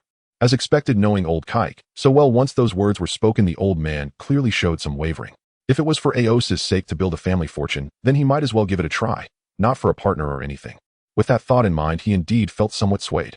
Yet on the surface, he still hesitated. Oh dear, what a... In the end, AOC could no longer contain his impatience, snapped his fingers, and old Kike's clothes instantly transformed into royal attire, his entire being appearing on the throne, while AOC and Mihawk stood beside the throne watching the residents, awkwardly bowing, exchanging glances, and finding it quite amusing. You all. Oh dear, I'm so old. You're really making my life difficult. Old Kike struggled to suppress the smile that was almost impossible to contain as he looked at AOC, who was safeguarding him, feeling a wave of relief in his heart. Finally, he was carried along. Thus thought the newly crowned king, old Kike. The 3rd chapter is complete. Tomorrow and the day after are 4 updates. No more excuses, enjoy it. Bring out all your gifts and throw them at the author hard. Inside the grand and opulent palace, the usually scruffy old Kike was unexpectedly wearing glasses, his face serious as he examined the report in his hands. Not bad at all, old man. Hearing this voice, old Kike looked up to see a young man in a dark red suit and a black coat, towering over 3 meters tall, with long legs, his robust physique complemented by long black hair and a chiseled face far beyond mere handsomeness. He was seated at the desk munching on a palace fruit. Seeing AOC dressed like this, a hint of a smile finally appeared on old Kike's serious face. That new outfit suits you well, you little rascal. One must occasionally change their style. AOC casually picked up a piece of paper from the desk, which contained various notes about taxes and public safety. Hey, old man, being king is supposed to be enjoyable. Oh, don't wear yourself out. Even the most lax governance is better than the oppression of the previous king. The populace will be grateful to you. Well, you have a point. Stretching his sore shoulders, old Kike jumped down from the throne. To be honest, he didn't care much after all approving documents was simply a matter of writing whatever came to mind. For instance, during the recent transition of power when a group of civilians rioted, Old Kike saw the report and simply replied, "Damn it." Moreover, recently more and more young people from the kingdom had gone out to sea to become pirates, to which he responded, "That's ambitious. Tell them to come home more often." This peculiar response often left those below him bewildered, forcing them to follow his instructions. "Let's go out for a stroll. Oh, I actually prefer a more carefree life." Seated together at a table in the palace garden, Old Kike said, "Hey, you little rascal, you must have that thing down right." Old Kike seemed to recall something, leaning forward with both hands resting on the table, looking at Aosi, who was meditating with his eyes closed. "What?" Aosi opened his eyes, somewhat bewildered. "I mean that black and red lightning that strikes down with a bang." Old Kike struggled to describe it, but the memory of those world-destroying battles from his youth was vivid. As an observer, he remembered how those powerful beings would unleash such might, their residual force enough to blow him away each time they clashed. "Ah, you mean that?" Aosi, of course, was eager to satisfy the old man's curiosity, for his greatest ambition in life was to become a great pirate like Whitebeard and the others. Now that he was living out that dream in his own way, he was naturally curious about everything. Aosi slowly extended his hand, clenched into a fist, and a cataclysmic aura gradually emerged. Old Kike's pupils trembled, and his body involuntarily shivered, yet he felt extremely excited. Yes, it's this momentum that sends shivers down one's spine. Then Aosi's aura retracted, slowly condensing in his hand. Dense black and red lightning compressed within his fist. Old Kike felt the overwhelming pressure of this powerful aura, even struggling to breathe, yet he couldn't help but applaud as he looked at Aosi, who seemed to dominate the world. What immense power. "So, Aosi, can you beat Whitebeard Edward Newgate now?" Old Kike asked eagerly. Aosi felt incredibly strong, and Whitebeard had also left a strong impression on him. It was somewhat amusing that he couldn't discern which of the two was stronger. It was like trying to lift a 1,000-ton boulder versus a tenth of sand, and one, the gap was simply too vast. However, Old Kike's question caught Aosi off guard. He stroked his chin, pondering for a moment. "In terms of raw strength, I definitely fall short. I've witnessed Whitebeard's incredible strength, his devil fruit abilities, and his conqueror's haki, which are nearly on par with Captain Roger. And I am still too young." This sentiment left Old Kike somewhat disappointed, but also comforted, understanding that Aosi was still too young. This was something that would come in time. But what Aosi said next brightened Old Kike's spirits again. "However, that is merely a difference in numerical value. If we were to fight unrestricted on the sea, I am confident that not a single member of the Whitebeard pirates would survive. Not even the fishmen would stand a chance." Aosi's nonchalant tone sounded like thunder in Old Kike's ears, and he instinctively did not doubt him, especially since Aosi had been causing trouble at Navy headquarters since his youth. He felt increasingly gratified. If even such a monster couldn't handle Aosi, then this little rascal should be relatively safe in the future. He wouldn't have to worry every day while reading the newspaper when reports about Aosi came out. After this, Aosi and Mihawk spent several months living on Drum Island, keeping Old Kike company and taking a break. During this time, Aosi managed to obtain Morgan's contact information through a reporting seagull.